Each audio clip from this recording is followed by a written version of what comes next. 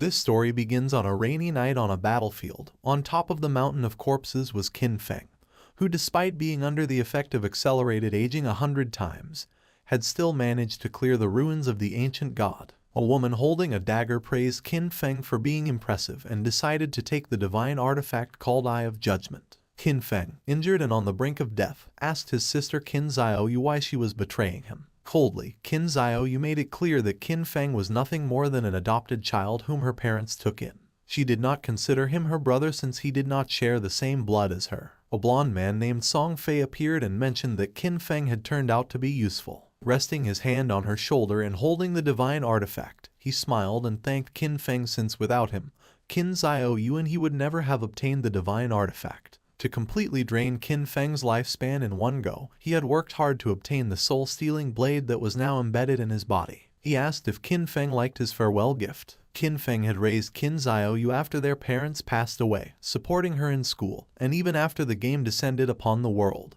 he risked his life countless times for her. But now seeing that she had betrayed him, he realized that he had judged her wrongly. Qin Xiaoyu made it clear that after their parents died, Qin Feng kept meddling in her life, giving her orders and controlling her. Before, when Song Fei and she needed his protection, he was still somewhat useful. But now that they had the divine artifact, the only value he had for them was gone. Song Fei lunged at Qin Feng to end his life, promising that he would take good care of Qin Xiaoyu. As death was approaching, Qin Feng promised not to let them get away with it. Just before he could finish the sentence, Song Fei took his life. In 2025, the God-forsaken game descended where the only currency was lifespan.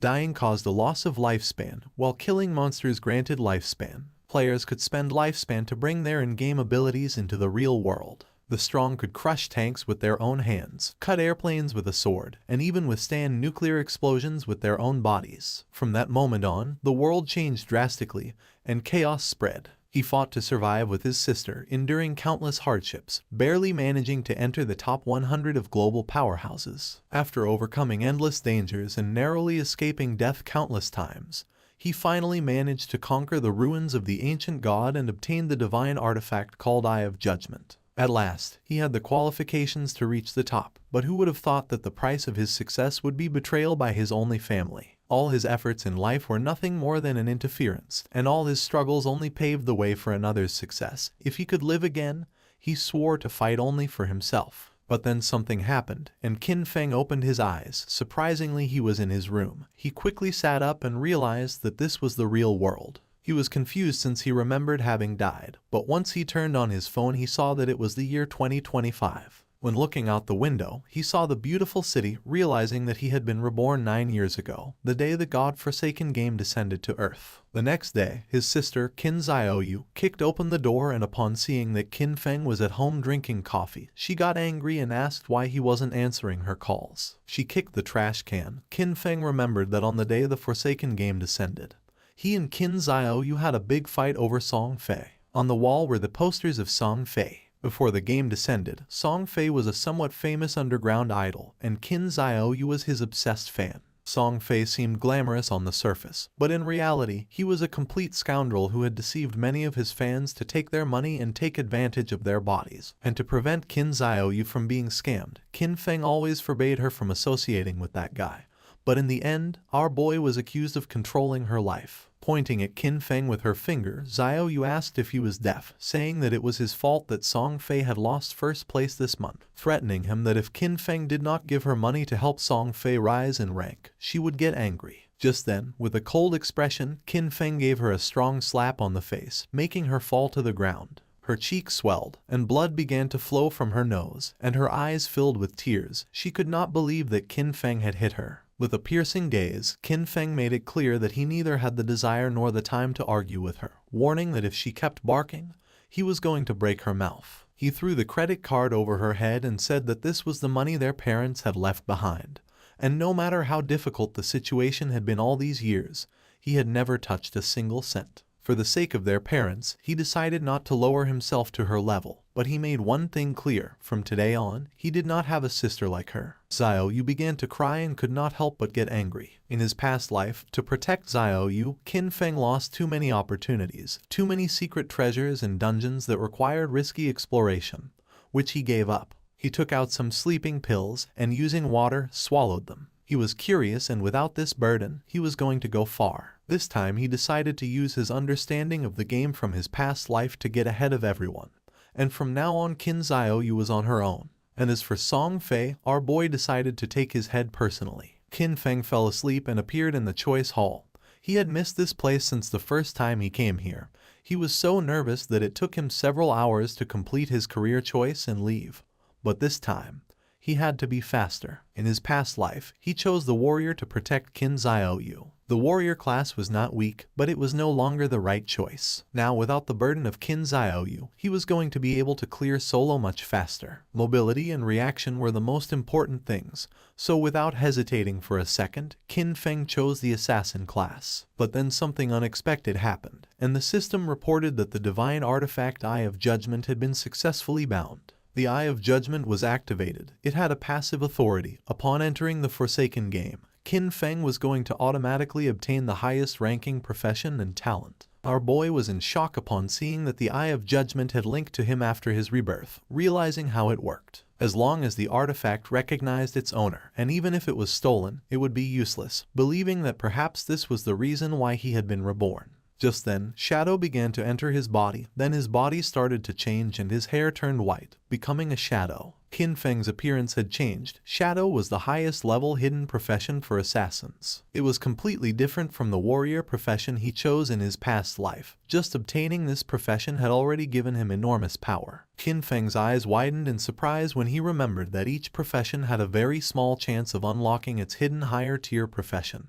and the authority of judgment actually made this probability a certainty. The system activated, informing that the authority of judgment was the most genuine and ancient primordial authority in the universe. Its power surpassed rules and order. Temporarily, Qin Feng could not activate this authority actively since he did not possess divinity, but its passive effect was active. This revelation left our boy in shock. In his past life, it was not until the 7th year after the God-forsaken game descended that a powerful player managed to leave God's abandoned realm and reach the realm of order. Only then did humanity learn about the existence of the power of order. But in fact, even years later, no one obtained the power of order. Qin Feng never expected to achieve this. Now at the beginning of his journey, he had already obtained the primordial authority that surpassed order and rules. As long as he could leave God's abandoned realm and reach the realm of order to obtain divinity, he could activate this authority, now having another goal in this life. Now that the profession selection had been completed, the system asked him to enter his game alias. Qin Feng hesitated for a moment but then chose Shadow since his profession had been born from the shadow. Qin Feng was teleported to the god's abandoned realm. This was a ruined land, full of countless monsters. He had to be careful since the monsters were ready to tear him apart and steal his lifespan.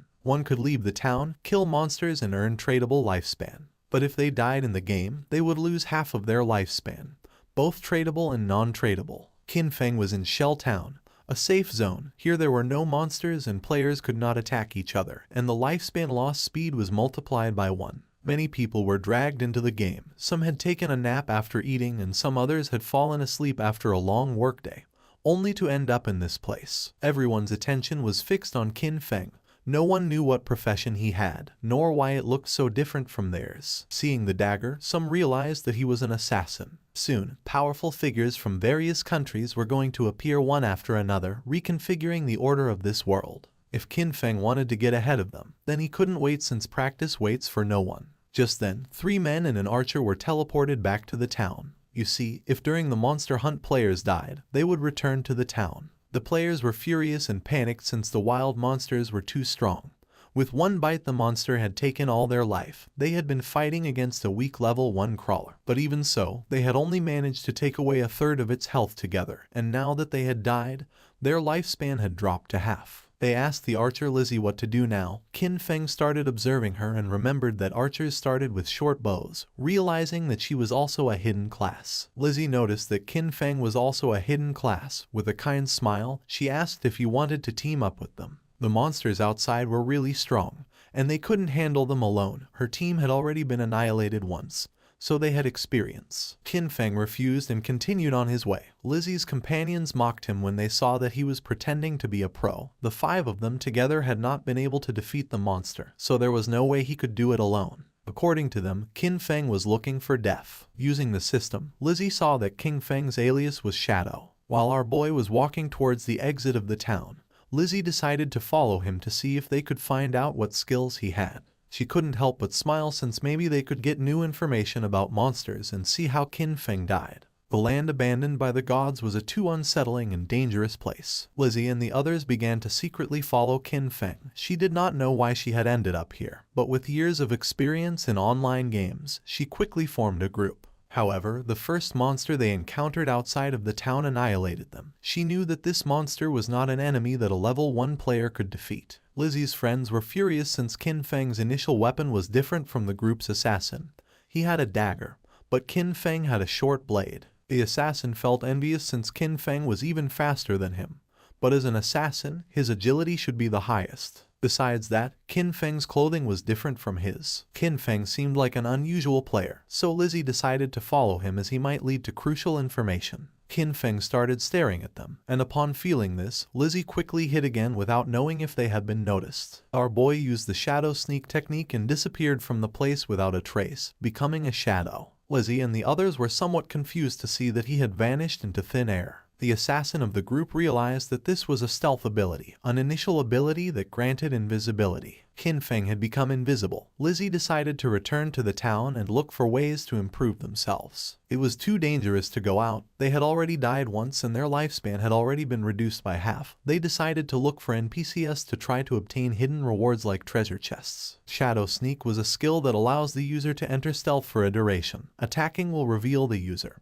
and the first hit after breaking stealth deals increased damage. Stealth Mastery doubles the duration of stealth and increases the level of stealth by 1. As expected, the Shadow class was extraordinary. The stealth of a normal assassin at this level would be easy to detect, but the Shadow class had its own stealth mastery, which made it impossible for anyone, even monsters, to notice Qin Feng in the early stages of the game. Our boy couldn't help but think that Lizzie and her friends were naive since the beginner town had nothing that could really improve your strength. It was just a refuge for players. In this forsaken game, weak players were nothing more than prey for monsters. A few seconds later, Qin Feng's stealth came to an end. For now, the duration wasn't very long. Luckily, the cooldown started as soon as he activated stealth. In just a few more seconds, he would be able to disappear again. The status window of Qin Feng appeared. His codename was Shadow, and his class was also Shadow. He had a non-tradable lifespan of 75 years and 0 tradable lifespan, strength of 13 points, constitution of 13 points, agility of 18 points, and spirit of 15 points. All players started with base stats of 10, and the different classes granted additional bonuses. The warrior class he had chosen in his past life only gave him 3 points in strength and constitution, but this time, the Shadow class had granted improvements to all stats, and agility had increased by 8 points. He still had 5 free attribute points to assign. Most players use their points on strength or spirit to increase physical or magical attack power, but that was a big mistake. Without losing a second, Qin Feng assigned the 5 points to agility, now being 23 points. This statistic was key since in the early game, no matter how one allocated their stats, the monsters would always deal overwhelming damage to the players, and the only way to kill monsters without taking damage was to increase agility and boost speed. Then something caught Qin Feng's attention. There was a monster behind a tree. It was a level 1 crawler with a normal grade, but it was evolving. Qin Feng became alert upon noticing that it continued absorbing lifespan. He quickly realized that this monster had been the one who had annihilated that group of 4 players. The crawler felt the presence of Qin Feng. It was somewhat injured because it had lost part of its HP. The monster attacked, but Qin Feng dodged it with a jump. When monsters killed players, they could obtain their lifespan, and if they absorbed enough, they could evolve. Qin Feng activated Shadow Sneak and unsheathed his short blade, and just before the crawler could get close, he disappeared into the air. While the crawler was trying to see where he had gone, Qin Feng appeared above and using Stealth Break Strike, landed on top of the monster and forcefully stabbed his short blade into its head, causing 174 damage, killing the monster and gaining 10 experience points. He did not expect to be able to kill the crawler in a single blow, but then he remembered that attacking the nape of a crawler triggered a critical hit. Just then, a system window appeared informing that the skill Backstab allowed doubling the damage if the attack came from outside the enemy's vision. This explained why the crawler had died in one hit. The skill Backstab had stacked with multiple abilities, creating a terrible damage multiplier. Qin Feng stared at the corpse in silence. He remembered when he played as a warrior. Even a critical hit barely did 40 damage, and he had to fight for centuries just to kill a crawler, almost dying in the process. Once the monster died, it dropped a shining orb that was the lifespan. Qin Feng clenched his fist and absorbed the lifespan, gaining 3 days of tradable lifespan, and 54 years and 155 days of non-tradable lifespan. 5 people had died, each losing at least between 20 to 30 years of lifespan, adding up to a total of more than 100 years. But since the crawler had absorbed it first, Qin Feng only obtained 54 years. For now, the non-tradable lifespan was not useful. But at that moment, the authority of the Eye of Judgment was activated, granting Qin Feng the talent called Infinite Evolution. By killing monsters solo, he had the chance to earn evolution points to upgrade skills. Every 24 hours, he would gain 5 evolution points, and defeating a boss-class monster alone guaranteed evolution points.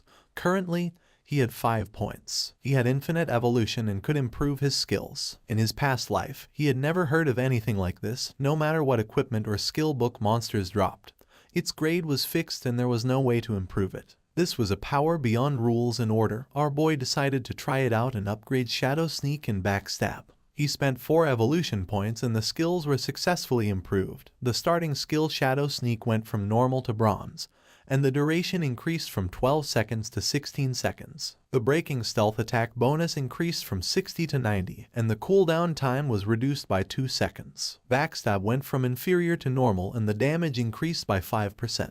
The Shadow Sneak now lasted 16 seconds, and with Stealth Mastery it doubled to 32 seconds. With such an extended stealth duration, he could now remain invisible permanently, and if his abilities had been improved earlier, he would have been able to eliminate even a full HP crawler in a single strike. Just then, a boy who was accompanied by a woman mentioned that this game was easy since even a scrawny guy like Qin Feng had taken down a monster alone. The woman praised him, thinking that with his physique he would be able to face 10 people. The boy began to smile and promised to protect her. Qin Feng noticed that there was a monster hidden in the tree. With a confident smile, the boy asked if he wanted to team up with them. Qin Feng sensed danger and disappeared using the Shadow Sneak. Seeing this, the boy thought that his muscles had intimidated him. A spider descended to the ground, making them panic. This was the level 1 and bronze grade monster nurturer. It attacked, ending their lives. Qin Feng remembered that the nurturer was a beginner boss with 16 OHP points. It was not something that a normal rookie could handle,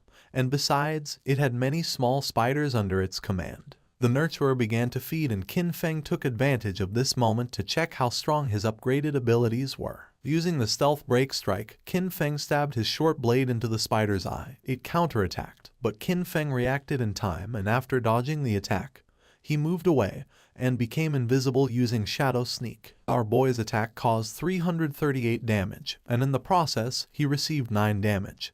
He had barely escaped thanks to his agility. Qin Feng had 130 HP points, and if the spider's attack had connected, he would have died instantly. He was impressed to see that his attack had dealt more than 300 damage to the boss. The nurturer enraged and in the process split the trees in the area in half. Qin Feng was aware that these monsters were intelligent, and that the spider would not just stand still taking hits. The spider was attacking indiscriminately to identify Qin Feng's location. Now even the small spiders were on alert, so he could not rush in recklessly. While the spider was distracted, Qin Feng took the opportunity to throw a rock, which hit its abdomen directly, causing 299 points of damage. Qin Feng grabbed another rock and his assumption was correct, realizing that his main source of damage came from the bonus of the skill Stealth Ambush Strike and the class skill Enhancement, so even by throwing rocks he could still deal solid damage. All he had to do now was wait for Shadow Sneak to come off cooldown, and then throw a rock. This way, the rock was going to activate the bonuses of Ambush Strike, Backstab, and Weak Point Attack. Once Shadow Sneak came off cooldown, Qin Feng threw another rock again, dealing 279 points of damage to the spider, and then activated Shadow Sneak again. His plan was simple: stay hidden until Shadow Sneak was off cooldown, and then attack again. At the same time in the town, the leaderboard was updated revealing that the player Shadow had killed the boss nurturer of bronze grade, being the first to reach level 2, rising to the list as number 1. The other players were in shock since most had died to mobs and could not understand how someone had already defeated a boss. Lizzie and the others were speechless upon seeing that Qin Feng had defeated a boss and ascended to level 2, while they could not even handle normal mobs together, believing it must be a system error. The woman and the man who were attacked by the giant spider spawned in the town and were in shock upon seeing that someone had killed the big spider, realizing that Shadow was the boy they had seen earlier in the forest. Back in the forest, the system announced that Qin Feng had killed the boss nurturer, obtaining 300 experience points and 2 evolution points. Additionally, Shell Town's level leaderboard was unlocked, granting our boy 1 reputation point. Qin Feng began to absorb the lifespan of the spider. The moment the big spider died, the small ones scattered, which was a waste. He couldn't help but regret it since he should have killed the small spiders first to gain more experience. He obtained 46 tradable lifespan and a new skill book called Greedy Hand of bronze quality along with a corrosive dagger, which had 35 damage points and 4 agility points. After learning the skill Greedy Hand, Qin Feng could use it on defeated monsters, granting a 20% chance to obtain an additional loot reward. Qin Feng was somewhat surprised as he did not expect a bronze boss to drop this god-tier assassin skill. This skill significantly increased loot acquisition. In the late game, defeating powerful bosses would have a 20% chance of producing extra loot. According to what Qin Feng remembered from his past life, there was a guy in the Godslayer guild who had average combat strength. But just because he had this skill, he became one of the most sought-after players. He even had a personal bodyguard who escorted him everywhere. Qin Feng's eyes widened in surprise, realizing that although the activation rate was only 20%, if he combined it with his unlimited evolution talent, he would be able to infinitely increase both the drop rate and the amount of loot. The next day, the students were on their way to school. Xiaoyu's friend asked if she was not going to call Qin Feng and apologize, reminding her that yesterday they had skipped the exam to secretly go and support Song Ye. She was sure that Qin Feng must be angry with her. Xiaoyu refused since she had done nothing wrong, and because of him, they had almost missed the entrance time. According to her, Qin Feng was the one who should apologize. Her friend tried to convince her since Qin Feng treated her very well and also asked what had happened to her face. Xiaoyu stood firm in her decision since all Qin Feng did was meddle in her affairs, and she made up an excuse, saying that she had tripped and hurt her face. Upon entering the school, they saw many students gathered in front of a classroom. The friend became curious and, making her way through the crowd, entered the classroom where she saw that Zhang Wei's body was becoming semi-transparent. One of Zhang Wei's friends explained that he wasn't very sure, but just now, Wei had said he was going to take a nap, and when they turned around, he was already like this. This was not an isolated case, it was all over the internet. People from all over the world were experiencing the same phenomenon, and some experts said that if one fell asleep, they would enter a semi-transparent state like a ghost, and no one knew why. The friend went on alert and decided to call her parents to warn them and advised Xiaoyu to call her brother to warn him as well just in case. But she refused since she preferred to see him dead rather than contact him. Meanwhile, Qin Feng evolved the new skill Greedy Hand, upgrading it from bronze quality to gold. Now, when looting an enemy, the probability of obtaining an extra piece of loot increased from 20% to 70%. And thanks to this, our boy learned Greedy Hand and obtained 2 points. Qin Feng clenched his fist and activated the skill, obtaining 2 evolution points and 46 days of tradable lifespan. He was more than satisfied to have obtained 2 evolution points and knew that to upgrade Greedy Hand to level 3 he needed 3 points, and that soon he would have a 100% chance of obtaining extra loot. He knew that the governments of the world must have realized the situation by now, and more people were going to flood into the game, so he had to accelerate his progress and equip what he could use. Qin Feng equipped the corrosive dagger of bronze quality, gaining 35 attack points and 4 agility points. He activated the shadow stealth to avoid drawing attention from the monsters, knowing that it wouldn't be long before people realized that the skills and equipment from this game could be extracted into the real world. And when that happened, the world would fall into chaos. Extracting skills and equipment required 2 conditions. First, reaching level 10, and second, having enough tradable lifespan. Defeating small monsters took too much time, so he decided to find stronger bosses. While he was walking through the area, he heard someone fighting, and when he went to the cliff, he saw several players fighting against a level 2 sprint predator, bronze grade. Qin Feng was planning to find stronger bosses, and now he had found a sprint predator, being a perfect timing. The monster attacked, but the player carrying a shield and mace blocked the attack without much effort. It was Wang Meng. Qin Feng did not expect to meet him here, realizing that the rumors were true. It was said that when Wang Meng first entered Forsaken Game, he had gathered an entire team of hidden class players. The 6 members of his team were hidden class users. Wang Meng summoned the Holy Barrier, creating a golden barrier to repel the monster. He had the hidden class of Holy Shield Warrior, having twice the basic stats of a normal warrior, and, as if that were not enough, he also had an innate invincibility skill. While the monster was distracted, the mage of the team summoned a fireball which hit directly against the creature's arm. She had the mage class hidden profession called Prophet, which allowed her to inflict double the magical damage of a normal mage and came with an incorporated prophetic fireball. The archer of the team had the hidden profession of the archer class called Sharp-Eyed Shotter, granting the user double the stats of a normal archer, and came with an incorporated rapid shot skill. The priest had the Oracle Priest class, having twice the healing power of a normal priest and a group healing ability. The archer and the mage attacked together, but the monster evaded the attacks without much effort and attacked Wang Meng, forcing him to retreat. The archer panicked upon seeing that the ranged attacks were not hitting, thinking that this boss was too fast. The priest healed Wang Meng, and he decided that the best way to defeat this boss was to keep attacking while the healers took care of healing. Seeing that he planned to wear down the monster's health little by little, Qin Feng thought that Wang Meng was very optimistic, but he knew that he was forgetting the most important thing. This was the wild nature, and if a battle dragged on, other monsters would be attracted. Just then, 2 monsters appeared behind Wang Meng. Qin Feng recognized them as corruptors, regular level 2 monsters covered in dark brown mud, specialized in using ranged attacks. The swordsman of the team rushed towards the monsters and attacked one of them. He had a hidden class that our boy had not seen before. The attack caused 33 points of damage, and the swordsman did not take long to realize that the defense of these monsters was very high. The corruptor vomited mud on the swordsman.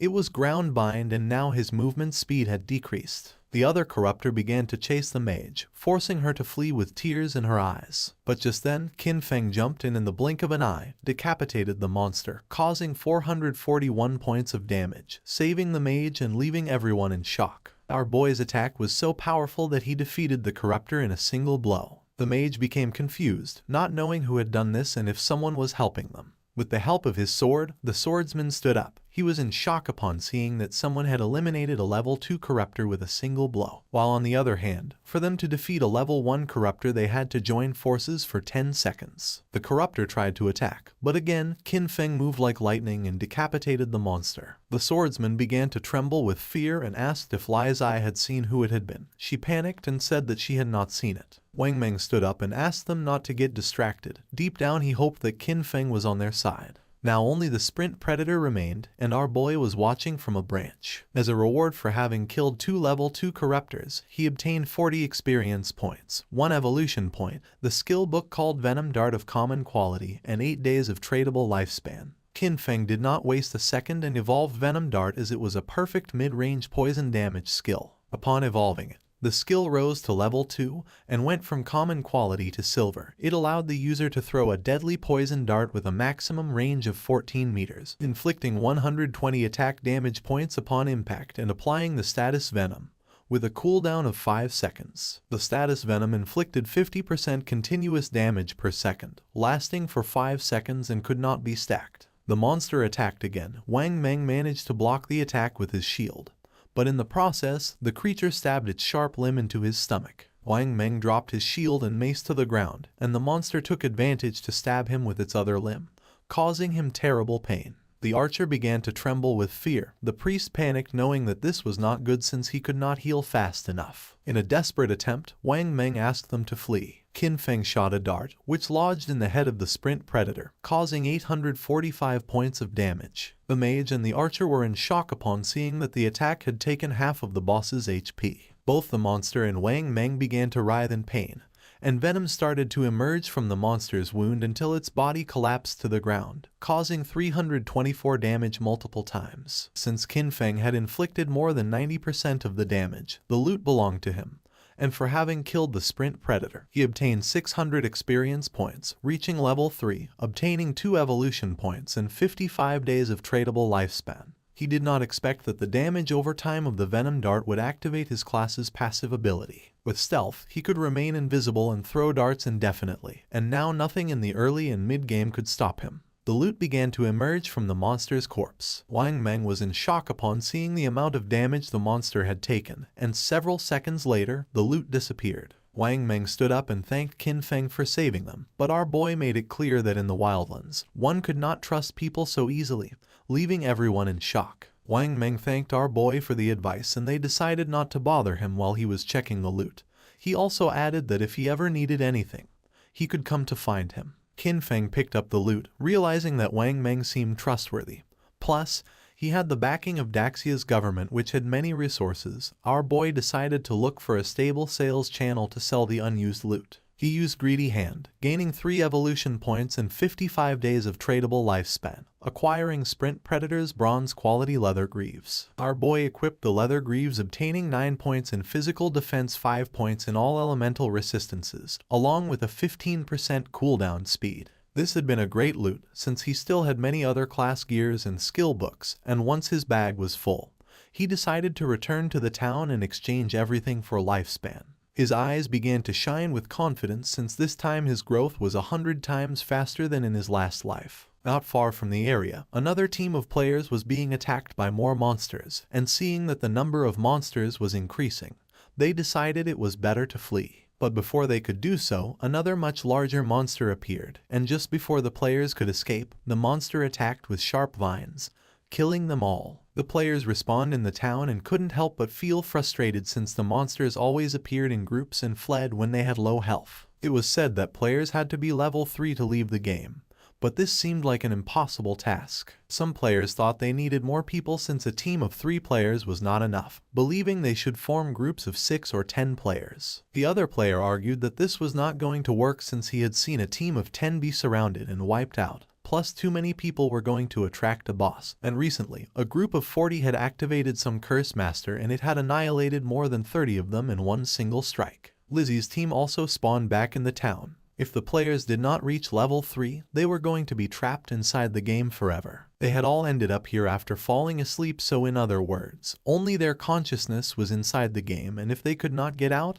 their real bodies were going to starve to death. Lizzie was frustrated because she did not know why the game was so difficult. Her friend panicked since they had already died 3 times and their non-tradable lifespan had dropped to less than 10 years, and at this rate, they were going to end up dying in real life. Despite not knowing if it was real or not, Lizzie knew that they could not afford to die again. Upon seeing that Shadow was level 3, she was somewhat confused, realizing that he must have discovered some trick. She knew they needed him to carry them to level 3 in order to escape this game. Clenching her fist, she gave the order to her team to spread the word. They had to get Shadow to help them reach level 3. She was determined to give him 10 million in cash once they returned to reality. The others were in shock, but she knew there was no way Shadow could ignore the 10 million. Back in the forest, our boy took down a level 2 polluter, earning 20 experience points and 1 evolution point. After absorbing the lifespan of the monster, Qin Feng decided that he already had enough evolution points and decided to spend the 5 points he had to evolve Greedy Hand.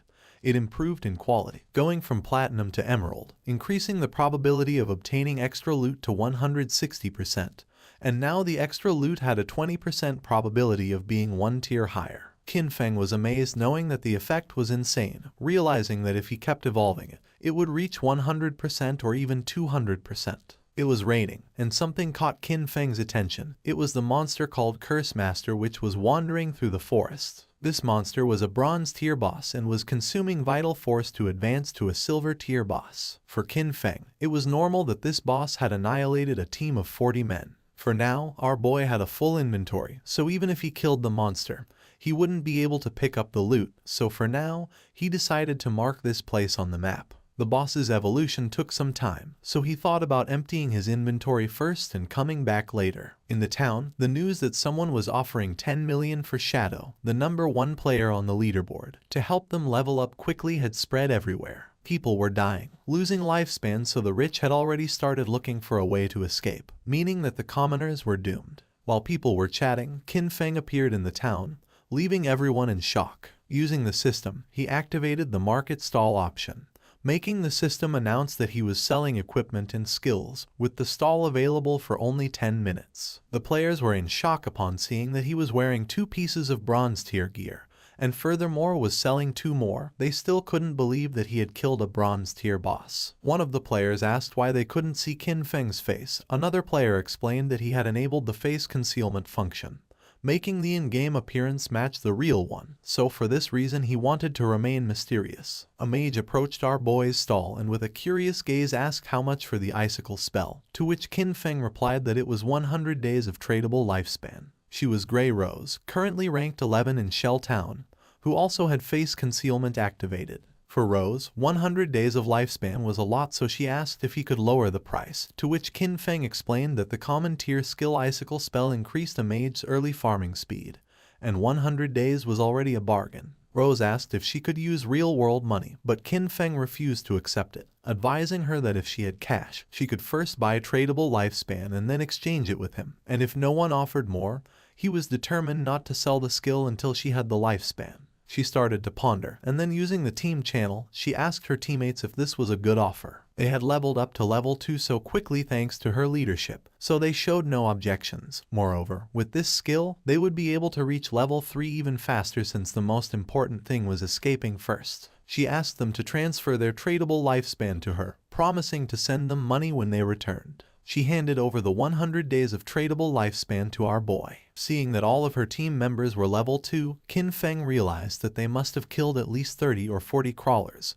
Therefore, their tradable lifespan should be much greater than 100 days. Qin Feng sold the spell, obtaining 100 days of tradable lifespan. Now his tradable lifespan went from 268 days to 368 days. Just then Lizzie appeared and was happy to have found Shadow. With a smile, she gave him an opportunity. In exchange for helping her ascend to level 3, she promised to give him 10 million in money when they returned to the real world. The other players were in shock. She was Jiang Lizzie, and in our boy's past life, she was the leader of a criminal syndicate. Later, her syndicate was annihilated by the country. With a confident smile, she said that her father was the president of Dajiang Industries, and seeing that our boy didn't believe her, she asked him to look her up. According to reports, it was said that she used cash to lure people into selling their lifespan, then kidnapped them for forced labor, and those who had resisted had been murdered in reality. Qin Feng coldly rejected the offer knowing that she was scum. Lizzie admitted that Shadow was strong in this game but revealed that no one knew how the game worked yet, so she advised him to team up with her, and in return, she would make sure he lived in luxury, cars, houses, women, and everything he wanted. Qin Feng did not change his mind and asked her to stop blocking his business. He better than anyone knew that cash was worth nothing. And soon, the only universal currency was going to be the tradable lifespan. Lizzie became arrogant and made it clear that if this were the real world, she would have given him a good lesson. With a murderous look, Qin Feng made it clear that if she said another word, he was going to kill her until her lifespan reached 0. Lizzie and her friends felt the pressure and without losing a second, they ran away from the place. A few minutes later, our boy sold the last item from his stall, the Gleam Robe of Tier Bronze. Now he had a total of 546 days of tradable lifespan, now that he had sold everything. He decided it was time to go deal with the Curse Master. He became invisible. No one knew it yet, but the tradable lifespan could extract skills into reality, and soon this forsaken game was going to plunge the real world into chaos. Along with the real world backgrounds that people once took pride in, soon only personal strength would matter. Lizzie and her team moved away from the area. They're out of breath from running, and Lizzie shares that Shadow not only turned her down but also threatened her. She vows to find and kill him once she's in the real world. While she's thinking this, a man named Mao Li Jun, also known as Lao Mao, approaches her. Lao Mao says he's at level 2 and claims he knows some tricks to level up in the game. He asks if he can take the 10 million offer that Shadow turned down to help Lizzie and her team reach level 3. Lizzie, feeling cautious, asks what Lao Mao means by tricks. Lao Mao tells Lizzie that he normally keeps his tricks a secret, but he'll make an exception for her. He explains that to level up in this situation, you should quickly allocate all your attribute points to agility. Doing this will make your running speed faster than the monsters, helping you win without getting hurt. Lizzie is shocked because she had put all her points into strength. She agrees to Lao Mao's offer but says she'll only pay him 5 million since he's not as strong as Shadow. Lao Mao accepts, mentioning that while Shadow is strong, it was odd for him to turn down such a big amount of money. Meanwhile, Qin Feng arrived at the place he had marked earlier on the map. Still in stealth mode, he notes that the monster has advanced to the silver rank, and the gray fog around it shows it's still evolving. He activates his Venom Dart ability, knowing that the monster's evolution to gold rank will take 7 or 8 hours. Not wanting to wait, he launches the Poison Dart, which hits the monster for 659 damage due to his stealth strike. The poison then continues to harm the monster at 219 points per second. He quickly jumps at the monster, using his Shadow Sneak skill, understanding that the silver boss monster's health is 2 or 3 times that of a bronze level 1. Suddenly, the monster starts gathering a massive amount of magical energy in its hands, making it grow larger. Qin Feng figured he just needed to hit the monster with his Venom Dart skill 2 or 3 times. But suddenly, the monster unleashed a powerful attack, destroying the surrounding area. He explains that this monster is a magic-type boss, with skills that deal a lot of area damage at once. After launching the Venom Dart, he quickly retreated and barely escaped the attack's range. Still invisible, he realized that with his current health and defense, he wouldn't survive if he took the monster's attack directly. As the battle continued, the monster started charging another big attack. Its massive form turned toward him, but he stayed calm, moving carefully across the battlefield while watching his cooldown timer. His hidden shadow ability wasn't ready yet, so he needed to wait for the boss to show a moment of weakness. The plan was simple: wait for the right moment, strike precisely, and disappear before the monster could hit back. Moments later, the creature stumbled, briefly distracted. This was the chance. Without waiting, he moved forward, using his Venom Dart skill. The attack hit perfectly, dealing 659 damage. Almost right away, the venom started working, draining the monster's health by 219 damage per second. Seeing the danger, the monster tried to escape, but Qin Feng wasn't going to let it get away. He followed closely, his eyes focused and determined. The monster was nearly defeated. Its attempt to run away was useless. In a swift movement, Qin Feng vanished and reappeared on the creature's head, slamming it into the ground. The system quickly confirmed his victory. He had defeated the silver-ranked boss. A stream of notifications appeared before him. He gained a total of 1,800 experience points, and leveled up from 3 to 5 instantly. He also received 4 evolution points and a surprising 124 days of tradable lifespan. He chuckled, noticing how a single boss kill boosted him 2 levels and gave him extra evolution points. As the monster's body turned into loot, he used his evolved skill, Greedy Hand. The air shimmered as a system screen confirmed the loot was collected. The rewards were even better than he expected, with another 4 evolution points and an extra 124 days of tradable lifespan, doubling his gains. The generous rewards made him smirk. 2 extra bonuses right away were impressive. He realized the silver-ranked boss had given him a total of 12 evolution points and 372 days of tradable lifespan. Just as he was taking in his rewards, another system prompt appeared, revealing an unexpected bonus. The secondary effect of Greedy Hand had kicked in, upgrading one of his looted items from silver to gold rarity. He looked at the notification with interest, a gold tier item. It made sense why Greedy Hand was considered a Jade level skill. It could enhance loot beyond its original quality. His focus then turned to the scattered loot. 7 or 8 pieces of gear had dropped, but he only had 10 slots left in his backpack. He sighed, realizing that running back each time he defeated a boss would waste a lot of time. He knew that a storage ring or something similar would have been perfect to solve this problem. Just as Qin Feng was about to check out a specific item among the loot, the scene suddenly shifted back to the Shell Town. There, the mage from Wang Meng's team appeared in a flash of light, her face showing relief. She was finally back, all thanks to Wang Meng. As the rest of the team followed, they thanked him, admitting that without his leadership, they wouldn't have reached level 3 and returned safely. But Wang Meng brushed off their praise, saying their progress was due to everyone's hard work. The mage, however, couldn't let go of a lingering regret. She sighed, wishing she had managed to add Qin Feng as a friend in the forest. She thought maybe it was because she had been covered in mud at the time.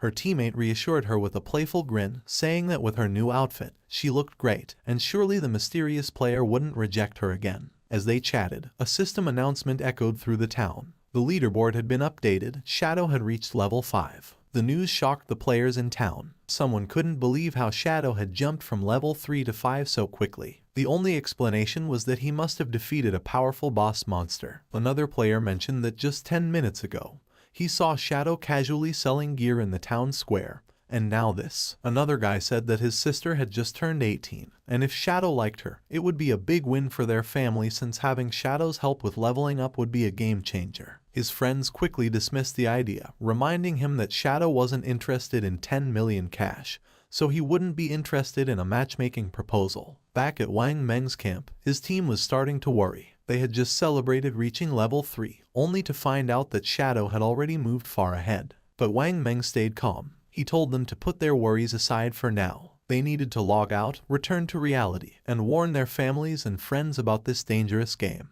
As their bodies started to fade, the system confirmed their logout. Wang Meng's last words were serious. If the world was heading toward chaos, they had to prepare their loved ones. The scene shifted to the real world. Wang Meng's eyes opened, and a voice quickly called for the captain. He wasn't just any player. Wang Meng was a police officer. His fellow officers rushed to him, visibly worried. One admitted they were scared because his body had started to turn transparent while he was unconscious. The terrifying truth was clear. If a player died in the game or lost all their life, they didn't just log out, they disappeared from the real world. But there was no time to dwell on that horror. Wang Meng stood up and called for everyone to gather as something serious had happened. Someone asks Wang Meng about his report. Wang Meng explains that he and his team formed a party and each member had a hidden profession, which was a big advantage in the game. Yet, they were almost wiped out by a single monster. They were only saved at the last moment by an unknown player, Shadow. Wang Meng confirms that his report is accurate. He then describes Shadow's incredible progress. When Shadow helped them, he was at level 3. But by the time Wang Meng and his team reached that level, Shadow had already moved up to level 5, a huge jump of 2 levels. This news worries the higher-ranking officers. One of them asks the obvious question, does this mean Shadow is now the strongest player in the world? How did he level up so quickly? The speculation starts, and Wang Meng suggests that maybe Shadow defeated a high-level boss monster or did something equally impressive. Another officer, curious about the details, notices an inconsistency. According to Wang Meng, Shadow was already at level 3 when he saved them. If that was true, why didn't he log out like the rest of them? Could it be that Shadow had no close family or friends waiting for him in the real world? A female officer comes up with a daring idea. She thinks Shadow might be a transmigrator, someone who shows up suddenly and gets stronger fast, as if destined for power. She says that transmigrators are often orphans, which might explain why Shadow hasn't come back to reality. Her words make the room go silent, and realizing the weight of what she said, she blushes with embarrassment. A senior officer, not impressed, calls her NEU and tells her to stop making jokes during a serious talk. He dismisses her idea, saying she's been reading too many novels. Then, shifting back to the main subject, the officer shares some crucial information. Secret reports from the higher-ups reveal that researchers are studying a worrying pattern. Many older people have been mysteriously dying in their sleep. When researchers compared this data with those who had returned from the forgotten game of the gods, they found something alarming.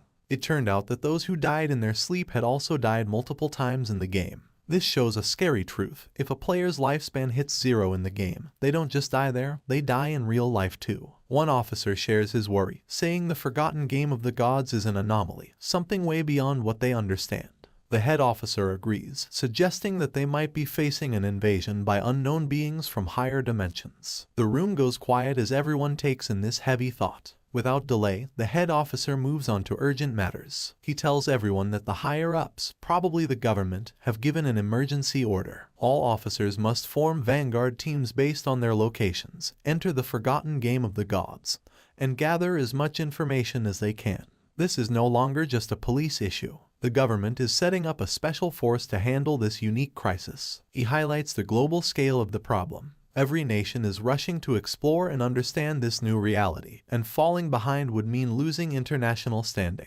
For national security, they must gather information at all costs. The head officer then announces his decision. NEU will be the captain of Team 1. She accepts the role without hesitation. Wang Meng is appointed as her vice captain, and they are given the power to pick their team members. Wang Meng nods, understanding how important their mission is. The head officer then turns his attention to Shadow, the mysterious player Wang Meng met. Based on Wang Meng's story, Shadow doesn't seem to have bad intentions. Because of this, the head officer orders NEU and Wang Meng to try and befriend him. Their goal is to find out who Shadow really is and work with him. He explains why NEU is in charge. Her deep knowledge of games and stories makes her the best choice to investigate someone like Shadow, whose abilities and actions seem almost like those in myths. The head officer hopes that NEU and Wang Meng can make Shadow an ally, someone who could represent them in the game. If they succeed, they will get access to vital information that could give them a strategic edge. The other police officers are tasked with keeping public order and stopping any mass panic. With that, the meeting ends. As the sun sets and casts a golden glow over the city, the officers get ready for the challenges ahead.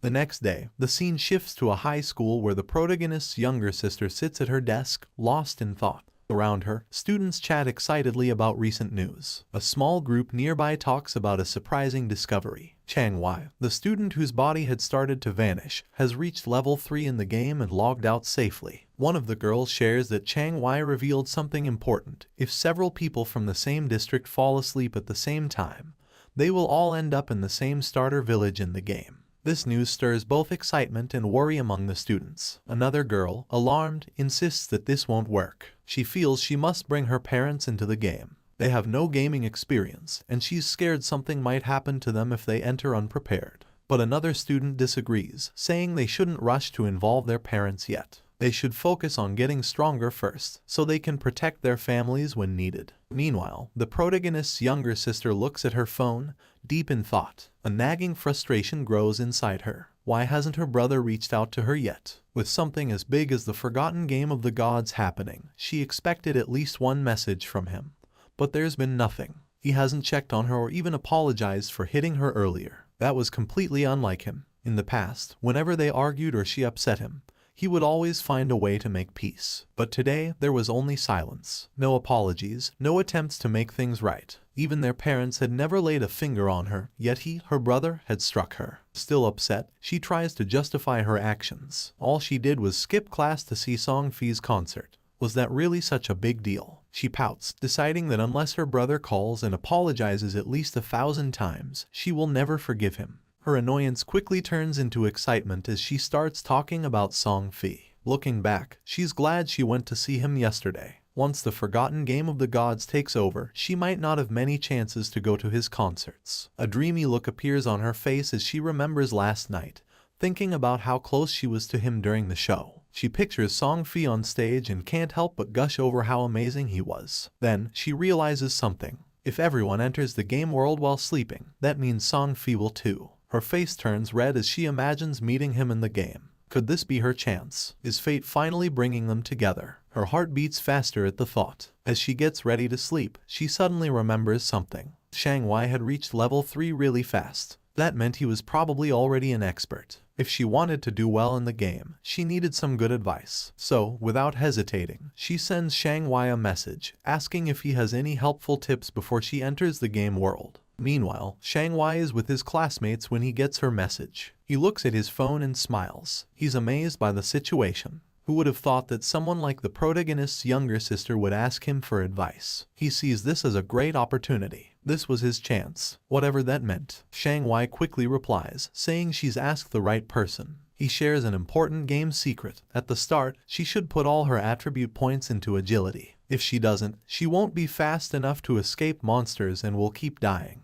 She asks if this is true even if she chooses a mage class. Chang Wai assures her it is. Agility is useful for mages too, he explains, because it boosts casting speed, which is key early on. Still unsure, she asks what if she still can't win after improving her agility. Chang Wai confidently tells her not to worry. As long as someone in their village reaches level 5, the village's teleportation formation will activate, connecting all the starter villages. Once that happens, she can just join a random party to help her level up, and he will come find her when the teleportation circle is active. Hearing this, she feels very happy. Lying on her bed, she smiles to herself, thinking how handy people like Chang Wai are. Just like that, she's found someone to help her out. As she starts to fall asleep, another thought pops up. This is great. She'll get into the game before her brother, level up quickly, and become strong. When her brother finally joins, she'll make sure he has a tough time. No help, no support, he'll have to manage on his own. Happy with her plan, she drifts into sleep, excited for the adventure ahead. The scene shifts back to the game where the protagonist stands over the loot from a defeated boss monster. Among the treasures, a glowing orb catches his attention. As he picks it up, a system notification pops up, saying he has obtained the cursed ring, a gold tier item. The system then details its attributes. The ring can be used by anyone and gives a boost of 8 points to all attributes. It also increases dark elemental resistance by 26 points and makes weak point attacks 1.5 times stronger. But you need to be at least level 4 to wear it. Looking at the benefits, the protagonist sees that the total boost is 32 points, similar to leveling up 3 times. Plus, the ring's dark resistance will be helpful against many enemies, and the weak point attack boost is a nice bonus. Knowing this, he sees the cursed ring as a valuable item for his journey. Before he can think more about his new item, another system notification shows up, saying he's learned a new skill called Instant Shadow Slash, a silver tier assassin type ability. The system explains how it works. When used, the skill sends out multiple slashes in one direction, reaching up to 15 meters. It also gives temporary invincibility for 5 seconds, hitting all enemies in a 2.1 meter wide path 3 times. Each hit deals 100 damage and counts as a backstab, but it doesn't hit weak points. The skill has a 12-second cooldown. Seeing how useful this ability is, the protagonist knows it's a strong area attack with the bonus of temporary invisibility. He quickly learns the skill. With some evolution points left, he decides to improve one of his key skills, Greedy Hand. The system takes 8 evolution points and upgrades the skill from Jade rank to Diamond rank. The effects of Greedy Hand get a big boost. The chance of getting extra loot from defeated monsters goes up from 160% to 220%, and the chance of that loot being upgraded by 1 level increases from 20% to 40%.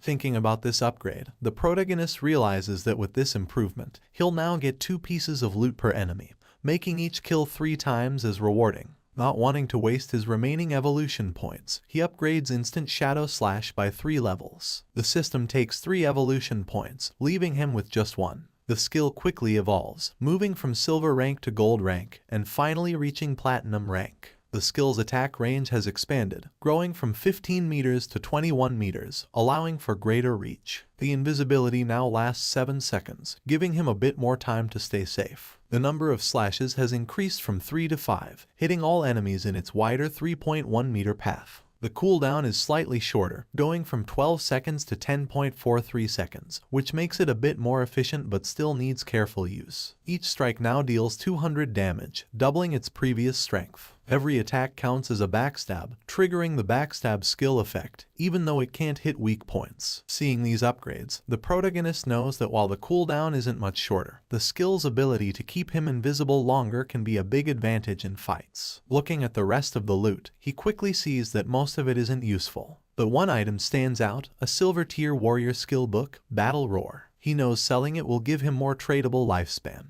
Just as he finishes checking the loot, he notices something moving. Turning around, he sees 3 huge creatures coming toward him. Without delay, he recognizes them as level 4 limb crawlers, ugly and dangerous monsters. Instead of being scared, he sees this as a great chance to try out his improved skill. He quickly activates Instant Shadow Slash. In a flash, he becomes a blur, launching a series of fast slashes that cut through the creatures with ease. The limb crawlers are torn apart before they can even react. As the dust settles, a system notification pops up, confirming their defeat. The system records his win, giving him 80 experience points and an extra 5 days of tradable lifespan as a reward. Standing in the aftermath, a dark, intimidating aura surrounds the protagonist. He calmly thinks about his new power, realizing that his ability to defeat enemies has greatly improved. He thinks about a strategy, figuring that if he uses his poison dart skill with Instant Shadow Slash, he could win battles before they even start. Checking his tradable lifespan,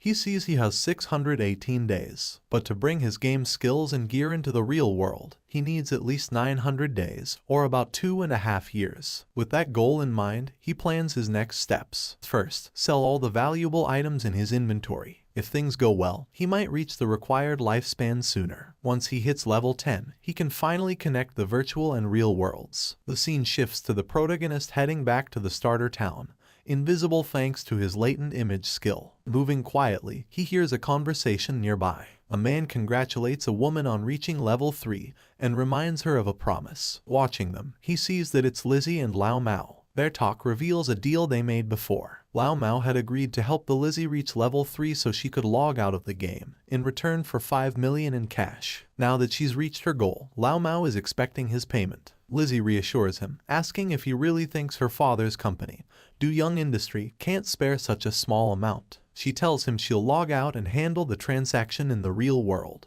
Before leaving, she gives Lao Mao her phone number and tells him to contact her after he logs out. She then makes another offer. She wants to buy all of his tradable lifespan, offering 10,000 in cash for each day's worth. Lao Mao eagerly agrees, excited about the money he'll make. With a smug look, he remarks on how foolish King Fen was for turning down Lizzie's offer, saying they can talk more about the deal when they meet in reality. Unseen by them, King Feng moves silently between them, hidden in plain sight. Lao Mao, unaware of King Feng's presence, dismisses the importance of lifespan in the game. He thinks there's no need to worry since he can gather lifespan just as easily as in-game currency. For him, turning game achievements into real-world money is the best strategy, and he feels clever for figuring this out. The scene shifts to the starter town, where King Feng stands in front of the teleportation gate. As he stretches out his hand, the gate glows with bright blue energy. As the light grows stronger, a system window appears, congratulating him for activating the teleportation formation in Shell Town and awarding him 1 reputation point. The system explains that he can use the teleportation gate once a day for free, but using it more will cost tradable lifespan. However, since no other teleportation gates in the game are active yet, it's not useful right now. King Feng thinks about the teleportation system, knowing it's a two-way setup. Just activating one side doesn't help. Another player in a different starter town needs to reach level 5 and activate their gate for it to work. He remembers that in his past life, Song Fi was in Firefly Town. To stay ahead, he sets up an altar that will alert him as soon as someone activates the Firefly Town gate. He's not just waiting, he's getting ready. The moment that gate is active, he'll be prepared to face Song Fi. As he moves deeper into the city, his thoughts are on his main goal. While teleporting between towns is important to most players, he knows the real challenge is still ahead. His true aim is to reach level 10 and enter the God's abandoned realm, where he can finally activate his authority. Only then will the real challenge of the God-forsaken game begin. A bit later, he sets up his shop, and a system notification appears, letting all nearby players know that he's selling equipment and skills, but only for 10 seconds. It's a first-come, first-served chance. A reaction is immediate. Players get excited, rushing toward him and calling him an expert. Some say they've been waiting for this moment, saving up tradable lifespan just for this. One player proudly mentions he has saved up 150 days worth, while another remembers that the last time King Feng set up shop, he sold an icicle spell, which helped Gray, the buyer, climb to second place in the rankings. Another player, thrilled, discovers a silver tier skill book called Battle Roar, a warrior-only ability, and decides to buy it without a second thought. A system notification pops up, confirming the Battle Roar skill book has been sold for a huge 300 days worth of tradable lifespan. The players around are stunned. One questions if a single skill book is really worth that much. Another player dismisses him, explaining that Battle Roar greatly increases a warrior's ability to farm monsters. With this skill, the 300 days of tradable lifespan can be earned back in less than 2 days, making it a very smart buy. Understanding the value of what King Feng offers, the rest of the players rush forward, desperate to buy anything before it's gone. In just a few seconds, everything is sold out. Looking at his system window, King Feng checks his earnings. In just 1 minute, he gathered 650 days of tradable lifespan, bringing his total to 2,174 days. But he's still not satisfied. To bring his attributes, skills, and equipment into the real world, he needs much more lifespan. Meanwhile, some players complain about not getting a chance to buy anything. They ask if he'll set up shop here again, and he confirms he will. Suddenly, a female player calls out to him, saying she has a treasure and asks if he's interested in making a deal. As he turns to look, he recognizes her. She's one of Wang Meng's teammates. The system quickly identifies the treasure as a space ring with 12 inventory slots. It adds that the ring doesn't take up King Feng's backpack or equipment slot. King Feng is momentarily taken aback. He knows the true value of the space ring. It's a rare storage item that doesn't use up a ring or backpack slot. Since players can only carry up to 3 storage backpacks, an item like this is invaluable. He understands that while space rings can technically drop from any monster, the chance is incredibly low. The fact that this girl, with her prophet profession, got one so early in the game is amazing. Her luck is incredible. Without delay, he asks for the price of the ring, already figuring out its true worth. In his past life, a 12-slot space ring like this sold for an astounding 3,600 days worth of tradable lifespan.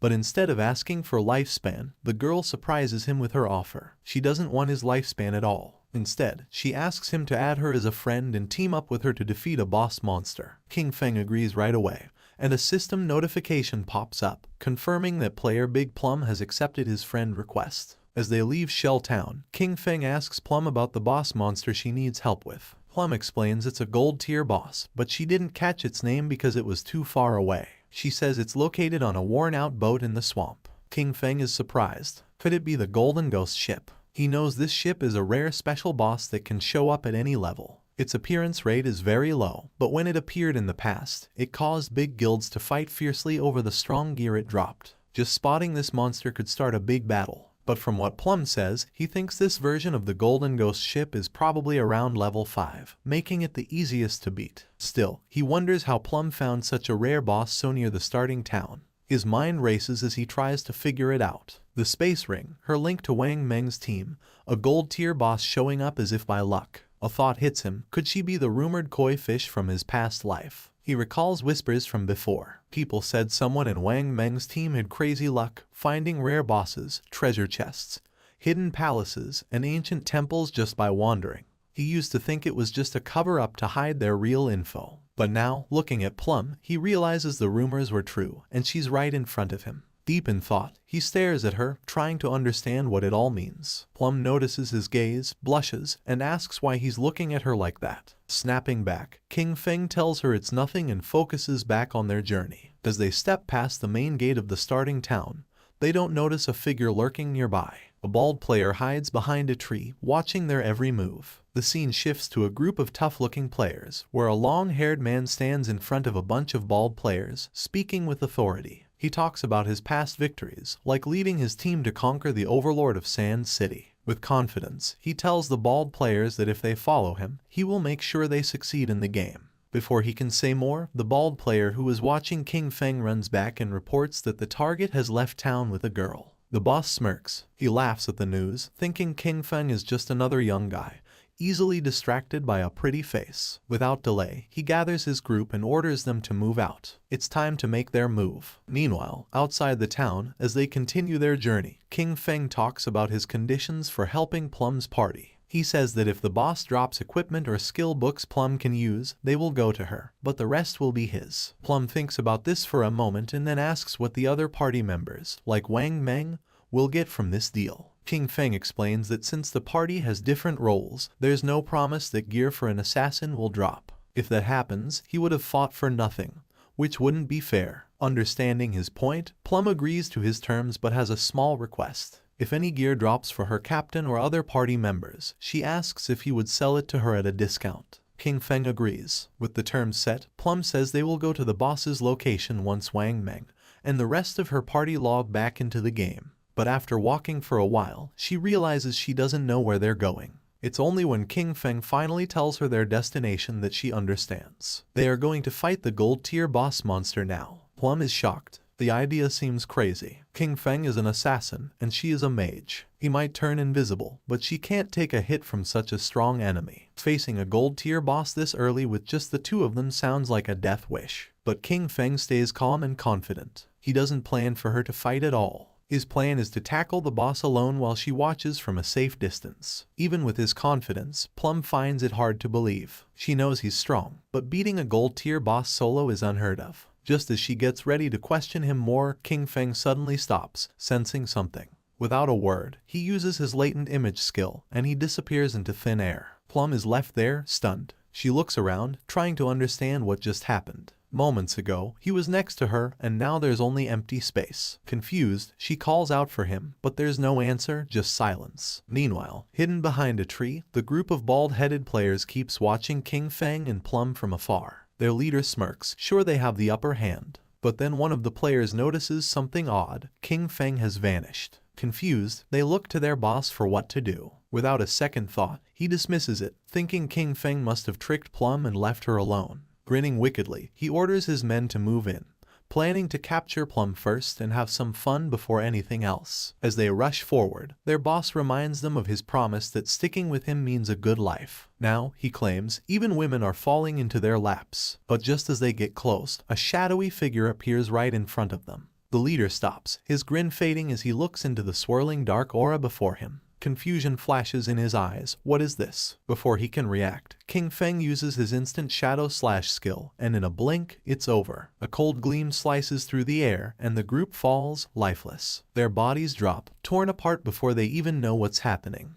King Feng, as if stepping back into the shadows, disappears without a trace. A system notification pops up, confirming his kills. 5 players down, earning him 12 days of tradable lifespan. He glances at the bodies but doesn't give them much thought. Their loot is worthless, barely worth noting. To him, killing them was like taking down 2 low-level monsters. Without a trace of what just happened, King Feng reappears next to Plum, looking indifferent. Plum, still in the dark about what occurred, immediately asks about his sudden disappearance. King Feng shrugs, saying a few people were following them, so he sent them back to town. Plum seems satisfied at first, but her curiosity kicks in and she starts asking questions. She jokes that she thought he left to relieve himself and muses about how handy his invisibility must be. With it, she jokes he could do his business without being seen. King Feng cuts her off, clearly not amused by the odd turn in the conversation. He tells her to focus and hurry up. They need to get to the gold-tier boss monster. At the same time in Shell Town, the ground began to shine. And just then, King Feng's sister spawned as a healer. Her eyes widened in surprise upon seeing a magic staff. She picked up the staff, realizing that everything was real, so much so that she could even feel things. The player's attention was fixed on her, realizing that she was another newcomer. She was happy since she had obtained the hidden class sacrifice.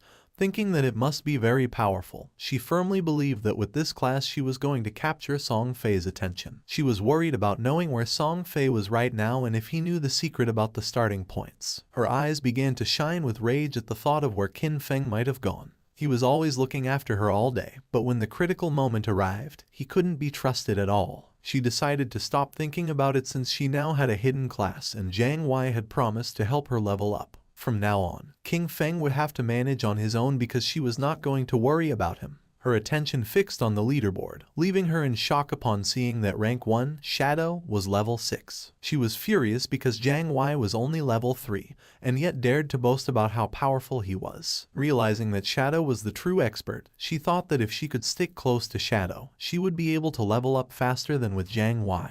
But a question came to her mind: where should she go to find that expert? Not far away, there was a group of players talking. They were worried because they couldn't contact Swaying, the healer of the party. It was Wang Men's team. He knew they didn't have time to wait for him, so he asked if anyone had any ideas. One of them, somewhat concerned, explained that they couldn't kill mobs without a healer. The other player argued that they weren't experts like Shadow, who could farm alone, suggesting finding another healer to party up. While they were trying to find a solution, someone greeted them, and when they turned around, they saw King Feng's sister. For her, this opportunity was perfect. With a smile, she asked if they needed a healer, revealing that she had the hidden class life sacrifice. Meanwhile, in the forest, King Feng and Plum were on top of a cliff with a swamp at the bottom, where they saw the Golden Ghost ship lurking. Using Shadow Sneak, King Feng disappeared into the air, asking Plum to hide and be careful of ambushes while he went to take care of the boss. Plum, somewhat confused, nodded but asked him to be careful. Our boy descended onto the swamp, and a system window appeared informing that due to the influence of Ghost Ship, this area had become a violent domain, with a rate loss of lifespan of 100 times. Doing quick calculation, King Feng realized that at a speed 100 times greater than time, staying here for 15 minutes was equivalent to consuming 1 day of lifespan. For him, this kind of violent temporal domain did not have a great effect. The system detected that the Golden Tier Ghost Ship was a level 5 boss, and then something unexpected happened. A timer of 45 minutes and 25 seconds appeared. King Feng was somewhat surprised to see that there was a time limit to defeat special bosses like this, but he felt fortunate since there were still 45 minutes left. It was more than enough time to kill it. Using instant shadow slash, King Feng moved like thunder, attacking the boss with powerful slashes, causing a total of 15-0 damage. While the boss was trying to understand what was happening, King Feng deactivated Shadow Sneak and launched a Venom Dart, which hit the ship's bell directly, activating Critical Hit and Stealth Break Strike. While the poison was causing continuous damage, King Feng distanced himself from the boss. To climb at the Golden Ghost ship, there were some challenging points. First of all, many people did not know what its weakness was and believed it had to be its skeletal body,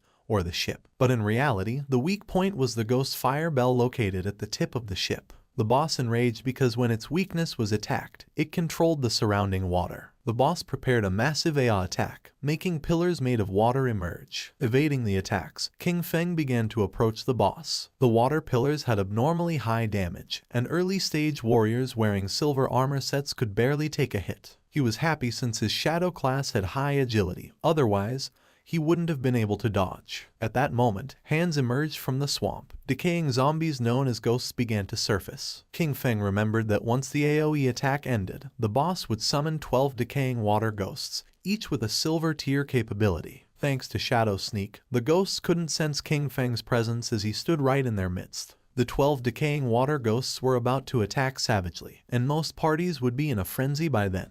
And as if that weren't enough, the Golden Ghost ship would summon a decaying water ghost every 3 minutes. If you weren't fast enough in dealing with them, their numbers would only increase more and more, resulting in total party elimination. But since he had been invisible from the start, they wouldn't be able to detect him. He just needed to find the perfect angle. Using instant shadow slash, he started moving quickly and destroying all the ghosts at once. While our boy was taking care of the monsters, Plump was watching from the cliff. She was trembling and red, realizing that this was the power of the ranked 1 expert, Shadow. To her, he was too powerful since he appeared and disappeared without a trace. In the blink of an eye, he had already taken more than half of the boss's health without even giving it a chance to counterattack. But to her surprise, King Feng communicated with her through chat and, calling her by the nickname Little Black, revealed that he was going to die in a while, leaving her in shock. With a confident expression, King Feng said that there was nothing to worry about and the only thing she had to do was wait for him to revive. Plump panicked as she thought our boy had the advantage,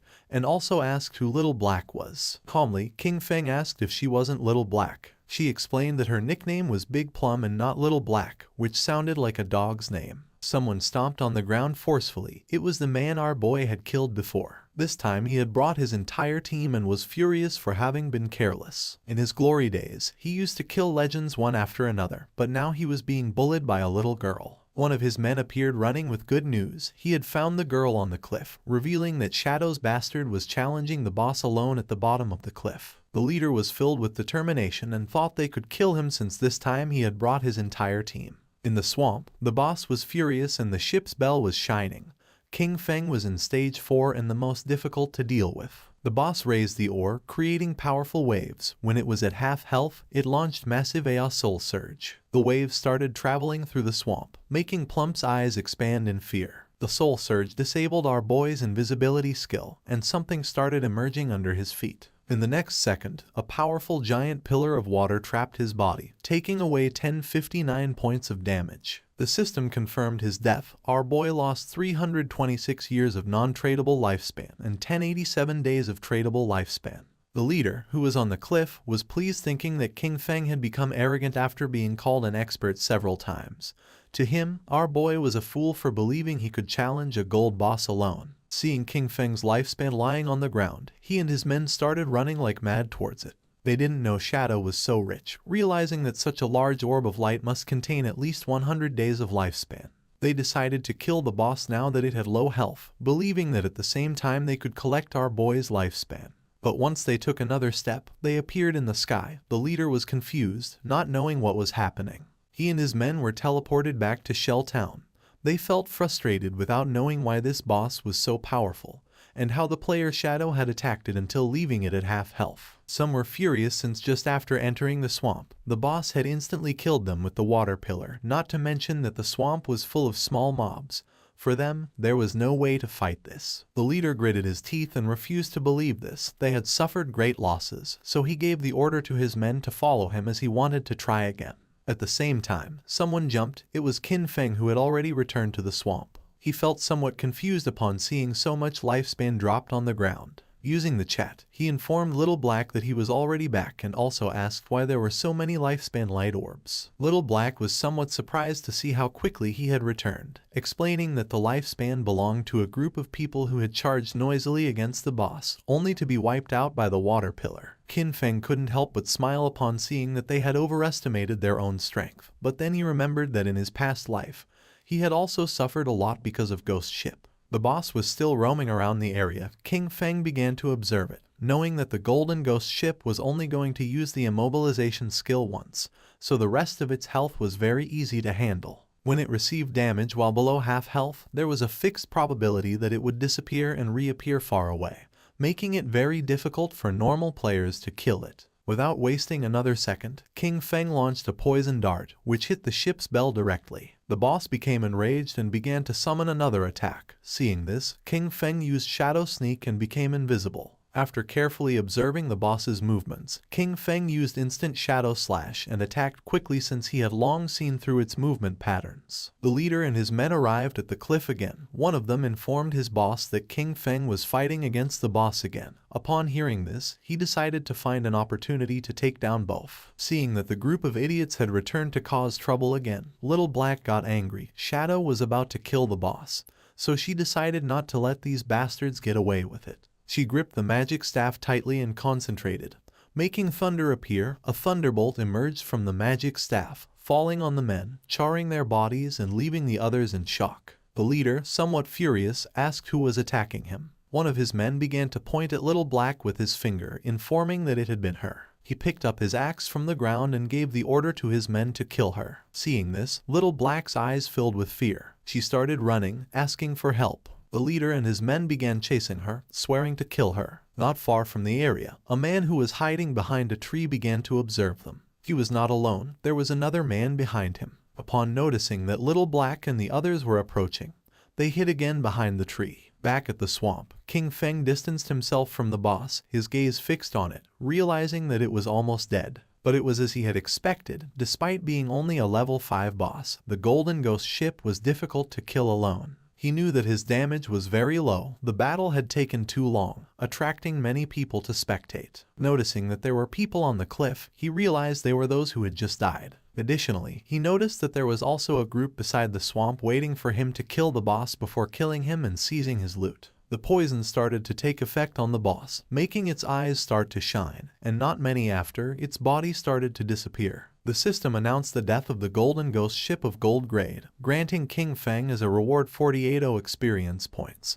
He ascended to level 8, obtaining 7 evolution points and 216 days of tradable lifespan. Our boy activated Shadow Sneak. It had been a good dream, but it was a shame that it had miscalculated. A general system notification sounded everywhere, revealing that the player Shadow from Shell Town had been the first on the server to kill a gold grade boss, receiving 3 reputation points. The notification caught the attention of all the players in the area. No one knew who Shadow was or why he was so strong. Others were furious since the first person to kill the gold grade boss had to be from Han City. In Shell Town, Wang Men looked at the system notification with confusion, as it had only been a short time since Shadow was fighting against the bronze boss by himself. Only a short time had passed and he had already killed a gold boss solo. He did not know why the difference between Shadow and the others was so great. King Feng's sister's eyes began to shine with determination.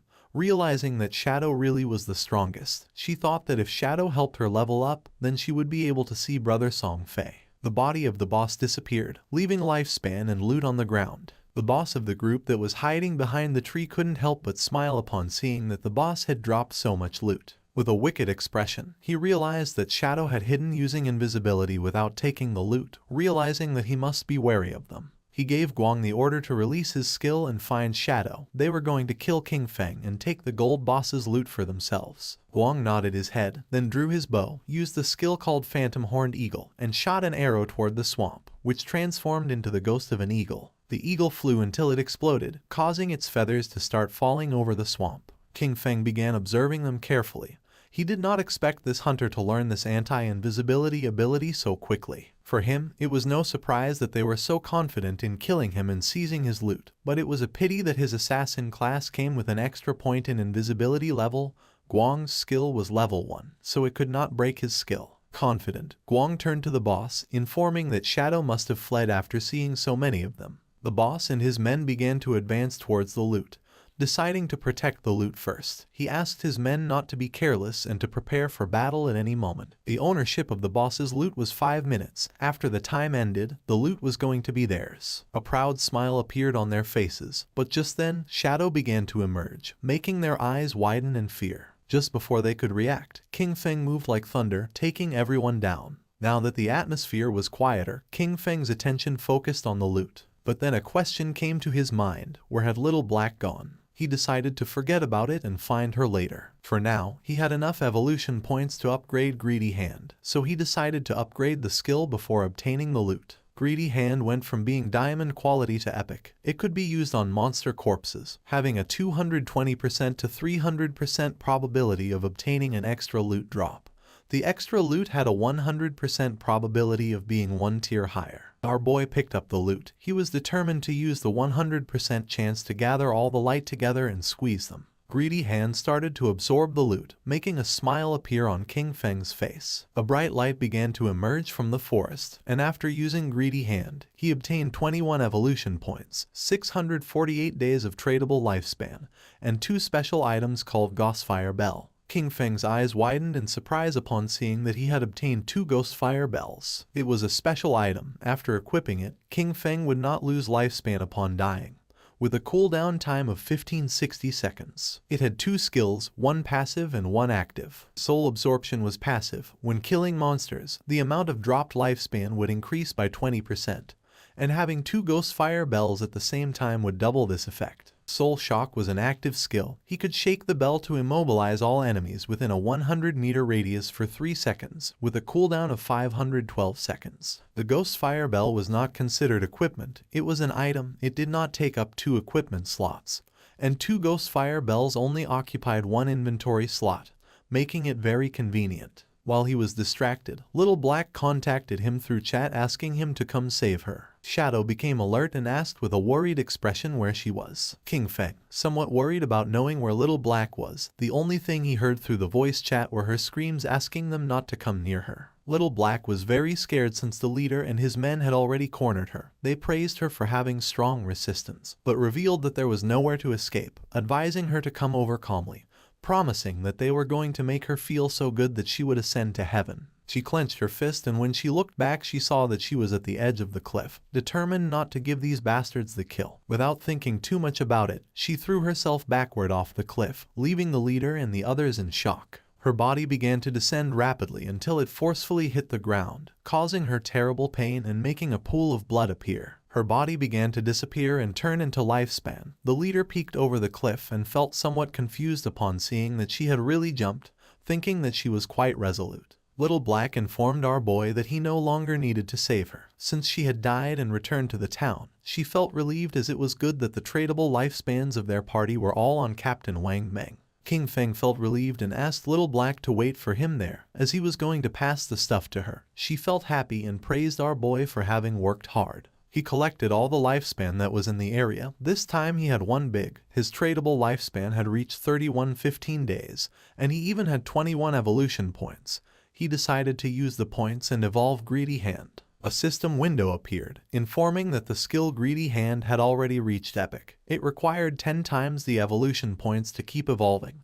The system asked if he wanted to spend 210 evolution points to evolve this skill. King Feng was not surprised. For him this was to be expected. It was not so simple. The higher the level of the skill, the more evolution points it consumed to evolve. He decided to forget about it and first raise his attack skills, since the higher his damage, the stronger the boss he could face would be, and in this way, he would be able to receive better loot. He concentrated, and instant Shadow Slash went directly from Platinum to Diamond. The attack range of the skill increased from 21 meters to 27. The duration of invisibility stayed increased from 7 seconds to 9. Now he could perform 7 slashes on all enemies along the way instead of 5 slashes, with a total duration of 10 seconds. The length of the slash increased from 3.1 meters to 4.1 meters, and now each slash would cause 300 additional damage instead of 200. He used 10 evolution points and now only had 3 points left. The initial skill Backstab enhancement went from normal to gold, skipping bronze and silver. When using Backstab, damage would increase by 30% instead of 15%.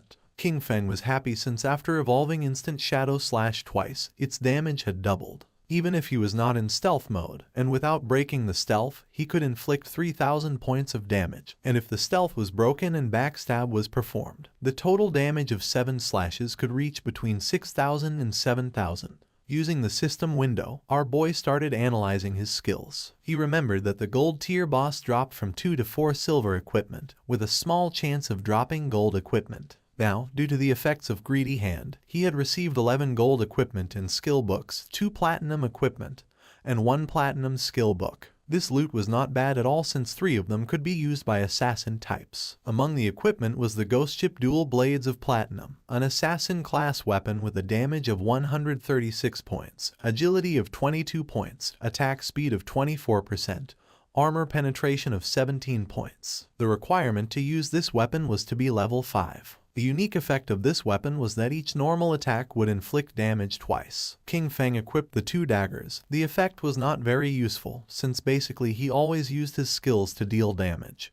But the base attack of this weapon was quite high, and it also had 22 agility points. The attack speed was also going to increase the skill casting speed, reducing the recovery time, so it was not totally useless, and as for the armor-piercing properties, the benefits were also quite high. Then, our boy equipped the Ghost Fire Leather Armor of Gold Tier with a physical defense of 25 points, fire element resistance of 50 points, damage block of 14 points, granting 419 health points, and the requirement to use this equipment was to be level 5. He was amazed since leveling up had not increased his constitution.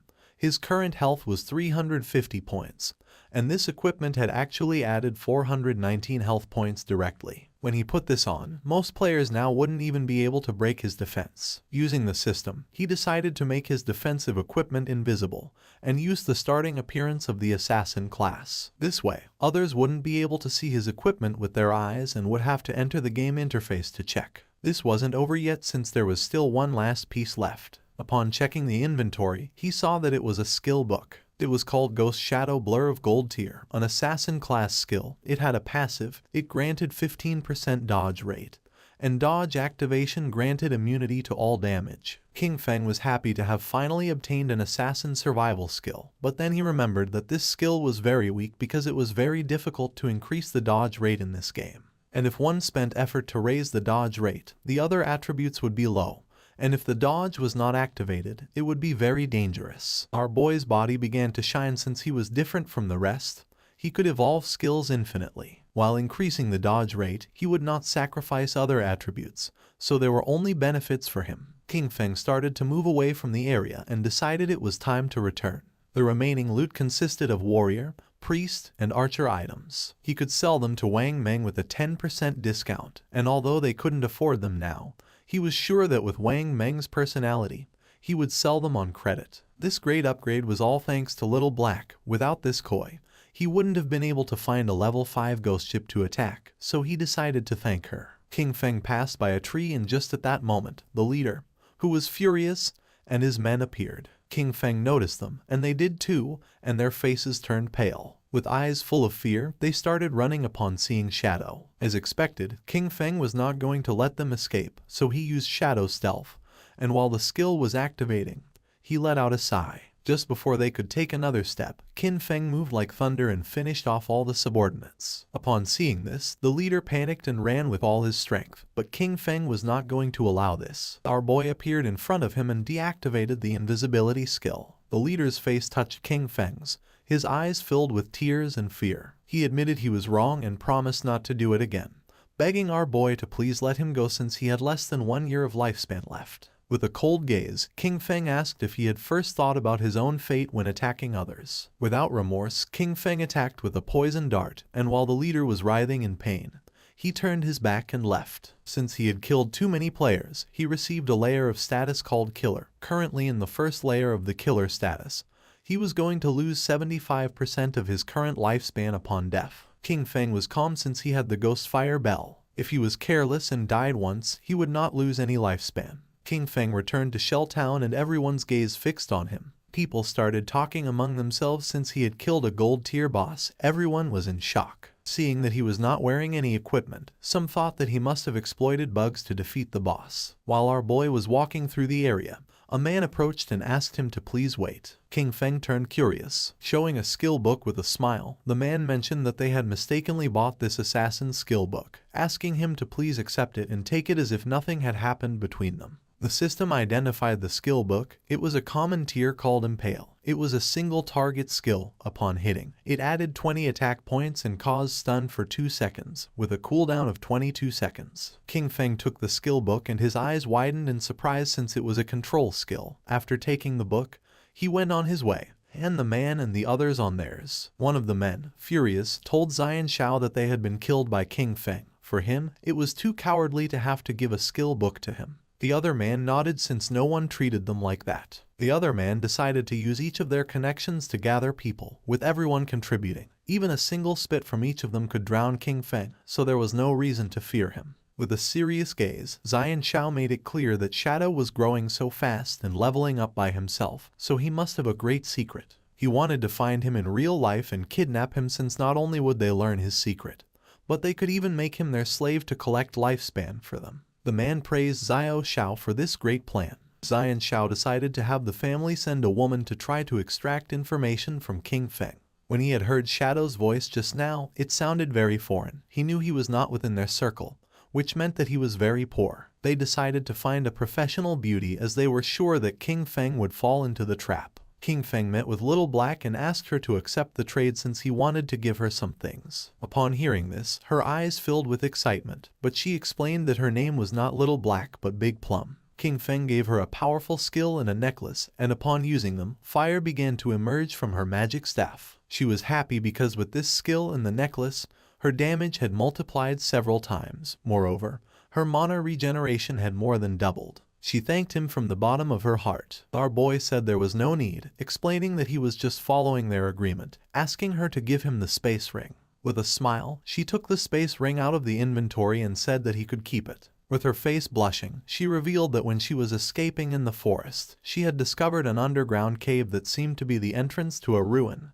asking if he was interested. King Feng was somewhat surprised, since first it had been the Golden Ghost ship and now it was a ruin entrance, realizing that it was really beneficial to be friends with this girl. The sincerity was mutual. If he had not given her 2 equipment of gold, maybe she would not have told him this information. With this space ring, his inventory had finally reached 27 slots. King Feng asked where Wang Meng was, promising that once he sold them the things, he would go to the ruins she had mentioned to take a look. She extended her hand, revealing that the captain and the others had gone to train the new priest, so they were not going to return soon. Using the map, she marked the entrance of the ruins, explaining that there was a stone slab on the ground behind the bushes. She moved the slab aside and hid inside while fleeing, but she had only walked a few steps in when she heard screams from within. She was so terrified that she ran out, otherwise, those guys would not have caught her. King Feng disappeared and decided to head to the ruins right now and trade with Wang Meng when he returned.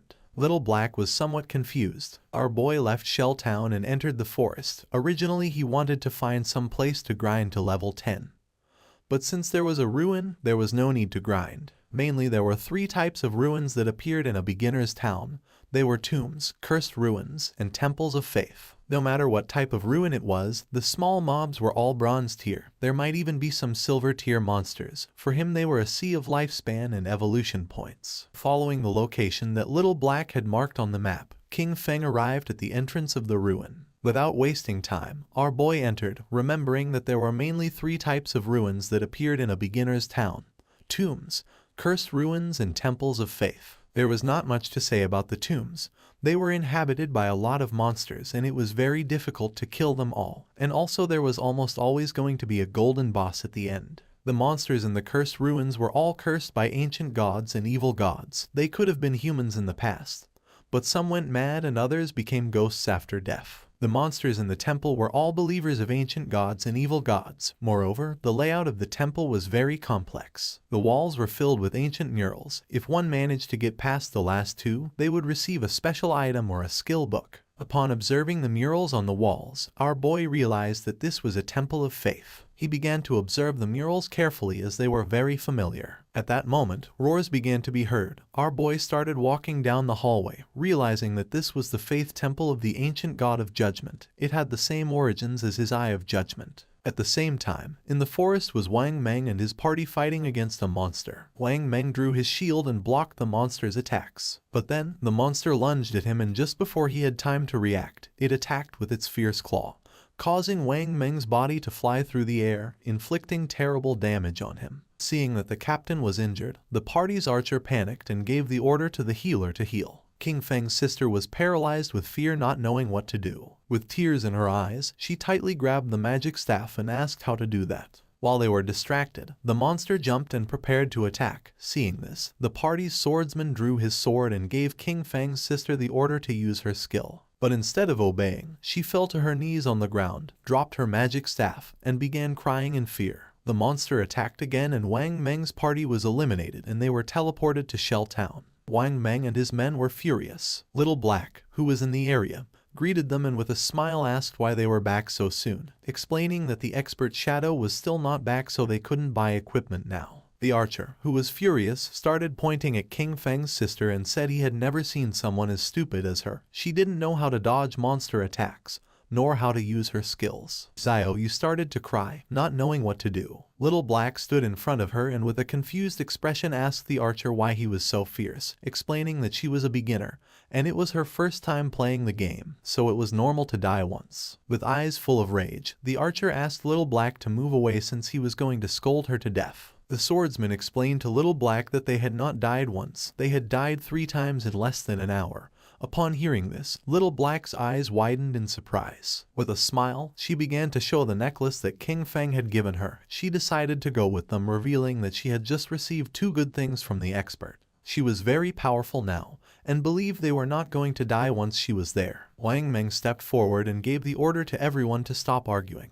For him, Little Black's suggestion was not bad since with her joining them this time, things should go well and maybe when they were back they would be able to meet Shadow. Although deep down Xiao Yu was furious, she pretended to be grateful, apologized and promised to work hard. She could not believe that they themselves could not do the job and still dared to blame her. If it weren't for the connections they had with Shadow, she wouldn't bother with all of them. She was very angry. At the same time, our boy entered a room and something caught his attention. 2 monsters knelt before him, and the system identified them as devout followers of the ancient god. Called the Judged, they were level 10 monsters and silver tier. King Feng's eyes began to shine with suspicion.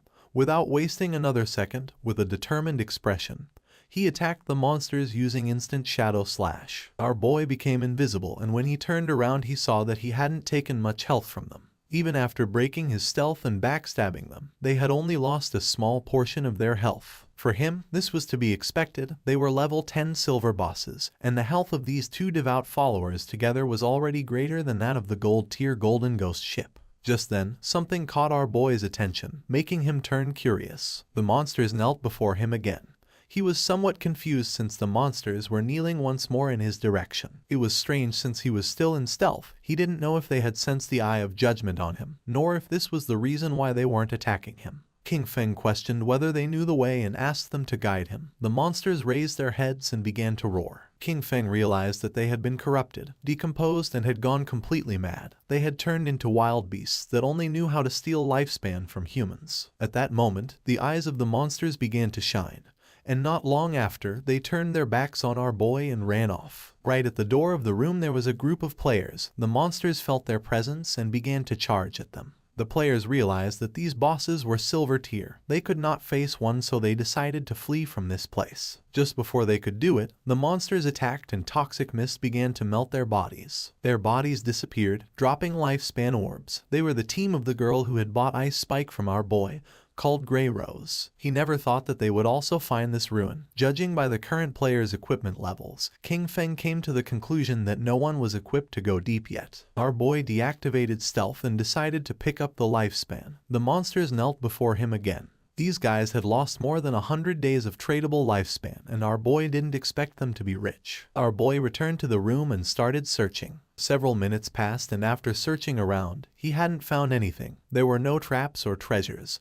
So he came to the conclusion that there were only 2 silver mini-bosses. His eyes began to shine with rage and he decided to forget it. Without hesitating for a second, he attacked using the poison darts, which embedded themselves in the heads of the monsters. As a reward for having killed 2 silver tier bosses, he obtained 4,000 experience points and ascended to level 9, obtaining 4 evolution points and 188 days of tradable lifespan. King Feng used Greedy Hand and the bodies of the monsters began to disappear. He felt happy since the epic tier Greedy Hand was absolutely insane.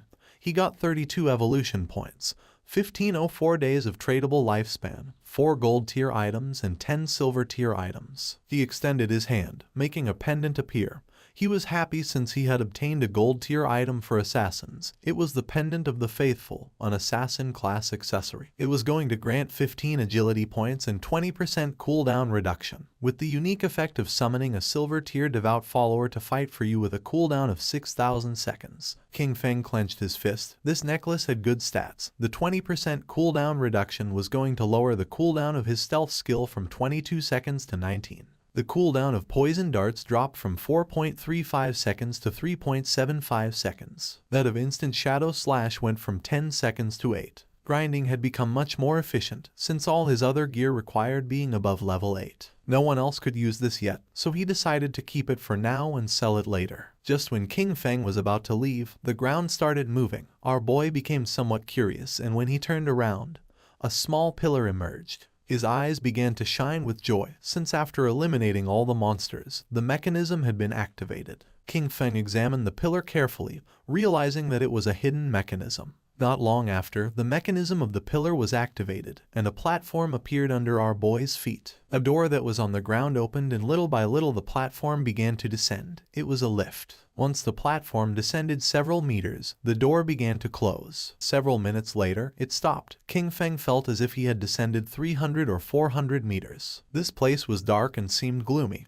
King Feng's attention was fixed on it. Thanks to his knowledge, he realized that this was the maze hidden beneath the temple. He knew there was a certain chance that a hidden maze would appear in the ruins. He had explored many of them in his previous life, so he knew there were countless traps in the maze. But as long as there were people acting as cannon fodder, there was no danger in exploring them, only that it would take a lot of time. With a confident gaze, he took out the pendant. With his current attributes, if he activated any trap, he would die. But luckily he had this thing, which allowed him to summon a silver tier devout follower to fight for him. He extended his hand and used the power of the pendant to summon a devout follower, making a zombie appear on the ground. Pointing toward the hallway of the maze, our boy gave it the order to go scout. The devout follower stood up and began walking toward the hallway. King Feng crossed his arms and couldn't help but feel happy, since it was easy to explore with a lackey scouting ahead. But there was still a chance of danger, so he decided to evolve his dodge passive first just in case. He used 11 evolution points, and his ghost shadow blur went from gold tier to epic tier, increasing passive dodge rate from 15% to 75%. Now dodge activation was going to grant immunity to all damage. 75% dodge rate was already very high.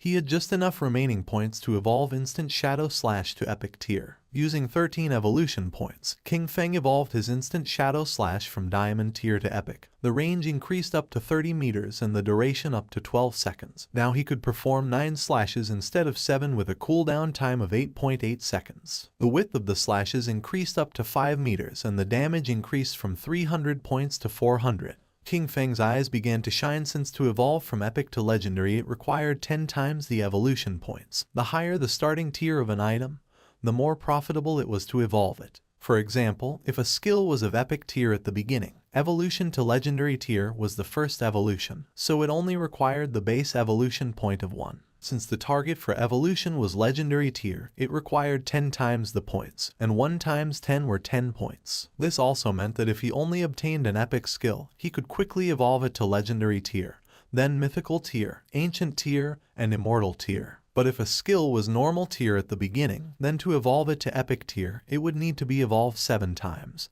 And by the time it reached the 10 times point, it would need hundreds of points. But the good thing was that, no matter in which tier the skill started, he could spend very few points to evolve it to epic tier. In other words, from now on, all his skills were going to be at least epic tier. He had 11 evolution points remaining, and he could only evolve the starter skill, Shadow Sneak. He used 8 points and the skill went from silver tier to platinum. The duration of the skill increased from 16 seconds to 24, and the attack that broke stealth increased by 90, going from 120 to 50. Cooldown went from 26 to 22 seconds. He had the attribute that reduced the cooldown speed by 35%, and for this reason, the final cooldown for Shadow Sneak was 16.3 seconds. The cooldown was still too long, and the stealth breaking attack was a bit low. He knew he needed to swap this skill in the future. While walking through the hallway, the devout follower stepped on a slab, activating a trap, and then a giant rock fell on top of it, crushing its body. Its body transformed into light. Now that the summon had died, he decided to wait for the cooldown before resummoning. This maze was complex and dangerous. He could only do this to explore slowly, and hope to find good things when the time came. In the upper layer of the temple, a man carrying a shield and a hooded woman peeked their heads through the door. The man informed his captain, Grey Rose, that the monsters had disappeared. Upon hearing this, Grey Rose couldn't help but feel somewhat surprised. They entered the room, and Grey Rose noticed that their lifespan had also disappeared, knowing that someone must have killed those monsters and taken their lifespan. But she didn't know who. The man mentioned that only the expert Shadow could kill 2 silver tier bosses. Grey Rose thought he was right but felt relieved since they wouldn't have to die again. She put her hand on her chin and remembered that when they had come here, they had seen a person who seemed to be communicating with the monsters. She didn't know if it was Shadow, nor if he had a skill that could enchant the bosses. If that was the case, he had an incomprehensible and terrifying power. At the same time, in the second layer of the temple, King Feng's devout follower died again by activating another trap. In front of our boy there was a long path leading to a door King Feng had explored for 3 hours, and this should be the end of the maze. And based on his previous life experience, using human lives to explore would kill at least hundreds. Using the pendant, King Feng summoned another devout follower again. It started walking ahead and King Feng began following closely behind. King Feng gave it the order to open the door. Following our boy's command, the monster began to use all its strength but was unable to open it. It got to the point where its body began to tremble. King Feng's eyes filled with suspicion upon seeing that the monster could not open the door. Then, he approached and touched it with his hand. By doing this, little by little the door began to open, leaving King Feng in shock. A wave and a curtain of smoke began to emerge from the other side of the door. Our boy began to sweat, knowing that this was not good. On the other side of the door, there was a room full of pillars, and in the center there was a chest covered with thorny vines. King Feng entered the room, and upon observing carefully he noticed that the chest was full of thorns. It was locked, and next to it there was an NPC. The NPC was a woman who had the lower part of her face bandaged. The system tried to detect her stats, but it was unable. King Feng's eyes widened in surprise when he saw that there was no information about her. It was the first time he met such a mysterious NPC. The woman began to whisper in a strange language, and then she knelt down and her body transformed into light and began to disappear. King Feng started to observe her closely, not knowing why she had disappeared. Then, the thorns that were on the treasure chest also began to disappear. King Feng did not lower his guard since even though he could not see the information of that mysterious woman, he knew that she must be related to the Eye of Judgment. The chest began to shine golden, and our boy noticed that it contained epic tier items, but he knew he had to be careful since there was a chance he would encounter a mimic or a trap. Pointing at the chest, King Feng gave the order to his summon to go open it. Following the order, the monster opened the chest and a bright light began to emerge from it. King Feng's eyes widened in surprise as he realized it was a skill book, a godly skill for assassins containing passive and active effects. The chest contained an assassin-type skill book of epic tier called the Stole of Mercy. It had the passive effect of 100% weak point hit correction, and weak point damage multiplier doubled. The chest also contained an active skill called Slit Throat. Shadow's next attack was going to inflict Slit Throat, causing 100% of that attack's damage per second for 3 seconds, with a cooldown time of 60 seconds, but thanks to his skill the cooldown dropped to 44.4 seconds. King Feng noticed that the passive ability doubled the hitbox for the enemy's weak spots, but the most ridiculous part was the active skill, Slit Throat. If his next attack dealt 300 damage, the debuff would cause 300 damage per second for 35 seconds. The total damage would be 12 points, which is 3 times the original damage. King Feng began to read carefully. Skills like Instant Shadow Slash landed multiple hits, but Slit Throat only counted the first strike. Also, this skill was only of epic tier, so it only needed 10 evolution points to upgrade it to legendary. This loot had been a great harvest since his burst damage had just increased several times. King Feng began to move toward the exit. Knowing that it was all thanks to Little Black, he decided that it was time to return and sell the leftovers to her party. Using the chat, he asked Little Black to tell Wang Meng to return to town, since he had items to sell him. Upon knowing that Shadow had finished exploring the ruins, they decided to return now. Once King Feng arrived back at the starter town, his eyes widened in surprise. A crowd of players were waiting for his arrival. All wanted to add him as their friend. Some even offered to be his followers, promising to cheer him on. The chairman of the Runding group from the city of Zhonghai had come to formally invite Shadow to join their corporation. King Feng even had fans from Firefly Town who had come to greet him. Players from different towns had come to form teams with King Feng. Seeing this, he realized that the teleportation gates from other towns had started activating. Finally, he could go to Song Fei's Firefly Town. Without wasting another second, Qin Feng disappeared without a trace, becoming a shadow. Using his invisibility skill, Qin Feng began to move away from the area and the players started fighting among themselves, thinking that he had left because they kept bothering him. Qin Feng reached Little Black and caught her attention. Raising her hand, she informed her captain that the expert shadow had arrived. Something caught Qin Feng's attention. It was none other than his sister, Qin Xiaoyu. She began to show a kind smile. Many questions came to Qin Feng's mind. He didn't know how she had managed to get into Wang Meng's team, knowing that Wang Meng's crew could be destroyed because of her. He knew he had to be careful, since everyone knew that Shadow existed now.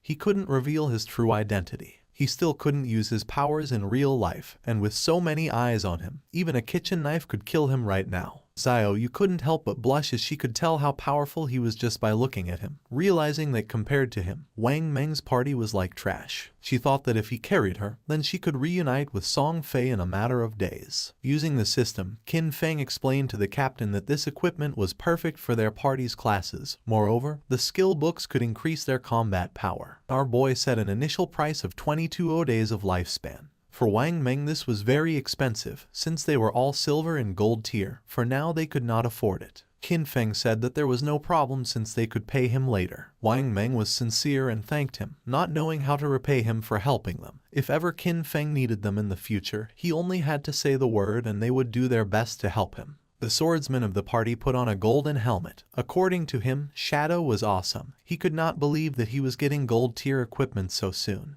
Wang Meng also equipped the equipment, obtaining a gold tier skill, with which his DPS had tripled. He could not avoid crying since Shadow even let them buy on credit, realizing that he trusted them. Wang Meng began to inspect his inventory but did not find anything for priests, leaving Xiaoyu somewhat confused. The archer was furious since she was lucky to leech EXP from them. Xiaoyu approached Qin Feng and introduced herself as the priest of Wang Meng's party and asked if he had any equipment for her. The system informed our boy that the player, Little Graceful, wanted to add him as a friend. Xiaoyu's eyes widened in surprise. Qin Feng began to stare at her with a cold gaze and disappeared without a trace, leaving poor Xiaoyu in shock. With a confused expression, she asked where Shadow had gone. Wang Meng explained to her that he probably just hadn't gotten any priest drops this time, and that maybe next time he would bring items for her. The archer revealed the harsh truth. Qin Feng had intentionally ignored her. For Little Black, Shadow was very cool as he appeared and disappeared like a dragon. Qin Feng walked away from them, knowing that he currently had a gold tier priest staff in his bag, and also a gold tier priest skill book. But there was no reason why he would give such precious things to Qin Xiaoyu. As he progressed, he would have tons of unused equipment and skill books. Selling them individually wasted too much time. But Wang Meng's backing with the authorities was perfect for bulk buying of him. He could not allow Xiaoyu to affect his cooperation with the authorities. He needed to quickly find a priest for Wang Meng's team to replace her. His eyes began to shine with seriousness when he thought that he needed to find Little Zhu quickly. Gu Yixu, the former manager of the Godslayer Guild in his past life, she was a hidden class priest called White Avian Priestess, which came with a white bird that could heal and apply buffs. She was the only priest he knew who could defeat epic tier bosses alone. She was his powerful ally, and compared to her, Qin Xiaoyu was complete trash. Qin Feng activated the gate, remembering that Little Zhu was also from Firefly Town. Just like Song Fei, being perfect. If Qin Feng could find Little Zhu, he was going to put her on Wang Meng's team. Using the gate, he traveled to Firefly Town. Qin Feng arrived at Firefly Town, a place very different from Starter Town. While he was walking through the area, he heard two players who wanted to hurry back. Since the silver boss was below half health, they couldn't let someone steal it, as they would have died in vain. One of them cursed Song Fei since that bastard brought many fangirls with him, knowing there was no way to compete with him. Nor did he know how some minor celebrity had so many brainless fans. Qin Feng had just arrived and had already found clues about Song Fei. Following the players, he reached a valley. This was the level 5 area, called Wailing Valley. The monsters in this place were Emberfiends and the Shackles. After walking a bit, he started to hear players fighting. When peeking his head out, he saw a group of players attacking a two-headed monster with its body surrounded by flames. Qin Feng knew that this twin-headed Emberfiend was a silver tier boss, and noticed that the situation was somewhat chaotic since many players were attacking each other. When observing closely, Qin Feng saw a group of players, and among them was the bastard Song Fei. Two players stood in front of Song Fei's team and drew their weapons. One of them had been ambushed by Song Fei, and his lifespan had been stolen by him. He swore to kill him. With a smile, the player carrying a shield asked if Song Fei thought that hiding behind his mage girls made him safe, revealing that he had the godly anti-mage skill. Just before he could take a step, one of Song Fei's mages crushed his head using the magic staff. Qin Feng remembered that Song Fei, with the title Heaven-Defying Mage God, had the mage class. In his past life, this bastard tricked a bunch of fans into choosing the mage class, only to take all their equipment and skills to strengthen himself quickly. But a team couldn't be made up of only mages, so his fangirls came up with a solution. Some put their attribute points into intelligence to become glass cannon mages. Some put their points into agility to become disruption mages. Others used their points on health to become meat shields, and some chose strength to become battle mages who attacked using their staff. In the early stages, Song Fei's team was extremely dominant, stealing lifespan from players everywhere without anyone being able to stop them. And as expected, as the game went on, most of his fangirls died pretty quickly. Pointing at the boss with his finger, Song Fei made up a lie saying that his fans were working so hard that now his heart hurt. He hoped the boss would die soon so everyone could rest, and also that the world would be full of love and free of violence. The twin-headed Emberfiend began to advance towards Song Fei's group. One of Song Fei's fans explained that this was not hard for them since the one who was trying the hardest was him. According to her, he worked so much that he shouldn't have to endure all this. She started pointing at the monster and decided to kill it so it wouldn't hurt their beloved Song Fei. Song Fei's fans began attacking the monster by casting spells. They were willing to defeat it so that Song Fei would become king, swearing to follow him no matter where he went. The monster opened its mouth and launched a burst of fire towards Song Fei, putting him on alert. But just before the burst of fire could get close, one of his fans stepped in the way, taking the attack fully. Song Fei took the girl's hand and began to show a sad gaze, while the woman's body was disappearing. With tears in her eyes, she swore to do anything for him. The chubby girl tightly grabbed her magic staff and told the others to get angry since if they killed this ugly monster, brother Song Fei would be able to ascend to first place in the ranking. He had to surpass Shadow. This made the others excited. Raising their weapons, they swore to conquer the world, dominate the heavens, and fight alongside Song Fei. They summoned several powerful spells, causing thunderbolts to strike the monster. Song Fei realized that it was going to die, knowing that this silver tier boss was hard to kill. He couldn't help but wonder how someone had been able to defeat a gold tier boss alone. He was sure that Shadow had used a bug. Song Fei had many fans helping him and was only level 7. He didn't know how Shadow leveled up so fast. A smile spread across his face since once he defeated this silver tier boss, he was going to level up to 8. He knew that Shadow had been stuck at level 9 for a long time, so he decided to take the opportunity to surpass him and become the #1 player of the God-forsaken game. Just then, a hand surrounded by Shadow grabbed Song Fei by the mouth. In the blink of an eye, Qin Feng decapitated Song Fei, and using instant Shadow Slash, cut his body into pieces. Blood began to emerge from the mouth of the bastard Song Fei. His fans went into shock, and just before they could take another breath, Qin Feng attacked again. Moving like thunder, he cut the bodies of the fans and of the boss into pieces. A system window appeared, informing that the boss had been defeated and granting him 15 experience points. The boss fell to the ground and its body began to transform into lifespan. The players were in shock since they couldn't believe that Shadow had killed the boss with a single strike. A single attack from Shadow did thousands of points of damage, while theirs only did 100 points of damage. Shadow was 10 times stronger than them. The corpse of the boss transformed into orbs of lifespan, and Qin Feng deactivated his stealth skill. The smartest players realized that it had been an AoE attack. They couldn't believe that a single attack had killed Song Fei and all his gang of fans. Upon observing closely, they saw Shadow and remembered that he was the one who had achieved the first global kill of the gold tier boss. They decided to leave and let Shadow have the loot. They began to cheer for Shadow for having avenged them by killing Song Fei's gang.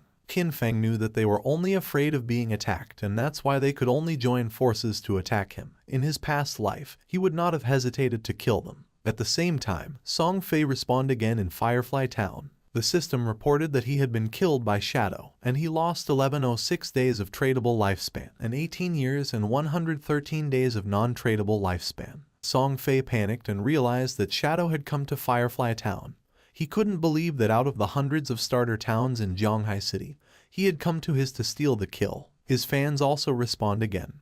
The chubby girl felt confused to see that Song Fei had also died. The other girl was furious since she didn't know why Shadow had killed them. The other thought that Shadow wanted to steal the silver tier boss. According to them, he was evil for taking advantage of Song Fei being distracted to launch a surprise attack. Just then, an archer approached Song Fei and with a nervous expression asked if she could join his team, revealing that she had the skill called Eagle Eye, and she could detect invisible enemies. Song Fei's fans told the girl to get lost since he had said he only wanted mages in his party. The chubby girl thought her efficiency at killing monsters was too low, and she would only affect Song Fei's progress in the ranking. Song Fei extended his arms and explained that although she was an archer, she could be part of his family since he believed that love could fill everything. He took the woman's hand and with a kind expression mentioned that he had felt her strong emotions. It didn't matter if she was an archer.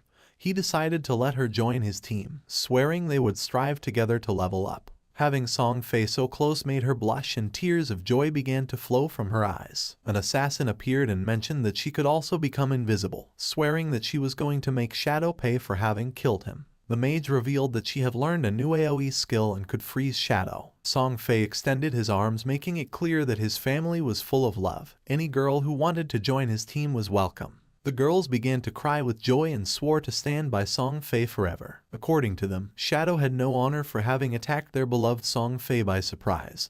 They promised that he was going to pay the price. As soon as they found Shadow, they were going to let Song Fei kill him so that he could learn what happened when someone messed with Song Fei. The attention of two players focused on them. They didn't know what Song Fei wanted to do now, but they were aware that someone had killed him out there, being very satisfying. They remembered that there were many girls protecting Song Fei, so they didn't know how he had been killed. But then they realized it must have been Shadow. According to them, Shadow was incredible. And seeing the girls crying for Song Fei, they thought these girls were not right in the head. A smile spread across Song Fei's face as he was confident that with so many people as witnesses, when he defeated Shadow, everyone would know that it was useless to be strong if one fought alone, especially being an assassin. According to him, Shadow was a soft assassin who had dared to challenge a great and noble mage like him. At the same time, Qin Feng picked up the loot using Greedy Hand, obtaining 16 evolution points, 217 days of tradable lifespan, 6 pieces of silver tier loot, and 1 piece of golden tier loot. Qin Feng decided to evolve the skill Graceful Liberation, consuming 10 out of 19 points. The skill went from epic to legendary. The passive effect weak point attack correction went from 100% to 200%, and the weak point attack multiplier was doubled. The active effect also improved. The next attack was going to trigger throat slit effect, causing 150% attack damage per second instead of 100%. With a duration of 3 seconds, the cooldown of the skill went from 30 seconds to 18.5. The weak point hit correction had increased by 100%, reaching 200%, which equaled doubling the target's weak point. If it was amplified even more, half of the enemy's body would be considered a weak point. He feared that even his Shadow Slash could deal weak point damage. The initial epic level skill, with 0 evolution points, could evolve to legendary. However, to evolve it from legendary to mythical, it required 100 times more evolution points. It needed 200 points to evolve from legendary to mythical. According to this pattern, the epic level Greedy Hand was going to require 210 evolution points to evolve, and when it reached legendary, evolving it was going to require 34 points. He had 9 evolution points left, so he decided to evolve Backstab Enhancement. Qin Feng spent 8 points and the skill Backstab Enhancement went from gold to platinum, and the damage of the passive effect increased from 30% to 40%. A silver tier boss, plus the group of players, had given him a total of more than 14 days of tradable lifespan. His mission had been fulfilled, so he decided it was time to return. While Qin Feng was distracted, a girl tried to attack him by surprise. She intended to kill him. Shadow began to observe her in silence and dodged the attack without much effort. The girl attacked again, but he evaded it again without problems. The girl was in shock to see that he could dodge all her attacks. Without wasting any more time, she used stealth and disappeared. Just then, Song Fei's fans appeared on top of the cliff. They had cornered him and swore to avenge Song Fei. The mages of Song Fei raised their magic staffs, and the archer who had just joined the team began to aim her bow at Qin Feng. They were furious and swore to avenge Song Fei. Qin Feng used stealth and disappeared into the air, becoming a shadow. Upon seeing this, the archer used her skill called Eagle Eye and made it clear that Qin Feng's invisibility was useless. Her arrow transformed into a ghost eagle until several seconds later it exploded and its feathers began to descend from the sky like drops of rain.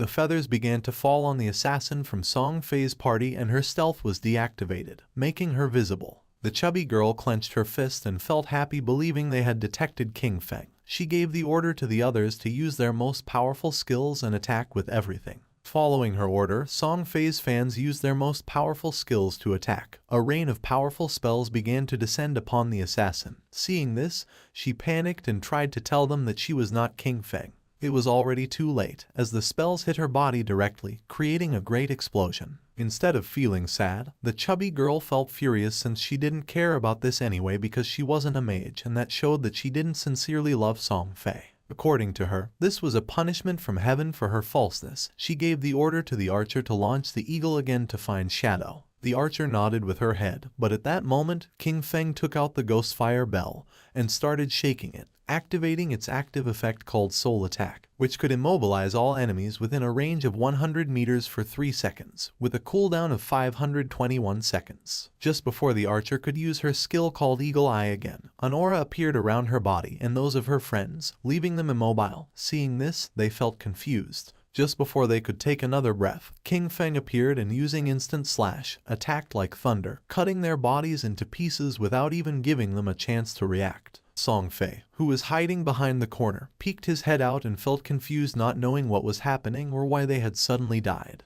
At first he thought the culprit was Shadow but then dismissed this idea since if he had made a move, he would have revealed himself. King Feng, who was invisible, approached him and with an arrogant gaze made it clear that his death was near. Upon hearing Shadow's voice, Song Fei's eyes widened in fear and surprise, making him tremble. Without losing another second, he activated his magic shield, causing a powerful shield to appear around him. But to his surprise, King Feng launched a poison dart which passed through Song Fei's shield without much trouble, breaking it into pieces. The dart hit him squarely on the forehead, making the bastard Song Fei fall to the ground and start screaming in agony. Song Fei's body transformed into orbs of lifespan. King Feng deactivated stealth and upon seeing that Song Fei had so much remaining lifespan, he realized that originally he had more than 2,000 days of tradable lifespan. Song Fei's body disappeared, leaving only lifespan. King Feng began to observe it and felt somewhat confused since he didn't know why his fans had no tradable lifespan, realizing that they had given all their lifespan to Song Fei. A lot of time had already passed and there were still people thinking that the godforsaken game was just a game. The crazy fans were truly terrifying. For our boy it was a shame since the tradable lifespan added up in total to several hundreds of years, and now it was only going to go to the nearby monsters. Back in Firefly Town, Song Fei and his fans respawned again. Song Fei was furious since out of more than 2,000 days of tradable lifespan now he only had 500 left. With a confused gaze he asked the archer why she hadn't been able to find King Feng using her detection skill. She explained that she had indeed used the skill, but the only thing she had found was their assassin sister. The chubby girl mentioned that she could see there was stealth level in her attribute panel. She didn't know if Shadow's stealth level was higher than they expected. The archer revealed that her Eagle Eye skill had a counter stealth level of 1, so she could only see targets with a level 1 stealth. If the opponent had a higher stealth level, she couldn't detect them. Song Fei felt frustrated since Shadow attacked and disappeared without leaving a trace. He didn't know how to defend against that. Touching his face, Song Fei thought that he had not offended Shadow, and now that he had also taken the boss kill, Shadow had no reason to come after him again.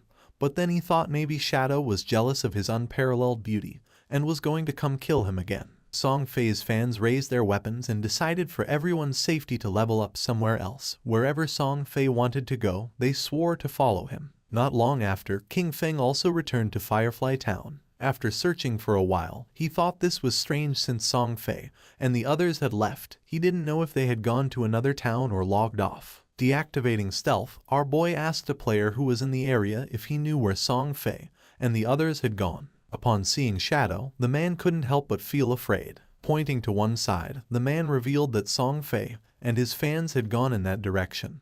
He begged Shadow to please kill Song Fei. He also had a request. After killing Song Fei, he asked King Feng if he could spare the life of his girlfriend, a female hunter named One Flying Treasure Cat. Our boy advised the man to look for another girlfriend, realizing that his girlfriend was the hunter who could detect invisibility. Using stealth, our boy disappeared again. The man began to beg, saying that he had worked very hard to find her. Although King Feng knew the direction in which they had gone, He had no idea where they were heading, and searching everywhere was going to take too much time. The man put his hand near his mouth and started calling Shadow. Our boy knew that things would be much easier if he could find Gu Yixu. At that moment, a woman passed by his side, and his attention fixed on her, leaving him somewhat surprised. This girl was none other than Gu Yixu. Our boy deactivated stealth, and with a cheerful gaze called her beautiful and asked if she could help him. Upon seeing Shadow, she couldn't help but feel surprised. King Feng took out the golden grade staff from his inventory and mentioned that he had heard that her class could search for targets in a wide area. He promised that if she could find Song Fei, as a reward he would sell her the staff at a bargain price. Seeing this, Gu Yixu's eyes began to shine with excitement. She opened her system window and asked how he knew that she could search over a wide area. She remembered never having told anyone about it. King Feng asked if she wanted this golden grade weapon, and she said yes even though she didn't know if she could afford it. With a confused expression, King Feng asked if she didn't even have 500 days of tradable lifespan, revealing that the original price was at least 700 or 800 days. Upon checking her system window, she realized that she did have 700 days to buy the staff. Hearing this, our boy made a deal with her and handed over the staff. A system window appeared to confirm that the transaction had been successful. She took the staff and started drooling. Our boy gave her a gentle tap on the cheek so she'd stop drooling, asking her to hurry up. Upon hearing this, she blushed and nodded with a smile. Using the new staff, she began to use her powers and concentrated. Even though it was the first time she met Shadow, he gave her a strangely familiar feeling. Her owl began to fly around her, and she asked if Shadow wasn't afraid that she would take things and leave without helping him. With a serene expression, our boy asked if she didn't hate Song Fei. Seeing that he knew that she hated Song Fei, Gu Yixu's eyes widened in surprise. She didn't know if Shadow could be a friend of hers in real life, but his voice didn't seem like it. King Feng started to smile and decided that she should guess. She raised her hand and the owl began to fly. She was too lazy to guess. Just then, her eyes widened in surprise. The owl began to fly over the town, and in the distance in the middle of the canyons she saw Song Fei and his fans. Her owl finally found where Song Fei was hiding in the rocky canyons and quickly told King Feng the place. She also told him to hurry because Song Fei and his friends might leave before he got there. The owl could fly fast, but following them for too long could make it really tired. Shadow, ready to go, told her not to worry because he'd be there super quick. Right then, King Feng took off like a shot, zooming over rocks and through rough spots without slowing down. But then, the owl stopped flying. That made King Feng stop too, because it meant something was messing with their tracking. He looked around and saw a tree with a weird sign on it. Wanting to know more, he got in touch with you again, and she had the owl check the area. Soon, the owl found 2 more trees with the same signs. One was 100 meters ahead, and another was 100 meters to the left. King Feng went up to each tree, touching the symbols very carefully. When he touched all 3 with a bit of his energy, a bright light connected them. Then, the ground in the middle started shining, and suddenly, a treasure chest with a bright green light and golden glow appeared. Feng was shocked. A treasure like this in a simple place like Firefly Town. He could hardly believe it. These treasures, left by ancient gods, were super rare and could pop up anywhere. Some brought monsters, some unleashed swarms of beasts, and some, like this one, had incredible treasures. You, watching through her owl, couldn't believe it either. That green chest could be worth 1,000 days of someone's lifespan,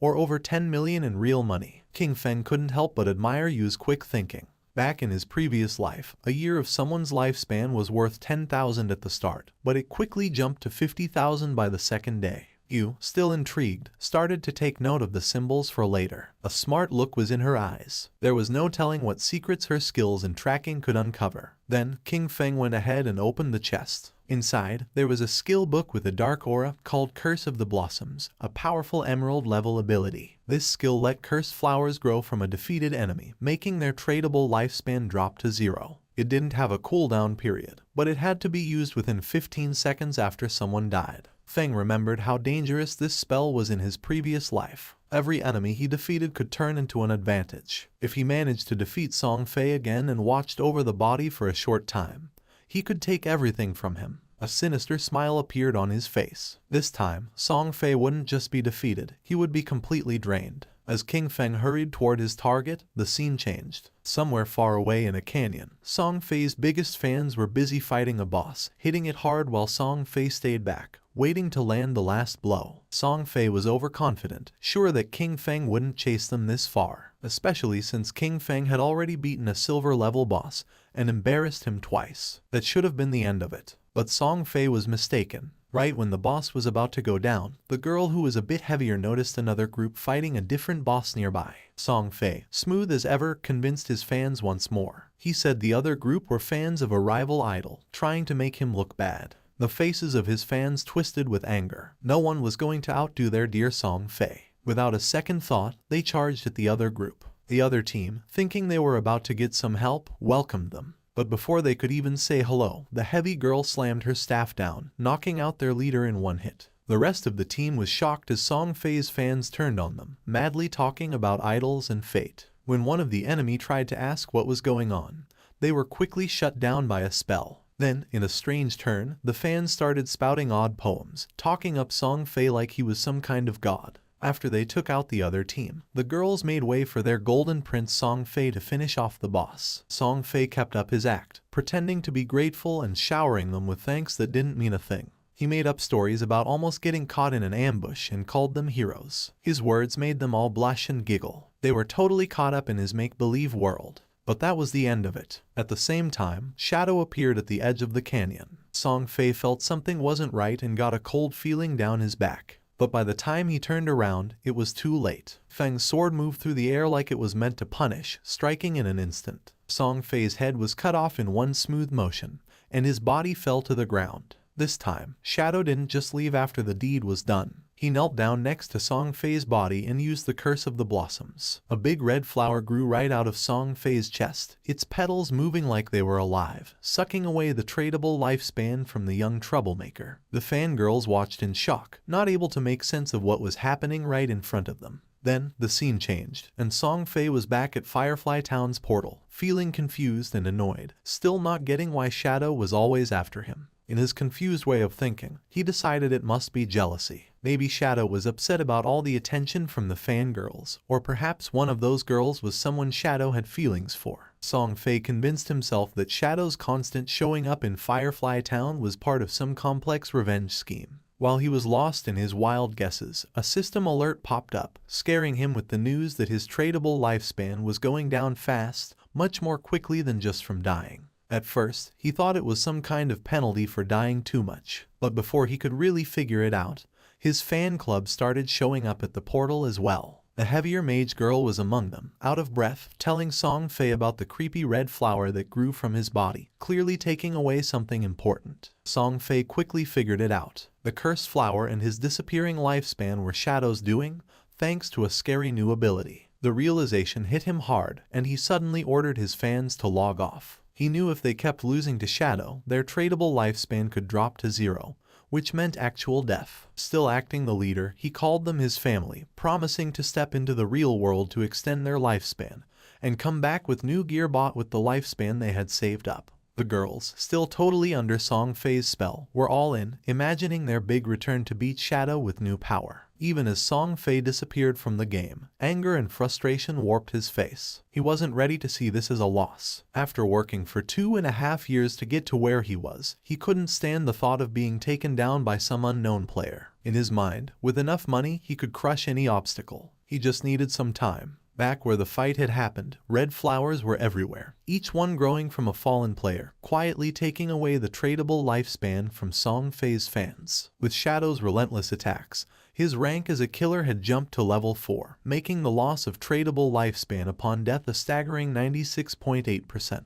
But Shadow wasn't bothered by this at all. Shadow figured out that this surprise attack had just added about 1,000 days to his lifespan, all thanks to Song Fei and his misguided followers. They had done the hard work of defeating monsters only to end up giving their gains to him. But the bounty didn't last forever. The flowers started to fade, and the energy stopped flowing. Shadow realized that the players had logged off to avoid losing more of their lifespan. Above, the white owl kept flying in silence. Yui had watched the whole thing, and even she was taken aback by such a show of strength. Seeing what the top player could really do was something else. When Shadow asked Yui if Song Fei had really logged off, she nodded, saying the whole group had disappeared to save themselves some time. Shadow told her calmly to keep an eye out and to let him know if Song Fei ever came back. When she wondered if her job was over, Shadow said to stay on it a bit longer. He had just gotten a golden tier priest skill called Sword of Divine Judgment, and her interest was immediately piqued. She really wanted that skill. Seeing her interest, Shadow made her an offer. He'd trade the skill for 500 days of her lifespan,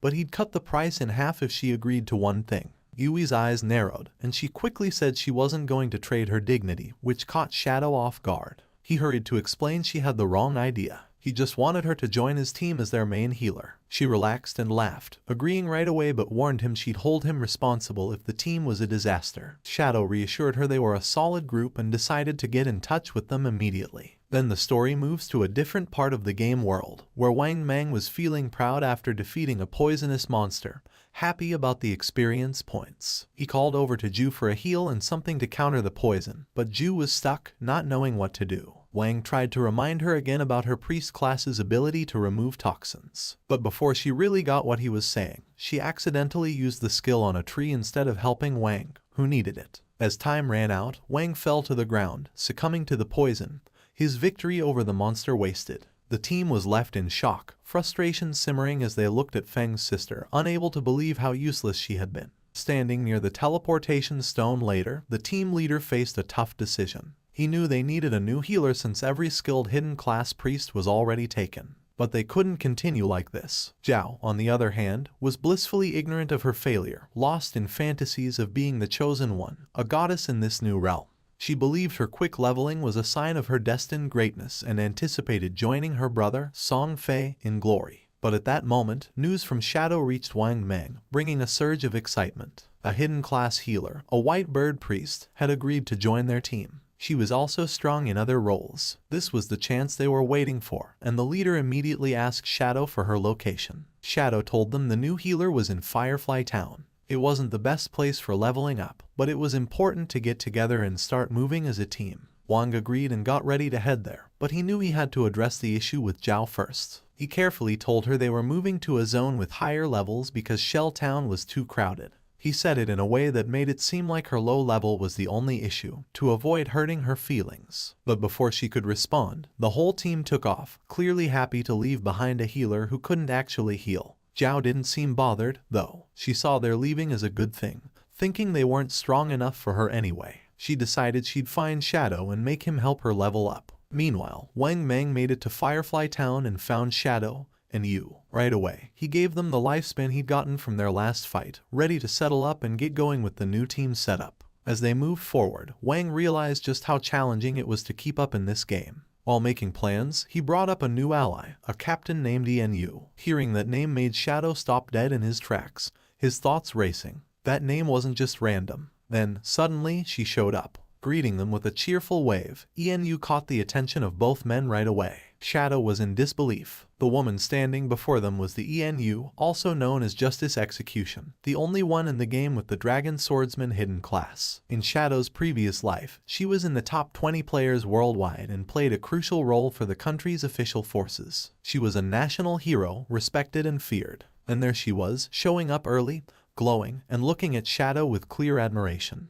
Yu introduced herself with a warm smile, admitting her admiration for Shadow. She even half-joked about him being a time traveler or a reincarnated hero because of how quickly he was advancing. Shadow stayed quiet, his mind wandering back his past there where their paths had crossed later, and under much grimmer conditions. She hadn't been part of Wang's team back then, which made this early encounter quite the surprise. She likely had a good amount of tradable lifespan already, probably gathered for government groups. As a dragon swordsman, known for their toughness, she was an ideal candidate to hold such power. Shadow saw the wisdom in the government's choice and respected it. Yu was straightforward, too. She told him if he had any gear to sell, she and her group were interested in buying. She sweetly but firmly reminded him of the responsibility she carried for her city. Shadow saw no benefit in opposing her, and they both understood that. He agreed, mentioning it would be short-sighted to pass up a chance for such a beneficial deal. Though Yu appeared cheerful and unthreatening, King Feng knew well there was much more beneath the surface. The fans of Song Fei logged out of the game.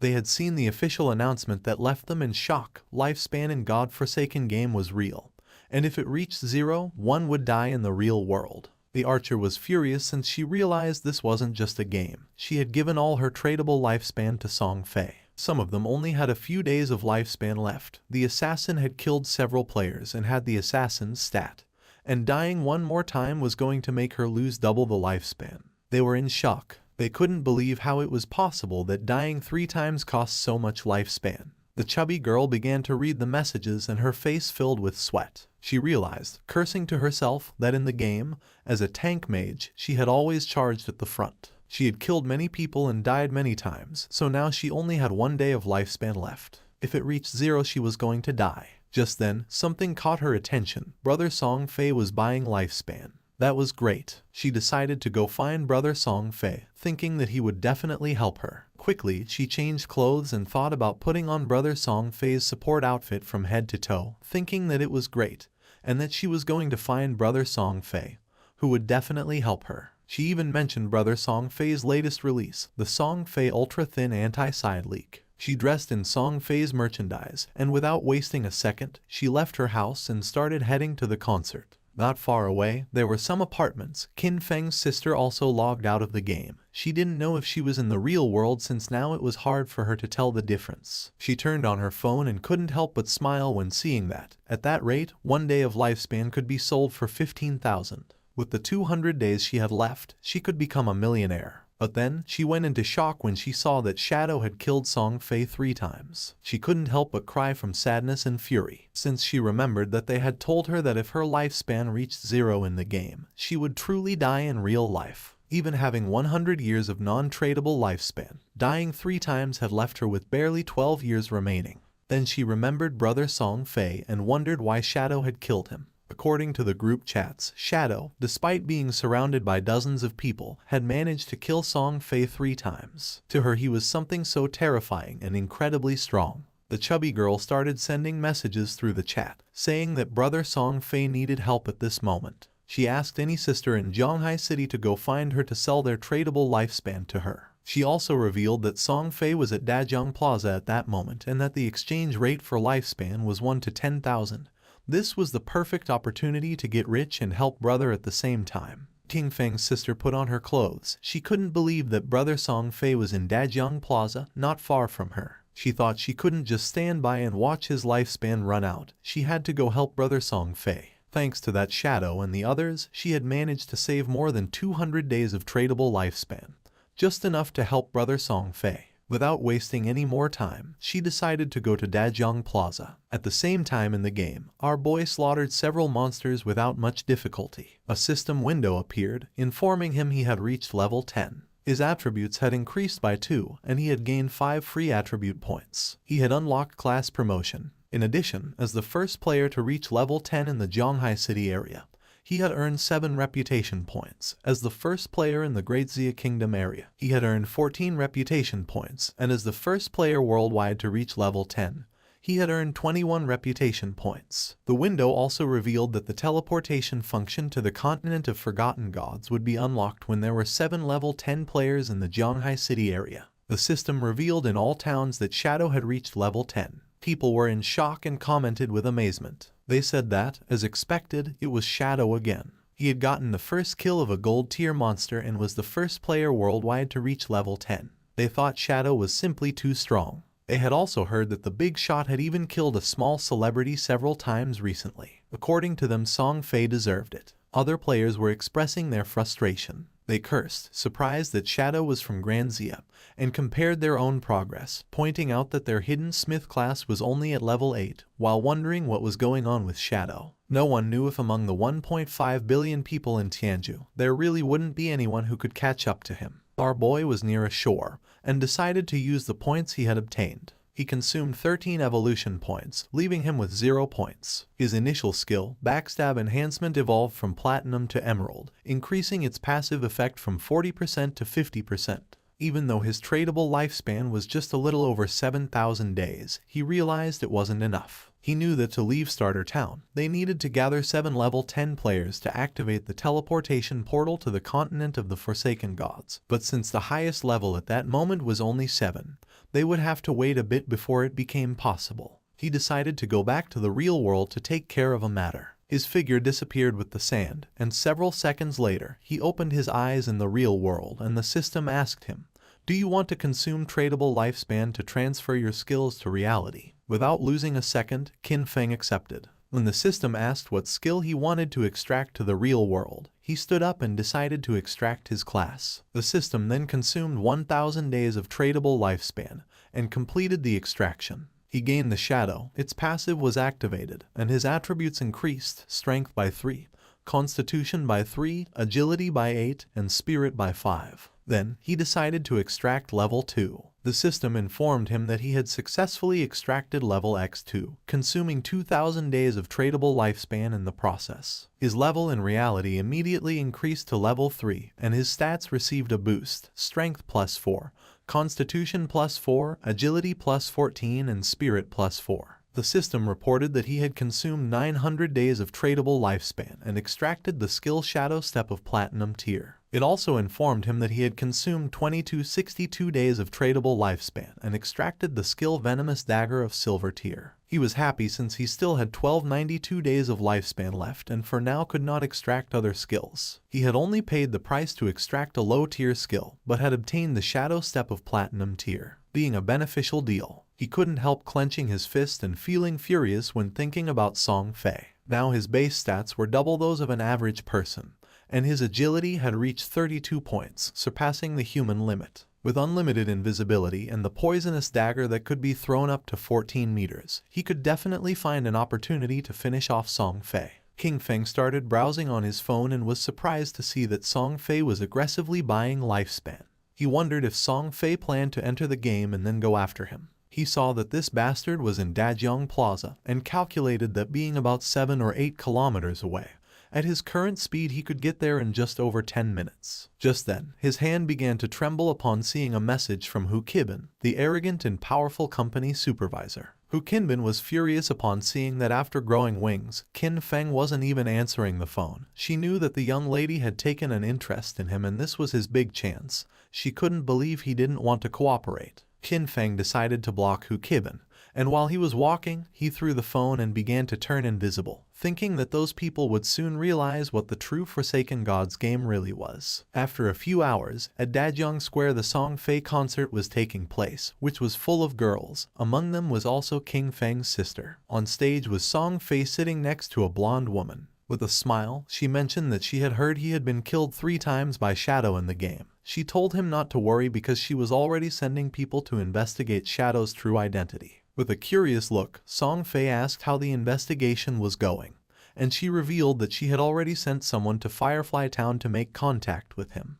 They would offer him an amount he couldn't refuse. When he came into the real world to collect the money, they would catch him, and when they did, they would make sure brother Song Fei could vent his anger properly. Upon hearing this, Song Fei couldn't help but smile and asked her to make sure to let him know when the time came. Then he asked if she had heard that her Dajiang Corporation had already used that method to control several players and make them work for free for her. Hu Qinbin couldn't help but laugh, since according to her, they were all idiots, so weak that they couldn't accumulate much lifespan. For her it was much better to be on Song Fei's side, since so many women voluntarily gave him their lifespan, and were even willing to die for him. Song Fei started laughing maliciously. A man who was among the audience began shouting and demanded that they all stop recklessly selling their lifespan to others. Turning to Song Fei, he added that Song Fei knew full well that lifespan was tied to life and death, yet he was still brainwashing his fans and aggressively buying up their lifespan. He accused Song Fei of endangering lives and declared that they were going to report him. Song Fei couldn't help but smile, thinking that there was always a fool who showed up to cause trouble. He stood up and made a public statement, saying that he had noticed some of the recent debates. He stated that his actions in acquiring lifespan had occupied certain public resources and caused inconvenience to the public, and for that reason, he felt deeply regretful and offered his most sincere apologies. His fans said that he didn't have to apologize since he hadn't done anything wrong. With a sincere smile, Song Fei admitted that he was truly grateful for all the support and affection from his fans. At the same time, he sincerely urged everyone to remember that all love should be positive and uplifting. He hoped everyone could follow their idols with rationality. During that special moment in the game, while ensuring their personal safety, they also needed to work together in a more positive way to contribute to society and bring positive energy. With his face full of tears, he explained that while the entire nation was being affected by the game, he had been actively cooperating with the authorities and working hard within the game. That was the reason why he had used his personal wealth to acquire lifespan, hoping to become a quality idol in the game, someone worthy of liking. He had done this to give back to his fans, hoping that everyone could gain something outside of the game and live a happy, peaceful,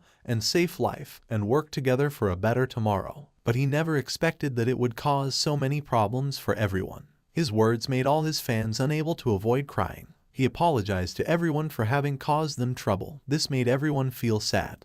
They started shouting, saying that he had not done anything wrong. They got angry with the man, calling him a bunch of savages and telling him to leave from there, since they were voluntarily helping the brother, and told him not to insult their genuine intentions. The chubby girl went up on stage and asked everyone not to listen to those ridiculous rumors from outside. She didn't know how they dared question the brother, since only fools with pig brains believed everything, asking how the lifespan of the game could possibly affect the real world. She put her hand over her chest and declared that she was the one who was willing to die for the brother. She said that when she logged out, it showed her that she had less than a day of lifespan left, but she was perfectly fine. Even if the rumors were true, if even they didn't have the resolve to die for the brother, then they didn't deserve to say that they loved him. His words made the other fans feel excited, and they decided to give all the lifespan they had to Song Fei. He was happy to see the enthusiasm of his fans. He extended his hand toward the chubby girl and mentioned that being loved by someone like her made him feel truly honored.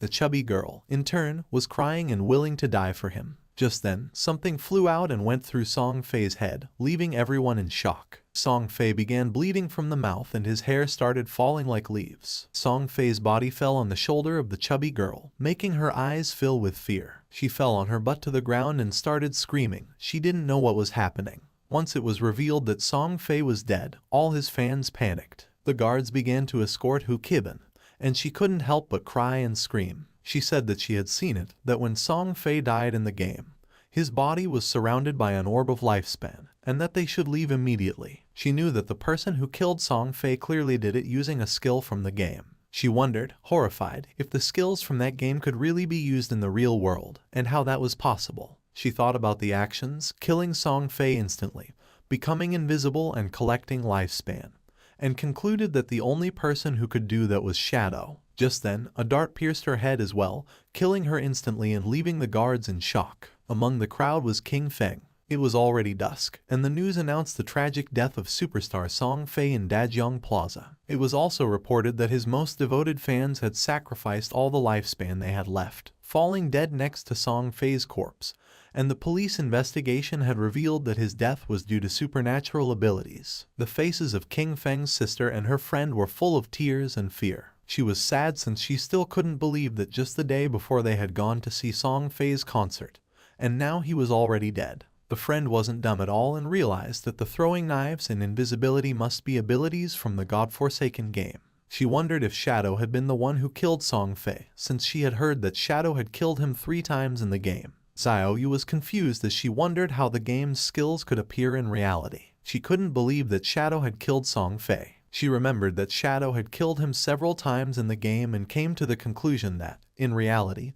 the only one who would kill Song Fei would be Shadow. The throwing knives and invisibility weren't those an assassin's skills. It had to be. The killer was Shadow. Her brother had been killed by Shadow and her world was already left without light. If Shadow could find a way to use the game's skills in reality, then she would get close to him, approach him. No matter what it cost, she would become stronger. From that day on, she would have only one goal. They stopped the taxi and got out. Her friend was somewhat confused and asked if she was okay. Xiaoyu's eyes were full of rage because all she wanted was to kill Shadow and avenge her brother Song Fei. At the same time, our boy was quietly eating noodles in a restaurant. In the godforsaken game, although players were invincible in reality, they still consumed energy and, if they got hungry, they still needed to eat. Just then, his phone started ringing, and when he unlocked it he saw that he had a message. Someone informed him that Fat Hu was furious. He had blocked his phone and WeChat, and if King Feng didn't go soon, he would be expelled and wouldn't receive his salary for that month. The message was from Yang Xiaoya, whom he considered a good girl, although quite delicate and often bullied. In his previous life, she had also been a member of his Jian Shen guild. King Feng asked her not to worry about him or the job but to focus on leveling up in the game. She was confused since she asked Qin Feng if he had played the game. She had heard that it was very difficult and that the lifespan of many people was almost exhausted. Our boy explained that, whatever her profession was, she simply had to focus on improving agility at the beginning. She decided to listen to him, but mentioned that she had heard that the lifespan produced in the game was really expensive at this moment. Then, she asked Qin Feng how his progress was going and how much he had earned. Our boy replied not much, since he had almost spent it all. He knew that Fat Hu was a lackey, and that the real problem was his boss behind him, Qian Shishi. She was the daughter of the president of Qian Group, and the company for which he used to work belonged to said group. This young woman did nothing all day except look at men. She had gone into a hotel with 6 middle-aged foreign men, had driven a sports car with 3 African men for fun, and now she was even taking an interest in him. Qian Shishi was obsessed with foreign culture. After the arrival of the game, she had left Great Xia and gone to North America, where she led the formation of North America's top 3 guild, Alice's Wonderland. She had specifically opposed Great Xia. In his previous life, she had caused endless trouble for Great Xia and its Jan Shen guild. Our boy thought he needed to find a way to deal with her before she went abroad. Otherwise, once she was in North America, it wouldn't be so easy to handle her. If Qian Shishi died, the guild Alice's Wonderland might never get established. It was rumored that all the key founders of the Alice Guild had some kind of connection with Qian Shishi, and as soon as that woman disappeared, the bond between those founders would naturally break. His phone started ringing again. Now it was a call from Xiao Yu. She was somewhat confused to see that Qin Feng was still answering calls, as she thought he had died in the game. Now that he was still alive, she let him know that she had earned enough money to buy a house, so he no longer needed to worry about her. Our boy decided to play along and asked if she had anything else to say. She asked him not to bother her anymore and said that she would not look for him either. She also asked him not even to try finding out where she lived, since from now on, she had cut ties with him. Our boy hung up the call and couldn't help but feel happy. He decided it was time to return and continue leveling up, since it wouldn't be long before someone reached level 10 and learned that skills could be transferred into reality. By then, the world would no longer know peace. Not long after, Xiao Yu and her friend also logged back into the game. The friend was somewhat confused and asked if it wasn't too harsh to cut ties with her brother and advised her to make peace. Xiao Yu stood firm and refused, revealing that she had sold her lifespan to the Qian group, sold for a full value of 2 million. This left the friend in shock. Xiao Yu also mentioned that she had bought a house and that they would live together. She added that soon she would meet Shadow, and by then, Qin Feng would no longer matter. Just then, a player who was passing through the area caught her attention. With a smile, the man handed her a book and mentioned that this was the assassin skill book she wanted. He also reminded her not to forget what she had promised him. With a cheerful expression, she nodded and said that once everything was done, she would indulge his little wishes. Although inwardly she called him a flatterer and thought that once she met Shadow, no one would care about a worthless piece of trash like him. She informed Wang Meng that she had an assassin skill book, a control skill. She asked him to check with Shadow if he needed it, since she could give it to him. A smile spread across her face. According to her, Zhang Wei, that flatterer, was still somewhat useful since he actually had such a good skill book. This skill book would be the red thread between her and Shadow. She would approach Shadow soon, stay quietly by his side, heal him, help him kill enemies and level up with him. She would make sure he felt every bit of her help so that he gradually trusted her, so that he saw her as his other half. But when she became strong enough and he no longer served any purpose, she would kill him with her own hands and rip out his eyes, all to avenge her brother Song Fei. But to her surprise, Wang Meng said that Shadow said this skill was trash. He didn't need it. She could keep it and sell it herself for money. A while later, Shadow also logged into the game, and just then, he heard someone fighting a boss that didn't seem ordinary. Following the sound of battle, Qin Feng saw a man carrying a shield fighting against a multi-armed boss. The man started running, but it was in vain since the monster cut him into pieces. Our boy realized that this boss was a golden arachnid, a level 8 gold tier boss. This boss possessed a level 2 anti-stealth ability. That meant that, in front of it, his invisibility would be completely ineffective. The monster began to roar. Qin Feng gathered momentum and came out of his hiding place, and attacked quickly, using Shadow Slash, causing it several thousand points of damage. He had the buff, damage doubles when attacking outside the target's sight. He knew this effect, in a situation where the enemy could see through invisibility, wouldn't activate, which significantly reduced his damage. However, the legendary effect of Graceful Liberation amplified the head and heart weak points of the golden arachnid by 200%. Out of the 9 strikes of Shadow Slash, 3 were judged to have hit the target's weak points, dealing 3 times the weak point damage, which directly made up for the lost damage. It was truly a legendary skill, and he had to thank Xiao Hai for that, as she had helped him find that faith temple. A mage was watching the battle. According to her, Shadow's damage was insane since a single skill had reduced Golden Arachnid's health bar by 1/6. King Feng attacked with a venomous throwing knife, which stuck into the monster's head, causing 1,783 points of damage. Venomous throwing knife was still only silver tier, and its damage was already falling behind. He still needed to advance his profession to gain a higher level of invisibility. To King Feng's surprise, the monster lunged at him and prepared to attack. Seeing this, the mage panicked, but King Feng's eyes began to shine with confidence. The monster attacked, but he dodged the attacks without much effort. The mage and her friend were in shock, wondering what kind of speed this was. They noticed it wasn't just the speed. His reaction was incredibly fast, and he seemed to know the boss's attack patterns too well. In terms of speed, he was almost on par with the boss. He dodged each one of its attacks as if he had fought against this boss countless times. In his previous life, he had been with Qin Xiaoyu, and she couldn't even protect herself, much less heal him. Over time, he had developed this skill, since a warrior not only needed to withstand blows, agile movement and evasion skills were also essential. His eyes began to shine with fury, as that was also the reason why he had been able to reach the world top 100 with just an ordinary warrior class. He attacked the boss with a series of slashes, and now its life had dropped to less than half. Our boy became invisible, and thought that compared to special bosses like the Golden Ghost ship,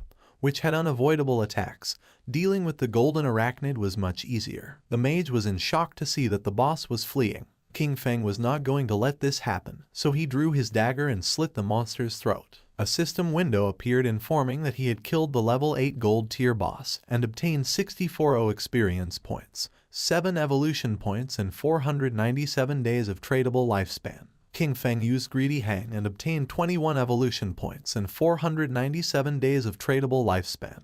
He was happy to see that a gold tier boss had given him 28 evolution points and almost 2,000 days of tradable lifespan.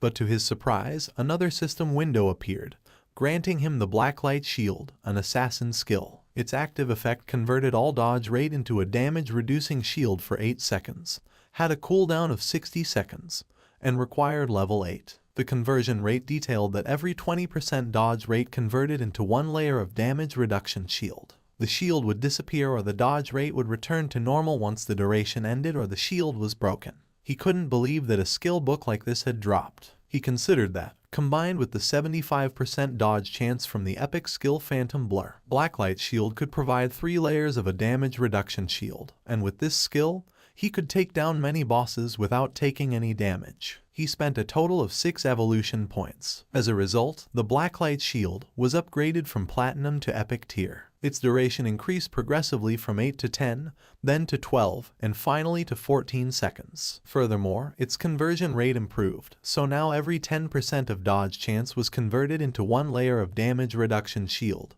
an improvement from the initial 20%, then 15%, and then 12%.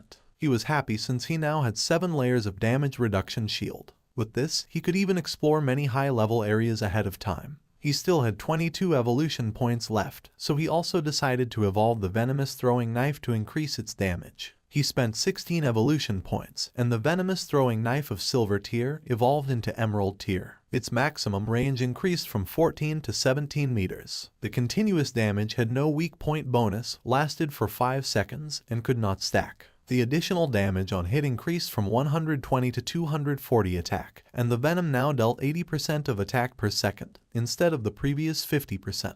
He was aware that evolving venomous throwing knife 3 times had at least doubled its damage. With a base cooldown of only 5 seconds, it could continuously output damage, making it no weaker than Shadow Slash, and he had gotten 2 assassin class gear pieces, so he would equip them right away. He also obtained the Agile Ring of Platinum tier, an assassin class accessory that provided plus 20 agility, plus 20% movement speed, plus 20% attack speed, and plus 20% cooldown speed, with an equipment requirement of level 8. Additionally, he got the heavy red leather gloves of gold tier, an assassin class armor that provided plus 18 physical defense, plus 15 to all elemental resistances, plus 12 constitution, and plus 588 HP.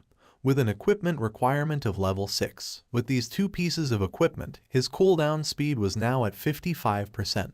What used to be a 12-second cooldown for Shadow Slash was now only 7.7 seconds. Plus, he had increased 51 points of Constitution, 106 points of Physical Defense, and 17 points of HP. It was not bad at all. Now, his stats allowed him to tank 3 attacks from the Golden Arachnid without dying. Combined with Blacklight Shield, his survivability had greatly improved. The mage and the others went out and praised Shadow, saying that the boss had been nothing to him. They couldn't believe he had defeated it alone. Then, the mage asked him if he had any equipment or skill that she could use, adding that she would buy them. Our guy revealed that for a mage, he had a gold tier skill book, Frostball Bounce, a group skill that released ice balls, bouncing up to 10 times, priced at 800 days for a one-time purchase. The mage thought that 800 days was a bit expensive, as she had seen someone sell a level 5 gold tier skill book for just 400 days earlier. With a serious gaze, he made it clear that this Frostball Bounce was a level 7 skill book, which had over 40% higher damage than a level 5, so 800 days wasn't expensive at all. The mage did not hesitate and made a deal with King Feng and decided to buy it for 800 days. The system window confirmed that the transaction had been completed. Our boy started to become invisible. At this moment, there was no boss in the initial stages that could threaten him. He decided to go back to the town to post a message, gathering information about the locations of silver and golden tier bosses. This way, he would have a constant flow of bosses to hunt, and his leveling speed would be maximized. Wang Meng informed him that Xiaoyu, the priestess from his team, wanted to send him a skill book. He found it interesting and wondered what kind of skill book it would be. King Feng was somewhat surprised to see that Xiaoyu wanted to send him a skill book. Moreover, it was one of bronze tier. He wondered what it could be, but even so, he decided he should take a look at it. King Feng wasn't stupid at all and knew that now everyone speculated that he had killed Song Fei, and right after that she was trying to send him a skill book. He decided to reject her offer while wondering if she was trying to associate with him or if she was trying to avenge Song Fei, or maybe both things. Wang Meng informed her that Shadow said her skill book was trash, he didn't need it, and she could keep it and sell it for money. King Feng asked Wang Meng to go to the town since he had something to sell him and to prepare some lifespan. With a serious look, Wang Meng decided to ask him a question, and our boy asked what he meant and if he was asking whether he had been the one who killed someone. Then, he revealed that he had been the one who killed them. For King Feng, Wang Meng was his friend, so he knew that during the time Song Fei had been murdered, Shadow had been disconnected the whole time. The motive and timing of the crime matched perfectly. Since Wang Meng had asked this, it meant that the authorities had already deciphered most of it. King Feng asked if Wang Meng was trying to arrest him, as he knew that in 2 hours other players would reach level 10 and the ability to transfer powers to reality would no longer be a secret. He considered it the perfect opportunity to see how the Daxia government would react to this and would take it as a test. King Feng returned to Firefly Town and reunited with Wang Meng and the others. Yu asked if he was really admitting to having killed Song Fei. King Feng nodded. With a smile, Yu mentioned that King Feng was, in fact, the main suspect. However, they also knew that Song Fei and Zhonglai had harbored malicious intentions toward him, and that Dajiang Industries had captured and abused many players, forcing them to work. Strictly speaking, killing those two had been an act of self-defense. King Feng realized that since they couldn't uncover his true identity, they had chosen to maintain a temporary cooperation with him. He reflected that in his previous life, by working with the officials, his record had been spotless. However, this time he had directly killed Song Fei and Zhonglai, which might cause some changes. He was eager to see how much his rebirth could alter that doomed era of games. For now, he considered selling the platinum tier equipment he didn't use. Since they were backed by the authorities, they would accept equipment and skill books of any class, and most importantly, they possessed enough resources for the transaction to be worthwhile. Our boy opened the system window. Upon seeing what it contained, the others couldn't believe that he possessed platinum tier equipment and skill books. They exclaimed in astonishment, wondering if Shadow had just achieved the first kill of a platinum grade boss. However, they immediately dismissed that possibility, as there had been no global announcement about it. Our boy mentioned that his luck had been decent. He had found a few treasure chests, and Xiao Zhu could confirm it. Even he himself had obtained an emerald tier skill book. The mage confirmed that she herself had seen King Feng open that emerald chest. Little Black couldn't help but feel jealous upon noticing that King Feng called her Xiao Zhu, but when it came to her, he simply said you. Our boy decided to call her Little Blackie instead of Little Black, and this made her angry and she asked him to better call her Little Black. Wang Meng let out a sigh, since according to him, people really couldn't be compared with each other. and you felt jealous since it was true that they had barely managed to defeat a silver grade boss, while Shadow casually opened platinum and emerald tier chests. King Feng revealed the prices of the items. The Platinum Grade Archer Skill Book at a fixed price of 2,500 days. The Platinum Grade Berserker Weapon at 1,500 days. The Platinum Grade Mage Skill Book at 3,000 days.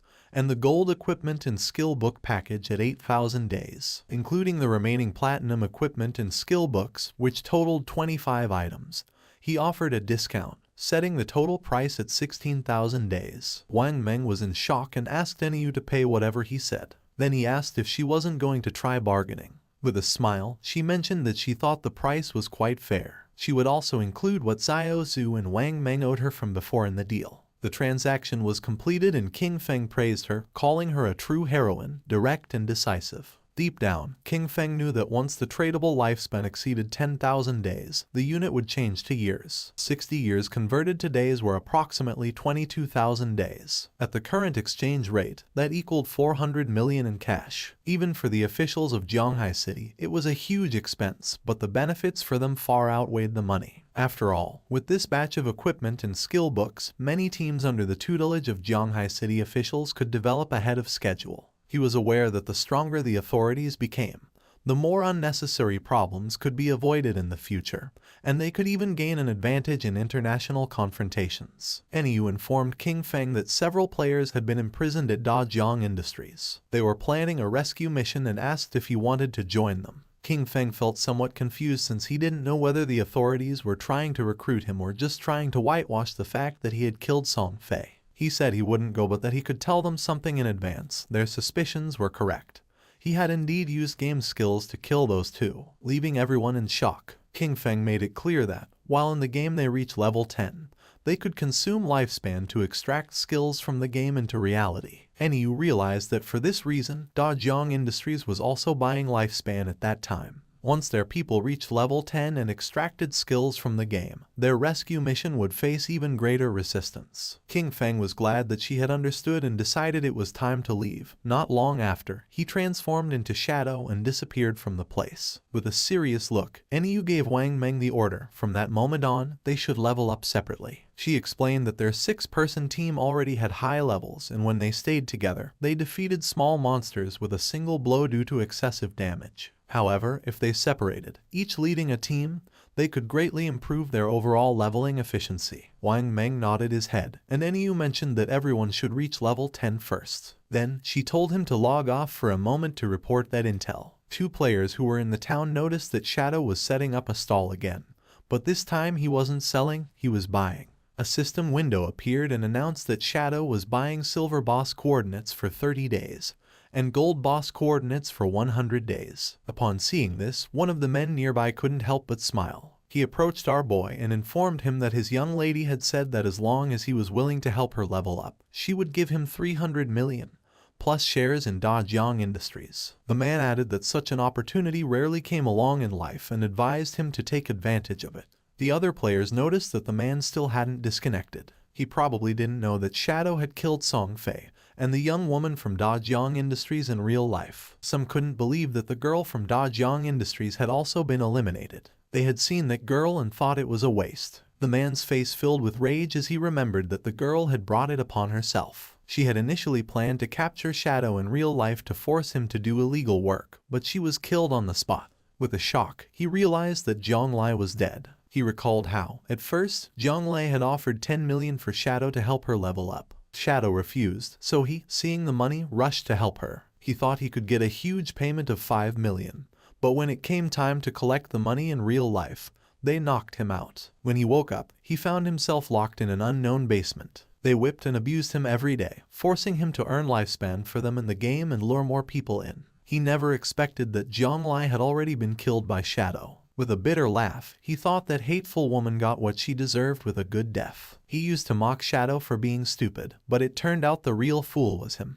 Upon seeing his expression, King Feng realized that he must have helped her tie up quite a few people. The man got nervous and refused, then mentioned that he had been forced to do it and decided to leave. King Feng knew this guy was trash and decided to let the officers take care of him. 2 players approached King Feng and revealed that they had the coordinates for a silver boss, offering them for 30 days, and proposed closing the deal. Someone arrived in the city and everyone's attention turned to them, realizing it was Ace of Spades. It was said that she was Kayan Shishi, the heiress of the Kayan group in reality. They warned each other to stay away from her since she had killed quite a few players, and to be careful because she might try to steal their lifespan. Kayan Shishi logged into the game along with her men. She couldn't help but smile, since she didn't think the game was anything special. You only needed to spend money to buy a lot of equipment and skills. As long as her combat power was ahead of other players, when she found someone with lifespan, she would kill them and take it. She was furious since that damn game had delayed her flight. At that moment, she should have been in North America, enjoying pleasures with Big Dick and Max Fackle, surrendering herself to lust and passion. Her attention focused on two players who were trembling with fear. She was trapped in Daxia's magic city, unable to leave the country. She looked at those men from Daxia, each one as weak as an insect. According to her, Tony's men were still more attractive. With a smile, Tony mentioned that she had good taste. They were naturally much stronger than those men from Daxia, being superior in that aspect. He added that, once they returned to reality, she could experience it for herself. Upon hearing this, she couldn't help but blush like a tomato. She had heard that the useless Song Fei had died. She had played against him once and he disappeared in a minute. According to her, he was a waste. She felt excited since it was said that the person who had killed him was named Shadow. Although he was a man from Daxia,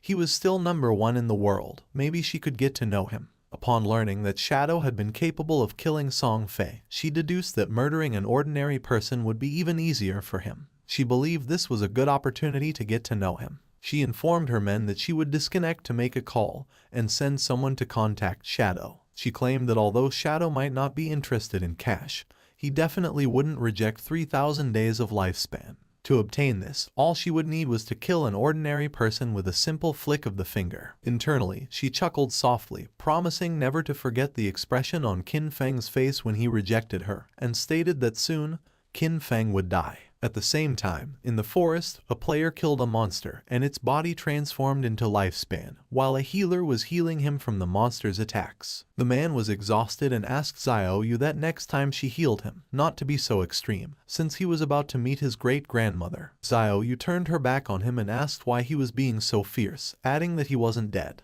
With a confused look, the man replied that he hadn't meant to be fierce.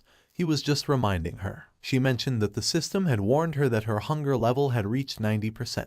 She decided to log off along with her friend Yan Yan to eat. They disappeared and the man felt somewhat confused. He was furious, cursing internally, because before she used to call him boss, but after seeing Shadow once, she had started giving him dirty looks. He promised himself that, sooner or later, he would tear her clothes off. At the same time, Xiaoyu logged out of the game and woke up in her new house with an empty stomach. Upon checking her phone, she was in shock, as all delivery places were closed and no delivery person was accepting orders. She wondered if everyone had gotten into the godforsaken game. She remembered that at home Qin Feng always prepared delicious food for her. She never had to lift a finger or use her brain. Her eyes began to shine with rage, and she decided not to think about it anymore and be more ambitious. She thought that it was just eating. Compared to freedom, that wasn't a problem at all. Clenching her fist, she thought she was the best and that she had to keep going, that she was the best and could achieve it. Without Qin Feng, she would definitely live better. At the same time, in the game, near the shore there was a small cave, and a monster was fleeing. It was a crab.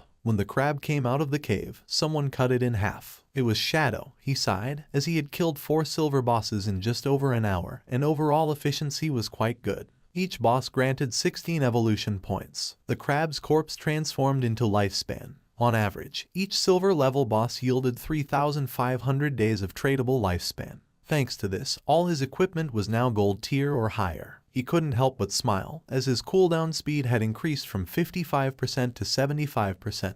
The Shadow Slash, which originally had a 12-second cooldown, now only took 6.8 seconds, greatly boosting his output power. There were no platinum level bosses around the outskirts of the safe town, so gold level equipment was the highest for now. To improve further, the only way was to advance his profession. He knew that the platinum level bosses he would face in the future each had at least level 2 anti-stealth. He had to advance his profession quickly to reach level 3 stealth, as he was still over 20,000 experience points short. Only with stealth at level 3 or above could he minimize the chance of accidents when facing platinum bosses. After all, in his previous life, defeating a platinum boss had required a tightly coordinated team of 20 people. With that in mind, he decided he would head back to the town first and contact the officials to sell all his stuff. He started to become invisible, since he wanted to be ahead of everyone and claim the first kill of a platinum-level boss by himself. King Feng returned to the town, for now he had 105 years of tradable lifespan.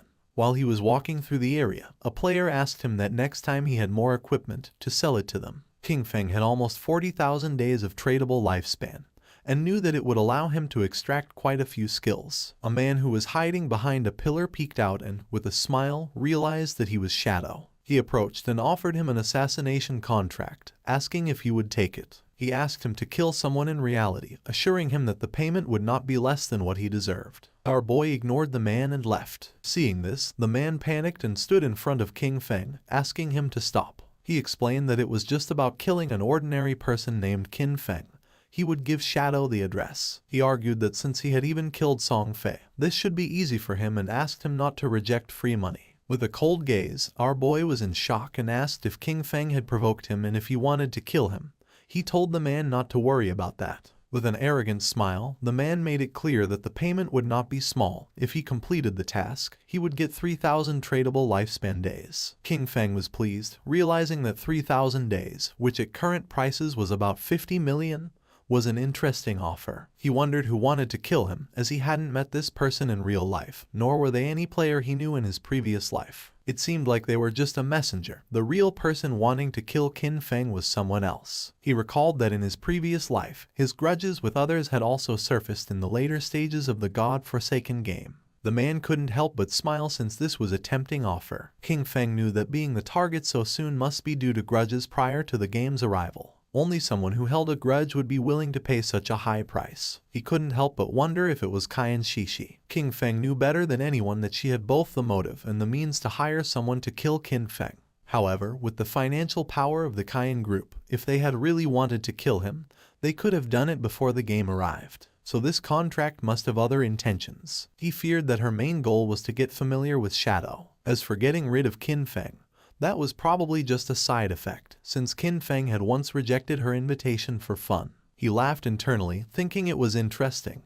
He hadn't looked for her yet, but she had already found him. With a smile, he mentioned that he would accept the job. He demanded half of the deposit up front and also made it clear that he would decide when to make his move. The man panicked upon hearing this and asked him to wait a moment, as he needed to inform his superiors first. After consulting with his superiors, the man decided to pay half of the deposit first. He would transfer the amount directly, and once the transaction was completed, he would receive 1,500 days of tradable lifespan. King Feng was happy, as he would take the deposit first, considering it as interest. Then, internally, with a snort, he told Cayenne Shishi to wait because he would soon come for her. The man gave our boy the address and information of the target. According to him, with his skills, finding him wouldn't be a problem. King Feng was in shock upon seeing that the information was correct. Shadow decided to leave and asked the man to wait. The man was furious upon noticing that he was acting all arrogant, and thought, "Aren't you working for Miss Cayenne just like me?" Just then, someone asked our boy to wait. It was a woman who had heard that he was collecting coordinates of bosses. She asked if he was interested, as she had a coordinate of a gold boss. With a smile, she said the price was 100 days.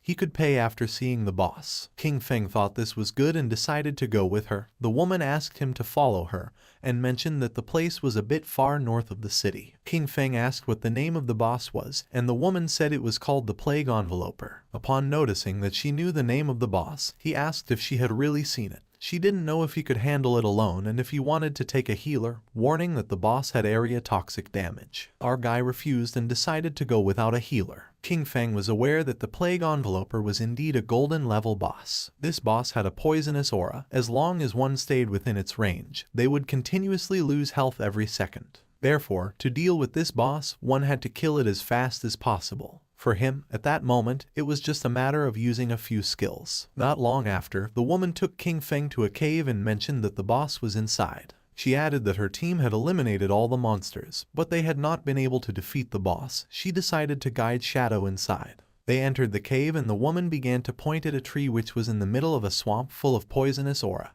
and revealed that there was the boss. Seeing that she hadn't deceived him, King Feng decided to give her the lifespan, and a system window appeared confirming that the transaction had been successful. He had traded 100 days of tradable lifespan. He remembered that this kind of poison damage could be evaded. In this case, his ghost blur's 75% evasion would be really useful. With her face full of sweat, the woman mentioned that there was something she needed to remind him. In reality, it was a trap. As soon as he started fighting, someone would come to kill him. She remembered that they had level 2 anti-stealth items. For King Feng this didn't matter much, but the woman revealed that they had told her to pretend to stop them as part of the plan and to use that opportunity to get close to him. In the end, they wanted her to find a way to discover his real-life information. Our boy began staring at her. He was disappointed upon seeing their plan. The woman blushed and, with a nervous expression, said that she had also been forced. She wanted to tell him the truth so he could go after the one behind everything. Since they were blackmailing her in real life, she wished for their death as much as he did. When King Feng asked who was forcing her, she revealed that it was Dongfeng Xian. She explained that in the game, his ID was Xianian, and he said that King Feng had killed him once. Upon hearing this, our guy couldn't help but wonder if it was Dongfeng Xian, the one who had first tried to steal his golden ghost ship boss. The same guy later sent him a skill book asking for forgiveness. The woman panicked and remembered that he had been able to kill Song Fei, so she believed he could also take down Dongfeng Xian. She was putting all her cards on the table with him and begged him not to betray her. The best thing, she emphasized, would be for him to eliminate Dongfeng Xian or else she would be doomed. According to King Feng, they had really come up with a childish plan. He had never heard of that guy in his past life and considered that he was probably eliminated early. King Feng decided to start by killing the boss, since he knew he could massacre a passing dog. King Feng became invisible and jumped off the cliff, asking her to go along with their plan. She should let her people get close, and he promised to take care of the rest. The woman panicked and thought everything was lost. They were doomed. According to her, Shadow was surely going to die. She remembered that previously Dongfeng Xian had led 3 teams, 18 people in total, to fight against that boss, but they had been annihilated in half a minute. While King Feng was descending upon the boss, she revealed that the continuous poison damage was too high. They hadn't even managed to reduce the boss's health by 5%.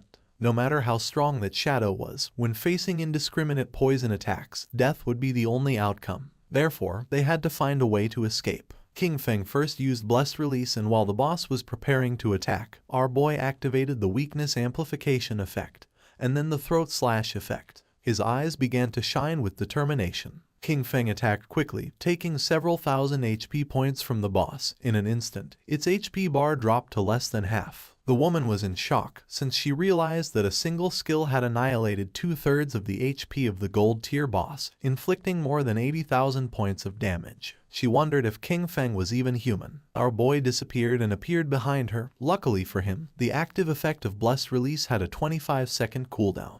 With a 75% cooldown speed boost, the final cooldown was 14.3 seconds. He decided he wouldn't kill the boss yet. He would wait for Dongfeng Xian's people to come and die, and meanwhile, wait for his skills to cool down. Not long after, Dongfeng Xian and his men entered the cave with the intention of killing Shadow. With an angry gaze, the leader made it clear that if anyone tried to stop them, they were going to kill them mercilessly. The woman drew her sword. King Feng was somewhat annoyed, since out of all the people, it was this guy again, and now he was also involved with Dongfeng Xian. He wondered if their plan, which consisted of Snowy pretending to block this group, would really work. He didn't know if Snowy's combat power was really that strong. More than 10 people were rushing in, and he wasn't very sure if she could really stop them. Snowy used her powers and summoned a golden shield. Seeing this, Shadow understood why they had chosen her to act. With this defense, there really weren't many who could break through it in the early stages of the game. The men began to attack the shield. King Feng knew that she had encountered an ancient god's blessing in the wild and had gotten a golden level treasure chest. His eyes began to shine with seriousness, and using instant shadow, King Feng attacked quickly, cutting their bodies into pieces. With eyes shining with rage, King Feng used the skill Blooming Curse, and the corpses of the men transformed into flowers. Snowy was in shock since, according to her, it was terrifying. A single skill had killed so many people,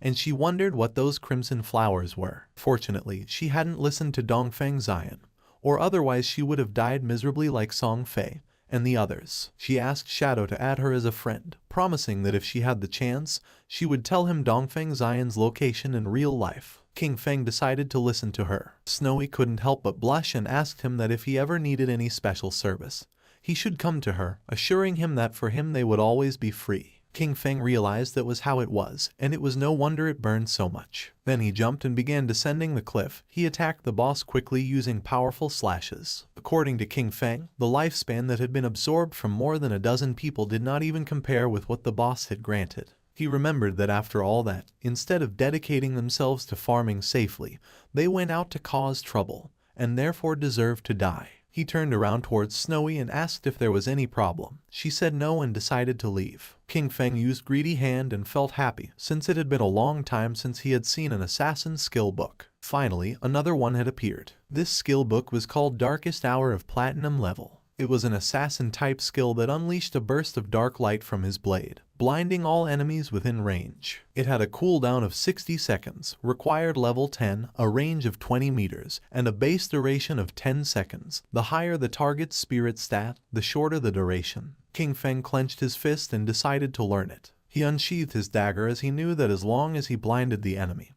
he could still trigger double damage even if he wasn't in stealth. With this, no matter how high the boss's anti-stealth level was, it wouldn't affect his damage output. This dagger was the Plague Blade. It was an assassin-type weapon that granted 216 attack points and 42 agility points. Furthermore, it increased the weak point attack multiplier by 0.3. The equipment requirement was level 10, and all of its attacks inflicted a poison that detonated after 3 seconds, dealing 50% of the original attack's damage. King Feng decided to leave the cave, as he considered it had been another excellent and profitable day. He had already accumulated 98 evolution points and would soon be able to evolve his epic grade Greedy Hand to legendary. He left the cave and the small monsters were frightened. He realized that he only needed a little more than 10,000 EXP for his class advancement, so he decided to go farm monsters directly. King Feng began to massacre all the monsters he saw, causing the others to start fleeing in terror. But King Feng was not going to let this happen, so in the blink of an eye, he finished them all. He couldn't help but smile since he could finally advance his class. Golden energy appeared around his body, and a system notification informed him that his shadow class had advanced. His current tier changed from tier 0 to tier 1. The class attribute bonuses also increased. Strength went from 3 to 9, Constitution from 3 to 9, Agility from 8 to 24, and Spirit from 5 to 15. His class passive 1 now doubled stealth duration and, as a new feature, allowed him to use stealth skills while in stealth mode. Class passive 2 increased his stealth level from +1 to +2. Finally, class passive 3 improved his damage when attacking from outside the enemy's line of sight, increasing it from double to triple. Our boy started to look at his hand as he realized that with the class advancement to tier 1, the attribute bonuses had tripled. He understood that he could even activate stealth while already in stealth, which meant, as long as his cooldowns were short enough, he could stay permanently hidden. Not only that, the damage dealt from attacks launched outside the enemy's line of sight had increased from double to triple. He mused that this was just tier 1, no wonder it was the strongest stealth class. At that moment, the system announced that there were already 7 players who had reached level 10 in Zhonghai City. It also informed that the teleportation matrix to the abandoned divine continent would be activated in 10 minutes, and urged players who met the requirements to prepare to depart. A table appeared, showing Shadow in first place, followed in second place by Grey Rose. In third place were Snowy Day, Black Elf Doll Lai Zai, and Wang Meng. Finally, in fourth place were Huaiyu and Yu Han. King Feng noticed that it was already 8:30 p.m. He had not expected so many players in Zhonghai City to have reached level 10. The ranking table was full of familiar faces, and he remembered that the last time, at the same hour, that table had been completely occupied by foreign players. His eyes began to shine with seriousness upon realizing that the impact of having sold so much equipment and skill books had begun to manifest. He thought that maybe the world order from the previous time would change, and he was really hoping it would. In reality, it was already night, and the police had arrested several men. One of them reported that all main members of the Dajiang Industrial Criminal Group had been arrested. However, he added that 3 key members were still inside the game, with their bodies in a state of non-existence, which made their capture impossible. They were waiting for further instructions from the commander. The commander praised his comrades for their good work and ordered them to inform Yu, assigning them the task of finding a way to force the suspects to disconnect. He told his companion that this method was effective, since even if the criminals hid in safe towns where they could not be attacked, their bodies would still feel hunger in reality. He nodded and mentioned that when they got hungry, they would have to disconnect to eat, and as soon as they disconnected, they could be captured. They were happy since this time everything had gone very well, and all thanks to Shadow. He had not only provided them with criminal intelligence about Dajong Industrial, but had also warned them in advance that the skills from the game could be extracted into reality. If he had been a little later, the leaders headed by Zhang Lai would have soon reached level 10. By then, they would have already extracted their skills, and any attempt to capture them would have resulted in numerous casualties. Several countries had already experienced small-scale uprisings, with thousands of deaths. The squads they had sent into the game had gradually reached level 10, largely thanks to the equipment and skills provided by Shadow. They knew that Shadow was an indispensable talent for Great Zia, and that they needed to find a way to fully bind him to their worship. At the same time, our boy returned to Firefly Town, and Snowy mentioned that she didn't expect him to be a great hero who would free the town from evil. She admired him. King Feng asked what she was rambling about and told her that if she had something to say, just say it. She stuck out her tongue and, with a smile, told King Feng that he didn't need to be modest, since the authorities had already made the news public. She explained that Dajong Industrial, along with Song Fei, had orchestrated the kidnapping, detention and murder of players, and that the reason he had to kill Song Fei and Zhang Lai was under official orders. King Feng remained silent. He could not believe that the authorities were clearing his name, and he could not help but think that, surely, they were doing it to facilitate future cooperation with him. When King Feng asked if she had already discovered Dongfeng Xian's location in the real world, she mentioned that he had not yet disconnected and asked him to wait a little longer, assuring him that she would send him the information as soon as she obtained it. King Feng began to walk through the city. He considered that everything else could wait. The urgent task was to head first to the divine abandoned continent. He noticed that quite a few people were already using the teleportation arrays of the town. However, no one had yet been able to use the continent's teleportation array. Using the teleportation matrix of the town, he decided to go to the divine abandoned continent, since he considered that the current areas of the town were only beginner zones and that the real game began upon arriving at the divine abandoned continent. The players who were nearby went into shock. They couldn't see anyone and wondered who had just teleported. One of them exclaimed that it obviously had to be Shadow. Another, confused, commented that he possessed level 2 anti-stealth and questioned how it was possible that he couldn't see him. Quickly, someone else snapped at him that he was an idiot, explaining that it simply meant Shadow's stealth level was higher than 2. Several seconds later, our boy appeared in the divine abandoned continent, and just as he expected, everything was exactly like in his past life. This place was empty, there wasn't a single player in sight. While our boy was exploring the area, a monster with glowing eyes started staring at him intently. They were the familiar ruins of Zhanghai City. When players from different cities arrived at the abandoned divine continent for the first time, they appeared in the ruins of their own cities. The location of these urban ruins matched perfectly with their real-world geography,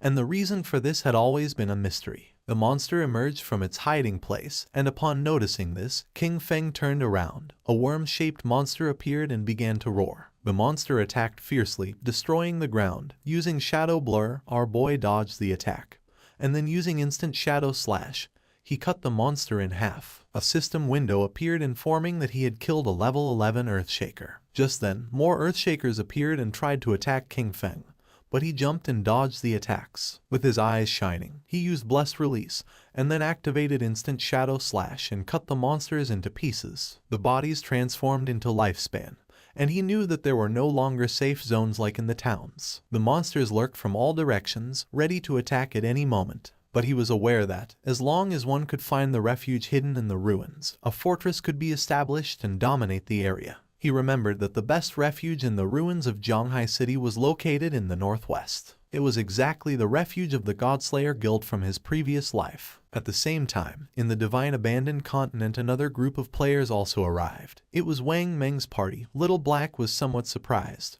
while Wang Meng did not know why this place looked like the ruins of a modern city. For them, this place was very familiar. Little Black began to point toward the tower and asked if these were not the ruins of Jiangnan City. Gu Yixu replied that yes, and confirmed that she was right, adding that the towers of Jiangnan City were still standing.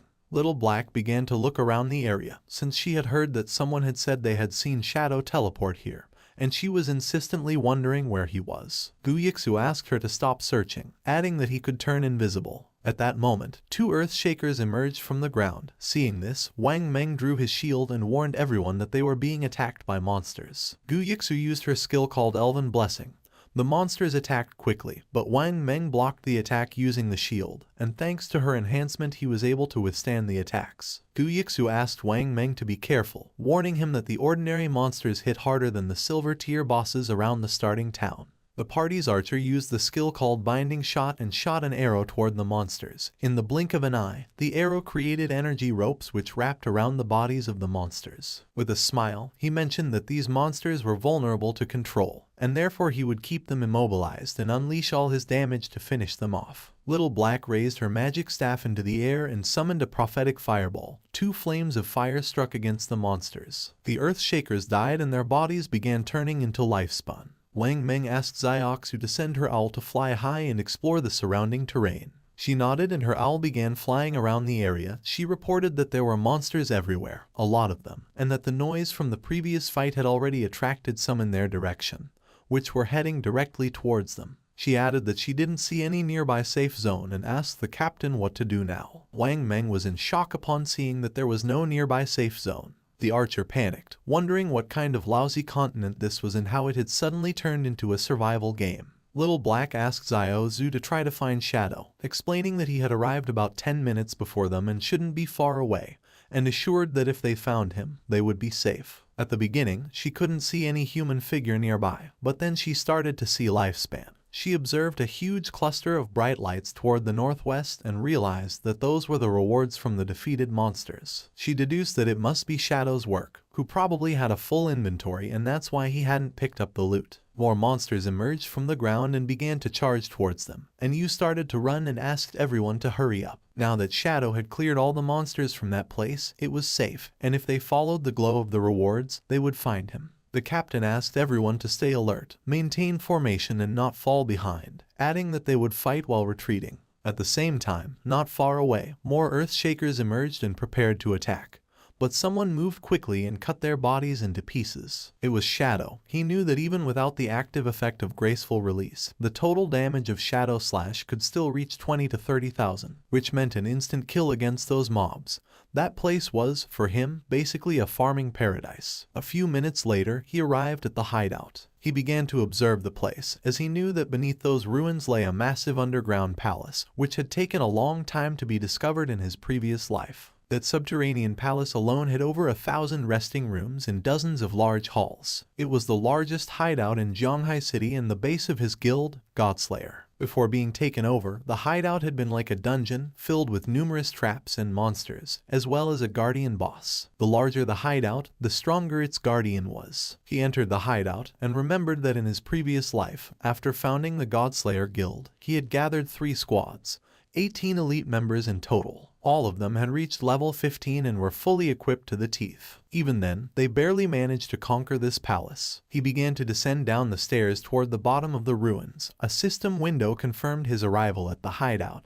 This place was full of monsters and was known as the Land of Soul Purification. His eyes began to shine with confidence since he knew that being alone he was going to be able to conquer this place. A system window appeared informing that if he defeated the area guardian, he could claim ownership of that region. The monster's attention fixed on King Feng, and they all lunged at him. Our boy remained calm and drew his dagger, realizing he was facing a level 12 gold tier mob, an elemental spirit. Just before the monsters could attack, King Feng used his skill called Darkest Hour, and then used Shadow Flash Slash and massacred the monsters in the blink of an eye. King Feng began to move quickly and started cutting into pieces all the monsters he encountered, making their bodies turn into lifespan. He could not help but feel joyful since, as long as the enemies were blinded, all his attacks would receive a damage increase. Even his basic attacks were enough to finish off those level 12 monsters in one hit. Despite the fact that the 15 monsters in the hall had been eliminated, the soul cleansing grounds, however, still contained dozens of halls and thousands of small rooms. A slight smile appeared on his face. It was, indeed, a massive task. He began to carefully observe the lifespan, and judging by the number of monsters in the hideout, he realized that after eliminating all the monsters, it would be enough to evolve Greedy Hand once more. King Feng began to look toward the ground and his eyes started to shine with seriousness. He knew that after clearing all the monsters from each area, the Guardian would appear. Not long after, 2 players who were in a bookstore teleported to the Divine Abandoned Continent. The man was somewhat confused since he didn't know if this place was real. He wondered if they were really on the divine abandoned continent. For the girl this was strange, and she wondered why this place felt so familiar. Upon observing closely, they realized that these ruins were simply Chaoyu. When exploring the place they arrived at the ruins of Mountain City, and a few hours later they arrived at the ruins of London. The man was in shock, and he wondered if it could be that people from different regions were all transported to the ruins of the city they originally came from. According to the girl, this was strange, and she wondered if it could be that the geographical locations of the cities corresponded exactly to the real world. While they were distracted, something began to approach them, making them go on alert, and when they turned around, they saw several earth-shakers staring at them with glowing eyes.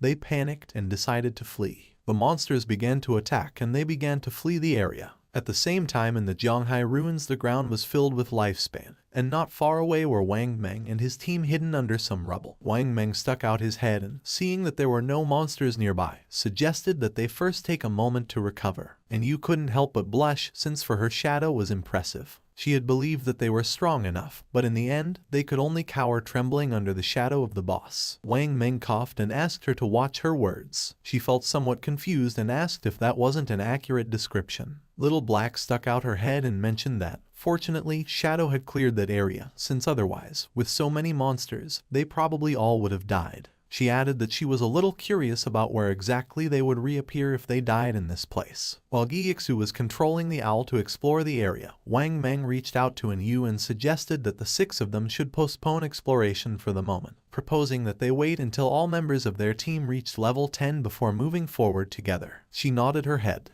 Yixu's owl was flying over the area and she observed that the monsters were really falling like flies. But she wondered why Shadow had stopped there, since it was as if he had disappeared right in that place. She also noticed that there was a lot of loot, and part of it was gold tier. She really wanted to go pick it up. With a serious look, Wang Meng decided to contact Shadow to see if he still wanted those things. At the same time, our boy cut one of the monsters into pieces. The area was filled with lifespan orbs.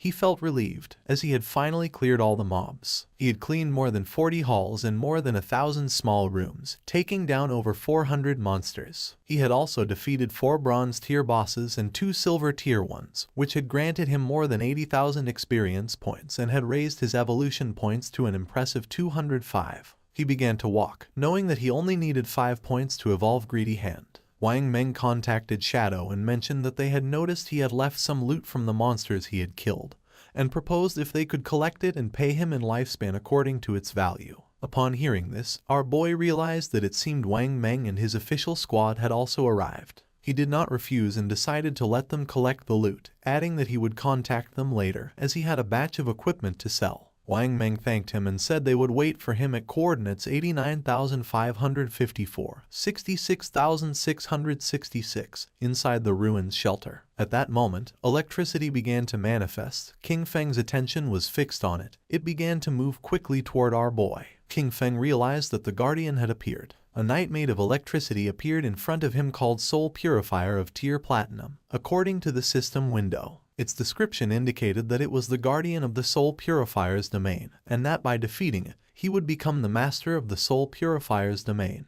Our boy began to think, knowing that the highest level monsters in the city ruins were level 15.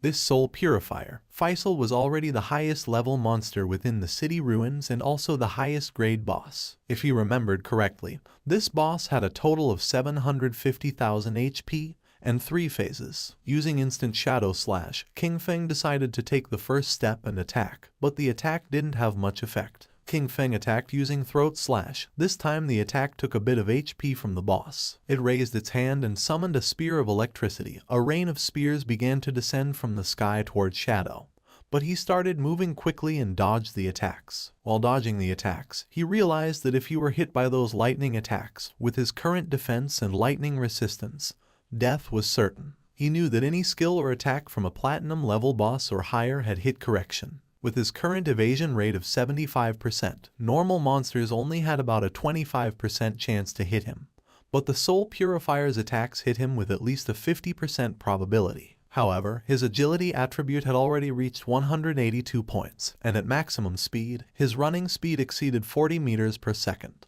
Therefore, as long as he paid close attention, he could easily dodge before the lightning struck him completely. His eyes began to shine with rage because last time, he had barely survived with his guild, relying on the priest's shield and luck. He attacked with all his strength since this time he would give the boss no chance. The boss had already lost a quarter of its HP, as the throat-cutting damage from Graceful Release, combined with Shadow Slash and the burst from Plague Blade, had directly taken off 250,000 HP from it. He knew that next, the boss would enter the second phase. The boss began to summon balls of electricity, and King Feng knew that the Soul Purifier would enter an invincible state, continuously generating lightning orbs and bolts. He was aware that in this phase, the priority was to destroy the 3 lightning orbs first, or else the boss would go into a frenzy. King Feng began to remember his past. In the previous life, his team had once been annihilated under the frantic damage of the boss. After that, Qin Xiaoyu had thrown a huge tantrum and had flatly refused to continue fighting. So, for the second attempt, he hadn't taken her and they had cleared it in one go. Using venomous flying darts, he attacked the orbs, knowing that each time a lightning orb was destroyed,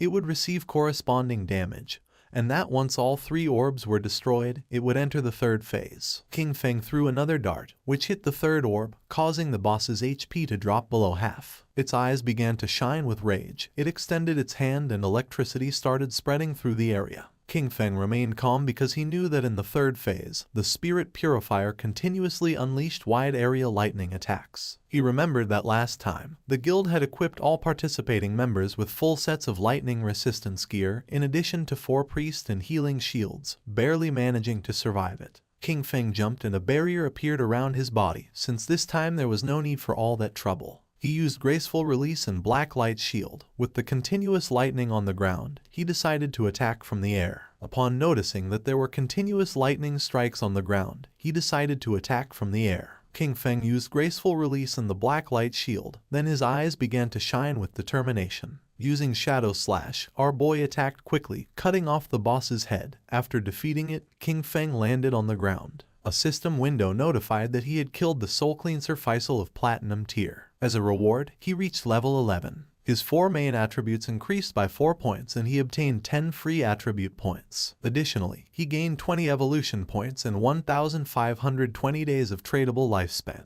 Our boy was somewhat happy. He had achieved the world's first kill of a platinum tier boss, for which he earned 10 reputation points. Additionally, he had become the master of the sanctified grounds. The ground was full of lifespan and, according to King Feng's knowledge, the hideout he had just obtained had an importance that transcended the game. He knew that a hideout not only provided shelter and storage functions, but more crucially, it could be extracted into the real world. This was vital because, when the game descended, real-world weapons began to corrode. The most powerful ones, especially nuclear bombs, became useless from day one. Planes and tanks would barely function for another month or 2 before turning into scrap. In other words, all future battles in reality would depend entirely on skills extracted from the game. Once a hideout was brought into the real world, it could activate a magical defensive barrier and become an absolutely safe refuge. King Feng began to think in silence, and then started to move away from the area, remembering that in his previous life, his guild Godslayer had used this same place as their base to continuously grow. And although he kept many joyful memories of that time,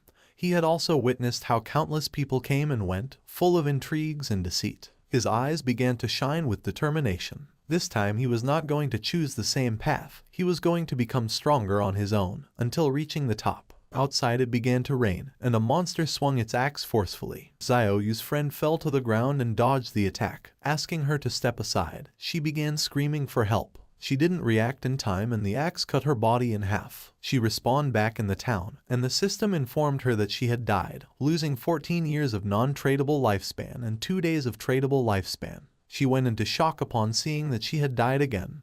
Her friend was furious. He called her an idiot and scolded her, asking how it was possible that she hadn't dodged the big axe wielded by the boss. She got angry and asked him who he thought he was insulting. She scolded him, saying he was the tank and if he didn't attract the boss's attention properly, how was she supposed to dodge the skills? He got even angrier and, calling her an idiot, asked her how he was supposed to attract the boss with an AoE skill. After arguing, he left the party. Xiaoyu's friend panicked when she saw that the tank had fled and started asking for help since she was being attacked by the boss. The boss attacked with its axe, and not long after, the friend also respawned back in town. With a worried expression, she suggested to Xiaoyu that they better focus on killing small monsters to level up first, explaining that she was uneasy because they didn't have much lifespan left. Xiaoyu began to ponder in silence. At that moment, the system revealed that the player Shadow from Zhonghai City had achieved the world's first kill of a platinum-level boss, gaining 10 reputation points. Everyone's attention was fixed on the system window. People couldn't believe what they were reading. It seemed crazy to them that someone had managed to solo kill a platinum-level boss. Many commented in amazement that they had barely made it to the continent, while Shadow was already farming there alone.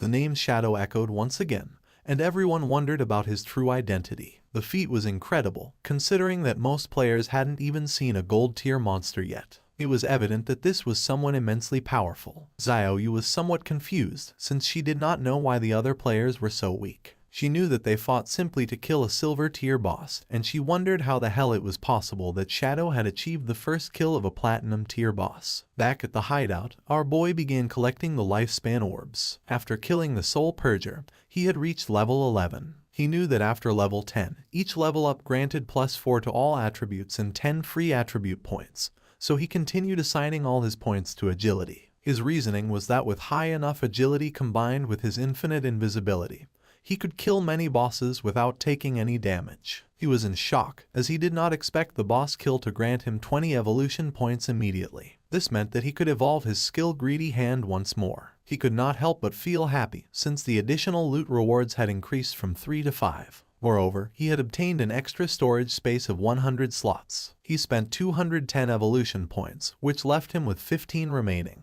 As a result, his greedy hand skill evolved from epic to legendary. The assassin skill now granted a 500% chance to get an extra loot reward, and that extra loot had a 100% chance to increase by 1 tier. Additionally, he gained a new passive effect, 100 slots of greedy space for item storage. King Feng decided to use his legendary tier greedy hand skill to collect the loot, and as a result, he obtained 5 extra loot drops. Additionally, he gained 100 evolution points, bringing his total to 115 remaining points. While observing the system window, King Feng noticed that 2 pieces of assassin gear and a book of assassin skills had dropped. However, since his level was still not high enough to use them, he decided to store them for the moment in the safehouse warehouse. King Feng summoned a devout believer and gave it the order to collect all the loot from the palace and pile it up. The devout believer got to work. King Feng was happy because he knew that the 115 evolution points he had left could be used to upgrade those skills that had not yet reached the epic level. He consumed 42 evolution points to evolve Shadow Stealth 3 times to epic level. As a result, its stealth duration increased from 36 to 60 seconds. The attack that broke the stealth now dealt 300-500 damage,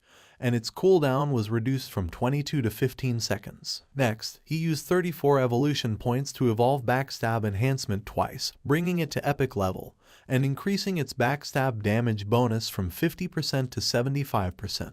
He then consumed 6 evolution points to evolve Darkest Moment through Platinum, Emerald, and Diamond to reach Epic. The ability now unleashed a burst of dark light that blinded all enemies within its expanded range of 50 meters. Its base duration increased to 16 seconds, though it would be shorter against targets with a higher spirit attribute. Finally, he spent 33 evolution points to evolve Bloom Curse 3 times to the legendary level. The skill could now be used on player corpses within 60 seconds of their death and gain new effects. It could simultaneously absorb 50% of the target's remaining non-tradable lifespan, and also absorb scattered non-tradable lifespan light spheres. Any corpse drained by Bloom Curse would cease to exist. His eyes widened in surprise upon realizing it could absorb the non-tradable lifespan orbs. He remembered that in many high-level areas and in the rage zones of special bosses, the lifespan was depleted at a speed hundreds or thousands of times faster, and this consumption affected first the non-tradable lifespan. Snowy contacted King Feng and congratulated him on the first kill of the platinum-level boss. She also revealed that she had good news. The Eastern Sage had just logged off. She mentioned that she had heard that his clan was gathering at the Jiangnan Hotel,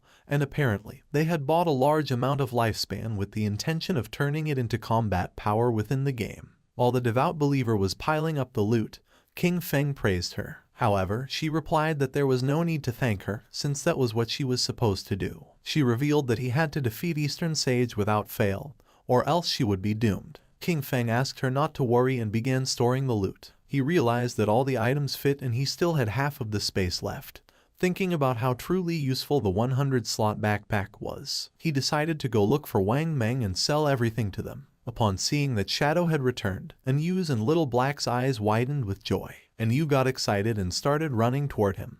But just before she could give him a hug, King Feng stopped her with his hand and got straight to the point. He made it clear that, as usual, he set the price and if they didn't accept it, they could pass. He explained that more than 30 items were common grade and bronze junk, so he would give them a discount, a single price of 950 days of lifespan. With the mark of King Feng's hand on her face, and with a smile, Anyu mentioned that she agreed. They had already calculated the value of the items they collected earlier, which was approximately 1,000 days. So to simplify everything, they would give 2,000 days for the entire batch. King Feng felt somewhat confused and mentioned that this batch consisted of silver level, gold level, and platinum level items, with a total value reaching 18,000 days of tradable lifespan. She opened the system window and, while browsing through the contents, was visibly surprised. She couldn't believe there was platinum-level equipment. She herself only had one piece of gold-level equipment and thought that only a true boss would be willing to sell items of that caliber. Excitedly, she realized this would undoubtedly accelerate Zhonghai City's development, and thanked Shadow profusely. Our boy said that there was no problem, since they were helping each other. With a nervous gaze, Little Black asked Shadow how it was possible for him to have so many inventory slots and if by any chance he was Doryman. King Feng explained that their bags were probably already full and, as a friendly reminder, pointed out to her that under the statue in the center of the city ruins, there was a staircase leading to a teleportation portal back to the starting town. King Feng began to walk away from them and made it clear that if they wanted to return, the first time would cost them 500 days of lifespan. He warned them that although returning again would not have any cost, they should think about it themselves. That said, he left, and Yu began to point at King Feng and with a smile she mentioned that she had told them so. She revealed that Shadow was a reborn player, because otherwise, it would be impossible for him to know such hidden information. Seeing her attitude, Wang Meng felt somewhat confused and asked Captain and to please not behave that way, as she was scaring him a little. She began to blush and asked them what they would think if she tried to flirt with Shadow. Once King Feng moved away from the area, the system asked him if he wanted to consume tradable lifespan to extract a skill into the real world. He decided to activate the level synchronization and class advancement synchronization. The system informed that he had consumed 27,000 days of lifespan, and that the level synchronization and class advancement synchronization were completed. King Feng felt excited, as the next step was the extraction of skills. He remembered that he had previously extracted Shadow Meld, but it was only at level 1. This time, he not only planned to raise the level of Shadow Meld in reality, but also to extract even more skills. He consumed 1,946 days to improve Shadow Meld to level 10. Then, he extracted a series of skills: Backstab Enhancement for 900 days, Greedy Hand for 1000, Shadow Flash Slash for 3200, Ghost Blur for 5366, Curse of Blooming for 16,099, and Blacklight Shield for 11,313. Once the synchronization of the extraction was completed, he had 7,480 days of tradable lifespan left. Finally, he invested 3,600 days in extracting the Boots of Concealment of Gold Grade and another 3,394 days in the Pendant of the Devout, also Gold Grade. Now the time had come to extract the equipment. He began navigating through the system window, realizing that the Pendant of the Devout not only reduced cooldown time, but more importantly, the Silver Tier follower it summoned was nearly invincible in the real world. After spending it all at once, he was left with only 486 days of tradable lifespan.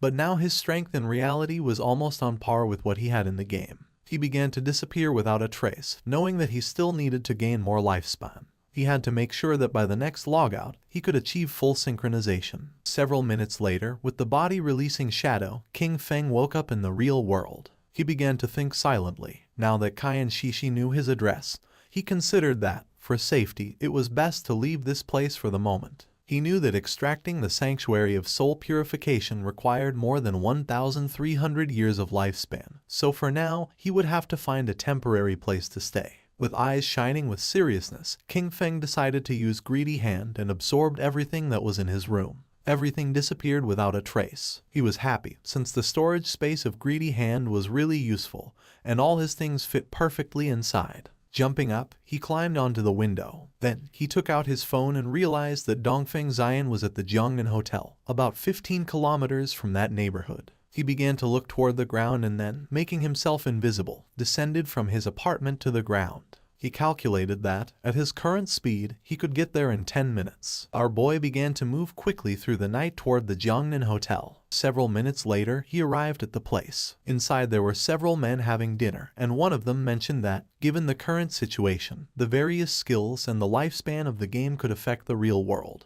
He considered this a great opportunity for his Dongfeng family and praised Zioner for having done a good job by initially establishing a faction within the game. With a smile, Zioner replied that everything was what he should do. With a cheerful look, the grandfather said that he was very pleased with Zioner's progress. He explained that this time they had bought a large amount of exchangeable lifespan, all in order to acquire equipment and skill books. The goal was for the main members of their family to reach level 10 as quickly as possible, thus gaining an initial advantage to then use it and expand the family's influence in the real world. With this dual development, their Dongfeng family would surely become a dominant power, and even the dream of establishing a millennial family and dynasty would cease to be just a dream. Zioner began staring silently at his grandfather, and then his eyes began to shine with malice. In his mind, he thought with contempt about that damn old relic, who already having one foot in the grave still clung to the position of clan leader, dreaming of immortality. His plan was to trap Shadow, force him to reveal his secrets and then make him earn lifespan for him. Once he became number 1 on the ranking list, he would make sure they all died. The grandfather asked him how the plan to deal with Shadow was going. With a smile, Zioner asked his grandfather not to worry. He assured him that he had already found a trustworthy woman to discover Shadow's identity, and that they would have news soon. The grandfather asked him to capture him alive and make Shadow work for the Dongfeng family, since that was the way they would bring enormous benefits to the clan. Meanwhile, King Feng had already killed the guards who were watching the entrance of the hotel. They decided to toast together for the resurgence of the Dongfeng family, and then chanted in unison, "Long live the Dongfeng family." His eyes began to shine with seriousness, since he did not expect these noble families to have weapons. He knew that his skills Ghostly Blur and Blacklight Shield could not guarantee a 100% evasion, and furthermore, he had not extracted any armor into the real world. He was aware that if a bullet hit him in the heart or head, it would mean instant death without a doubt. Considering that it was better to be cautious, he extended his hand and using his faithful pendant summoned one of the followers, a devout faithful, equipped with sharp claws for melee combat, and green flames for ranged attacks. Our boy gave the order to it to go in and leave no one alive. He knew that, being a silver-level boss, the devout faithful had strong resistance to damage and that, even against firearms, it could withstand quite some time. While everyone was distracted, the devout faithful opened the door, it started roaring, and upon seeing this, everyone panicked since they didn't know where this monster had come from. With its eyes shining, it began to charge towards them. Seeing this, with a serious gaze, Zioner stood up and began to point at the monster, causing the guards to aim at it with their guns. He could not believe that it was a monster from the game and quickly ordered them to shoot. The bullets impacted against its head, but they did not have much effect. It swung its arm forcefully, killing one of the guards. It stabbed its sharp claw into the chest of the other guard. While it was attacking the guests, Zioner couldn't help but sweat and feel fear. The monster began to attack his grandfather, who panicked and started calling for help. Without losing a second, instead of helping, Zioner started running. He did not look back, knowing that he had to get out of here quickly, because as long as he managed to escape and enter the game, he would be safe. His eyes were full of fear, and he thought that as long as he managed to reach level 10 in the game, extract his skills into the real world and then return, nothing could threaten him. At that moment, he saw King Feng standing at the entrance of the hotel, and just before he could take another breath, our boy attacked quickly, making Zioner's head fly through the air. While blood was emerging from his neck, King Feng turned his back and began to walk away. Zioner's eyes were full of confusion. He did not know what was happening.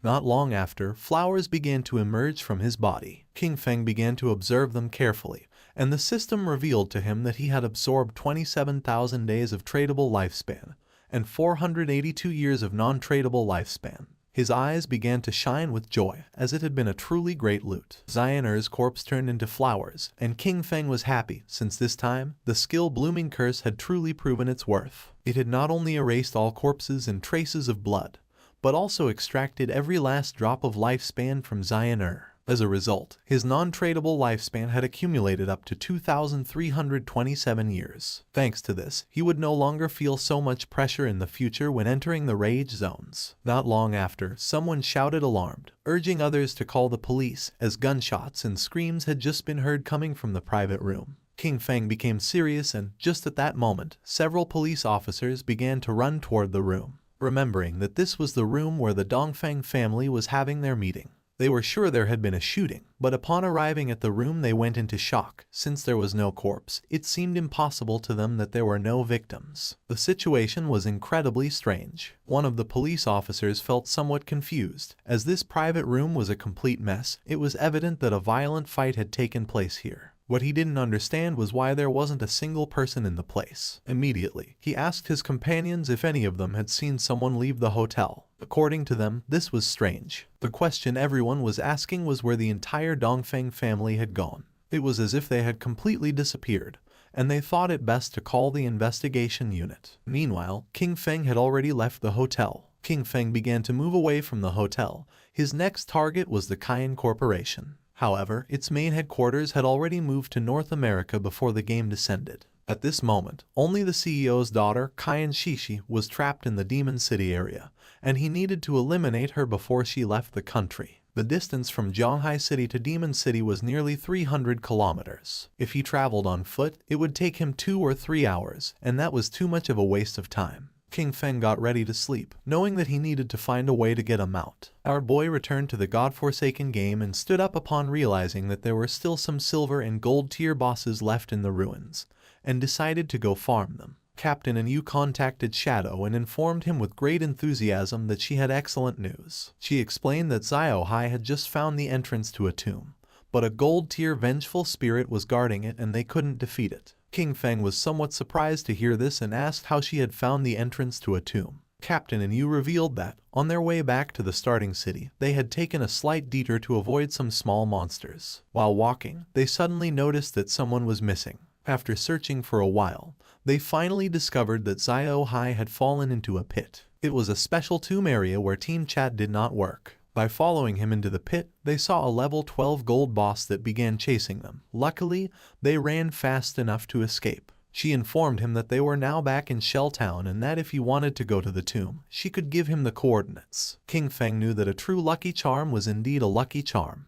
That someone could find a tomb just by taking one wrong step while walking through the ruins of the city was an incredible coincidence. He was aware that tombs, like faith temples and curse ruins, were wild random events and very rare. He asked the captain to give him the coordinates, and you sent him the coordinates revealing that the tomb was near the ruins of Shell Town. King Feng thanked her and mentioned that if he obtained something he couldn't use, he would sell it to them without hesitation. He couldn't help but think about how truly clever Yu was. King Feng's attention was fixed on a well. He was somewhat confused to see this and wondered if this was really the access point. With such a large well, it seemed incredible to him that someone could simply fall in by accident while walking. Without a doubt, that girl, Xiao Hai, was truly unique. Without hesitating for even a second, King Feng jumped into the well, and a system window welcomed him, announcing his arrival at the Tomb of Resentment and notifying him that his long-range communication would be blocked. King Feng landed at the bottom and began to walk down the corridor. At that moment, a giant monster appeared before him, the Wailing Spirit, a level 12 creature of gold rank. King Feng began to observe the boss in silence. He had never encountered this wailing spirit in his previous life, but judging by its form, he deduced that it must have an extremely high attack power and a wide attack range, definitely being a type of physical damage. This explained why Yu and the others had fled in panic. The equipment and skill books he had sold them did not increase their defense much. He estimated that Wang Meng, being a holy shield warrior with about 5,000 HP at this moment, would probably lose at least half of his health with a single hit from this boss. King Feng began to observe the boss in silence, aware that if it hit him with its axe, death would be inevitable. Combining the skills Blessed Release and Instant Shadow Slash, King Feng attacked quickly, cutting off the monster's arms. He knew that this boss had very high defense, and the damage of Instant Shadow Slash was only 80% of normal. But this didn't matter, since the creature wouldn't be able to withstand the subsequent damage from throat slitting of the skill Blessed Release. At that moment, the monster's arms started moving toward King Feng, making him panic. Not long after, it exploded, but King Feng reacted in time and jumped away from the area. He was somewhat surprised. It was a corpse explosion. He acknowledged that he had been careless by not dodging it and, fortunately, his skill Ghost Blur had activated. Otherwise, he would already be dead. The boss's corpse transformed into lifespan. King Feng remembered that in his previous life, something similar had happened once. They had killed an unknown boss. A team member had approached excitedly to loot the corpse, but it exploded and annihilated him instantly. Some teams had even been annihilated by boss corpse explosions, although this mainly happened with platinum level bosses and above. He did not expect a gold level boss in this tomb to self-destruct in that way. Using greedy hand, he picked up the loot. A series of system notifications informed him that, for having killed the resentful ghost, a gold-level boss, he had gained 10 days of tradable lifespan and 20 evolution points. Additionally, he obtained the skill book Night Ring Blades of platinum level. Thanks to the use of greedy hand, he got an additional 63 days of tradable lifespan, and the resentful leather armor of platinum tier. He was somewhat surprised because he had obtained a piece of equipment and a skill book that he could actually use. According to the system, the Dark Night Ring Blade was a platinum tier assassin skill. It imbued the blade with dark power, dealing dark elemental damage to all enemies within a 5-meter radius and adding 500 points of dark elemental attack.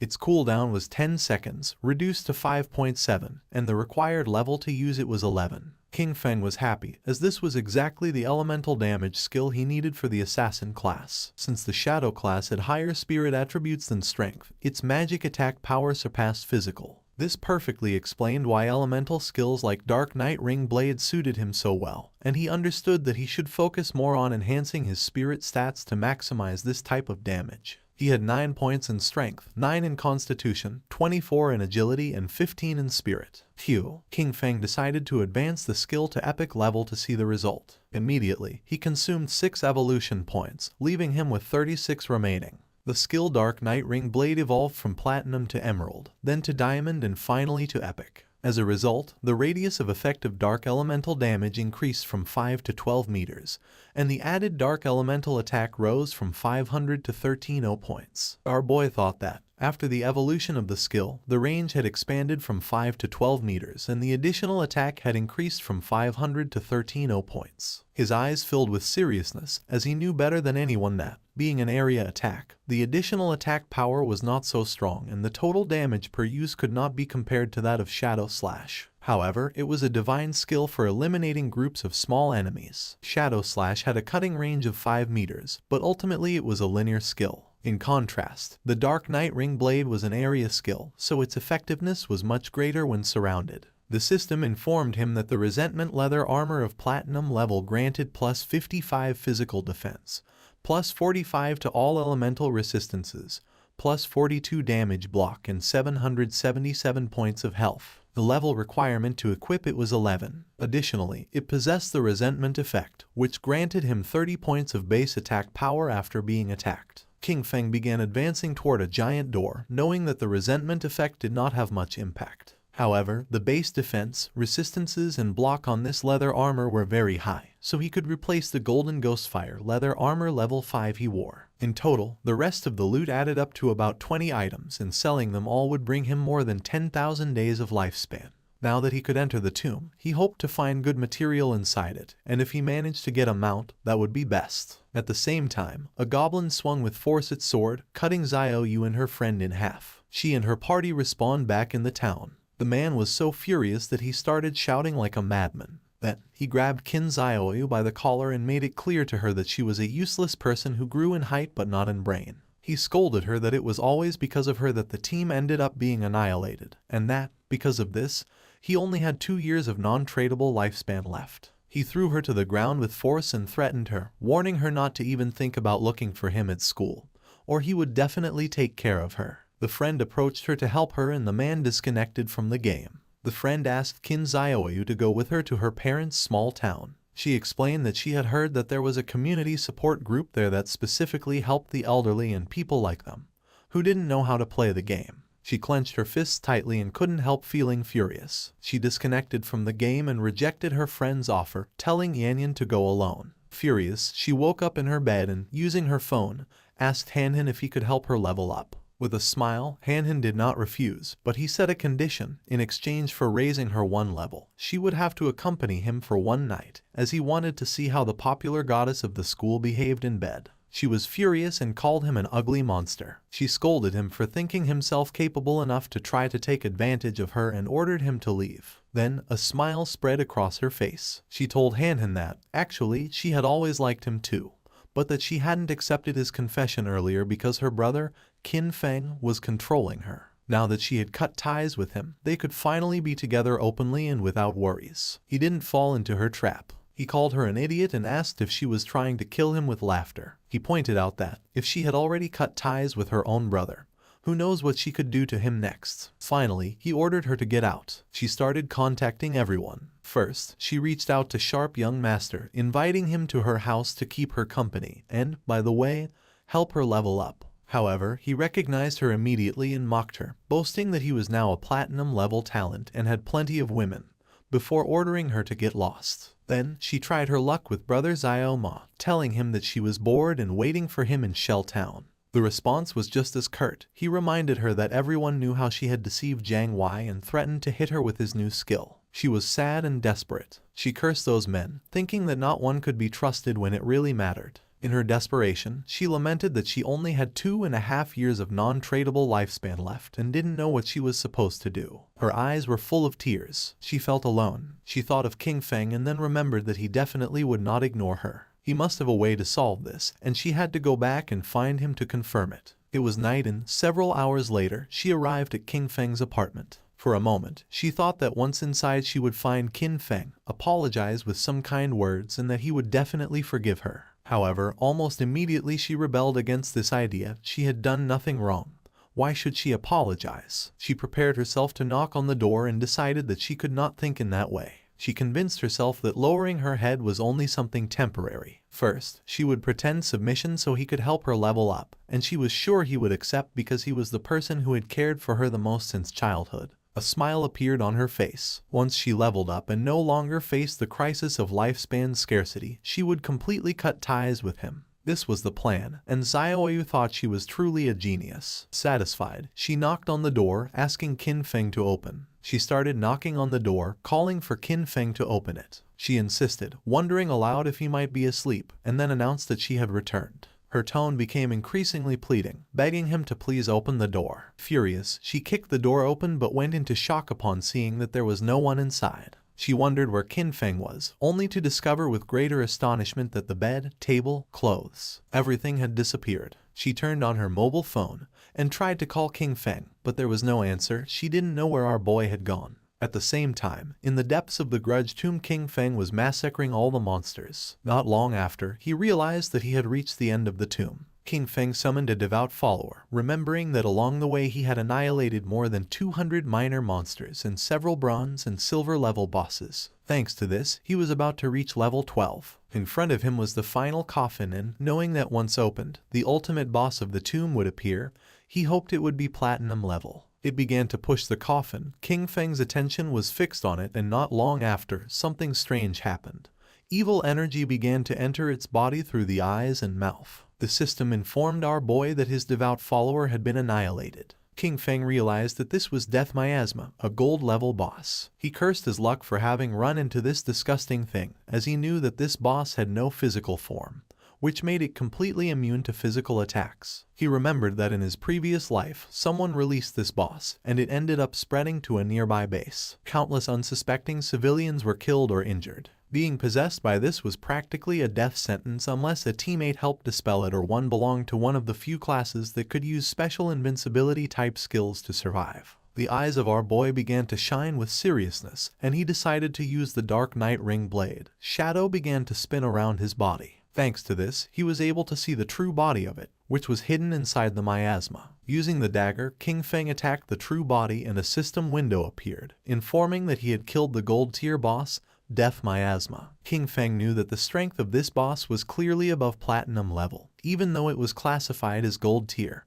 and its drops were only of gold grade. Fortunately, the skill he had recently learned, Dark Knight Ring Blade, was one of magic damage. The corpse transformed into Lifespan Orb, and using Greedy Hand, King Feng picked up the loot. He sighed. After all the effort it had taken to clear this tomb, he hoped that it would drop gold tier loot. King Feng obtained the rare item called Mount Bell. He was in shock upon seeing this. Our boy was happy since the boss had really dropped a mount. This showed him that Lin Liu's famous koi luck was not just a simple rumor, it was a completely real fact. According to the system description, the Mount Bell, Ghost Night Wolf served to summon a level 11 Ghost Night Wolf. This creature could assist in battle and also be mounted, requiring the user to have a minimum level of 11 to use it. King Feng remembered that the Ghost Night Wolf was one of the fastest mounts that could be obtained in the early stages of the game. The Ghost Night Wolf was level 11, and its grade was gold. It possessed 148 strength, 155 constitution, 135 spirit, and an impressive 191 agility. The mount would gain experience alongside its owner, growing stronger over time. However, if its bell were traded, the creature's level would reset to its initial state. Its abilities were also noteworthy. Dash. When mounted, it increased movement speed by 245%.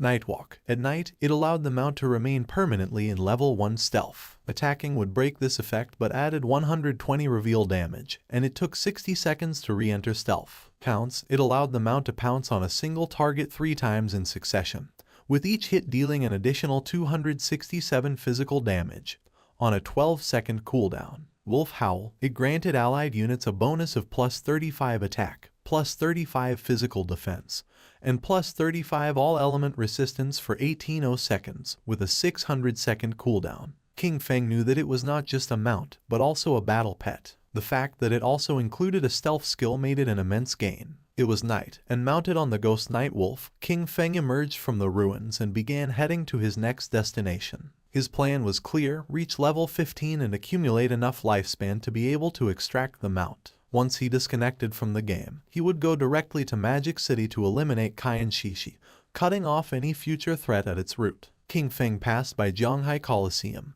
and remembered that it covered an immense area and had 2 additional underground levels, forming a complex labyrinth. The place was full of monsters, which made it the perfect site for him to level up quickly. Taking small jumps, the Ghost Night Wolf climbed on top of the Zhanghai Coliseum wall, which was full of powerful monsters, who began to stare at our boy. The Ghost Night Wolf made a jump. King Feng and his beast began to descend from the sky towards the monsters. King Feng's eyes began to shine with determination. Using Shadow Instant Slash, our boy began to massacre the monsters. At the same time, somewhere else in the ruins, there was an Yu, who using her sword, killed one of the monsters that was in the area. The monster's corpse transformed into lifespan, and she felt relieved. Her teammate, Mon Alien, son of a department head in Zhanghai City, began to applaud while mentioning that, as expected from Captain N, her damage was insane. He remarked how powerful the hidden class dragon swordsman was and stated that Yu was undoubtedly the woman he had set his sights on.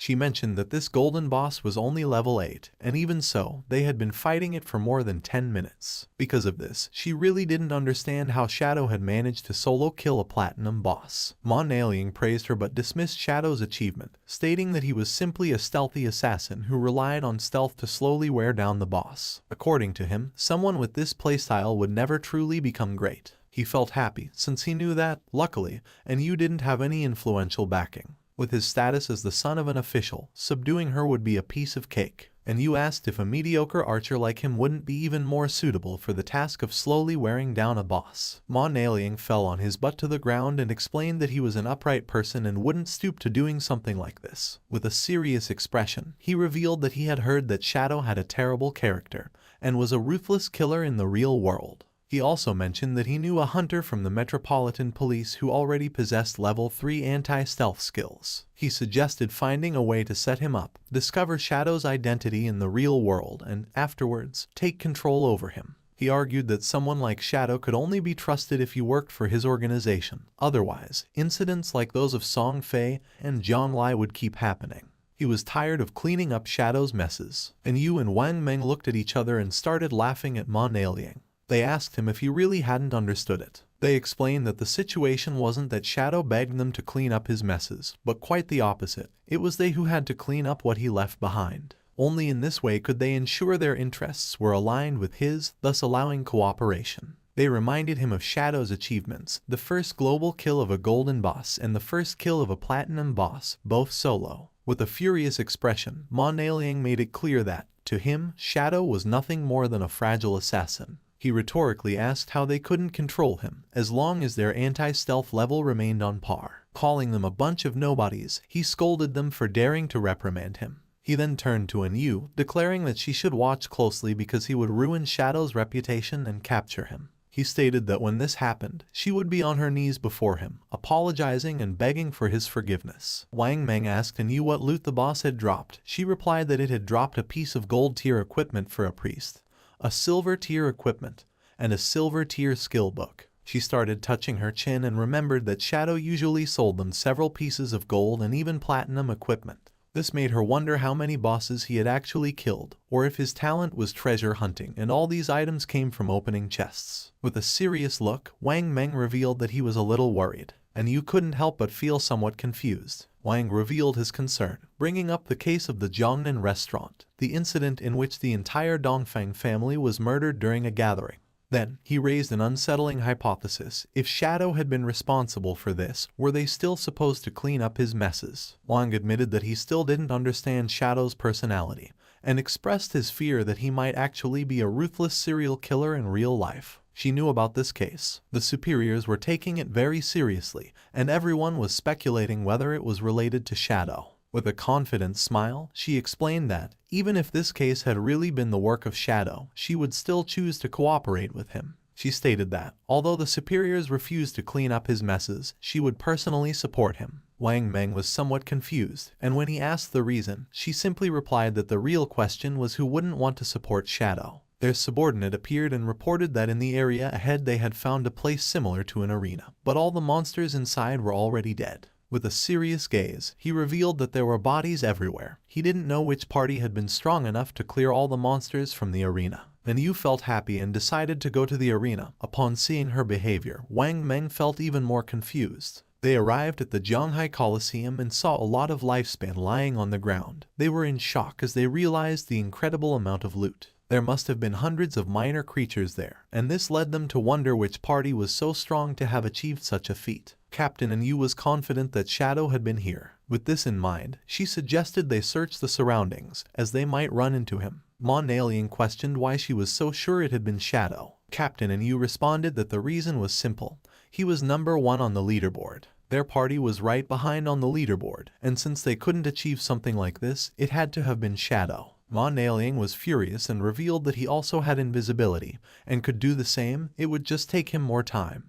That's all. With a smile, Captain Yu communicated with Shadow, and upon noticing that he had cleared so many monsters, she thought that he surely had a lot of gear and skill books that he didn't need, so she proposed that he sell them to them. At that moment, Ma Liang's eyes widened in surprise. King Feng mounted on the wolf appeared behind him. He fell on his butt to the ground upon seeing the wolf, while on the other side, Captain Yu felt excited and asked where King Feng had gotten a mount. King Feng revealed that thanks to the coordinates Little Black had given him, he had obtained the mount. Upon hearing this, Little Black couldn't help but blush, and she said there was no need to mention it. King Feng decided to make a deal with Captain Yu. He proposed that she take all these items from the ground as part of a package, clarifying that the conditions would be the same as always. She mentioned that she understood if she wasn't satisfied, she didn't have to buy. She already knew it. Shadow's prices were always fair. While they were talking, Ma Liang couldn't help but feel furious. His eyes widened with rage. He felt humiliated by Shadow,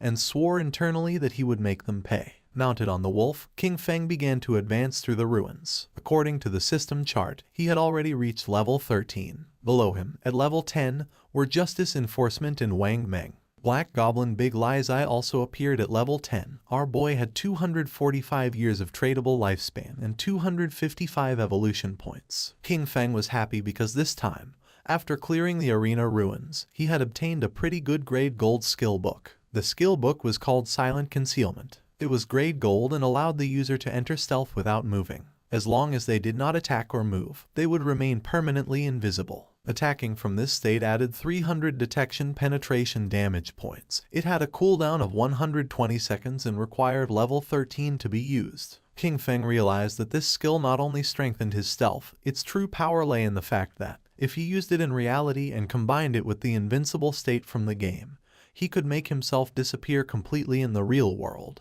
he decided to evolve this skill book to Epic, for which he consumed 11 evolution points. The skill was improved, going from gold to platinum, then to emerald, diamond, and finally to epic. With this, the additional damage per stealth penetration attack increased from 300 to 800 points. In turn, the cooldown was reduced from 120 to 60 seconds. He decided to evolve other skills as well. First, he consumed 34 evolution points to bring Venomous Dart to the epic level. The skill progressed from emerald to diamond and finally to epic, improving its attributes. Its maximum range grew to 20 meters, its on-hit attack damage increased to 400, and it applied the venom status. This status now dealt 100% damage per second for 5 seconds, with no weakness bonus, and did not stack. Next, he invested an impressive 200 evolution points to elevate Graceful Release to the mythic level. Evolving from legendary to mythic, its weakness attack bonus soared to plus 300%, and its weakness attack multiplier was doubled, while its level remained at 5. Its active use now applied the Throat Slash effect, dealing 200% of the attack's damage per second for 3 seconds,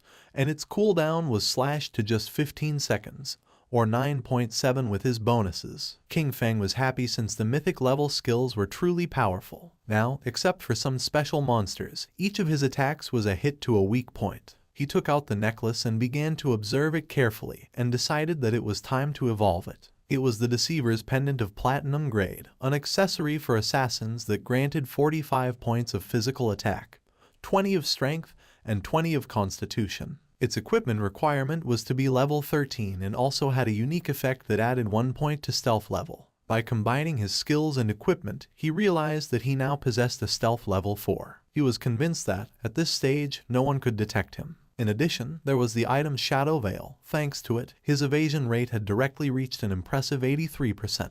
It was the gold tier Shadow Veil, an assassin-type equipment. It granted 5 points of constitution, 5 of spirit, and a 32% evasion rate. At that moment, a small explosion occurred. King Feng decided to stop to find out what was happening.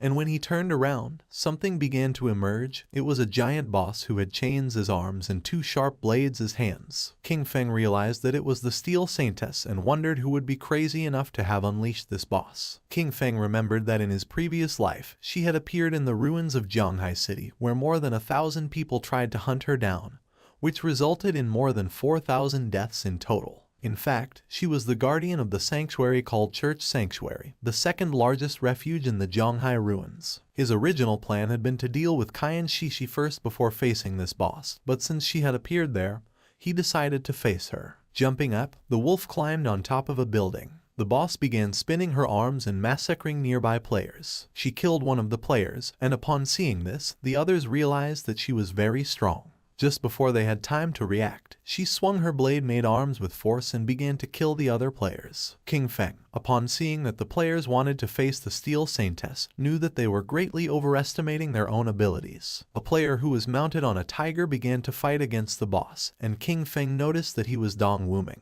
also known as Chen Wuming, possessor of the hidden class Paladin. It was about an old friend of King Feng, with whom he had fought for 9 years in his previous life without a clear winner. This man was cunning and deceitful. Whenever he was about to lose, he managed to escape with some dirty trick. King Feng remembered that in the past life, the Steel Saintess was defeated by Chen Wuming's guild, the Knight's Sanctuary. This gave rise to the saying, West/God, East Sanctuary, since each one controlled respectively the western and eastern regions of Zhanghai City ruins. The Guild Knight's Sanctuary, when recruiting its first members, made them sign a very harsh contract that guaranteed their safety but with a tax rate on their lifespan of up to 50%. Most of the members became black slaves, basically forced to work for the higher tier players of the guild. King Feng's eyes widened with joy. For him, this was simply perfect. He made the firm promise that, this time, Chen Wuming would not escape. The boss began to spin her arms forcefully in circles, and while she was distracted, King Feng,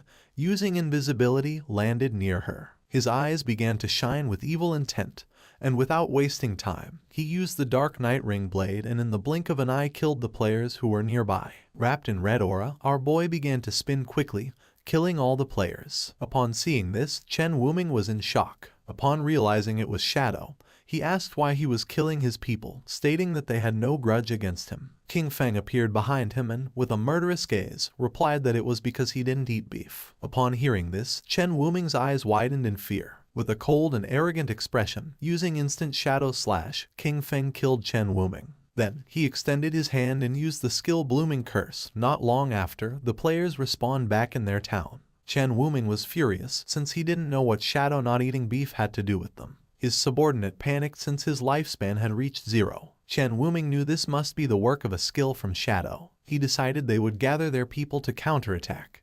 But first they would move to another place to level up and thus recover the lost lifespan. Among them was also Xiao Yu. She couldn't help but cry while wondering why Shadow was attacking her directly.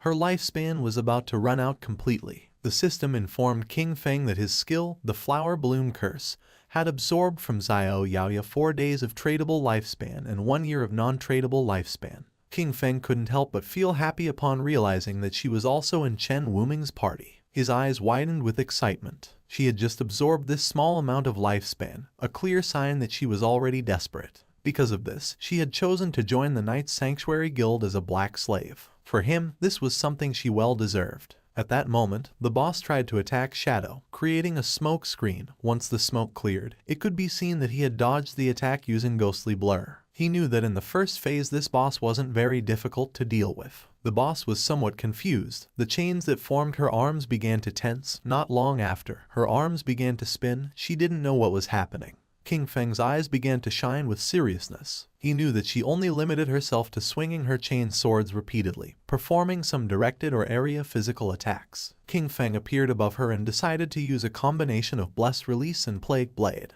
After an attack, Blessed Release applied the effect Throat Slash, which triggered a burst that caused massive damage. Plague Blade, in turn, would cause an explosion of toxin damage 3 seconds after impact. King Feng attacked quickly, causing several thousand points of damage to the boss. Then, he used Throat Slash, causing a deep cut in her throat. In the blink of an eye, her HP bar had dropped to less than half. Her eyes began to shine with rage. King Feng remained calm, knowing that the reason she had become the guardian lay in her terrifying second phase. After losing half of her health, the demon sealed within her would awaken. All damage received was then equally reflected back at the attacker. There was also a legend that claimed there was a portal inside the demon's belly. Anyone swallowed by it would be transported to an unknown place, rumored to be the bottom of a volcano. However, in his previous life, no one had achieved this. He suspected that some fools had simply confused this with mechanics from other games. A group of players was watching the battle. According to them, Shadow was ruthless. The Platinum tier boss had been summoned by the Knight's Sanctum Guild, but Shadow suddenly appeared and annihilated them all. Right after that, he used a single skill that took away half of the boss's health in an instant, pushing it directly into its second phase. While they were talking, King Feng's attention, who was using invisibility, focused on them.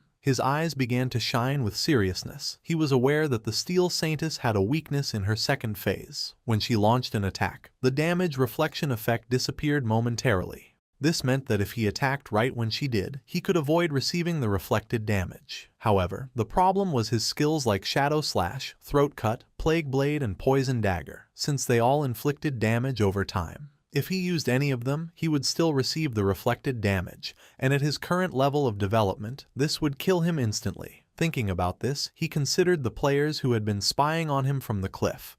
He decided to use them. One of the players asked the others to step aside because he wanted to see what was happening. This man was known as Anquan. Upon seeing him, the others couldn't help but feel happy. Anquan's subordinate explained that they had been watching for a long time and had already memorized all of the boss's skills. She only had a few. With a smile, the girl extended her hands and revealed that after the boss's life dropped below half, she suddenly stopped. Her body had changed a bit, giving hints that she was gaining new skills, and just when the boss entered her second phase, Shadow also disappeared. Anquan couldn't believe that Shadow had been fighting this boss alone. His eyes began to shine with rage. He gave the order to his subordinate, Xiao Tu, to activate Red Eye and check if Shadow was still there. She nodded her head and began to use her powers. A small rabbit manifested and ran near the boss without attracting her attention. Then, she revealed that she couldn't find Shadow's location and thought he had probably left. Upon seeing that her level 3 anti-stealth could not find Shadow, Anquan realized that this meant he had definitely left, as he considered it impossible for him to have a level 4 invisibility. Anquan jumped and got down from the building, making Xiao Tu feel somewhat confused. Anquan asked her to keep a close watch and alert him immediately if Shadow returned. She nodded her head. Quan descended to the ground and drew his swords. His eyes began to shine with joy and a confident smile spread across his face. According to the other players, he was looking for death by trying to fight a platinum-tier boss alone. However, one of them recognized him. He had seen him in the starting town defeat a gold-tier boss without receiving a single scratch. It was revealed that his class was Soul Warrior, which granted him 100% dodge when rolling, and he was the famous player known as Safety First. It was also rumored that he had been a top-level global streamer in Souls-type games, with ultra-fast reflexes. The boss's attention focused on him. She attacked using her sharp blade-like arms. Luckily, Quan reacted in time and slid across the ground, narrowly dodging the attack. The boss grew arms made of energy, and when she tried to crush Quan, he rolled again, dodging the attack once more. When the boss tried to catch Quan, he rolled again and moved away from her. His subordinates began to praise him, amazed by his incredible skill and the calmness with which he dodged. They highlighted his discipline in not letting himself be carried away by the greed of an extra hit, considering his performance simply brilliant. With a smile, one of them mentioned that he was truly amazing, perfectly dodging each attack from the boss. This seemed incredible. He even saw multiple slash effects flashing over the boss's body, which led him to wonder if the Soul Warrior class was really that powerful.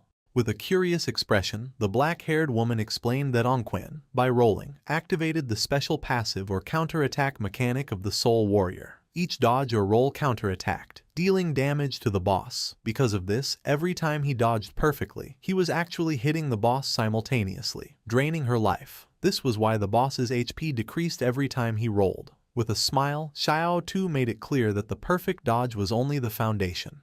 What truly set Quan apart was his devastating offense. His attacks struck with force and precision, turning defense into an unrelenting assault. His skill combo and timing made him not only untouchable but also lethal. Defense kept him alive, but it was his offense that ended fights quickly. The boss was desperately trying to catch Quan.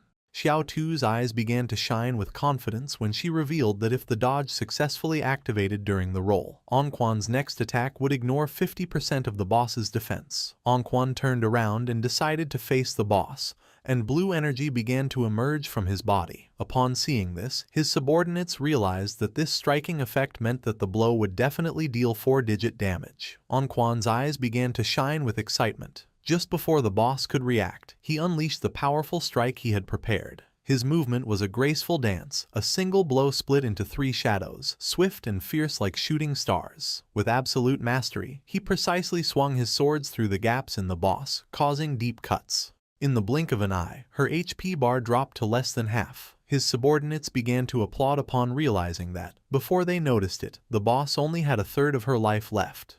Quan turned his back on the boss and a confident smile spread across his face, but at that moment, someone attacked with powerful slashes, causing him more than 34,000 points of damage, killing him instantly. His subordinates couldn't help but panic. They couldn't understand why he had died, since they were sure he had dodged all the attacks. They were even more puzzled because, although their skills hit the boss, her health did not decrease with the blow, despite having seen it drop drastically moments before. Not far away stood our boy. He began to silently observe Quan's lifespan orbs and thanked him. Quan's constant showboating had caused the boss to use many of her moves. King Feng's eyes began to shine with joy, as during this time, he had been constantly attacking, finally reducing the boss's life to a third. The flashy moves of the Soul Warrior had inflicted decent damage, but in the end, he had caused his own death. Due to the traits of his class, it was simply impossible for him to defeat the Steel Maiden. When he rolled, he couldn't attack, and when he attacked, he suffered reflected damage. This was a true curse. The boss began to turn around, and King Feng's attention fixed on her. He knew this wasn't good. With her health so low, the boss was trying to return to the church sanctuary. If she managed to get there, she would fully recover, making all previous efforts useless. King Feng began silently observing Quan's subordinates, and then his eyes started shining with seriousness. He realized that the Soul Warrior's death had scared these people and doubted they would attack the boss again. However, if the boss didn't make a move, her damage reflection effect wouldn't disappear. It was time to get serious. Our boy landed in front of her, knowing that he couldn't allow her to return to the sanctuary. Upon seeing our boy, the other players were somewhat surprised. To them, Quan was just a clown. Shadow was the real boss. It seemed terrifying to think that all the cuts the boss had suffered moments before had been his doing. Xiao Tu couldn't believe it. Her level 3 anti-invisibility hadn't detected Shadow's presence, which could only mean that Shadow's invisibility was level 4 or higher. The gaze of one of them fixed on the lifespan orbs of Anquan, and his mouth watered upon realizing that the loot of the Soul Warrior was still on the battlefield. He decided to find a way to recover it. With eyes shining with determination, our boy used his skill Blacklight Shield, making a golden shield appear around him. This skill created a 10-layer shield, each one capable of blocking one instance of damage. The boss's attention focused on King Feng and her arms transformed back into blades. She attacked, and King Feng realized that this was the moment he had been waiting for. Using instant shadow slash, King Feng attacked with quick slashes. He began to stare at the boss. Now his black light shield had 7 layers left. He remembered that, out of the 9 strikes of instant shadow slash, the last 3 had hit the boss during her damage counterattack phase, right after her attack ended. If it hadn't been for the black light shield blocking those 3 hits, he would already be dead. The boss began to concentrate energy in her abdomen, and then she jumped and started to release purple flames. Our guy stepped back. Now he had no layers left of his black light shield. The boss began to stare at him with eyes shining with evil. King Feng realized that the damage from the flamethrower was coming too frequently. Despite having a dodge rate over 80%, this had instantly destroyed all 7 layers of the shield. If he had been just half a second slower, they would have killed him instantly. While he was distracted, one of the players tried to take Anquan's loot, but our guy noticed and threw a poison dart which stuck in his forehead. The player was eliminated. King Feng made it clear that he wasn't going to let anyone steal the loot from him. The system informed our boy that he had obtained 612 days of tradable lifespan and 67 years of non-tradable lifespan from Safety First. Additionally, Blossom Curse had absorbed 355 days of tradable lifespan and 20 years of non-tradable lifespan from Clean Hands and Feet. King Feng was somewhat surprised, since Safety First had a really large amount of lifespan, which probably meant that he had never died. This seemed interesting to him, so he decided not to use Blossom Curse on him. The boss started roaring, but King Feng remained calm. He knew that he would have to rely on the black light shield and the normal shadow slash to slowly wear her down. She attacked with force, but King Feng moved out of the range of the attack, causing her hand to hit the ground. Although the efficiency was low, it was relatively safe. While King Feng and the boss were fighting, Xiao Tu was watching the battle. She was somewhat surprised by Shadow's incredible ferocity. She wondered what kind of skills he possessed. Before, she hadn't understood how he had gotten the first kills, but now, seeing him in action, she was completely convinced of his power. Our boy's eyes began to shine with determination and he decided to give the final strike. King Feng moved quickly, cutting the boss's body into pieces as if it were nothing. The system confirmed that he had killed the Steel Maiden, granting him 48,000 experience points, 120 evolution points and the Church Sanctuary key. The other players were in shock. They couldn't believe that Shadow had really soloed the boss. For them, this was precisely the reason why he was number 1 on the leaderboard. King Feng picked up the loot using Greedy Hand. He obtained a piece of assassin-type leather armor of emerald level, the Black Flames gift-piercing leather armor. It granted 95 points of physical defense, 120 points to all elemental resistances, 77 points of damage reduction, and 77 points of constitution. Its special effect, Black Flame's Gift, applied a stack of the Black Flame status when attacking or being attacked, up to a maximum of 5. Each stack reduced the target's defense and elemental resistance by 7%, although a note clarified that the weakening effect was lower against bosses of emerald level or higher. Our boy felt happy since this single piece of emerald tier equipment provided better defense than what others got with a full set of armor. Additionally, it came with the Black Flame's Gift effect, which weakened the target's defense and elemental resistance. This made it much more useful than what had been dropped by the Soul Purifier earlier. He also obtained the skill Assassin's Instinct of Emerald tier. It granted him the ability to partially perceive the silhouette of invisible units and gave him 2 points to the anti-invisibility level. King Feng decided to upgrade the skill. The process consumed a total of 33 evolution points, leaving him with 97 remaining. As a result, his skill Assassin's Instinct evolved through the Emerald, Diamond, and Epic tiers until reaching Legendary tier. With this, his anti-invisibility level bonus progressively increased from 2 points to 5. Additionally, the legendary effect added the ability to more sensitively detect weak points of the target, granting him a 50% modifier to critical hit damage. It was an anti-invisibility skill, upgraded to legendary tier, with a level 5 anti-invisibility and a 50% increase in critical hit damage, combined with the passive of graceful deliverance. This added up to a total of 350%. Now, he could strike his enemies' weak points even with his eyes closed. King Feng had 97 evolution points remaining and decided to evolve his ghostly blur skill to legendary tier first.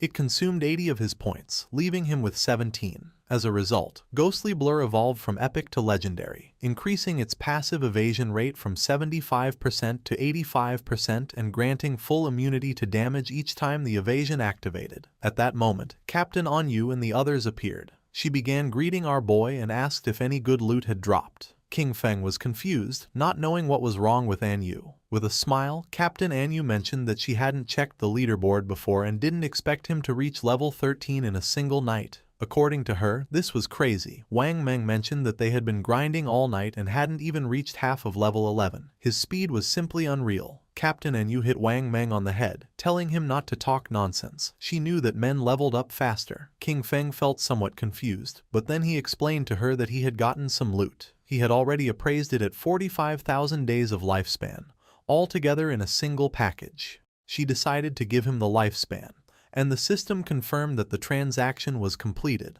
With a serious look, King Feng revealed that he also had another good item for sale and asked if she knew about the hideout. Captain Anyu began to show a smile and mentioned that they had already heard about the hideouts. She explained that in the ruins of Zhonghai City there were no safe zones, but player groups could occupy hideouts as bases. In them, they could store supplies and activate magical defensive barriers at critical moments to block external water invasions. King Feng knew that what she had probably heard about was the small hideout dropped by the Golden Boss. She nodded her head and explained that Zhonghai City's officials still hadn't found any hideout. She added that in Modu, officials had already taken control of a medium-sized hideout, and that's how they knew of its existence. King Feng took a golden key out of his inventory. Now that she understood the value of a hideout, he revealed that it was the Sanctuary hideout key, which had been dropped by the boss he had just defeated. He informed them that this hideout covered more than 800 meters of land and proposed that they return and discuss the price they were willing to offer. After this, he would consider whether or not to sell it. Captain Anyu and Wang Meng were in shock, as they knew that the larger the hideout was, the stronger its defensive capabilities and the more solid its internal infrastructure. A hideout covering 800 meters was more than enough for each member of Zhonghai City's official forces to have their own private room inside. She extended her hand and, with a curious look, asked how much he planned to sell such a large hideout for. King Feng decided to go back and discuss it first, to see what price they could offer. He knew that in his previous life, this hideout could be sold for 2,000 years of lifespan. If he managed to sell it to the government, this, combined with the lifespan he already possessed, would be enough to extract all his gear, skills and levels into the real world. With a nervous expression, Captain Anyu accepted his proposal and assured him that she would immediately report it to her superiors. Then, she said there was something else and asked for his help. They had just received news that 7 gold tier bosses had appeared together in Dark Moon Town, where many people had already died. Because of this, they were willing to offer 10 years of lifespan if Shadow intervened to eliminate them. Upon hearing this, our guy mentioned that 7 gold tier bosses didn't seem like a big problem. He considered that even if they were grouped together, the official forces should be able to eliminate them with some time. Therefore, he deduced that if they had come asking for his help, there must be something particularly problematic about them. She began giving a thumbs-up gesture, impressed by his insight. She confirmed that he was right. She explained that they had managed to isolate and kill one of the 7 bosses, but it came back to life. And not only that, suddenly the stats of all 7 bosses skyrocketed, instantly annihilating her entire team. King Feng's eyes widened in surprise. He remembered the existence of group-type bosses that could resurrect. This led him to suspect that they might be puppets created by the Cursed Slate, one of the ancient god slates. If it really was an ancient god slate, then it was something he couldn't let go. He decided to go now and asked her to send him the coordinates. She wished him good luck. According to our guy, Anyu was quite genuine. The loot from 7 gold tier bosses could be sold for 40 or 50 years of lifespan, and she had even offered him an additional 10 years as a reward. Honestly, this was very generous. Mounted on the ghost night wolf, King Feng began to move through the ruins, passing by a statue, and his eyes widened in surprise. Not far away, there was a group of players hitting a girl. It was Xiao Yu, King Feng's sister. With a smile, the woman gave her a strong slap on the face, accusing her of being a slut who tried to seduce the guild leader even though she had just joined. Xiao Yu, whose face was full of bruises, began to cry. With an angry gaze, the woman made it clear that this was a warning. She should stay away from the guild leader or she would destroy that pretty face. They continued beating up Xiao Yu. King Feng, who was watching from the top of a building, realized that Xiao Yu had gotten involved in internal drama after joining the Knight's Sanctuary. These insignificant power games were nothing new to him, but in his past life, he had always been the one to resolve them for her. He descended to the ground and asked her to simply enjoy life being alone. Xiao Yu began to cry, begging them to stop hitting her, as it hurt a lot and she thought she was going to die. The women did not stop and swore they would kill her, accusing her of being a damn slut. They didn't know how many men she had seduced. King Feng entered the statue, remembering that beneath the enormous statue in the center of Zhonghai City's ruins, there was a hidden chamber that allowed returning to the starter town. Information that very few people knew. In front of our boy, a magic circle appeared. He knew that teleportation wasn't free. The first trip cost 500 days of lifespan, the second 1,000 and the third 2,000, doubling with each use. Over time, the starter town would evolve into a higher level zone where minor monsters would transform into bosses and hidden treasures would appear. An example of this was the ancient god's slate on this occasion, an item he couldn't let slip away. The system asked if he wished to teleport back to the abandoned land of the gods, Dark Moon Town. King Feng remembered that Dark Moon Town was a town that appeared in later stages which he had never heard about in his previous life. Without hesitation, he chose to teleport. The system consumed 500 days of lifespan and King Feng was teleported to the Dark Moon Town. This town was full of elders chatting with each other. King Feng felt somewhat surprised, as he did not expect the place to be so lively and wondered why most of the people were elders. Not far away there were several players. One of them helped the elder woman to stand up. She felt relieved to have returned to the safe zone. The players reminded her that, as they promised, they had leveled her up to level 3. During this process, she had received 72 days of lifespan and now only needed to give them the tradable lifespan. The old woman got angry and refused, asking why they wanted money if they were supposed to be a charity organization that helped her level up. With a kind smile, one of them explained that they weren't asking her for money. When they partied before, part of the lifespan dropped by the monsters they defeated was shared with her. The other guy mentioned that she only needed to give them that portion, as had been agreed from the beginning. The old woman became even more furious, making it clear that she didn't know what damn agreement they were talking about. It seemed shameless to her that some young people had the nerve to ask an old lady like her for money. The players tried to calm her down, explaining that she was mistaken. They were helping her level up for free and only asked in return for the lifespan dropped by the monsters. They clarified that unless she formed a party with them, the lifespan would not be shared with her, and she would not gain the same experience. The old woman asked them not to touch her and began screaming for help, accusing people from the Mengsha River Guild of harassing her. Just then, someone grabbed her from behind and threw her to the ground, leaving both her and the players somewhat confused. It was King Feng. He grabbed her by the neck and with a murderous gaze, drew his dagger. Without hesitating for a second, our boy finished her off. Upon noticing this, the two players couldn't help but feel somewhat confused and went into shock. Lifespan orbs appeared on the ground. Our boy mentioned that her lifespan was on the ground and now they could take it for themselves. The players began to celebrate and wanted to know which expert had just intervened to help. King Feng said he was just doing a small favor. He turned his back on them and started walking away. The players picked up the lifespan. They were happy since they had obtained 72 days. And thanked our boy. For King Feng it was really inconvenient that fights were not allowed inside the town. He began thinking about the Mengsha River Guild, realizing that their origin was Dark Moon Town. He remembered that this guild was founded with a focus on charity work, helping the elderly survive in the abandoned land of the gods for free. Later, it gained official recognition and strong support. In terms of numbers alone, Mengsha River was considered the largest guild in Huaxia.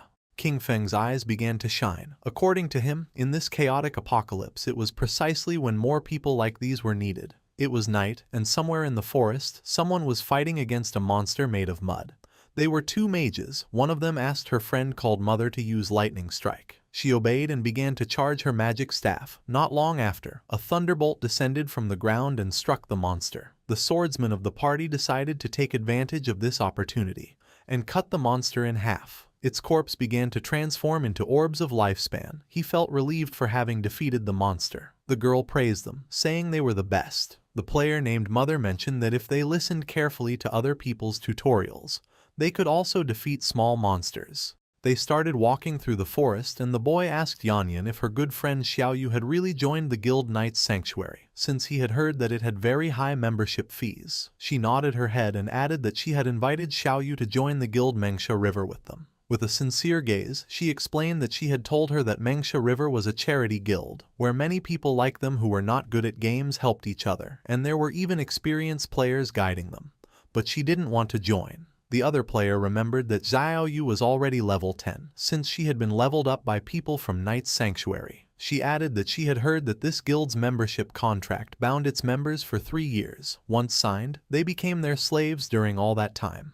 The boy knew that, even if they had raised her to level 10, they were only treating her as a tool, nothing more. According to the player, if one didn't have skills, the best thing was to kill small monsters in silence and slowly accumulate lifespan and experience. Just like they did, limiting themselves to killing small monsters, retreating to ask for help when encountering a boss. Yanyan let out a sigh. She knew that Xiaoyu believed herself special, since after all, she had a hidden class and, in that sense, was certainly stronger than them. At that moment, a rain of invisible arrows began to descend upon them. They didn't have time to react, and the arrows pierced through the player's body, taking away 1200 HP points. The man's corpse transformed into lifespan. Yanyan panicked since this man was her father, and her mother couldn't help but cry.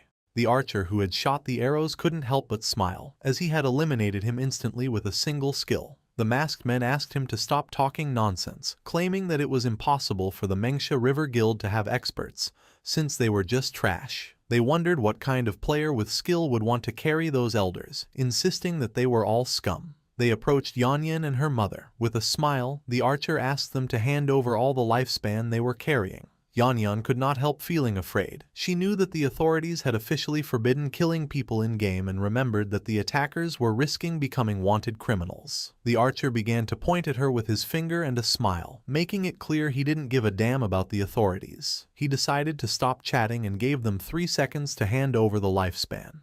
The player named Mother obeyed. Yanyan, however, stood firm, telling her mother not to even think about it. She asked her to quickly ask for help on the guild channel while she held them off. Upon seeing this, the archer gave the order to his men to attack. They had to kill the older one and keep the young one alive for fun. The masked men rushed at her, but just at that moment, a wolf appeared and bit them. Yanyan felt somewhat confused as she didn't know what was happening. The archer's eyes filled with confusion. Just before he could take another breath, someone attacked quickly, cutting off his head. It was none other than King Feng.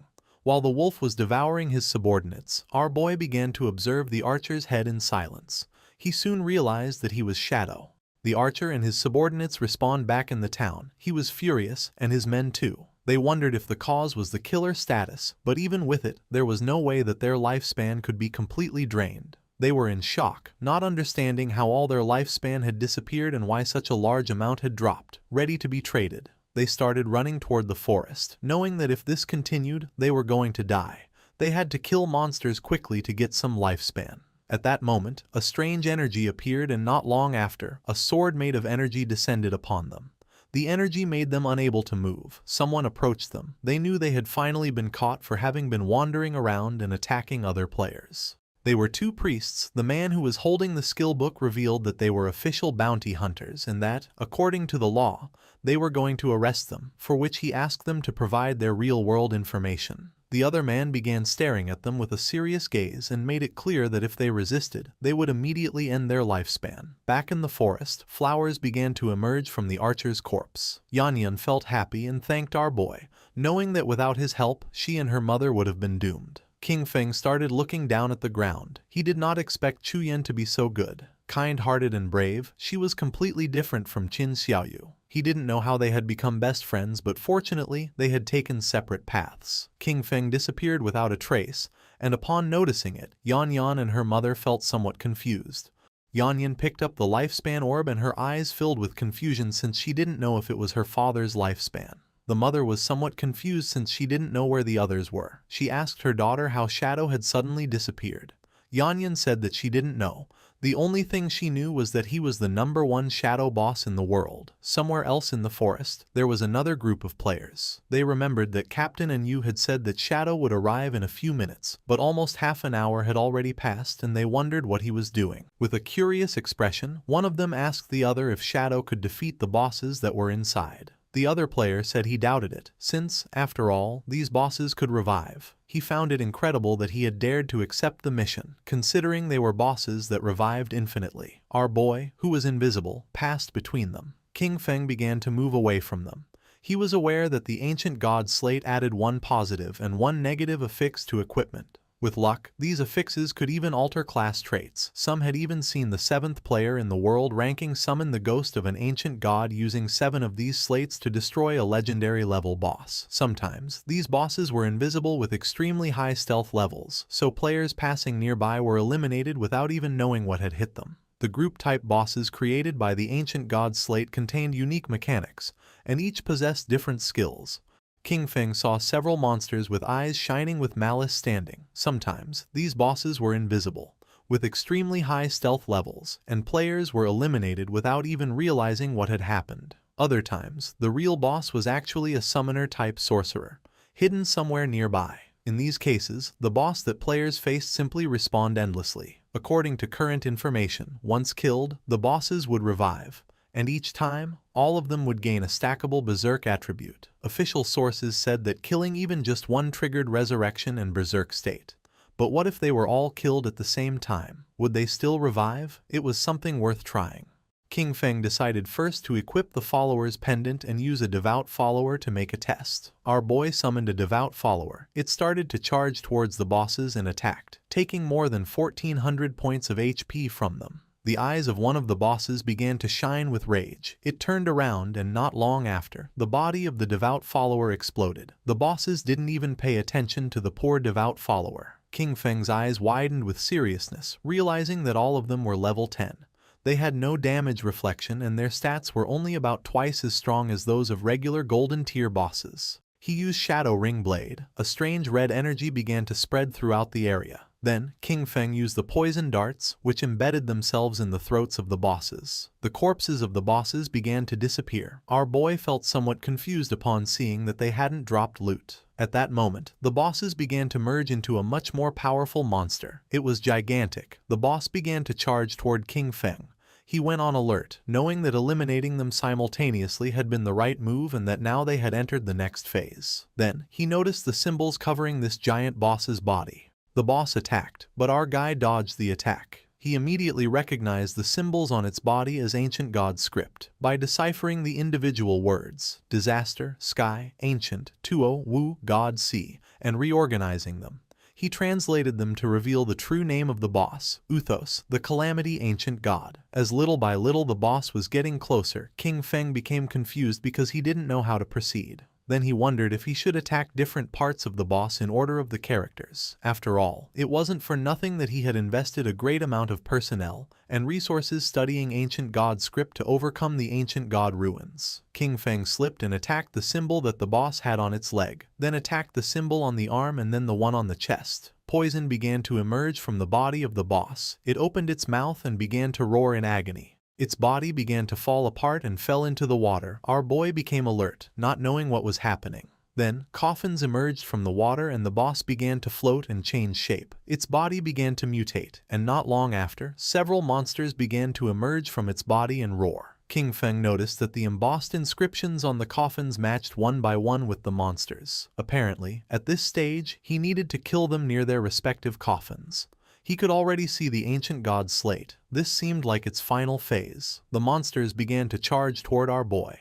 He stood firm and his eyes began to shine with determination. Crows began to fly over the area where our boy was fighting against the ancient god slate. The attention of all nearby players focused on them. They felt somewhat confused and curious, as they didn't know if what they were sensing was an earthquake or if the movement in the valley meant that the boss was going berserk. Because of this, they decided to go take a look. With a curious look, the mage of the team asked where the hell Shadow was. According to her friend, there was no way he could defeat this boss, so he probably wouldn't come at all. The eyes of the swordsman of the party widened in surprise, asking his friends to come take a look. The place was empty. There was no trace of either King Feng or the boss, leaving the players in shock. They began to walk around the place and noticed that the ground was cracking, wondering if the earthquake had just killed the boss or what was happening. Captain Anyu communicated with them and asked them to retreat, since Shadow had already taken care of the boss. The eyes of the players filled with surprise and confusion. They could not believe that Shadow had defeated the boss alone. The coffins were empty and the chains were broken. They remembered that just a moment ago they still doubted that Shadow could defeat those 7 bosses. Now, barely 10 minutes later, all of them had disappeared without them noticing the arrival of King Feng. They wondered how he had done it, especially because the bosses were supposed to respawn. It was then that they began to understand their leader's decisions. Meanwhile, under the moonlight was walking King Feng with a slate in his hand. According to him, this time's haul hadn't been bad at all. His eyes began to shine with joy. He had leveled up to level 14. Thanks to the 7 bosses and the use of Greedy Hand, he had gained a total of 294 evolution points. Most importantly, however, was that he had obtained this ancient god slate. Given its mechanics, the authorities wouldn't decipher it in less than a month, and the losses would be catastrophic. He spent 210 evolution points, leaving him with 115. His skill Shadow Flash / evolved from epic to legendary. The improvements were substantial. The blink range increased to 40 meters, stealth duration to 15 seconds, and cooldown was reduced to 8.8 seconds. The skill now inflicted 9 slashes in a wider area of 6 meters, and each hit added 700 attack power. However, the most impactful change was a completely new effect. Each slash now granted him a shield equal to 100% of his maximum HP, stackable up to 9 times and lasting for 60 seconds. Our boy was confident and couldn't help but feel cheerful, since from now on, if the 9 slashes of Shadow Flash / hit, his effective HP would become 10 times greater. His margin for error had just skyrocketed. He turned invisible and began to walk through the area, knowing that, at his current leveling pace, he would reach level 15 in another 5 hours. Then, it would be time to head toward Magic City. Several hours later, our boy arrived at the ruins, where the women were still beating up Xiao Yu. They were willing to beat her to death. King Feng was somewhat surprised to see that they were still fighting. These women were quite ruthless.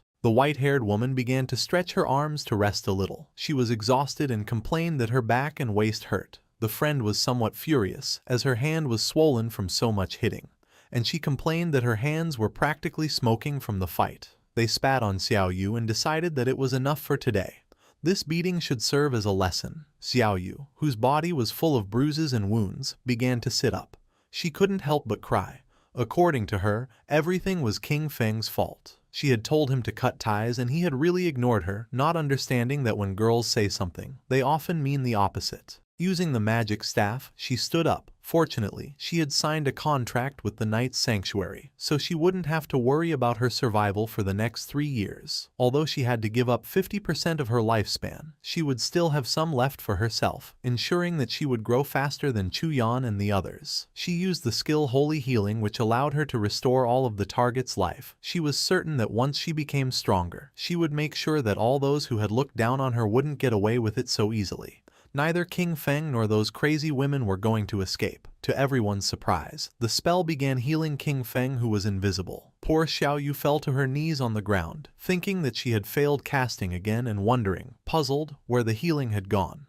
At the same time, in the Magic City ruins, several players were facing a boss made of rock. The boss attacked, but the party's tank blocked the attack using his shield. Not far away there were 3 players hiding and watching the fight. Among them was also Qiang Shishi. According to her, Daxia's men were really weak since they had sent 18 people for a single boss and were too afraid to fight. Her friend winked at her and asked her not to say that, since they were working hard for their benefit, so they should be grateful to them. She blew him a kiss and, laughingly, mentioned that he was very polite, but those pigs from Daxia had such low damage that it took them too long to defeat a miserable gold-tier boss. The players continued attacking and the boss's HP bar had already dropped to less than half. With an excited smile, the team's mage encouraged everyone to give it their all, as it only had a little life left, and they needed to keep going for the final blow. At that moment, a spear pierced through his chest, killing him instantly and turning his body into lifespan. The one who killed him was King Shishi's subordinate. With a smile, he thanked him for his hard work and for the offerings of weaklings. Noticing this, the players panicked upon realizing they were facing the Spade Gang, a band of thieves made up of mysterious women from Daxia and foreigners. They couldn't understand how such beasts could exist, capable of guiding outsiders to massacre their own people. They began to charge at them, and the leader asked his men not to be afraid and to attack all together, since they were only a few people. Noticing that they were trying to resist, Kyong Shishi promised to massacre all the pigs of Daxia and warned them to prepare to die. Her subordinate drew his double hammers and used the skill called Thunderous Tremor, creating a small earthquake which caused the players to become trapped in the ground. She drew her daggers, moved like thunder, and in the blink of an eye, killed the players. She couldn't help but mock them. As for her, Daxia's men really were just a bunch of useless fools. Her eyes began to shine with malice, realizing that Daxia's authorities had already reported their information. However, this was useless, as in her view, all of Daxia was nothing more than a garbage dump full of filth. Her friend mentioned that they were just ordinary players, so there was no way they could compete against them, being backed by capital. While the corpses were transforming into lifespan orbs, she explained that although their true identities had not been exposed, for safety, they should leave Daxia as soon as possible and head to North America. She began looking at the ground and decided that then they would form a guild dedicated to hunting the Daxia pigs. The black man thought this was a good idea,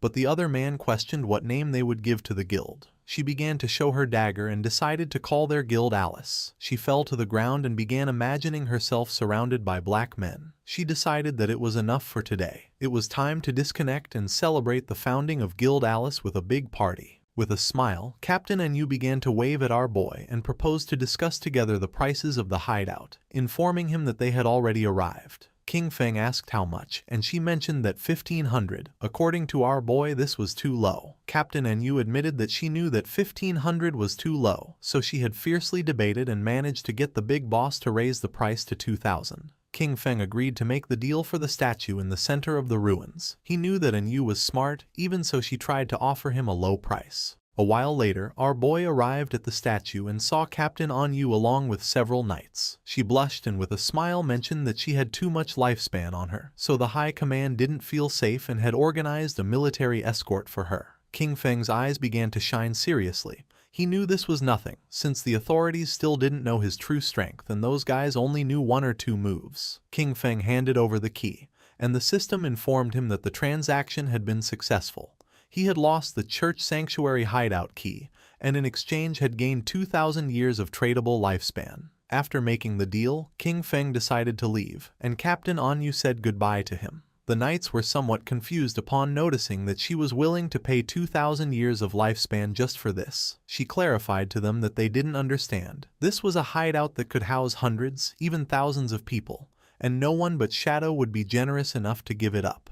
The timely gift of lifespan from Anu was perfect. This meant that he could fully equip himself before heading to Magic City. King Feng immediately invested the tradable lifespan he had obtained. He consumed 71.2 years to reach level 15. Then, he acquired a series of new skills, the Mythic Level 1, Blessed Liberation, for 161.7 years, the Legendary 1, Assassin's Instinct, for 71.12 years, and 3 epic level 1s, Shadow Ring Blade, Silent Concealment, and Darkest Hour, for 36.35, 23.71 and 34.65 years respectively. Finally, he spent 113.89 years on the item Mount Bell. Except for the equipment, everything else, skills and level, had been completely synchronized. His strength in the real world was now almost the same as in the game.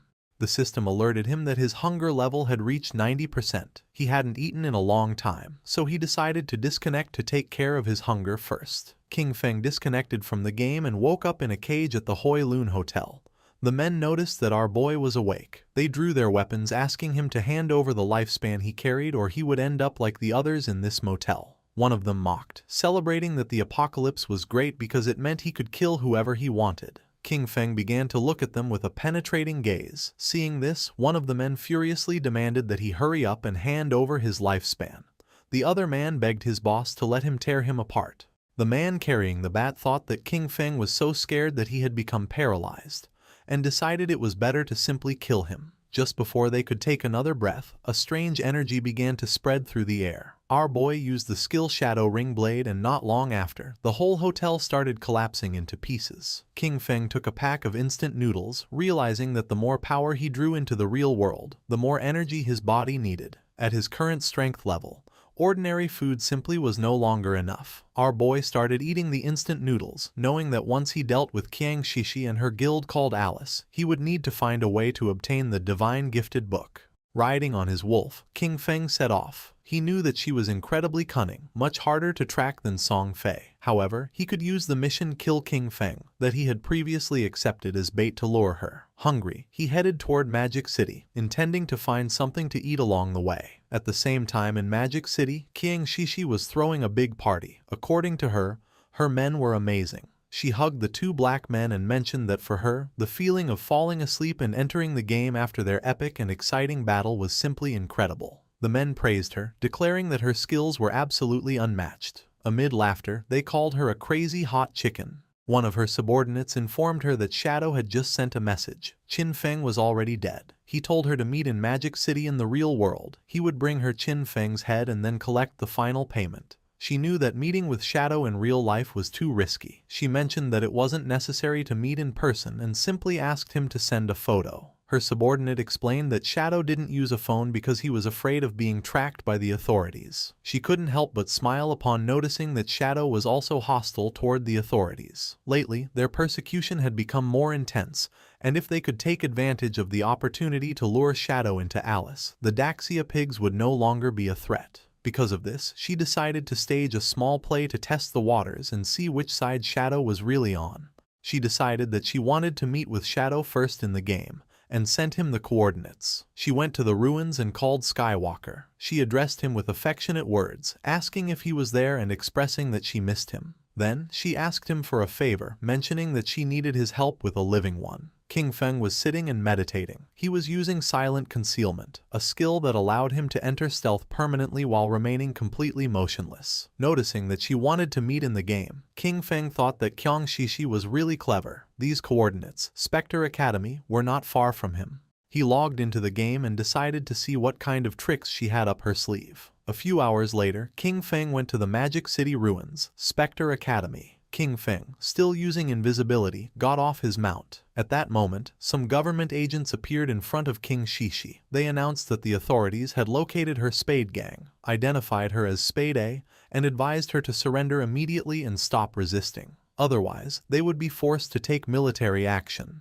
With a smile, she asked Tian Xingjian to go back and tell his men from Daxia to remember this well. They were no longer the Spade Gang, now they were the Alice Guild. Showing off her melons, she made it clear that they, the Alice Guild, specialized in killing Xiaoguo's men. Tian Xingjian and his men couldn't help but blush. Furious, they cursed Spade A, promising that Great Zia's officers would bring her to justice, calling her audacity shameless. With an expression full of excitement, she provoked the Daxia pigs to face her. She hinted that if they performed well in this show, she might become even bolder with them that night. King Feng was watching everything. Tian Xingjian clenched his fist upon noticing that she was as stubborn as ever and swore to arrest her. King Feng remembered that he was Chu Haonan, with the code name Tian Xingjian. He was a well-known informant who had provided intelligence to the Alice Guild, and who had only fallen in the 7th year since the start of the game. He found it interesting that Qiang Shishi and Qiu Haonan were conspiring so early. He understood that both had orchestrated all this to test him. If he intervened to help Qiang Shishi, he would become an enemy of the authorities. If he didn't, Qiang Shishi probably wouldn't meet Shadow in the real world. Our boy jumped and began descending from the sky. He used the skill Shadow Ring Blade and decided that this was the moment to show his sincerity. A strange red aura enveloped Tian Xingjian and his men, slowly taking away their HP. The system confirmed that he had slain Tian Xingjian and his men. Qiang Shishi and the others were somewhat confused. Once the corpses transformed into lifespan, King Feng appeared in front of them and introduced himself as Shadow. King Feng approached her and greeted her, introducing himself as Shadow. Qiang Shishi's eyes widened with love, and she couldn't help but feel excited and blush. To her, he was just too cool. She simply adored this kind of powerful man. She began to cry. According to her, it was a shame that Shadow was a pig from Daxia. She couldn't understand why such a powerful man had to be from Daxia and cursed the nation because she felt they didn't deserve him. Her subordinates were surprised to notice that King Feng had dealt more than 40,000 damage. They acknowledged that this was the power of the number one in the world and quickly greeted him. Our boy moved like thunder, killing the two men in an instant and causing their corpses to transform into orbs of lifespan. With a cold expression, he made up an excuse, saying that he didn't understand what they were saying, but assumed that they were definitely insulting him. Qiang Shishi was in shock. She clarified that they weren't insulting him, but simply greeting him. King Feng played dumb and offered an apology, recommending that to avoid future misunderstandings, it was better to speak the Daxia language in this place. Our boy decided it was time to begin the exchange, but before that, he ordered her to put on clothes. With a smile, she covered her melons and asked about King Feng's head. Deep down, she thought Shadow was a weirdo, but she really liked him. Shadow revealed that he had King Feng's head with him. He explained that he couldn't bring it into the game, but he could show it to her in real life if she was willing. Qiang Shishi opened the system window and with a confident expression decided to believe him. She had already witnessed Shadow's strength and believed he wouldn't lie to her. Shadow obtained 1,500 days of tradable lifespan. Our boy decided it was time to leave, but she asked him to wait. With a smile, she proposed a long-term collaboration, arguing that he had the skills and she had the money. She informed him that she had a new assassination target and, if he was interested, invited him to her house that very night. Sticking out her tongue and blushing like a tomato, she promised that she would fulfill anything he needed. Our boy became somewhat curious and asked who the assassination target was and what the payment would be. As she was logging off from the game, she suggested they meet in person to talk. She assured him that the payment would be several times more generous than this time and that she would wait for him that night at Magic City's port. King Feng became serious, wondering if her place at the port could be her yacht. At the same time, not far from the statue, Tian Xingjian and his men respond. He was furious, cursing Shadow, as he knew that he would definitely betray the authorities. However, for him this was a success. Qiang Shishi had managed to ally with Shadow. He realized that the idiots in Zhonghai City should be held responsible for their constant conflict with Shadow. Next, he ordered Lin Qingyu to guide everyone to collect their lifespan first, as there might be action soon. Lin Qingyao, a woman with white hair, nodded her head. Her nickname in the game was Late Night Drizzle. She considered the possibility that Shadow really had allied with Spade. If this were true, they needed to find a way to eliminate Shadow, even if it meant death. She began to gaze at her hand and sank into her thoughts. She was aware that the gap between Shadow and herself was really big. She hadn't even managed to see his silhouette before everything ended. A few hours later, in the middle of the night, a hooded man arrived at Qiang Shishi's yacht. He introduced himself as Shadow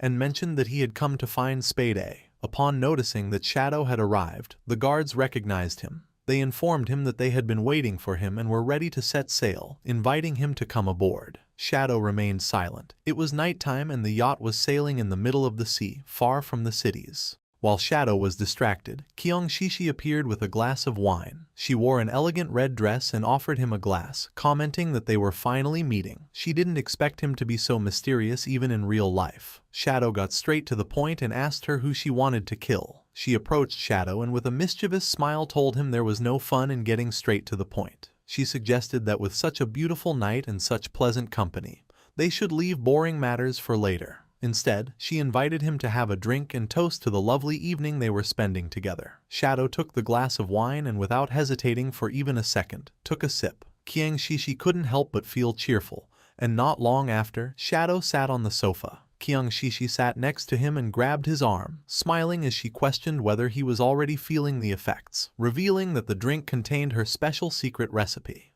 She began to get aroused and revealed that anyone who drank would obediently follow her orders. She thought with euphoria that, just as she had imagined, even Shadow was just a man after all. However, her excitement turned into astonishment upon witnessing such a powerful reaction. Drooling, she sat in front of Shadow and asked him not to be nervous, to relax and enjoy. She explained her plan. When they both reached the highest wave, she would lift her hood so she could clearly see his face, as she was sure he must be incredibly handsome. However, for now, she wanted to keep the mystery. She began having fun with Shadow, completely amazed that Daxia had such a magnificent man.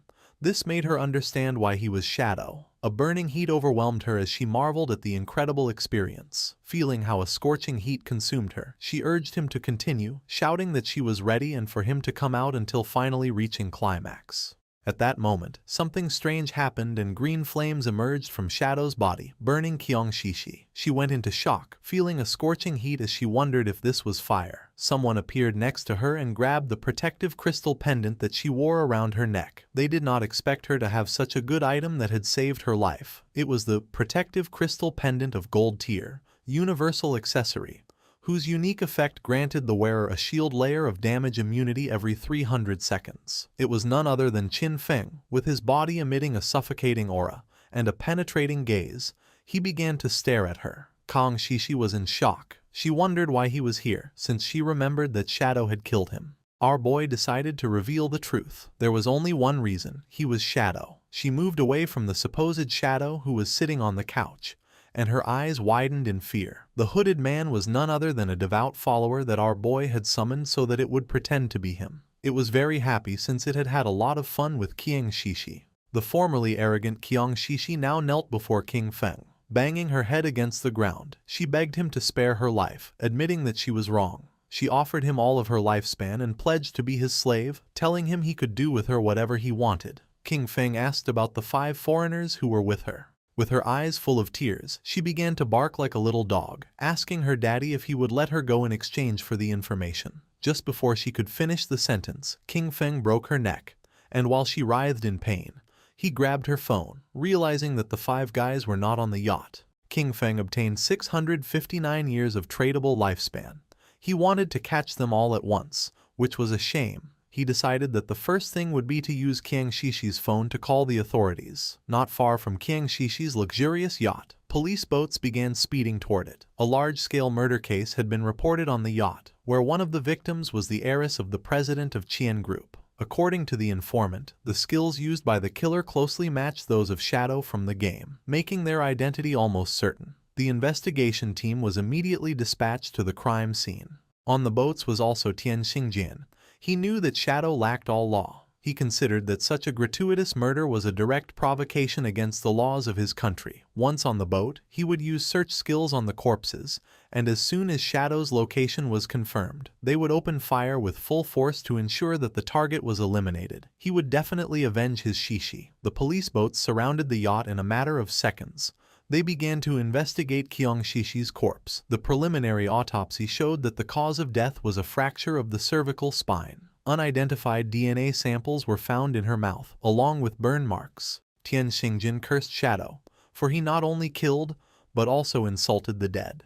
He touched her corpse and used the skill called Last Words of the Deceased. By touching the body, the skill allowed him to obtain the location of the killer for 5 minutes. He, Tian Xingjian Qiu Haonan, swore that he would make sure that the culprit was brought to justice. His eyes widened in surprise. He went on alert, drew his pistol, and warned his men to be careful, since Shadow was right there. He began to order an all-out attack towards 6 o'clock. Just before he could turn around, a powerful venom dart pierced his head, leaving the others in shock. His corpse fell next to Qiang Shishi's. Lin Qingyu did not lose her composure. With an expression full of determination, she summoned a group shield and began shooting, accusing Shadow of having killed the investigator, and asking him if with that he was trying to become an enemy of the authorities. King Feng asked them not to be nervous. He explained that the reason he had killed Qiu Haonan was because he was a traitor who leaked official information to Qiang Shishi in exchange for benefits. As for the evidence, he indicated that it should be on his phone. They were free to investigate thoroughly. One of the police officers turned on Qiu Haonan's phone and informed Captain Lin that, indeed, they had found communication records between Captain Qiu and Qiang Shishi on their phones. It was then revealed that Qian Shishi was the player known in the game as Black Ace. Captain Lin Qingyu did not believe it and decided to see it for herself. She grabbed the phone, but the officer panicked, asking her to wait a moment. She felt confused and wondered what this was that she wasn't allowed to see.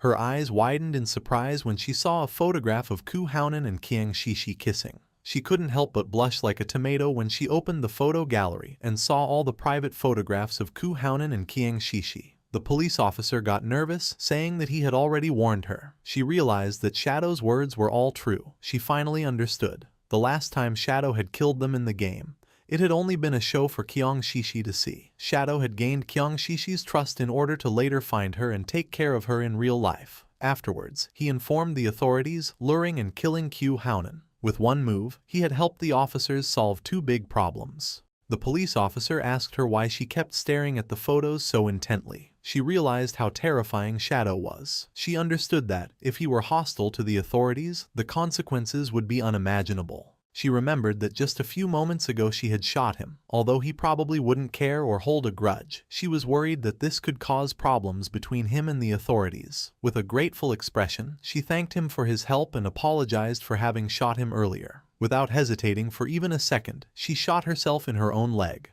causing the police officers to panic, but she asked them not to worry. With eyes full of tears, she told Shadow that she had returned the favor and asked him to please continue cooperating with the authorities. One of the police officers decided to help her stand up and told her there was no need to be so cautious. She mentioned that they didn't know Shadow's personality, and that, in any case, it was better to be safe than sorry. King Feng was using his invisibility skill and observing everything. He recognized late-night Drizzle, whose real name was Lin Qingyu. She had shot herself to avoid becoming his enemy. This was what one would expect from the future leading figure of Magic City's official forces. At the same time, in the game, not far from the ruins, several monsters appeared. The player carrying the shield began fighting them and asked Xiao Yu to heal him. She raised her friendly staff and activated a healing skill, but she was so clumsy that she healed one of the monsters instead of her own ally.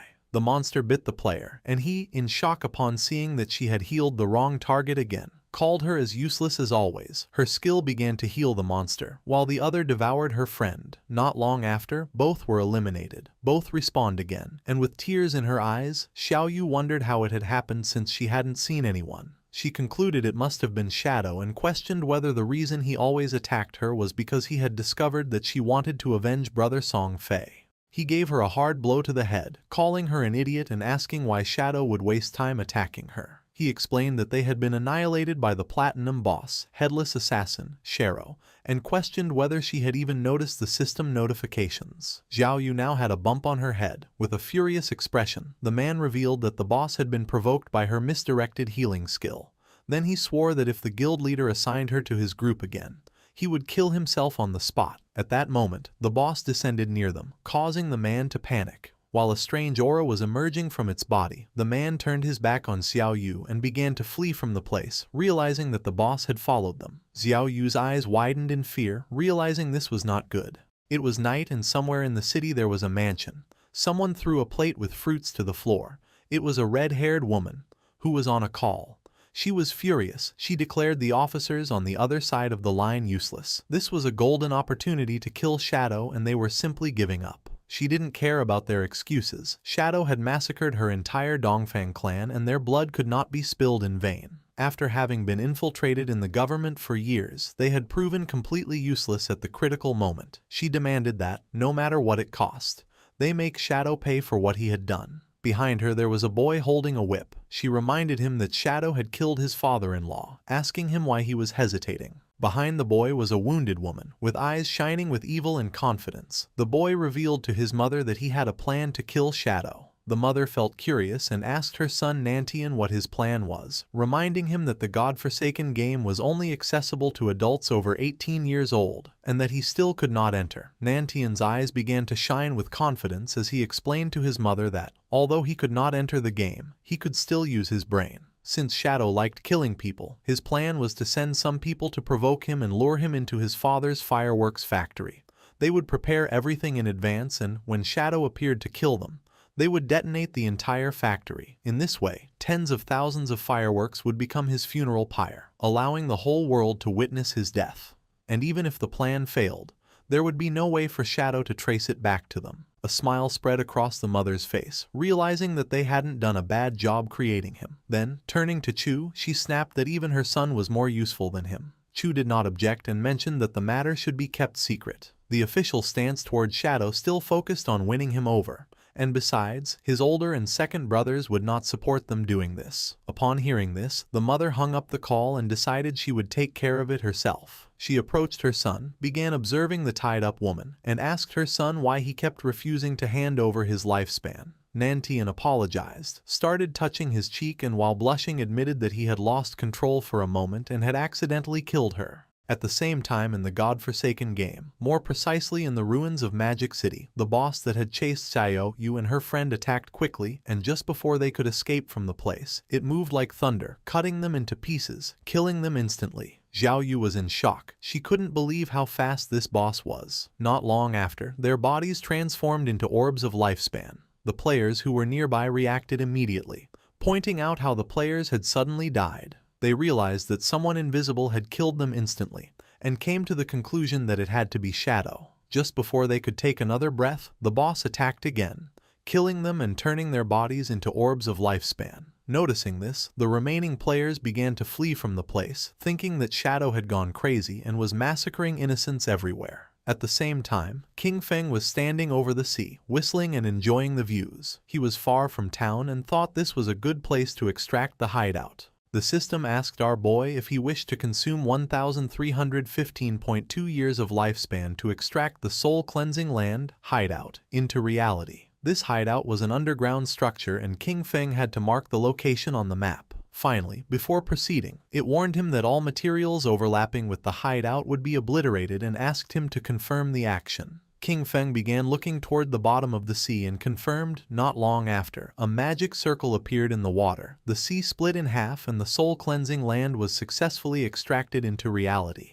With a serene expression, King Feng decided that now was the time to go search for the divine book. Our boy logged into the game and Wang Meng informed him that someone had reported him for killing players indiscriminately. However, Wang Meng knew it wasn't him since he hadn't been online. Upon investigating, he discovered it was a platinum-tier boss attacking players named Headless Assassin, Xiaoluo. Her stealth level was extremely high, no one could see her. Because of this, Wang Meng asked if he could take care of the situation.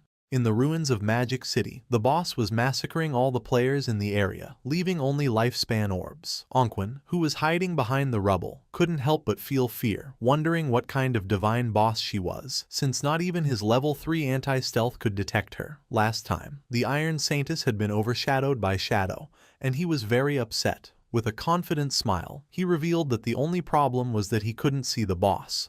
Otherwise, he could have contained her by himself. He claimed that even if Shadow appeared, he would be powerless against this headless assassin, Xiaoluo. Yanyan panicked and asked Anquan to lower his voice so as not to attract the boss.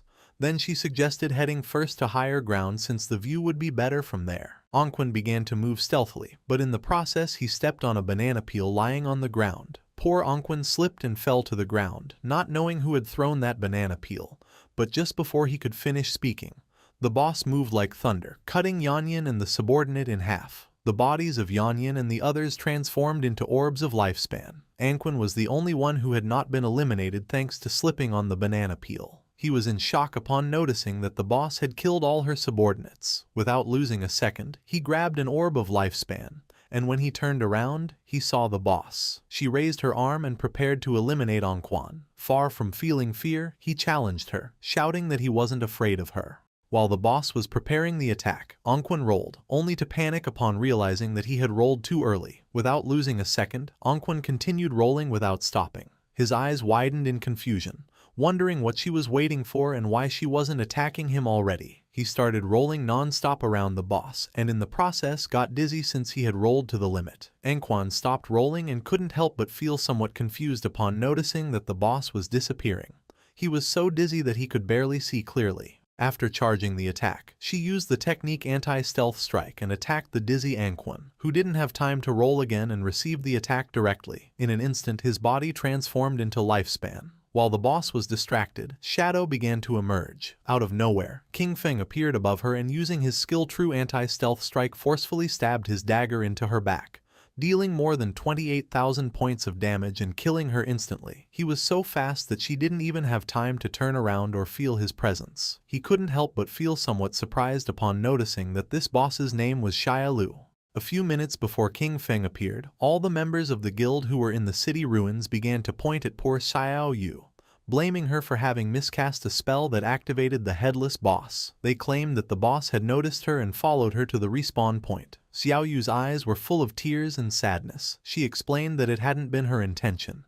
Two of the players were furious and told the guild leader that their teams wouldn't dare accept someone like her, as they would die without even knowing how it happened. The guild leader asked his men to lower their voices, asking them if they weren't afraid of attracting the boss. With a serious gaze, the guild leader realized that Xiao Yu was not made for combat. Because of this, he informed her that from now on she would be in charge of gathering information about hideouts. He offered her a reward of 3 years of lifespan if she found a gold tier hideout, and 10 years if she found a platinum tier one. He remembered that at the time, upon seeing that she had a hidden class, they had thought they struck gold. Pointing at Xiao Yu, the guild leader decided that from now on he would give her 1 year of lifespan each day, since her constant deaths were a great waste. A system window appeared informing Xiao Yu that she had received 2 days of tradable lifespan.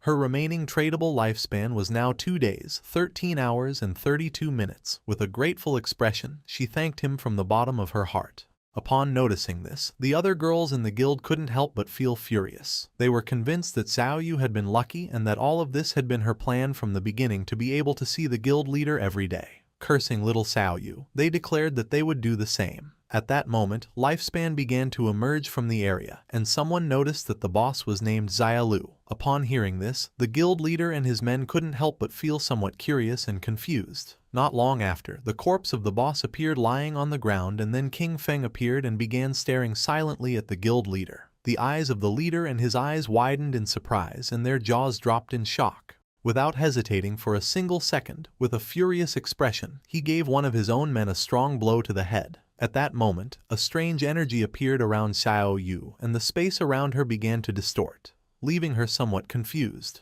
Her eyes widened in fear and surprise. Neither she nor the players knew what was happening. Without wasting even a single second, the guild leader kicked Xiao Yu in the butt, making her fly away. Xiao Yu's body began to float in the air. She couldn't help but scream and ask for help. At that moment, 3 headless bosses appeared around her. Upon noticing this, King Feng's attention was fixed on her. Anquan and the others, who were watching from a corner, panicked when they noticed 3 bosses. They soon realized that there were actually 4, and then 5, as one of them had just been instantly eliminated by Shadow. This made them understand why they felt like they were everywhere. There were many clones. With eyes full of tears and a desperate expression, Xiao Yu began to ask for help.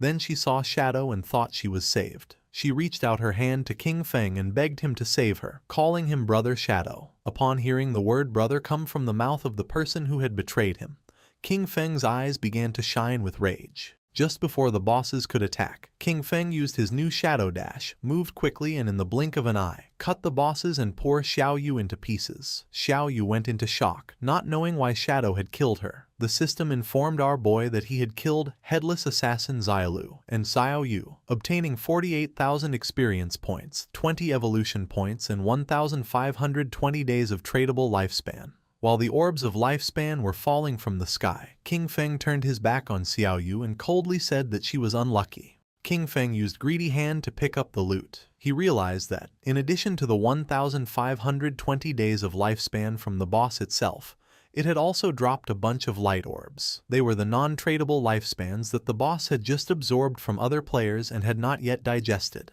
Captain An Yu and Wang Meng appeared. With a smile, she greeted our boy, offering to buy him the items if he didn't need them. King Feng felt somewhat surprised to notice that Captain An Yu and Wang Meng were everywhere. With a serene gaze, our boy mentioned that they had arrived just in time, as he knew another place with good loot. If the price was right, he could take them. He told Wang Meng and the others to go with him, but An Yu could not go. Captain An Yu felt somewhat furious and confused, asking why she couldn't come with them. Shadow began pointing at Wang Meng with his finger and clarified that, to be precise, women could not go. She began to blush and, showing her sensual body, asked the boss why. Accusing him of being discriminatory, she expressed a feigned sadness, admitting that she had even planned to seduce him, but did not expect that he actually liked men. King Feng gave her a gentle knock on the head and then revealed that outside the ruins of the city's north gate, there was a tower of divine authority. He explained that after completing the challenge, valuable rewards could be obtained.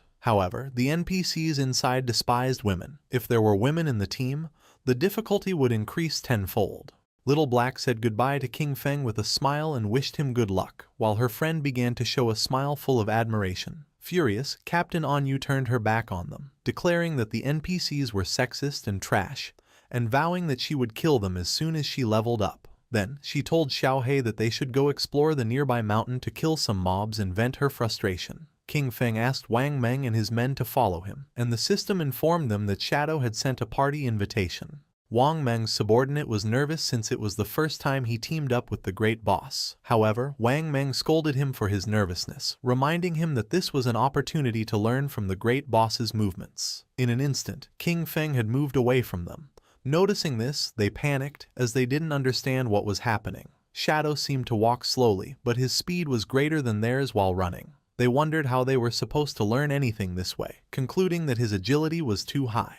When examining his system inventory, King Feng noticed that more than 20 items had dropped, and 2 of them were usable by assassins. The first item was the Forest Bone Blade of Tier Emerald, an assassin weapon. It offered an attack power of 388,125 with armor penetration, and increased strength by 39 and agility by 48. The requirement to equip it was to be level 15. Its unique effect doubled movement speed for 5 seconds upon dealing damage, and while this effect was active, it granted a 30% evasion rate. King Feng unsheathed his new Forest Bone Blade, and his eyes widened with joy upon noticing that the attack power was almost 80% higher than the 216 points of the Plague Blade. Additionally, it added armor penetration, strength, and agility. This weapon was not bad at all, definitely worth equipping. The second item was the skill Shadow Blade, of Platinum tier. It launched a Shadow Blade condensed from dark elements, inflicting dark element damage to a single target within a range of 20 meters,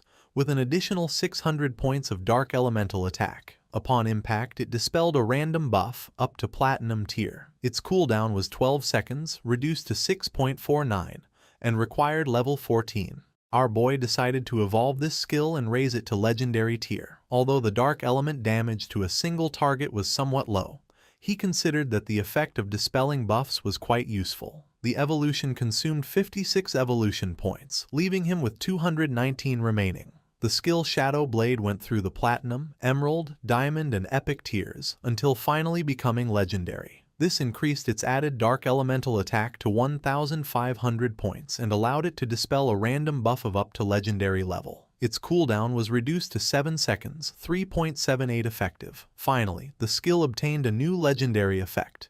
Hitting a weak point refunded 3 seconds of cooldown. Holding his newly upgraded blade, King Feng felt joyful. He realized that as long as he struck a weak point, this skill would return 3 seconds of the cooldown. For him, this meant that the effective cooldown would be only 0.78 seconds. Our boy came out of his thoughts, and when he turned around he saw that Wang Meng and his subordinate had disappeared from the place without a trace. At the same time, about 2 kilometers behind King Feng, Wang Meng's subordinates were gasping heavily and exhausted. They complained that Shadow moved too fast and no one could keep up with him, until one of them told their captain that he couldn't continue. Wang Meng grabbed one of them by the feet and started dragging them, asking them to stop talking nonsense. King Feng and the others arrived at the Tower of Divine Authority, which was located in the middle of a forest. It was so tall that you couldn't see the top from the ground. Our boy informed Wang Meng and his men that this was the place. Once inside, an NPC would present them with a challenge. He warned them that this NPC was really despicable, because the better their performance, the more expensive his items would become. With a serene expression, he advised them to only use 1% of their strength. He told them to do their best, since they only needed to defeat a gold-tier boss. When our boy turned around, he saw Wang Meng and his men lying on the ground and trembling from exhaustion. No one could keep up with King Feng. With his face covered in sweat and gasping heavily, Wang Meng gave a thumbs up and told our guy not to worry, as he guaranteed the success of the mission. While King Feng was walking toward the door of the Tower of Divine Authority, he asked them to make sure to use team chat at all times so that the NPC could not hear them. He explained that once they overcame the challenge, they would be able to buy great items from the NPC and assured them that they would not be disappointed. King Feng and the others opened the door of the tower. Wang Meng and his men couldn't help but feel surprised when a hooded NPC who was floating appeared before them. He warmly welcomed them as friends of Blue Star and assumed that the arrival of the Forsaken Gods had already made them uneasy. He revealed that this was the Tower of Divine Authority, and that, if they completed the challenge, they would be allowed to trade with him. He asked them to let him know when they were ready. Wang Meng's men felt somewhat surprised and confused upon realizing that the game actually had NPCs. One of them asked Shadow what kind of boss they had to face in this challenge. Our guy simply asked them to follow his lead during the fight, assuring it was simple. The swordsman of the party felt even more confused and asked him to be more specific. He wanted to know the duration of the battle, how many phases the boss had, what skills it used, and whether the combat focused more on mechanics or pure stats. He didn't stop asking questions. He wanted to know if the boss had any movement skill, if there were instant death attacks, if it targeted specific players with its skills, where its weak points were, and how long the fight would last. Wang Meng asked King Feng not to pay attention to this guy. He explained that the boy was nicknamed Steady as an old dog, and that, after an accident during a mission in which 2 party members died, he was now super cautious no matter what he did. Without wasting more time, King Feng informed the NPC that they were ready to start. The swordsman panicked, informing that he still wasn't ready. The NPC lowered his head before them, announcing that it was time to start enjoying it. Not long after, a portal appeared and from it emerged a powerful boss, the gold-tier obsidian skull-splitting puppet of level 20. The swordsman's eyes widened in surprise and fear, realizing that this boss was level 20, while the highest level among them was only 11. Calm as always, King Feng assured that there was no problem and indicated to Wang Meng to go first. Following Shadow's order, Wang Meng unsheathed his shield and took his sword out of the inventory. Using his skill Shield Charge, Wang Meng launched himself headfirst at the boss, giving him a strong shield blow to the teeth. The boss became enraged and struck Wang Meng. Luckily he was fast and was able to block part of the attack thanks to his shield, but in the process his body was sent flying. King Feng moved like thunder and grabbed Wang Meng, preventing him from crashing into the wall. The swordsman and the archer were somewhat confused upon noticing this and felt somewhat worried for our boy. King Feng began staring at the boss. He told the archer not to worry about it and to use the skill Starshine Shot. Then, he ordered the swordsman to use triple ground slash. Both nodded their heads. The archer fired a rain of arrows at the boss, causing him terrible pain. And taking advantage of its lowered guard, the swordsman moved like wind and attacked with precise yet powerful slashes. The boss opened its mouth and started to bleed, then it became enraged and struck the ground forcefully. A powerful aura appeared around its body and then a strange black energy began to form around the swordsman. Noticing this, King Feng realized that the boss had entered berserk mode. He warned them that he would take care of it and that everyone should stay away from the black oil. The swordsman began to crawl away from the energy, while on the other side, the archer narrowly dodged one of the attacks. King Feng jumped into the air and threw his shadow blade at the monster. The attack was so fast that the boss had no time to react, and the blade hit him right in the face, causing more than 4,500 points of damage. Far from calming down, it started to roar, but King Feng used a skill to dispel the berserk state. Wang Meng couldn't help but smile, commenting that the damage inflicted didn't match his status. It was as if the boss had taken off his gear. With an expression full of joy, the swordsman mentioned that Shadow was really good at acting, having stayed in the corner the whole time. The NPC must have thought he was a complete noob. The archer became somewhat curious and asked our boy how he had found out that the NPC's items were more expensive the stronger the players were.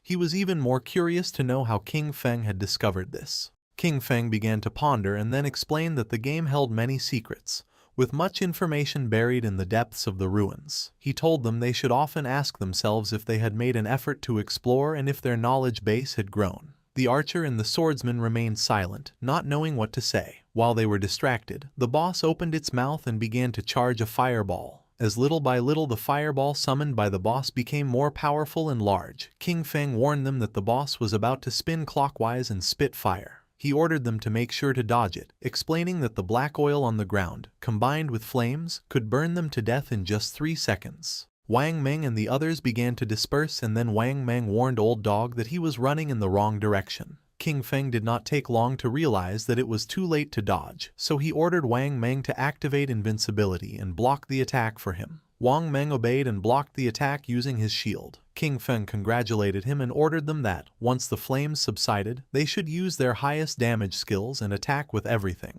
The archer unleashed a rain of arrows. The swordsman jumped and prepared to attack, with Wang Meng closely following to block any attack from the boss. The combined attack worked and just before the boss could take another breath, Wang Meng and the others dealt more than 25,000 points of damage, killing it instantly. The system congratulated them for having defeated the level 20 Obsidian Skull Splitter Golem. Wang Meng and the others felt somewhat relieved and happy. King Feng did not lower his guard, remembering that the complicated part of this boss was that, once its HP fell below 70%, it entered a berserk state. While the effect dissipated, its strength was approximately the same as that of a silver-tier boss. The NPC reappeared in the sky and congratulated them, informing them that they were the first players from Blue Star to overcome his trial. While the items were materializing, the NPC began to laugh, revealing that now, as long as they offered their lifespan, they could trade with him for the divine gifted tome.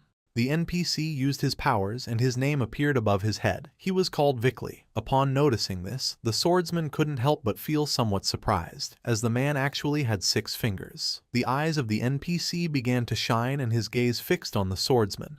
Without wasting another second, he summoned a thunderbolt which descended upon the swordsman, causing him more than 99,000 points of damage and killing him instantly. His body transformed into orbs of lifespan and Wang Meng panicked, not understanding why the NPC had suddenly attacked him. Calm as always, King Feng mentioned that the taboo established by this NPC was related to his fingers. He clarified that NPCs and players could not attack each other unless the player first broke the taboo set by the NPC. Because of this, as long as they didn't mention his fingers again, they would be safe. A question came to Wang Meng's mind. He didn't know if King Feng could defeat this NPC. Our boy revealed that for now he couldn't. The system revealed the reality about these NPCs.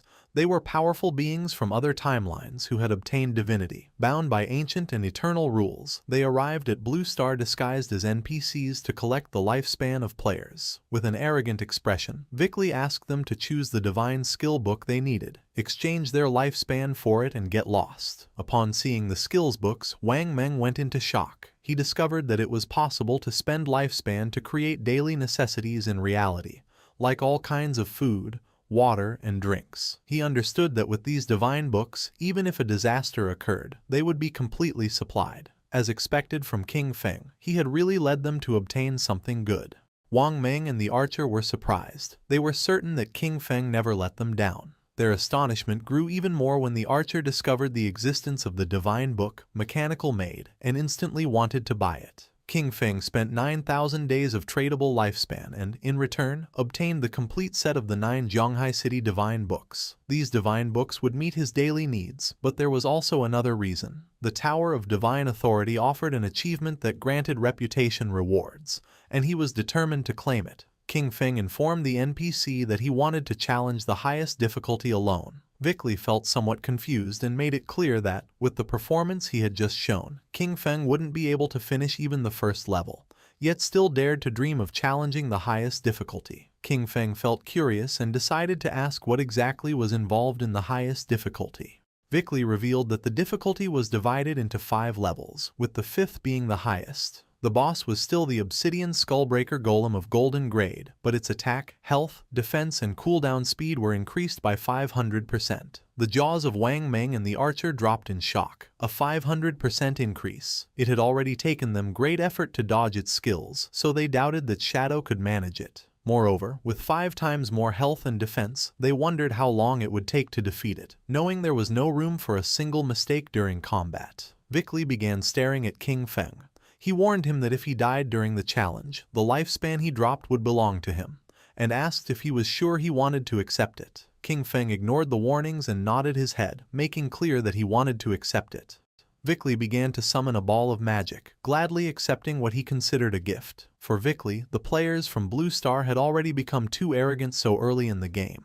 Really, they were asking for death. The previously defeated boss was resurrected. Now it was the Golden Obsidian Skull-Splitting Golem, with its strength increased by 500%. King Feng drew his dagger. He knew that Vickley could empower his summoned creatures and that 500% was not the limit. In fact, he remembered that when he defeated him in the past, Vickley had increased his summons up to 2,000%. This represented the perfect opportunity to test his new weapon.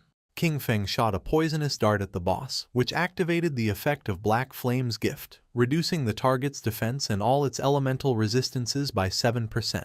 Then, the special effect of the Emerald Bone Blade was activated, increasing our boy's speed by 100% for 5 seconds. The boss launched flames and just before they could get close, King Feng disappeared without a trace. While it was distracted trying to understand what had just happened, King Feng appeared behind it, landed on its head and stabbed his dagger into its skull, activating the special effect of Emerald Bone Feather. The powerful monster began to roar in agony. King Feng disappeared again, and his speed increased by 100% for 5 seconds. Upon witnessing King Feng's incredible speed, Wang Meng and the archer were in shock. At first they believed he had become invisible again, thinking that the cooldown of his skill was too short. Soon they understood that it was not any skill. Shadow's speed was so extreme that it created the illusion of simply vanishing. King Feng decided to use Blessed Liberation, which would make his next attack cause the throat slash effect. Using Shadow Dash, our boy moved like thunder, causing more than 100,000 points of damage to the boss. The attack activated Black Flame's gift, which reduced its defense and all its elemental resistances by 64%.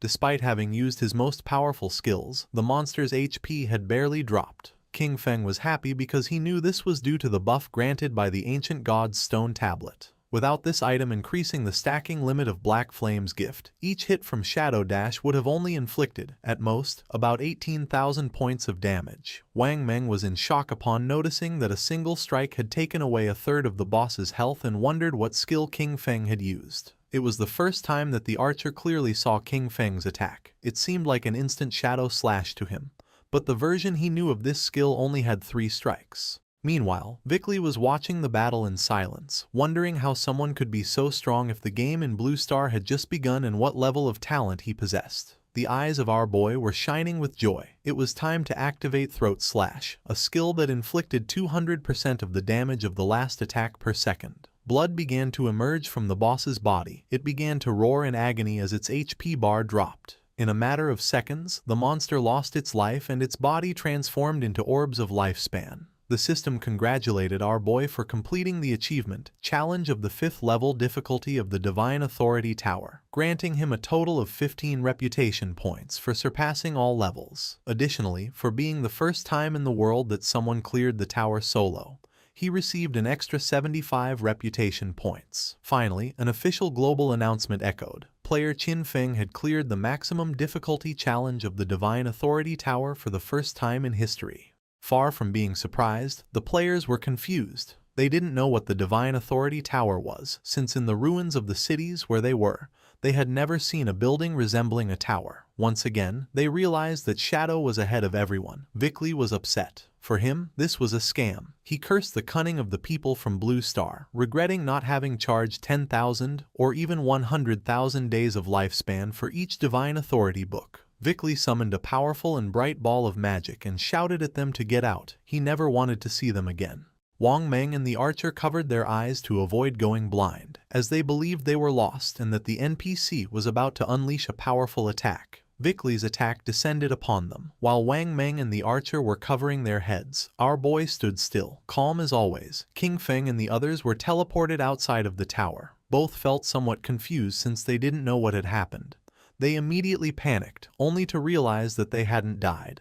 They had simply been teleported out of the Tower of Divine Authority. King Feng reminded them that they had no reason to worry, since, as he had told them, the NPCs could not attack them. Now that he had gotten what they wanted, King Feng decided it was time to finish and mentioned that he was going to log off to eat. Wang Meng thanked King Feng for having guided them and asked him to take them with him if another opportunity like this came up. Our boy nodded and the archer said goodbye to him. King Feng woke up in reality, in his hideout. The system extracted the 9 divine gift books, a process that consumed 90 days of his tradable lifespan. Our boy decided to consume 106 years of lifespan to buy luxury furniture, daily necessities, cooking ingredients, and a multi-purpose mechanical maid. A maid with dog ears appeared in front of him. After introducing herself, she informed him that she could help take care of everything in the house and that she was there to serve him in anything he needed. Lying down on the luxury sofa, our boy gave the order to immediately begin a complete cleaning of the hideout.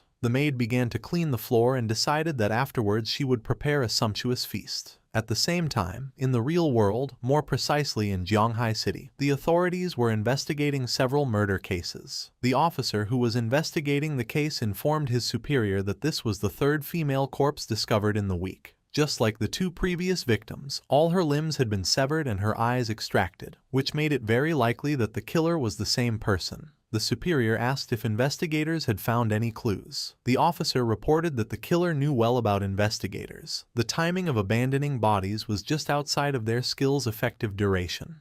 Upon hearing this, the superior gave them the order to ask Yu how much time was left for the researchers' professional advancement.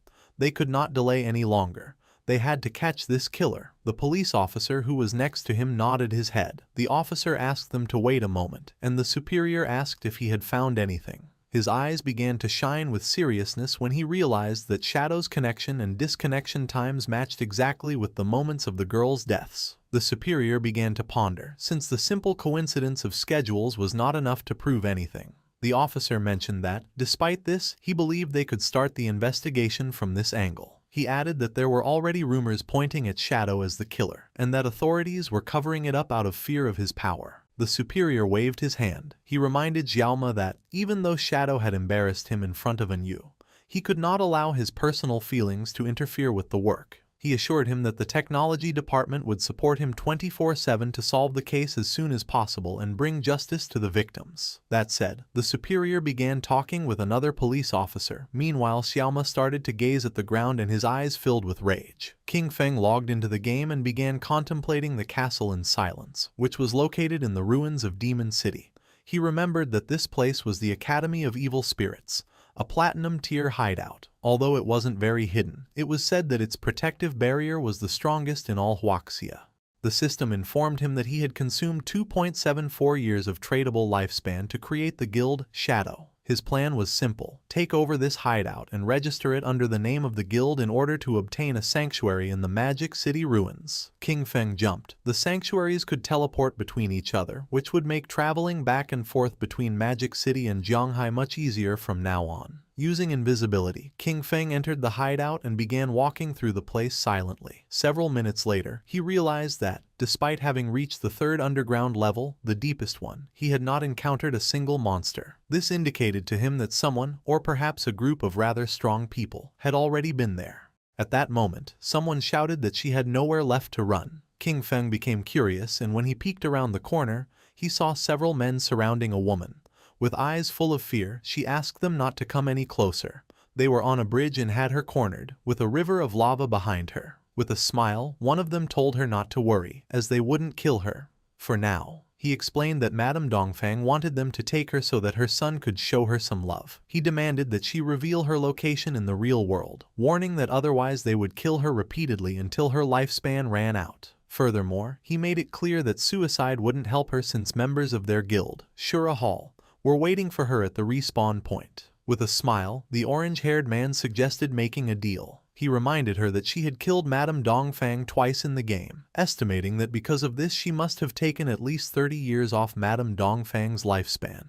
The woman remained silent, lost in her thoughts. He advised her to give them those 30 years of lifespan and then play with the three of them for a while, promising that in return they would let her go. With eyes full of tears from fear, she asked what exactly it was that they wanted to do. They began to smile, and then one of them pulled down his pants, causing the poor woman to panic. With a mischievous smile, the man with orange hair revealed that this was how they played.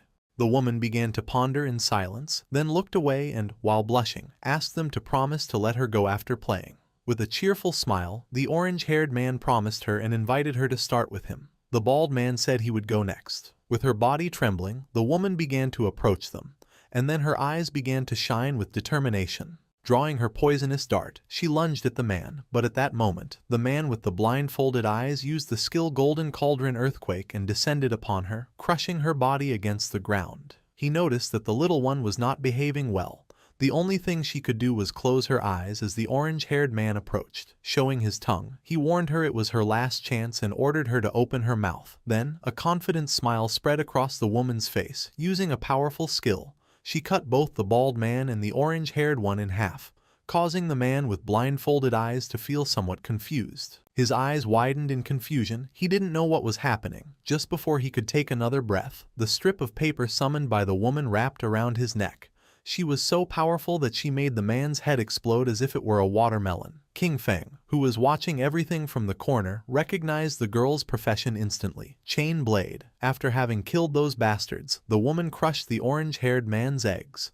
Their bodies turned into orbs of lifespan. With an expression full of hatred, she mocked them, and then our boy realized that she possessed the blade of the underworld. With a gaze full of determination, she swore that she would definitely kill Dongfang Ming. The girl had the class blade of the underworld, with the nickname Ghost Spirit. Our boy came out of his hiding place and started walking toward her. Her class, just like Shadow's, was the only hidden class in the assassin branch. He remembered that in his previous life, she had ranked among the 10 greatest powers in the world. But after becoming an enemy of the Chu family from Demon City, her true identity was exposed and she was besieged by many forces. Even so, she massacred thousands of enemies before finally dying from exhaustion. He remembered the deep sorrow felt by her guild members upon hearing the news. He never expected to meet her here. However, there was something he didn't understand. Who was this Dongfang Ming that she had mentioned? Supposedly, he himself had annihilated the entire Dongfang family. King Feng deactivated his invisibility skill and drew her attention. Her reaction wasn't kind. She prepared to attack, thinking our boy was a friend of those bastards she had just killed.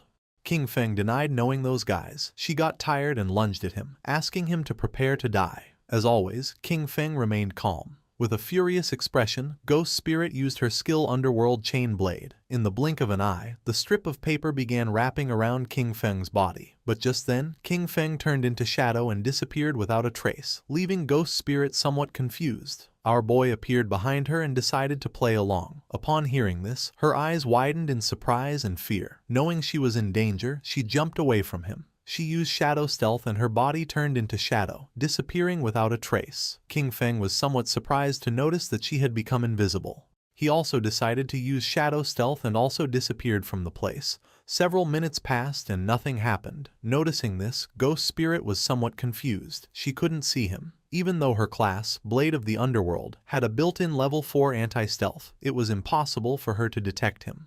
This led her to wonder if this guy could be Shadow. Not long after, King Feng deactivated his shadow stealth and appeared stealthily behind her, catching her attention. Upon hearing Shadow's voice, she panicked, noticing that he could still see her despite her level 4 stealth. She decided it was time to get serious and used her most powerful skill called Evil Ghost Soul Chase. The paper strip began to glow and a small pink flame appeared above King Feng's head, activating shadow stealth again. King Feng did not lower his guard and retreated. But to his surprise, the blade began to follow him, leaving him somewhat confused. Upon observing closely, he realized that this locking blade could pinpoint his location. Ghost Spirit's eyes were shining with determination. Although her eyes could not see, her weapon could. No one who was targeted by the evil ghost soul chase could escape. King Feng tried to flee, but it was in vain since the blade kept following him. He realized that this class could ignore stealth levels. She was truly someone out of the ordinary. King Feng was cunning and began moving in circles around Ghost Spirit, and by the time she noticed his plan, it was already too late. She decided not to give up so easily, and when she tried to catch King Feng, the strip of paper wrapped around her body, leaving her immobilized. Grabbing the strip of paper, King Feng lifted it and clarified to her that he was Shadow, not someone sent by Dongfang Ming, assuring her that if he had wanted to kill her, she would already be dead. With no other option, Ghost Spirit decided to believe our boy, asking him to let her down. King Feng got straight to the point and asked if the Dongfang Yue she mentioned was from the Dongfang family of Zhanghai City. Even while hanging upside down, she nodded, clarifying that however, she had married into the Chu family, so her relationship with the Dongfang family was no longer as close. Our boy understood that a fish had escaped from the net. Apparently, Dongfang Yue was not present when he annihilated the Dongfang family. Ghost Spirit's eyes widened in surprise upon realizing that it was he who had annihilated the Dongfang family. She felt excited and joyful, as this meant that Dongfang Yue and Shadow were also enemies. She asked him to put her down immediately, declaring that the enemy of her enemy is her friend and that they could cooperate. King Feng released the strip of paper, causing her to fall to the ground. He decided that cooperation could wait. First, he asked why she wanted to kill Dongfang Yue.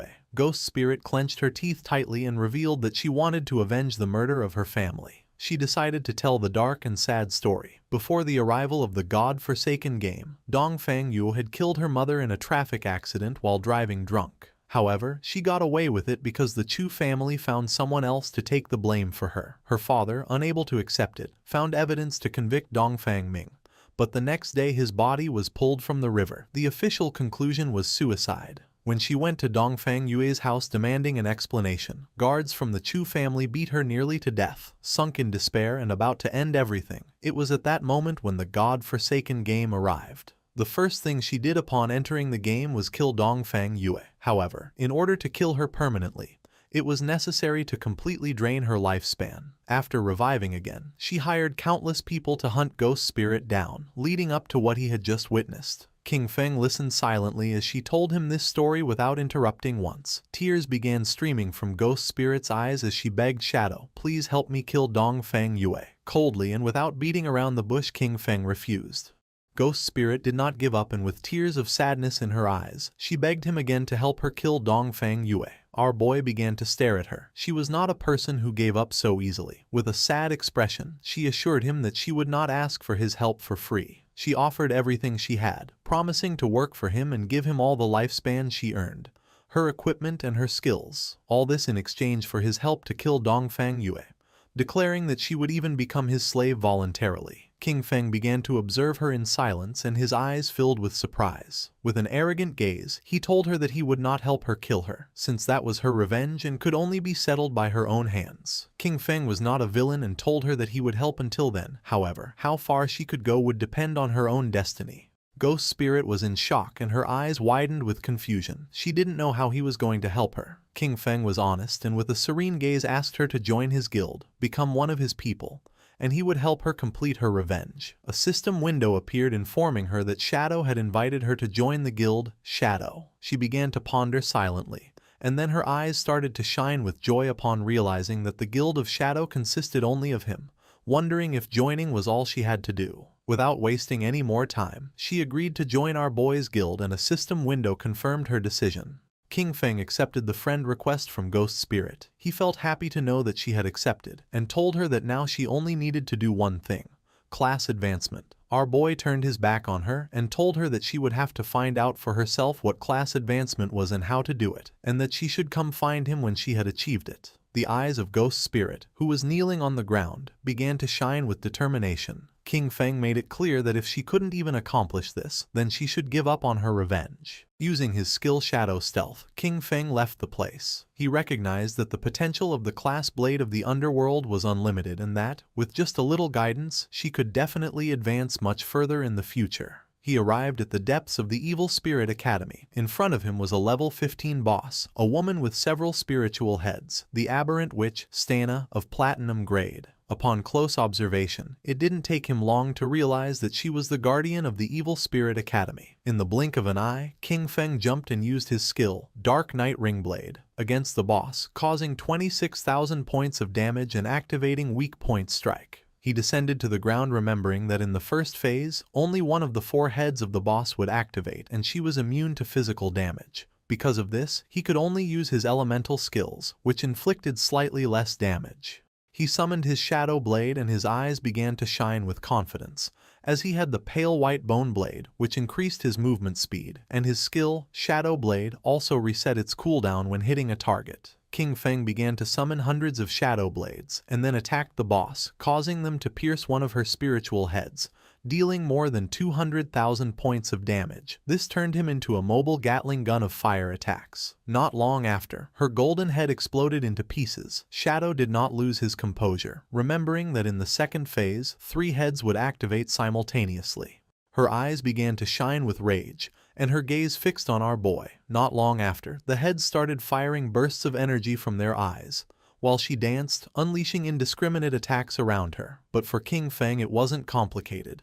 Without much effort he dodged the attacks and then stabbed his Shadow Blades into the boss's head, dealing more than 200,000 points of damage. While she writhed in pain, King Feng descended to the ground and turned his back on her, ending the show. He threw his last Shadow Blade, causing the boss's body to explode, creating a great explosion. The system notified that he had killed aberrant witch Dostana, gaining 50,000 EXP and obtaining the Evil Spirit Academy's hideout key of Platinum tier. His eyes widened in surprise when the system revealed that he could now advance his class. King Feng decided to advance his class and a shadow began to surround his body. His class Shadow advanced from Tier 1 to Tier 2, and with this, his attribute bonuses increased.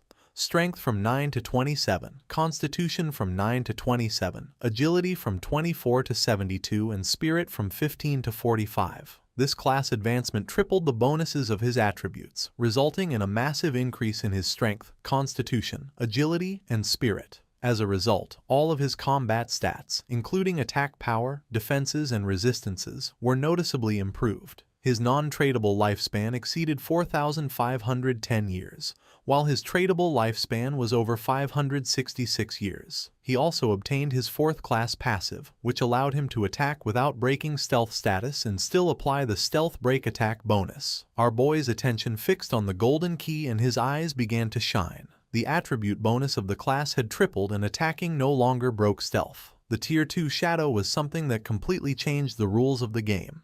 Several minutes later, outside the Evil Spirit Academy, someone returned and Ghost Spirit panicked upon noticing that they dared to come back. They were the same men she had eliminated before. Now there weren't just 3. They had brought all the members of their guild. With a smile, the bald man mentioned that last time he was careless because he didn't know she had a chain blade. With a confident gaze, the orange-haired man revealed that this time he had called everyone from his guild, the Shura Palace, to see where she could run now. The bald man lunged at her, ready to attack, making it clear that he wouldn't be as soft as last time. Ghost Spirit panicked, knowing this wasn't good. Using his skill Earth Slash, the bald man descended to the ground and tried to attack using his axe, but luckily she reacted in time and dodged the attack. With a confident gaze, she used Shadow Stealth, but right at that moment someone threw a flash grenade which exploded in front of her, creating an intense and blinding flash, forcing her to stop using the skill and cover her eyes. Taking advantage of the moment, the bald man gave her a kick. Stepping on her head, with an arrogant smile, he made it clear that he was going to give her a real lesson. Ghost Spirit was not going to give up. She took out a small green vial,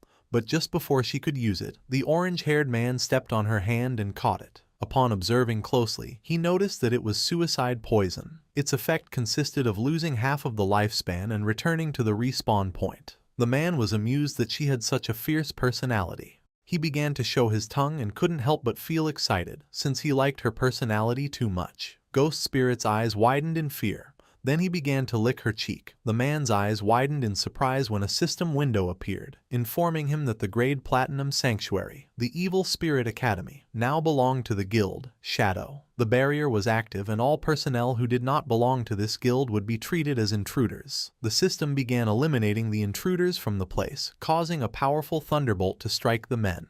In the blink of an eye, their bodies turned into orbs of lifespan. Her eyes widened in surprise upon realizing that the Evil Spirit Academy was a sanctuary and that it now belonged to her guild. This meant that, within minutes, Shadow had killed the Guardian and obtained the key. King Feng also obtained the Jade Tier Aberrant Witch's Ring. This ring, usable by all classes from level 14, increased all attributes by 22 and cooldown speed by 30%. Its unique effect increased the area of effect of skills by 25% and area damage by 10%. As if that weren't enough, he also got the Platinum Grade Virulent Poison Trap. This Platinum Grade skill, for the Assassin and Hunter classes, allowed him to place a trap with level 5 stealth. Enemies who triggered it would receive 500 additional poison damage, a 50% slow for 5 seconds, and continuous poison damage equal to 100% of his attack power. He could place a maximum of 3 traps, each with a 4.65 second cooldown and a duration of 3,600 seconds. He was satisfied, as 2 items an assassin could use had dropped. He considered the ring to be quite good. His instant Shadow Slash and Dark Knight Ringblade skills were both area of effect, so this represented a huge improvement for him. His eyes began to shine with joy, as he also had 363 evolution points, just what he needed to evolve his Backstab Enhancement skill to Legendary. He consumed 340 evolution points, leaving him with 23. His skill, Backstab Enhancement, evolved from Epic to Legendary. The passive effect now increased damage when attacking from behind from 75% to 100%. Furthermore, the Legendary effect made it so that while in stealth, all his damage was considered a backstab attack. King Feng was pleased as the combination of the constant backstab damage bonus and the permanent stealth from his advanced class massively improved both his damage output and survivability. Just then, Little Black contacted our boy, informing him that she had found other ruins and asking if he wanted to go take a look. When King Feng asked where she was, she replied that she was in the Zhonghai city ruins. She explained that on the stones around the temple entrance, there were murals very similar to those in the ruins of the beginner's village. Shadow became a bit confused, asking why they hadn't explored it themselves. With the progress they had made, they should already be able to face a platinum-grade boss. She was honest, admitting that they had wanted to, but after clearing all the enemies to the end, a teleportation orb appeared. When they touched it, nothing happened. A system message indicated that only a fated person could enter, so she wondered if her boss might be that person. King Feng decided to go take a look. He told her to wait for him and to prepare her lifespan, as he would bring her the new equipment he had obtained. Besides, teleporting between the two shrines made the journey from the Magic City ruins to the Zhonghai ones much more convenient. Little Black also reported that the officials on the Zhonghai side didn't have enough lifespan, so he could sell it directly to the ones in Magic City. At the same time, she was on the outskirts of the Zhonghai City ruins. She was riding a white llama, which was eating grass. Not long after, King Feng appeared behind her, asking where the ruins were. Suddenly hearing our boy's voice, she and the llama were startled, and Little Black asked him not to scare her like that. He had done it on purpose, but he lied and promised to be more careful next time. Peeking her head over the cliff, she revealed that the entrance to the ruins was at the bottom. When our boy asked how they had discovered it, she replied that it was a long story. Little Black turned to the llama and explained that she had gotten a mount in this place, a little sheep. While playing with it, a silver-grade boss suddenly appeared, scaring them. Panicked, she fell off the cliff, but luckily got caught in a tree at the bottom.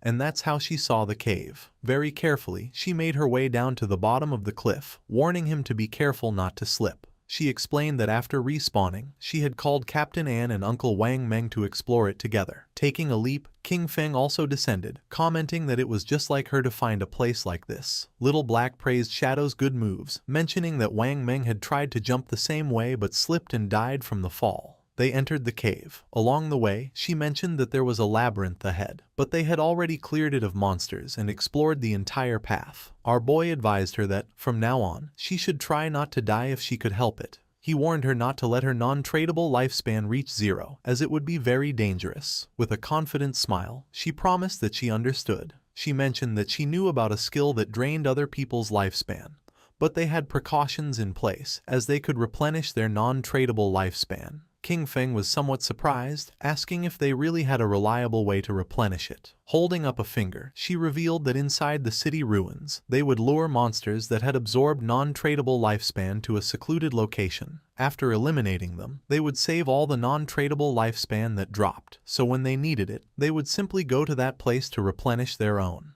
King Feng grew curious, commenting that it was a good method and asking if Anu had come up with the idea. Little Black was in shock, as King Feng had guessed correctly. Our boy remembered that, in his past life, it was Anu who had devised this method and that, over time, everyone ended up using it. Not long after, they came across a teleportation orb. Little Black brought her hand to the orb, and the system informed her that she was not the fated person, and the mechanism would not activate. She asked Shadow to try, explaining that everyone assumed this temple might be connected to the one in the beginner's town. King Feng grew curious and began to observe the orb in silence. He decided to reach for it, and at that moment, the orb began to glow as an intense energy started to emerge from it. Little Black covered her eyes in confusion, not knowing what was happening.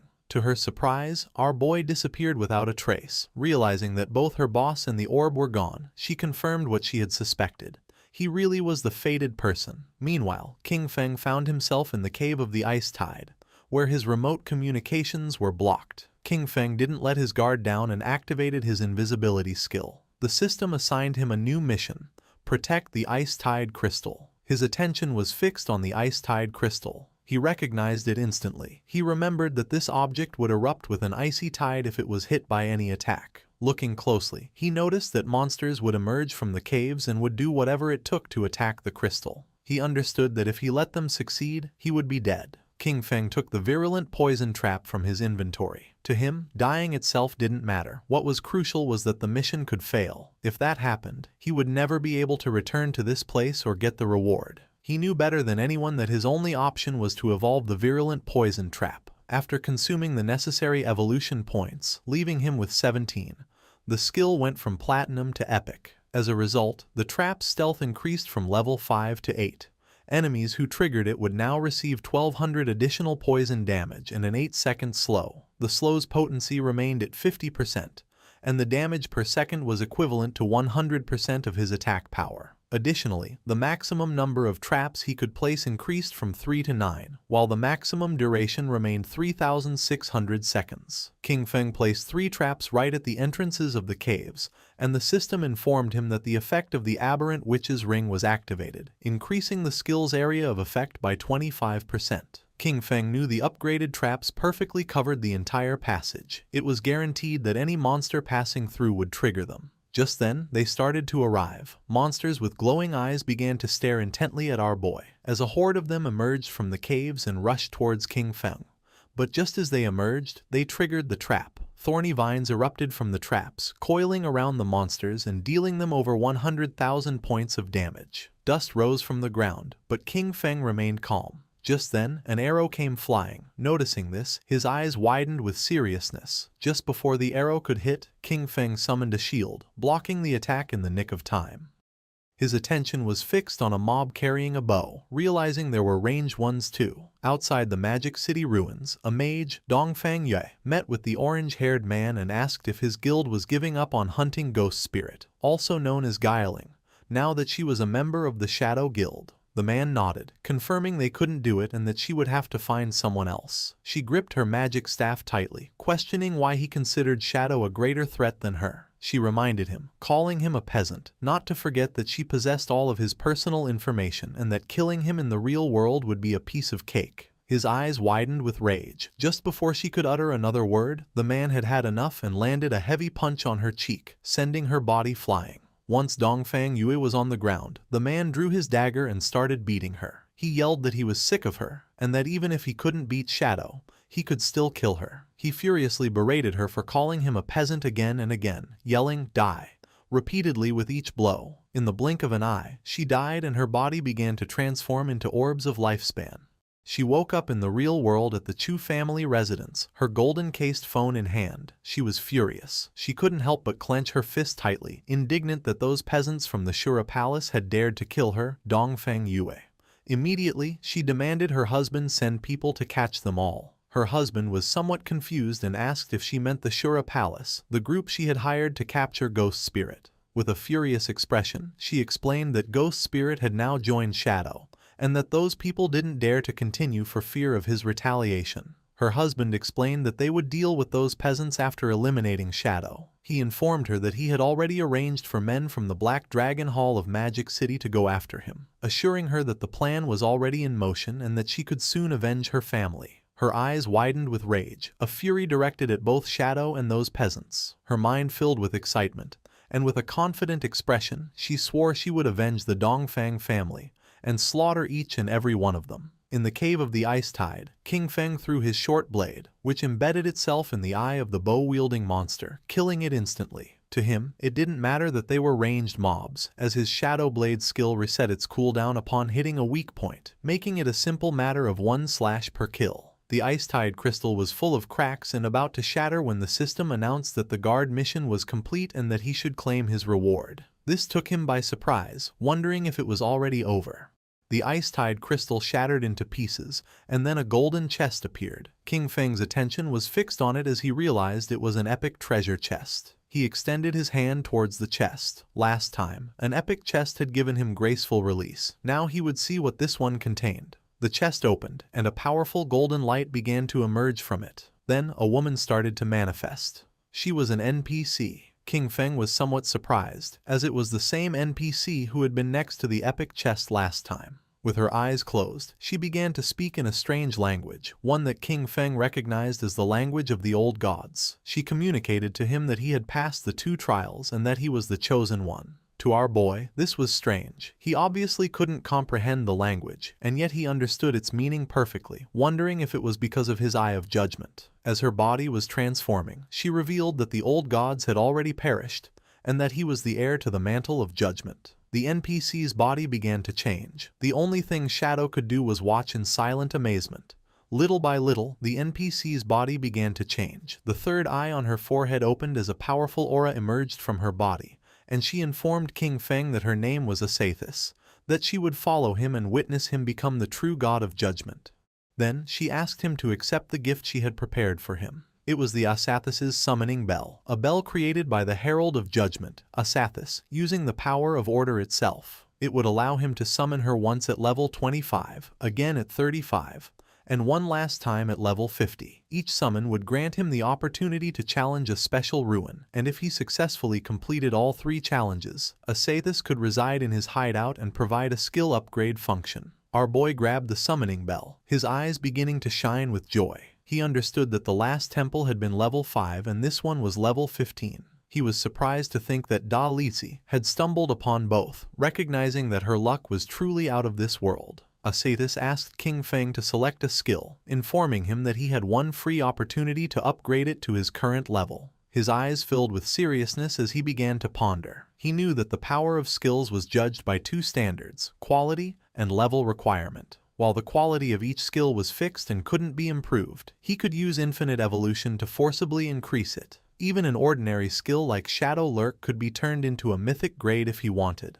On the other hand, the level requirement not only defined when a skill could be used, but also determined its overall power. In terms of stats, a level 5 Shadow Lurk and a level 51 were worlds apart. Obtaining high-quality, high-level skills was extremely difficult, but in the future, none of this would be a problem for him. All he had to do was consume lifespan to increase the level of any skill. With a confident gaze, he chose to upgrade his highest grade skill, Graceful Release. Asathis kissed King Feng's hand, fulfilling his wish. As a result, his mythic skill Graceful Release was upgraded from level 10 to 16. The weak point attack correction increased from plus 300% to plus 410%, and the attack multiplier on these points was doubled. Furthermore, its active use now applied a throat slit effect, inflicting 310% of the initial attack's damage per second for 3 seconds, with a cooldown of 6.97 seconds.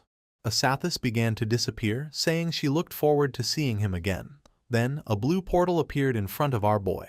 It was the portal to leave. Before leaving, King Feng turned around and reached out, noticing that there was still something left in the chest. He obtained the Epic Tier Baffich's equivalent exchange agreement. It was a pair of epic grade leg armor for the assassin class, requiring level 15. It granted 198 physical defense, all elemental resistance and damage block, along with 19.8% damage reduction and plus 19.8 whispering resistance. Its unique ability, Art of Equivalent Exchange, allowed him to sacrifice a piece of equipment or a skill book of up to epic grade to randomly receive another of the same level and grade for his class, with a 1-hour cooldown. He grabbed the skill book and his eyes began to shine with joy.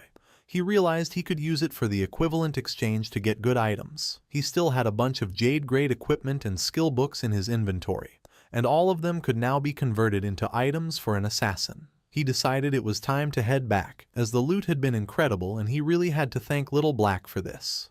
While Little Black was waiting at the cave entrance with her llama, King Feng came out. He was a bit surprised to notice that she hadn't used the last hour to level up and had instead stayed there waiting for him. Noticing that King Feng was back, Little Black was glad, as she had been keeping watch at the exit in case someone tried to ambush him. As a reward, King Feng gave her a skill book he had found in the ruins. Little Black was in shock, as this was for the level 13 Platinum Magic Shield skill. She thanked her boss, aware that this would greatly improve her survivability. Riding the small llama, Little Black said goodbye to him and left. King Feng's body began to disappear, as he decided he would also log off to fill his stomach. Meanwhile, in the Zhonghai City ruins, stood the Silver Grade Guild Sanctuary of the Knights Templar. A smile spread across the guild leader's face, as he announced that this was a great day, for the Knights Templar Guild finally had a home of its own. Everyone grew excited as the leader mentioned that, although this home wasn't large, it was a wonderful start. With this, they would no longer have to worry about being slaughtered by a suddenly appearing boss and would have a safe haven to rest when they were tired of leveling up. For all of this, there was one person to thank, Xiao Yu. She was the one who found the place first, and the leader asked them to welcome her to the stage with the warmest of applause. Everyone began to praise Xiao Yu, making her feel happy. She stood on the platform and first thanked her master, who had tirelessly taught her. Then, her friends, for extending a helping hand in her times of difficulty. She also thanked the people who hated her, as their mockery and contempt had motivated her to become even stronger. Hearing this, the women couldn't help but feel proud of Xiao Yu.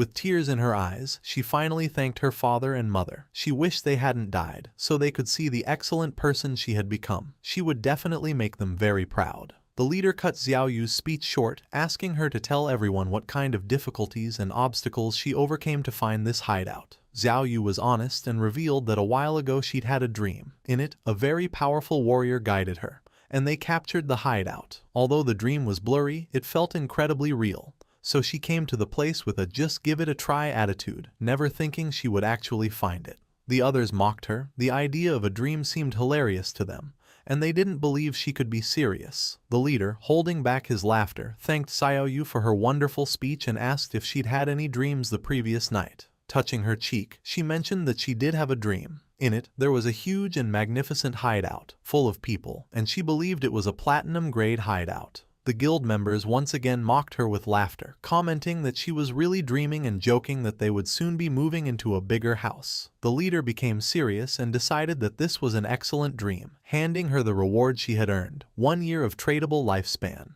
With a smile, he put his arm around her shoulder and expressed his hope that everyone would learn from Xiao Yu and her dedication to the collective good. He stated that as long as everyone worked together with one heart, the guild could definitely stand firm in these chaotic times and get better and better. The leader dismissed everyone, instructing those who needed to level up to go do so, and those who needed to explore to get moving. He entrusted Xiao Yu with continuing her search for hideouts, encouraging her to keep up the good work as he was counting on her. Xiao Yu's eyes began to shine with joy, and with a smile, she nodded. Several hours later, with her magic staff in hand, Xiao Yu was inside the Zhonghai city ruins. Her eyes were shining with worry, as she was following the feeling from her dream but couldn't find the place that was supposed to be in the area. Meanwhile, members of the guild were secretly following her. They realized she had gone straight to this area after the meeting and wondered if she was really looking for the platinum-grade hideout from her dream. Seeing her enter the building, they decided to follow. Xiao Yu went into a building and began to cross through a tunnel. The place scared her. It was like in her dream, but at the same time, very different. Besides, she had the feeling that someone was following her. Closing her eyes, she let out a sigh and filled herself with determination, reminding herself that she was a life priest, a hidden class, and that nothing could hurt her. But when she opened her eyes, a monster with eyes emerging from its mouth was in front of her. The sight made poor Xiao Yu only able to scream in terror. Instead of attacking Xiao Yu, the monster threw her to the ground and started running in the direction where the women from the guild who were following her were hiding. They panicked, wondering what this monster was. Disgusted, they shouted to catch it and kill it immediately. Just before they could make a plan, the monster wrapped its tentacles around one of them and shoved the tentacles emerging from its mouth into the woman's. In the blink of an eye, the woman began to weaken as the monster had drained all her lifespan. Realizing that this monster could absorb them to death, her companions screamed and, without hesitating for a single second, began to flee the place in terror. The monster was not going to let them escape so easily. Poor Xiao Yu woke up to the screams and with a fear-filled expression, turned around only to see the monster draining the women's lifespan. Xiao Yu was quick and, without making a sound, began to flee. She came across a spiral staircase and went down without looking back. She tripped and fell headfirst onto the ground. With tears in her eyes from the intense pain, she began to observe the place carefully, wondering where she was. In front of her was a door. Her eyes widened in surprise, leaving her in shock as she realized this was the entrance from her dream. She had finally found it. This was the platinum-grade hideout, and she had to notify the guild master immediately. She informed the guild master that she had found the platinum-grade hideout. The leader was somewhat surprised. He ordered her not to move, as he was already bringing people over, and asked her to join his party so they could see her location. Xiao Yu joined the party and told them she would wait for them there. At that moment, her eyes widened in fear as she began to hear noises, and once she turned around, she saw the sinister monster looking at her with a smile. Despite the fear, she gritted her teeth and filled herself with courage, telling herself not to be scared. She could do this. She could definitely defeat it.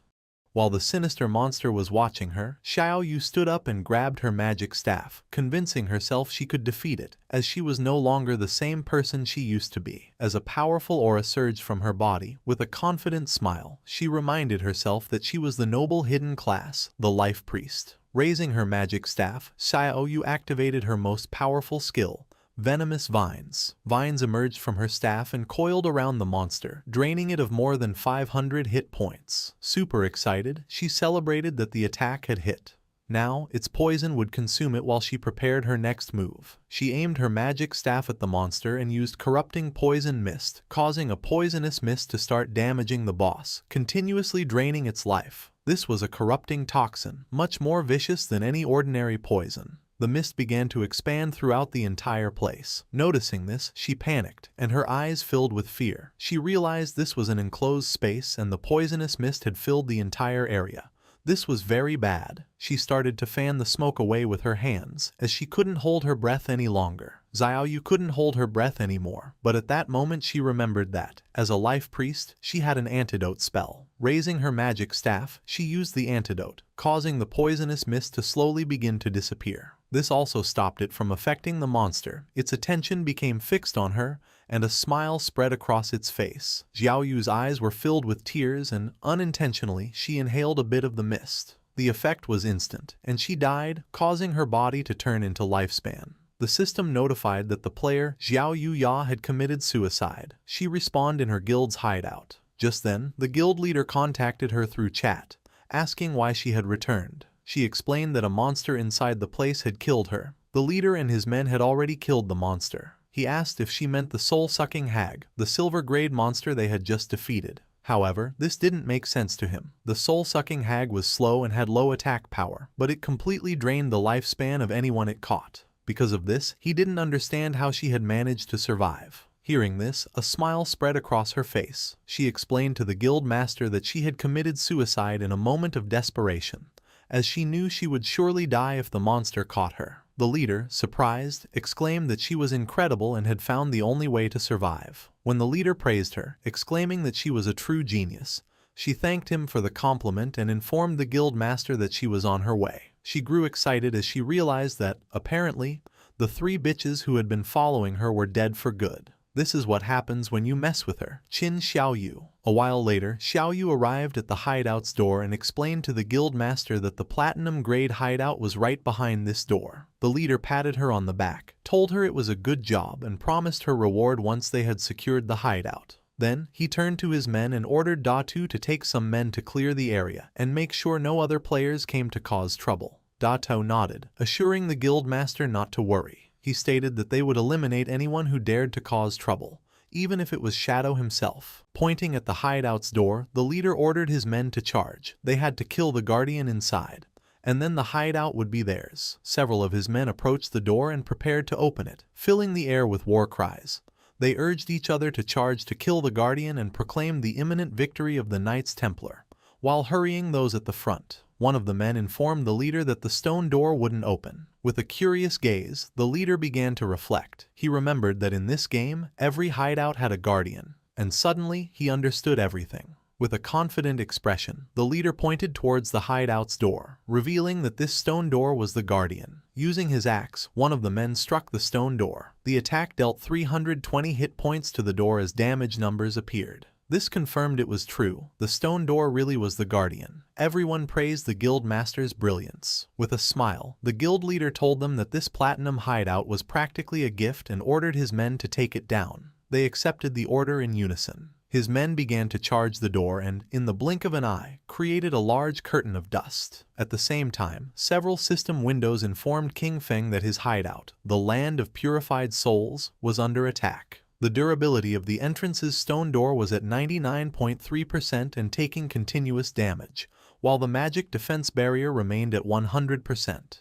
The system revealed that standard teleportation to his hideout had been blocked, offering him the option to use war teleport and indicating that this was the only use available for the day. King Feng's eyes filled with seriousness and confusion, as someone had found the entrance to the land of purified souls and was attacking the hideout. Riding his wolf, King Feng headed towards his hideout. He figured that with the invaders' attack power, it would probably take them a year to break down the door. Because of this, he would simply ride his wolf over to take a look. A while later, King Feng arrived on the outskirts of the land of purified souls. His eyes lit up as something caught his attention. 2 men were chasing a woman, ordering her to stop and threatening to slaughter her if she kept running. A man carrying a spiked mace appeared in front of her, asking where she thought she was going. Just before she could take another breath, the man struck her hard, sending her body flying. With a smile, the purple-haired man extended his hand and used his skill, Sacred Chains. 4 swords made of energy descended from the sky, piercing the woman's hands and knees and causing her to scream in pain.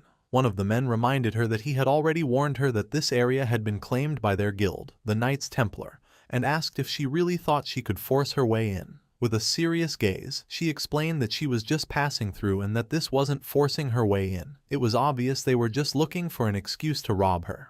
Our boy recognized the woman. It was Yang Xiaoya, his colleague from the company. He remembered she was a rather nice girl who had even given him a heads up before. Hearing that, the guild reserved the area. He deduced that the ones attacking the land of purified souls were then from the Knights Templar Guild. The purple-haired man stated that if they said she was forcing her way in, then she was. With a smile, he reminded the others that, according to the usual rules, he would go first. The other man, laughing, said that then he would be ahead of him. At that moment, someone moved like thunder, cutting off the heads of the 3 men. It was none other than King Feng. Our boy started to stare at her intently, and his eyes began to glow. Yang Xiaoya was in shock, wondering if it was Shadow. But no, she realized that wasn't right. Those eyes, they were King Feng's. With a snap of his fingers, our boy activated one of his skills. This ability, the Blooming Curse, caused brilliant red spider lilies to erupt from the corpses of the men he had just defeated, draining their remaining lifespan. He stood amidst the glowing red energy, his expression calm and serious. Nearby, his old friend Yang Xiaoya watched in shock. Seeing his eyes, she felt a sense of familiarity and wondered aloud if he could be King Feng. The orbs of lifespan from the fallen men were drawn into a vortex of blue energy and disappeared. Yang Xiaoya noted that everything was gone. She contemplated what she had just seen. She thought how much Shadow's eyes resembled King Feng's, but she quickly dismissed the idea as a coincidence. She reasoned that if King Feng was the powerful player Shadow, he would never let his sister, Xiao Yu, join a guild like the Knights Templar, where members were treated like slaves.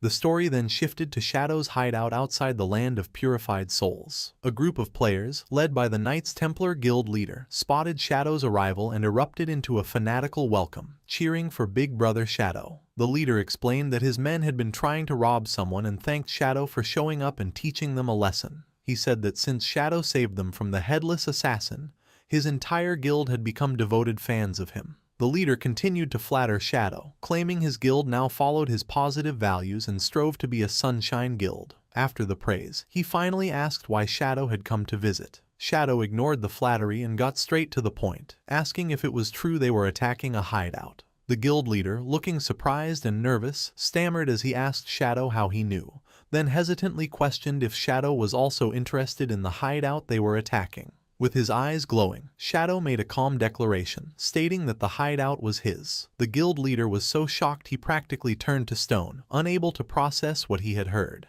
His subordinates were equally stunned, their mouths open in disbelief. The leader, sweating, tried to argue, pointing out that he heard Shadow's hideout was in Magic City, and a player could only own one. One of his men leaned in and whispered a crucial piece of information. If a player creates a guild, the guild itself can also own a hideout. Shadow confirmed this, stating coolly that he had hideouts in both Magic City and Zhonghai City. The terrible realization dawned on the group.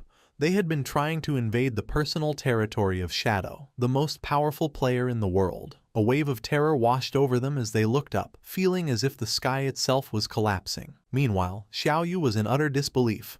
With tears in her eyes, she couldn't understand how the hideout could belong to Shadow when he had never appeared in the dream that supposedly led her to it. The Knights Templar Guild leader, now faced with the hideout's owner, immediately began to grovel. He bowed deeply before King Feng, frantically explaining they had no idea the place belonged to him and begged to know how they could make amends. Shadow, looking at a holographic panel showing his hideout status, coolly pointed out that they had been attacking his gate for some time and the repairs would be expensive. With a cold look, Shadow stated his price, 500 years of lifespan. The guild leader screamed in shock at the astronomical figure, the stress causing him to faint dramatically as his subordinates cried out his name. One of the men cradled his unconscious leader and pleaded with King Feng, asking if he could reduce the price. Looming over them, King Feng coldly asked if the man knew the cost of repairing such a gate. When the subordinate admitted he didn't, King Feng told him to shut his mouth. A moment later, the guild leader woke up with a dazed expression. He muttered to himself about the outrageous cost, wondering what he had done to deserve this. Suddenly, his despair turned to rage. He lunged at Xiao Yu, grabbing her by the front of her robes. He furiously blamed her for the entire situation, shouting that she was trying to destroy him and their entire Knights Templar Guild.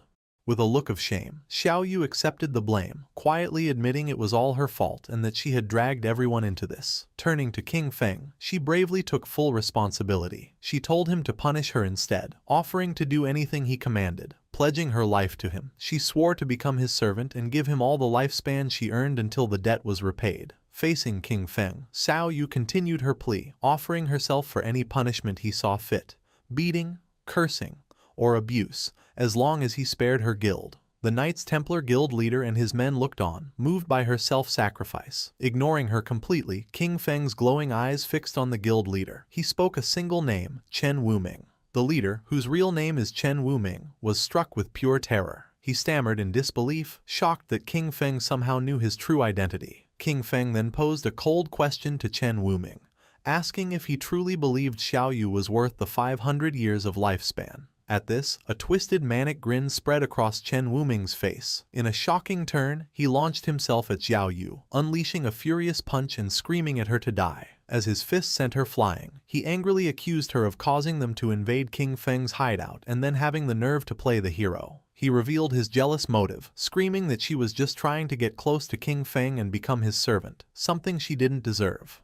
With Xiao Yu lying unconscious, Chen Wuming got on his knees and resumed begging. He lamented that his plan to get close to King Feng had failed and pleaded for mercy, explaining his guild was small and could not afford 500 years of lifespan.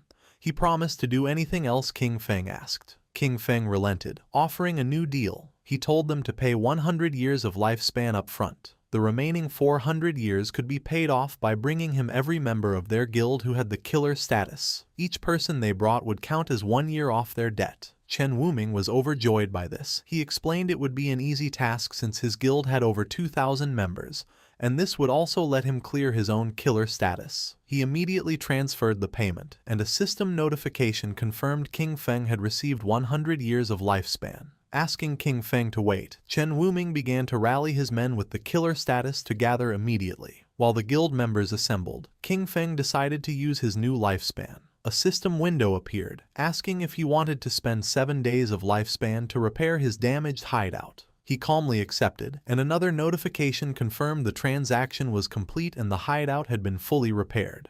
Once Chen Wuming's guild members with the killer status were gathered, Shadow unleashed a devastating attack, a swirling vortex of dark energy that sliced through all 400 of them at once. A system notification confirmed the kills, and the ground became littered with glowing orbs of lifespan. Killing so many players with the killer status also reduced Shadow's own, lowering its level from 4 to 3. Chen Wuming, the Knights Templar Guild leader, clapped enthusiastically, praising Shadow's efficiency. He callously remarked that the men who died were just troublemakers who had violated guild rules and deserved the lesson Shadow had taught them. Shadow then turned to the leader with a new proposition, telling him that his guild would now be responsible for guarding this hideout. Shadow explained this would be a perfect way to keep the guild's unruly members in line. He ordered them to guard the place in shifts, warning Chen Wuming he would be held personally responsible for any future attacks. Though he agreed, the leader cursed Shadow internally, realizing he was being forced to use his men as security guards. Just then, a new system notification appeared. His other hideout, the Evil Spirit Academy, was under attack. With its defensive barrier taking damage, he was prompted to use his single daily war teleport. Annoyed, King Feng decided to use the teleport to deal with this new threat. As he was enveloped in blue light, he wondered aloud who would be foolish enough to provoke him, especially since everyone knew the Evil Spirit Academy was his. Seeing Shadow disappear, Chen Wuming ordered his guild to pack up and leave. When a subordinate reminded him of King Feng's orders, the leader pointed to Xiao Yu, who was just beginning to stir. He cruelly declared that she would be the one to guard the hideout. He mocked her, saying this was exactly what she wanted. He ordered her not to move and to report any trouble, threatening to drain her lifespan if she failed. the scene shifted to the Evil Spirit Academy, a massive Gothic cathedral in the Magic City ruins. A group of men from the Magic City Black Dragon Hall were relentlessly attacking the main doors, trying to break the magical barrier. King Feng teleported directly into the fray, landing inside. Standing atop the high walls, he looked down at the attackers, puzzled. He had no memory of dealing with the Magic City Black Dragon Hall and wondered why they had made an enemy of him. Down below, the leader of the Magic City Black Dragon Hall rallied his men for a final strike. He commanded them to give him their power, and together they channeled a massive ball of dark energy. Unleashing the combined attack, the leader shouted, "Black Flame, Magic Dragon Break," sending a colossal blast crashing into the hideout's defensive barrier. The barrier cracked severely, its durability dropping to just 13%. The attackers celebrated, believing the gate was about to shatter. They cheered, excited about the hundreds of years of lifespan they were about to claim. Watching from above, King Feng realized these men were merely hired pawns. He considered who could hold a grudge against him and still be alive, quickly concluding it must be Dongfang Yue. Suddenly, the attackers were startled by a strange sound. Looking up, they saw a massive, ethereal dragon descending from the sky. A wave of energy washed over them, and they were paralyzed with fear. Their eyes swirling in a hypnotic daze. Unable to move, they could only watch as another guild member pointed frantically towards the sky. A massive fiery meteor was plummeting directly towards them. The celestial body crashed into the ground, engulfing the helpless men in a massive explosion. One of the men braced for impact, but was surprised to find himself unharmed after the flames subsided. He laughed with relief, gloating that the meteor had only dealt 3,000 damage and his high health build had saved him. His celebration was cut short as his head was severed, and his body was consumed by dark tendrils before disintegrating. In the aftermath, a new group of players arrived. They were shocked to find the members of the Magic City Black Dragon Hall dead, wondering who could have done it. A young woman with pink hair and a witch's hat immediately suspected it was the legendary player, King Feng. Her companions were doubtful, as they saw no one, but she insisted Shadow's power couldn't be judged by ordinary standards and he might even be permanently invisible. From his unseen vantage point, King Feng observed them, recognizing them as members of the Sky Dome Guild. He identified the pink-haired woman as Zhang Yaoying, a player with the unique hidden class of Soul Painter. King Feng now understood the source of the dragon and meteor attacks. They had been painted into existence by her magical brush. He recalled the Soul Painter class was incredibly powerful in large-scale battles, but vulnerable to surprise attacks. Knowing he was nearby, Zhang Yaoying called out, asking to speak with Senior Shadow. To the shock of her and her companions, King Feng's voice answered out of thin air, asking what she wanted. Flushing slightly, she explained she needed to enter his hideout to find something for her class advancement, promising she would pay him well.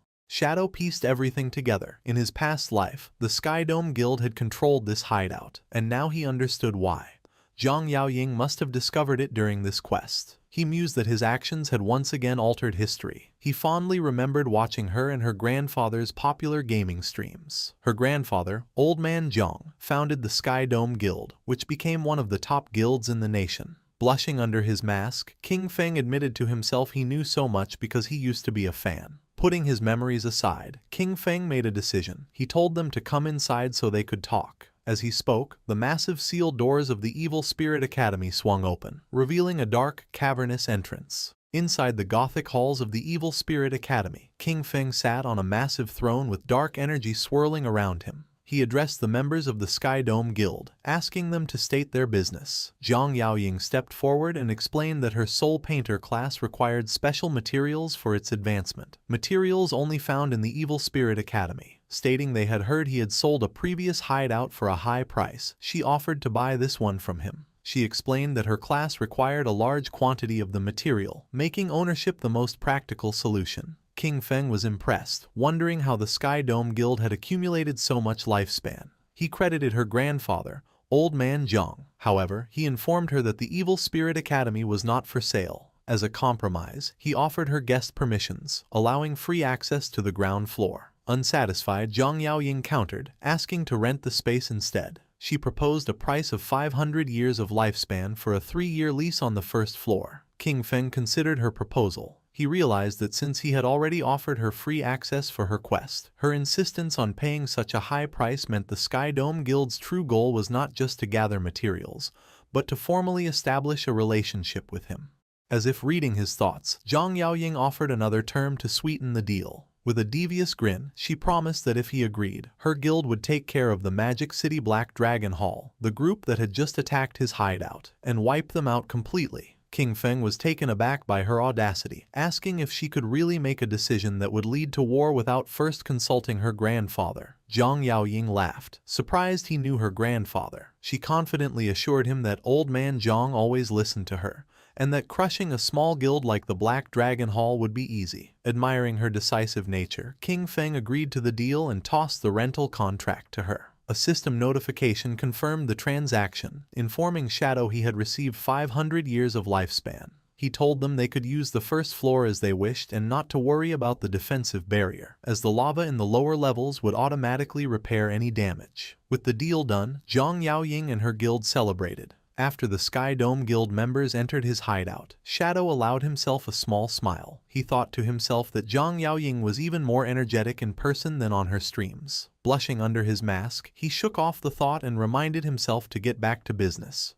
He went to his hideout's warehouse. He had used his equivalent exchange skill several times already with good results. Seeing the skill's cooldown was over, he decided to use it again. Activating Baffich's equivalent exchange, golden energy swirled around his hand as he sacrificed a low-value item. The system announced he had lost a wisdom training scroll but gained the Scarlet Blade, a powerful Jade-tier assassin finisher skill. The blade was a high-damage melee attack that also healed him for a large percentage of the damage dealt. King Feng was pleasantly surprised. Obtaining a limit break finisher skill was a significant power boost. These ultimate abilities were known for being strong enough to turn the tide of a battle. He noted the base damage of the new Jade tier skill was more than double that of his most powerful legendary skill. Seeing its potential, King Feng immediately spent evolution points to upgrade the Scarlet Blade to legendary tier. The skill's damage and healing grew, and he calculated that with his buffs, a single strike could now inflict over 100,000 points of damage. With plenty of evolution points left, he decided to upgrade another core skill. He invested 500 points into his passive stealth ability, evolving it to Mythic. This upgrade not only increased his stealth level but also granted him a new passive effect. While in stealth, the rate his lifespan drained in dangerous areas was reduced by 90%.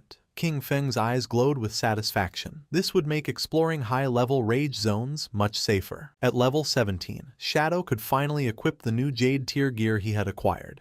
He equipped a new veil, gloves, boots, and a ring, each providing significant stat boosts. With his new gear, almost his entire set was now Jade tier. However, he looked at his new mismatched appearance with disgust, remarking on how ugly low-level equipment was. He promptly switched his appearance back to his default, all-black Shadow outfit. Now fully upgraded, King Feng declared it was time to conquer the next hideout. The scene shifted to the real world, in the suburbs of Magic City, where an armored vehicle pulled up to a grand mansion. An armed guard asked his colleague how many people they had brought back, and the other replied they had only found 4. The first guard expressed disappointment, and his colleague explained that fewer people were willing to sell their lifespan these days before telling the new arrivals to get out. A group of 4 disembarked, a large muscular man, a man in a long coat, another man in a suit, and a young hooded woman. The man in the coat looked at the impressive mansion and remarked that the buyers must be rich. A guard told them to wait outside while he informed Madame Dongfang.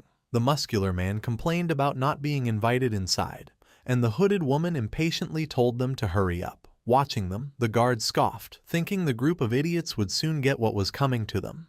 Inside the mansion's hall, Dongfang Yue appeared with her young son, Nantian. She coldly confirmed they were the ones selling lifespan and ordered them to convert it into light orbs and throw them on the floor. The muscular man smirked, asking if she was joking and pointing out that they had not seen any money. Dongfang Yue's expression darkened, her eye glowing menacingly as she repeated her command, warning them to hand over the lifespan if they did not want to die. Suddenly, more armed guards emerged, surrounding the 4 sellers with their guns. The man in the suit raised his hands in mock surrender, asking what she meant. Then, a sinister grin spread across his face as he asked if she intended to rob them, just as they did to others. Before he could finish, one of the mansion's guards lunged forward.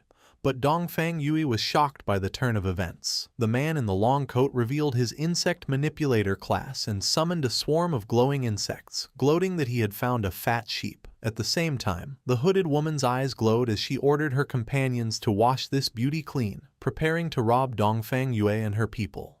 The battle erupted as Dongfang Yui's guards opened fire. The muscular man from the Sellers group summoned a massive golden shield, a platinum tier ability called Golden Round Wall, which completely blocked the bullets. The guards were frustrated, unable to penetrate his defense. The man then leapt into the air and smashed the shield into the ground, unleashing a powerful shockwave. At the same time, the man in the suit displayed incredible agility, effortlessly dodging a hail of bullets. He slid gracefully across the ground, pointed his finger like a gun, and fired a powerful energy beam that killed a guard in a fiery explosion. He possessed a hidden class, the one-handed gunman, allowing him to fire different ammunition from his fingers. The fight quickly moved inside the mansion. The hooded woman leapt through the air with incredible speed, unleashing a swirling blue energy attack that cut down several guards at once as one of them called for backup. With a manic grin, she flew directly towards Dongfang Yue, screaming for her to die. Just as her attack was about to connect, she was suddenly kicked out of the air. A new figure, a large muscular bodyguard with a bandaged face, intervened, creating an energy vortex to protect his mistress. He warned Dongfang Yue to be careful, as they faced a player with a hidden class. Enraged, Dongfang Yue ordered him to capture them alive, intending to enslave them and force them to earn lifespan for her son. The bodyguard grimly noted their opponents were very strong and their chance of success was only 50%. The muscular man with the golden shield noted their opponents also had players with special classes. As the insect manipulator's mechanical bug buzzed in the air, Dongfang Yu's formidable bodyguard stood amidst a swirling purple miasma, the remains of fallen guards at his feet. He calmly assessed the four sellers, identifying them as a team that preys on the wealthy, equipped with one-hit kill skills and bulletproof gear. He seemed pleased, remarking that they had likely succeeded many times before. The man in the long coat, the insect manipulator, smiled confidently and faced the bodyguard, hoping they had extracted enough levels and gear from the game to make the fight exciting. Surrounded by his ominous purple aura, the bodyguard stood his ground, unfazed. He scoffed at them, calling them arrogant kids. The insect manipulator declared the battle had begun and commanded his insect to attack, shouting for the bodyguard to die. The mechanical bug shot a brilliant beam of yellow energy, but the bodyguard evaded it with impossible speed. In a stunning display, he reached up and snatched the fast-moving insect right out of the air. The sellers were in complete shock. The insect manipulator cried out in disbelief, stating his insect could fly at 200 kilometers per hour, and questioning how he could have caught it. With a grunt, the bodyguard expelled a strange purple gas from his rear and then crushed the insect in his powerful grip, leaving the sellers stunned. He casually dropped the remains to the ground and stomped on them. He then revealed he had already set up a barrier around the area. Surrounded by a surging purple aura, the bodyguard announced his unique hidden class, Fart Master, the source of the plague. He declared his purpose was to spread his pestilence in a way that surpassed humanity, before ominously stating, "Well then, I'm coming." With a menacing glow in his eyes, Dongfang Yu's bodyguard, the Fart Master, announced his attack. He leapt into the air with astonishing speed, surprising the muscular man from the opposing group. The bodyguard aimed a powerful high kick. The muscular man taunted him, daring him to test his iron wall defense. As he braced himself, the bodyguard's buttocks released a devastating air cannon that shattered the man's golden shield and sent him crashing to the ground. The insect manipulator yelled for his companion, the one-handed gunman, to shoot. The gunman fired a volley of energy blasts, but the bodyguard dodged every shot with ease. The gunman taunted him, declaring that leaping into the air against a gunman was a suicidal mistake and he had nowhere left to run. However, the muscular man with the bandaged arms recovered and clapped his buttocks together, unleashing a powerful sonic boom attack. The blast struck the one-handed gunman, shattering his glasses and killing him instantly. The bodyguard stood over the corpse, remarking that the man's cultivation level must have been low for him to be slain by a mere sonic boom. Seeing his comrade fall, the insect manipulator turned to flee in terror, but a hand shot out and grabbed him by the head, stopping him. The bodyguard held the terrified man, who was now begging for his life. The bodyguard calmly reassured him that he wouldn't be killed, explaining that with 2 dead and 2 alive, he had fulfilled the 50% success rate he had promised. He then casually asked what had happened to their stealthy companion, noting his earlier fart should have stunned them. Confused and frightened, the man explained that the hooded woman wasn't with them and his other 2 brothers had been killed. He clarified they didn't know the hooded woman at all, she just happened to get out of the vehicle with them to sell her lifespan. The scene shifted to the magic leaning tower. a landmark resembling the Leaning Tower of Pisa on the outskirts of the Magic City ruins. A glowing purple magic circle hovered above its peak. Shadow materialized as a semi-transparent, ghostly figure in the ruined cityscape. He went to the tower's entrance, noting the guardian monster was missing. He concluded someone had beaten him to it. He entered through a large, frozen doorway. Inside, Shadow observed his surroundings. He knew the magic Leaning Tower was a vast, multi-storied library, a giant maze filled with traps. He recalled the legend of a terrible monster sealed deep inside, a princess transformed by an evil white dragon. As he floated through the library, he saw signs of looting. Realizing another party had already gone deep inside, he remembered the teleport mechanism to the top floor was in this area.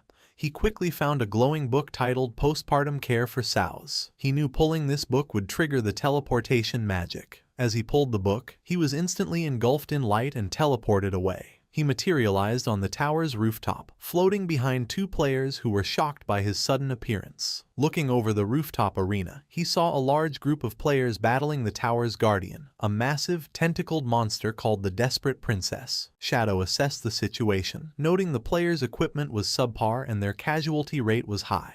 He was impressed they had made it this far despite their disadvantages. His attention was drawn to the group's leader, a woman with long gray hair rallying her troops. She shouted for them not to be afraid and to simply run back after they died. Shadow recognized the group as the Feka Heavy Industry Guild and their leader as Huang Haifeng. In his past life, Feka Heavy Industry was a major corporation. After the game descended, their leader, Huang Haifeng, had reacted quickly, converting company funds into lifespan and forming a guild with her employees. He recalled her class was the Illusionist, a powerful support class whose signature skill, Teleportation Gate, allowed her to move forces around the battlefield. Watching from afar, Shadow analyzed their strategy. He knew the teleportation gate was incredibly powerful. It let them set an entrance and exit, creating a stable portal for anyone. By placing the entrance near their respawn point and the exit near the boss, any player who died could instantly rejoin the fight and recover their dropped lifespan. Shadow recalled this tactic had allowed the guild to become one of the nation's top 20 guilds in his past life. However, he knew that against this guardian, the level 18 platinum tier boss Desperate Princess, their strategy was useless. This boss had a terrifying ability.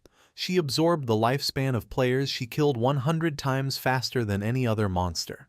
This meant every player who fell became fuel, powering her up. Shadow could see that if they continued this war of attrition, the princess would soon evolve into a Jade tier boss and regenerate her health. He realized this would lead to a total party wipe, and the lifespan cost would destroy the guild. He decided to intervene.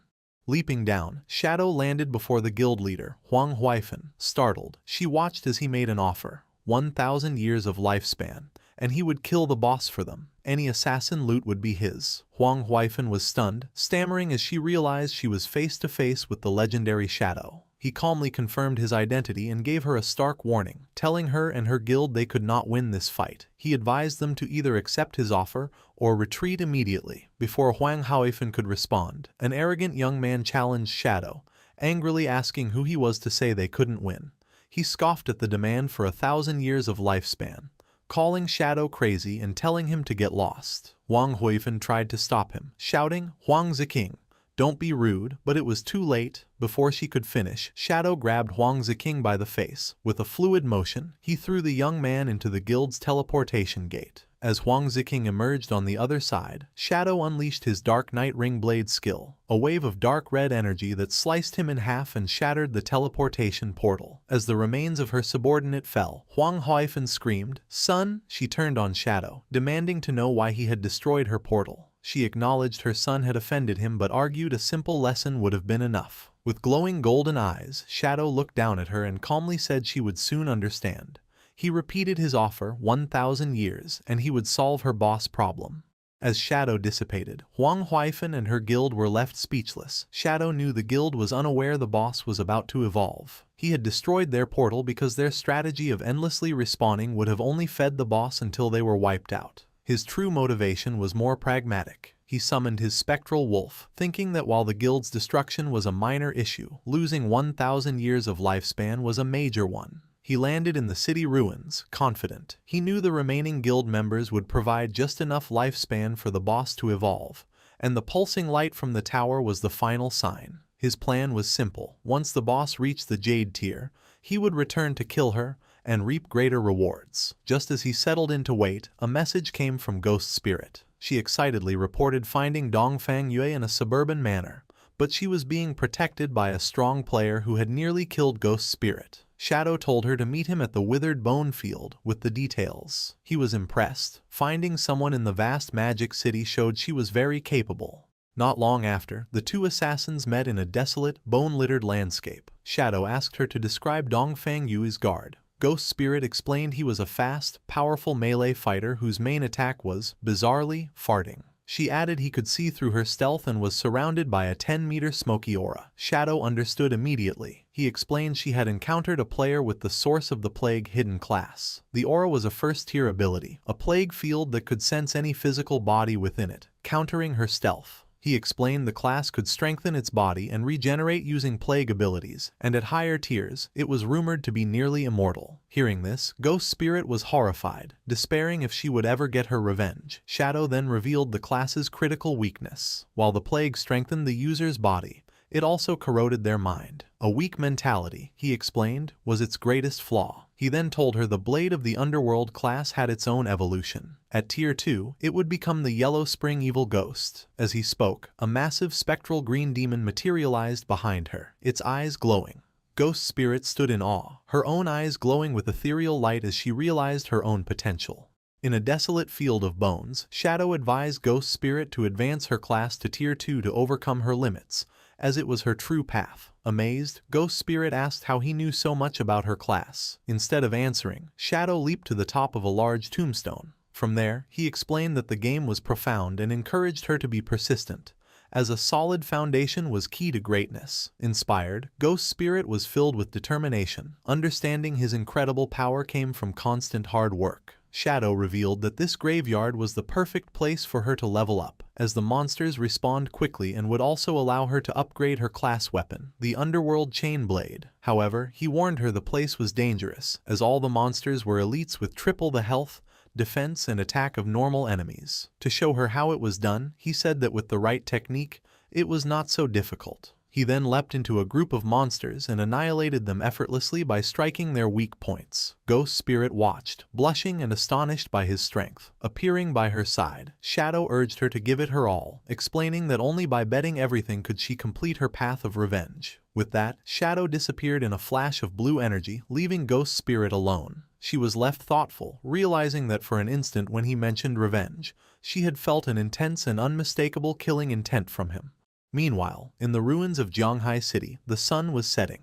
Little Black was resting on the ground, leaning against her white llama, exhausted from her exploration. She felt hungry, but after checking her map, she decided to persevere a little longer, as she was close to finishing her exploration of the area. While resting, she noticed a strange, dark, glowing fruit on the ground. Curious, she picked it up, thinking it looked like a plum. Without a second thought, she took a big bite and was delighted to find it was delicious. To her surprise, a system notification appeared, informing her she had gained 50 experience points. She was amazed that a simple fruit could grant her experience. Looking up, she discovered a long trail of the same glowing fruits. Excited, she followed the path, happily eating the fruits along the way, and gaining 50 experience points with each one. Her feast was interrupted by a message from Captain Anyu. Anyu urgently told Little Black to come to the corrupted coast, explaining a man named Ma Nialing had been captured by a boss.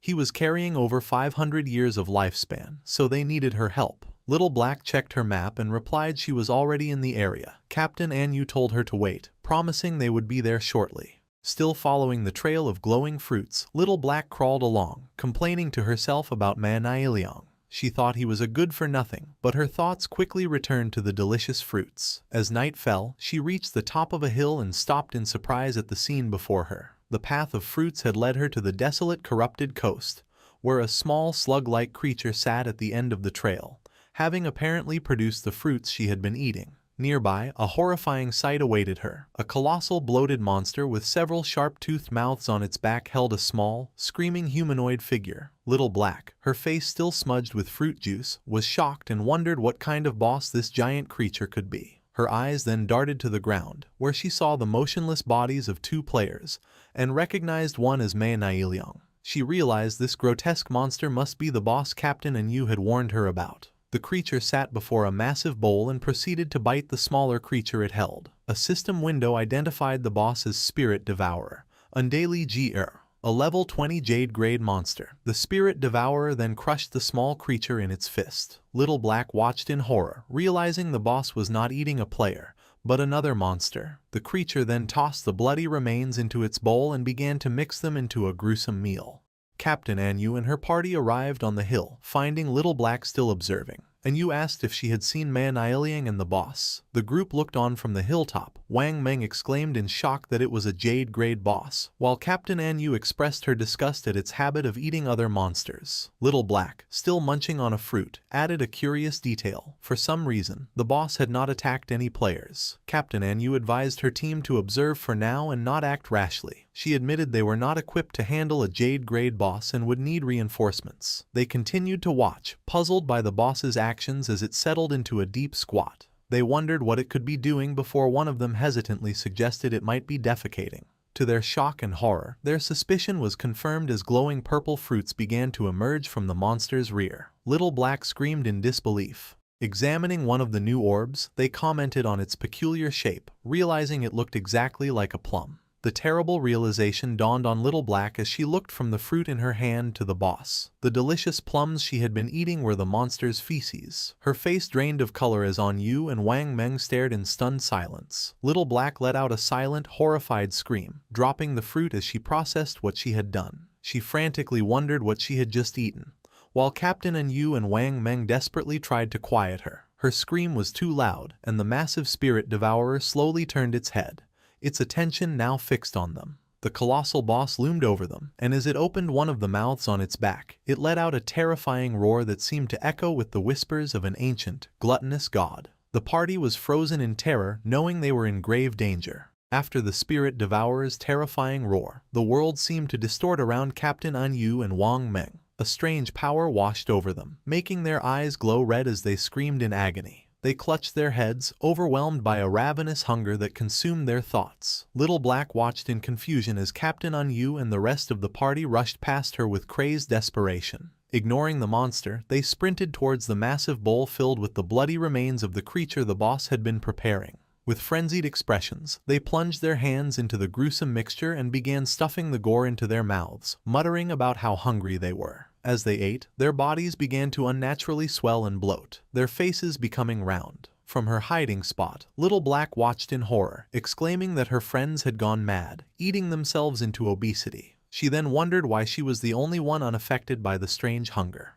Her question was answered in the most horrifying way. The massive Spirit Devourer loomed over one of the now bloated party members, grabbed him effortlessly, and shoved him whole into one of the gaping mouths on its back, devouring him completely. Watching this, Little Black finally understood the boss's horrifying mechanic, screaming in terror that the boss ate the fattest person it could find. Panicking, Little Black realized her elite team was not enough and concluded her only hope was to seek help from that man. She quickly contacted Shadow and explained they had encountered a Jade grade boss, the Spirit Devourer, Undali Gyre, and that Captain Anu and Wang Meng were about to be eaten. Shadow's demeanor changed upon hearing the name. He realized this was the bloodline monster he had been searching for and thought Little Black was truly his lucky star. He told her to send him the coordinates and said he was coming immediately. The scene shifted to Shadow at the entrance of a glowing cave. He noted that he had already acquired the keys to 3 other platinum hideouts in Magic City. He decided this was the perfect time to deal with the bloodline monster, as the desperate princess boss should also be done evolving soon.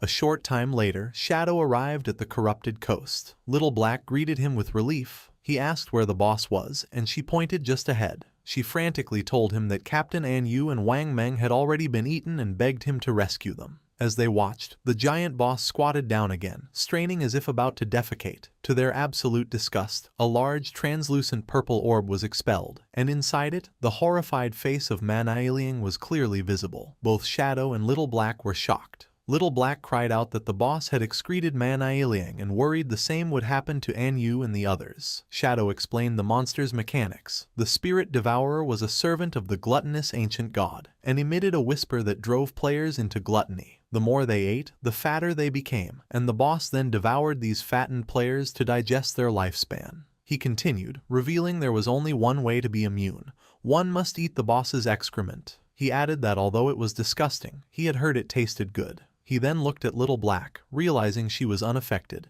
and began to ask if that meant she, mortified and crying.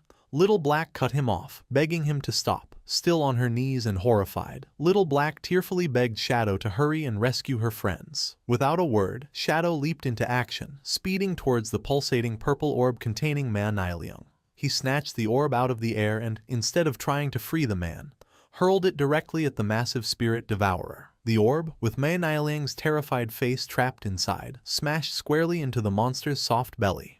The boss let out a pained roar as a white, viscous liquid erupted from the mouths on its back. The impact forced the creature to violently spit out everyone it had swallowed. Captain Yu, Wang Meng, and the other party members were expelled from the monster's gullet, landing in a heap, covered in slime but alive. With his allies safe, Shadow's eyes glowed with a brilliant yellow light as a powerful red aura enveloped him. He activated his mythic skill, Graceful Release, followed by his legendary instant Shadow Slash. A storm of bright blue energy slashes descended upon the spirit devourer, inflicting devastating hits, each dealing tens of thousands of damage. Shadow saw his finisher skill gauge was full and decided it was the perfect time to test its power. He unleashed his ultimate attack, the Scarlet Blade. A colossal blade of pure red energy formed and sliced vertically through the spirit devourer, dealing an astounding 1,032,015 points of damage in a single strike. A system-wide announcement declared that player Shadow from Great Zia had achieved the world's first kill of a Jade-grade boss. Little Black watched from the sidelines, her jaw dropped in utter disbelief. She screamed in astonishment at the million-plus damage number, exclaiming how completely insane Shadow's power was. The global announcement of Shadow's victory shocked players worldwide. Some lamented that Great Zia would now rise to power, while others tried to claim him for their own, with one player angrily insisting Shadow's ancestors were from their country. Meanwhile, Shadow was surrounded by golden light as system notifications flooded his view. He received a massive amount of experience, evolution points, equipment, and new skills. Most importantly, he obtained the Spirit Devourer bloodline, and was asked if he wanted to activate it. He understood that bloodlines were a special system where powerful defeated monsters granted their bloodline to a player. A compatible bloodline could drastically increase combat power. With his eyes glowing, he chose to activate it. A powerful purple aura erupted around him as the bloodline's effects fundamentally altered his attributes. Each point of strength now converted to 3 points of physical attack, constitution to 50 hit points and 5 physical defense. His agility's effectiveness was boosted by 32%. And each spirit point provided 3 elemental attack and 5 elemental resistance. He also gained 2 new bloodline skills. The first, Spirit Devour, allowed him to consume any skill of his own class for an attribute correction bonus, though it increased his appetite by 200%. The second, Big Mouth, let him form a massive energy mouth to swallow enemy projectiles, healing himself based on the absorbed projectile's damage. Shadow contemplated this new power, realizing the potential of devouring skills to gain extra attribute corrections. He understood attribute correction was the efficiency of his stats. For example, 1 strength point normally granted 3 points of physical attack. The boss had conveniently dropped a bronze tier poison blade skill, which he considered useless on its own but perfect for a test. He used Spirit Devour, crushing the skill icon. The system confirmed the action and notified him his strength conversion had increased from 3 to 3.3 points of physical attack per point. He was initially disappointed that a bronze tier skill only gave a 0.3 increase, but then he had a crucial insight. The devoured skill was now a passive ability, which meant it could be evolved. He immediately spent 242 evolution points to upgrade the devoured poison blade skill from bronze to legendary. The result was astounding. The system informed him his strength conversion had now increased from 3 to 5 points of physical attack. His eyes gleamed with excitement. He realized that if he continued to devour and upgrade skills, his attribute corrections could become hundreds of times greater than other players. A determined smile spread across his face as he declared to himself that he was, once again, invincible. After the battle, Captain Yu, Wang Meng,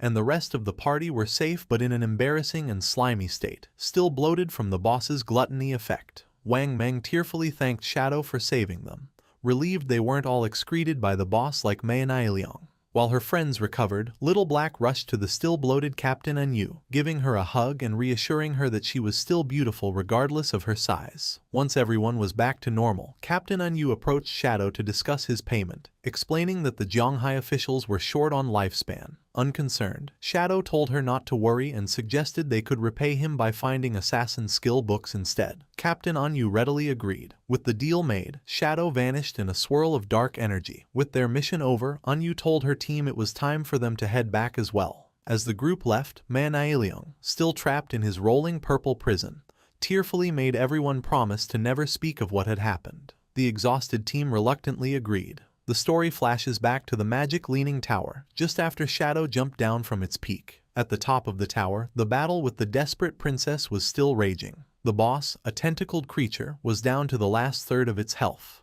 The guild leader, Huang Huifan, urged her team on, ordering a healer named Xiaoqui to use her Tree of Life skill. Xiaoqui obeyed and a massive glowing tree of green energy erupted, continuously healing the guild members. Huang Huifan rallied her troops, shouting that since Shadow had destroyed their portal, they couldn't afford to die. She encouraged them to go all out, believing victory was near. Filled with renewed vigor, the guild's tanks charged, and the team unleashed a final barrage of attacks on the weakened boss. Believing they had won, Huang Huifan celebrated with Xiaoqui, crediting her life priest class for their success. However, their celebration was cut short. The desperate princess retaliated with a powerful tentacle strike, shattering a tank's shield and instantly killing him. The boss then closed her eyes and began to absorb a strange blue energy from her fallen foe.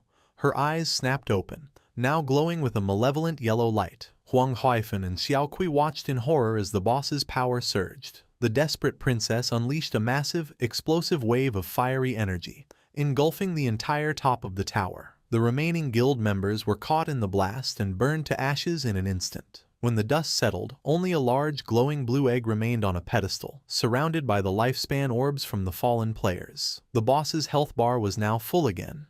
The desperate princess had evolved. Inside the large glowing blue egg, a woman with long, light blue hair was curled up. A system window identified this new form as the Desperate Egg, a level 30 Jade grade boss with a massive 10 million health points. Meanwhile, at the Feka Heavy Industry Guild hideout, the defeated members respawned. Wang Ziking, Wang Huifan's son, rushed to his mother in a panic, asking what happened and if they had defeated the boss. Wang Huifan explained that they had gotten the boss down to a sliver of health, but it suddenly restored all its health, transformed into an egg, and then unleashed a devastating attack that wiped them out. Shaken, Huang Huifan realized a full health recovery only happens when a boss evolves. Her mind flashed back to her encounter with Shadow, recalling his offer and his warning that her strategy would fail. The truth dawned on her. Shadow knew from the beginning that the boss would evolve. He predicted their human wave tactic would fail because it would only fuel the boss's transformation. She understood a platinum boss evolving into a Jade grade 1 was something her guild couldn't defeat.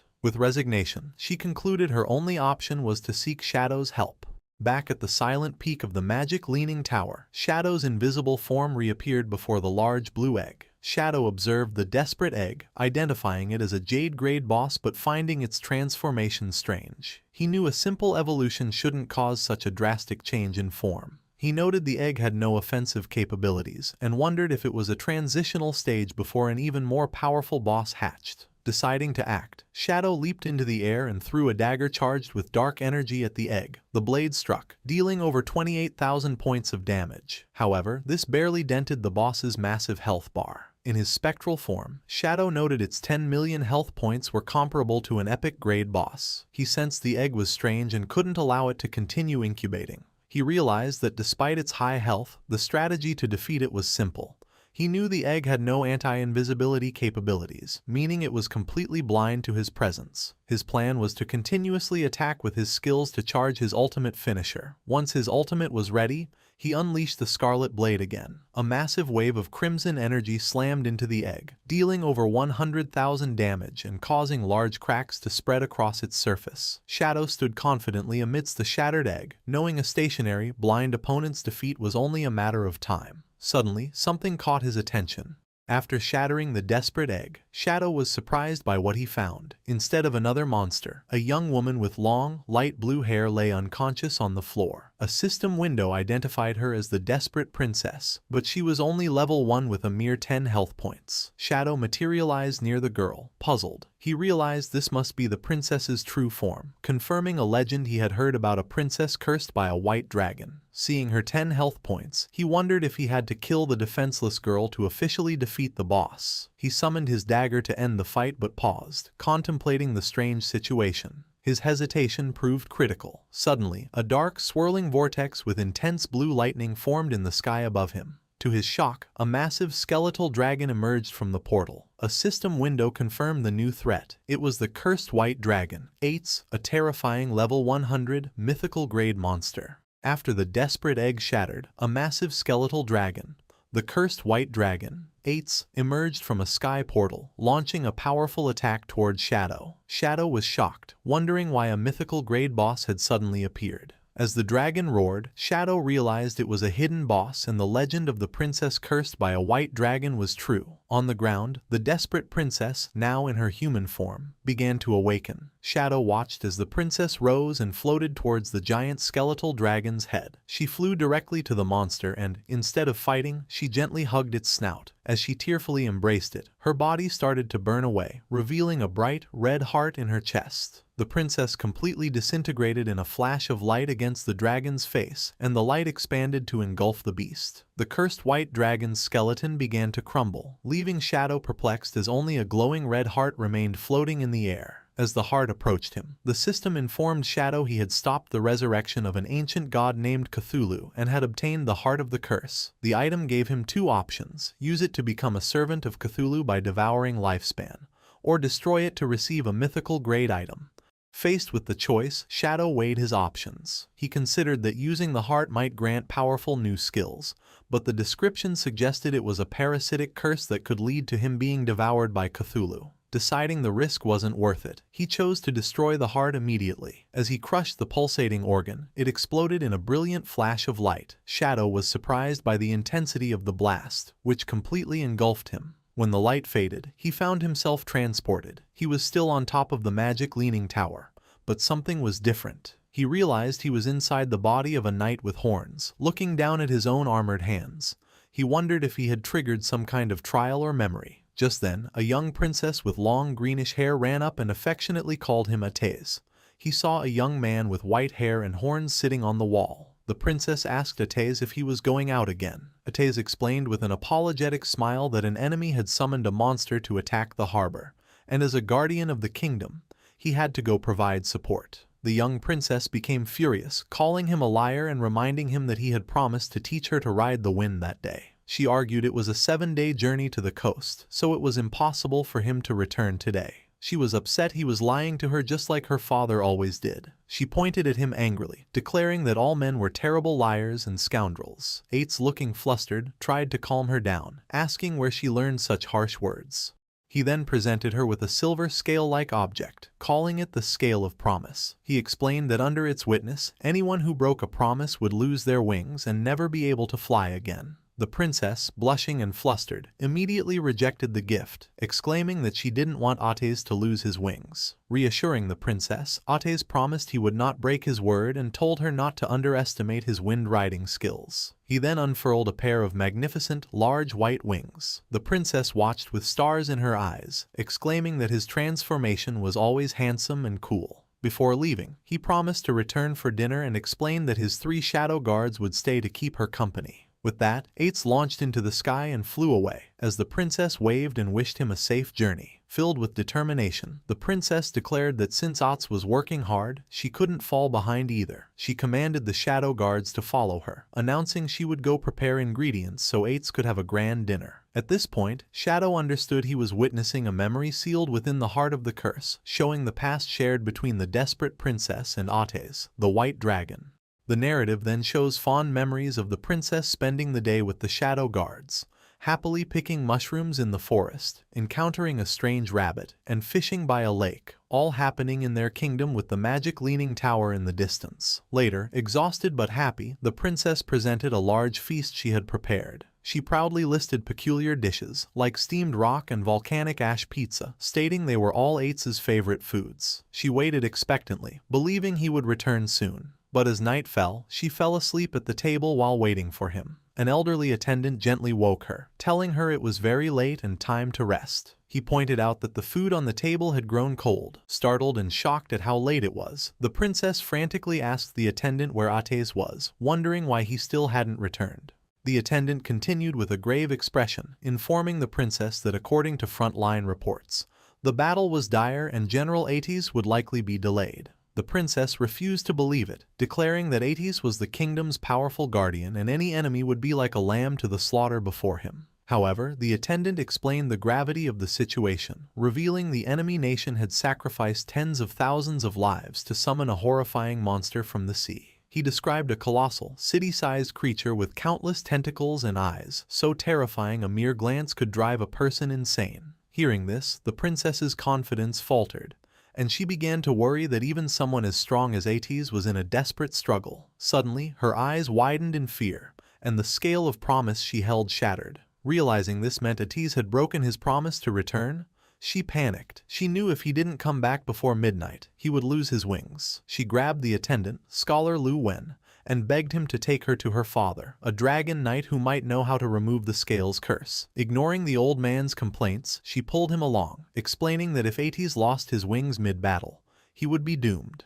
As she burst through a door, she was stunned to find Ates standing there, unharmed. He calmly asked her why she was in such a panic. Overcome with relief, the princess rushed forward and hugged him, crying that she was so glad he was back and safe. Hugging her back, Ates gently reassured her that he would return because of their promise. The princess, still holding him, confessed she had been worried because the situation at the front lines was said to be very bad. The attendant, Scholar Lu Wen, then cautiously asked General Ates about the battle. With a confident smile, Ates explained it had been troublesome and took some effort, but the problem was solved, and the army could handle the cleanup. Scholar Lu Wen praised him as the worthy guardian of the kingdom. Ates, walking towards the feast on the table, exclaimed that he was starving and asked the princess if she had made all the food. She proudly confirmed she did, though she lamented it was probably cold by now. Ates began to eat with great enthusiasm, declaring it didn't matter if it was cold because it was delicious. As he ate, the princess fondly told him to slow down so he wouldn't choke,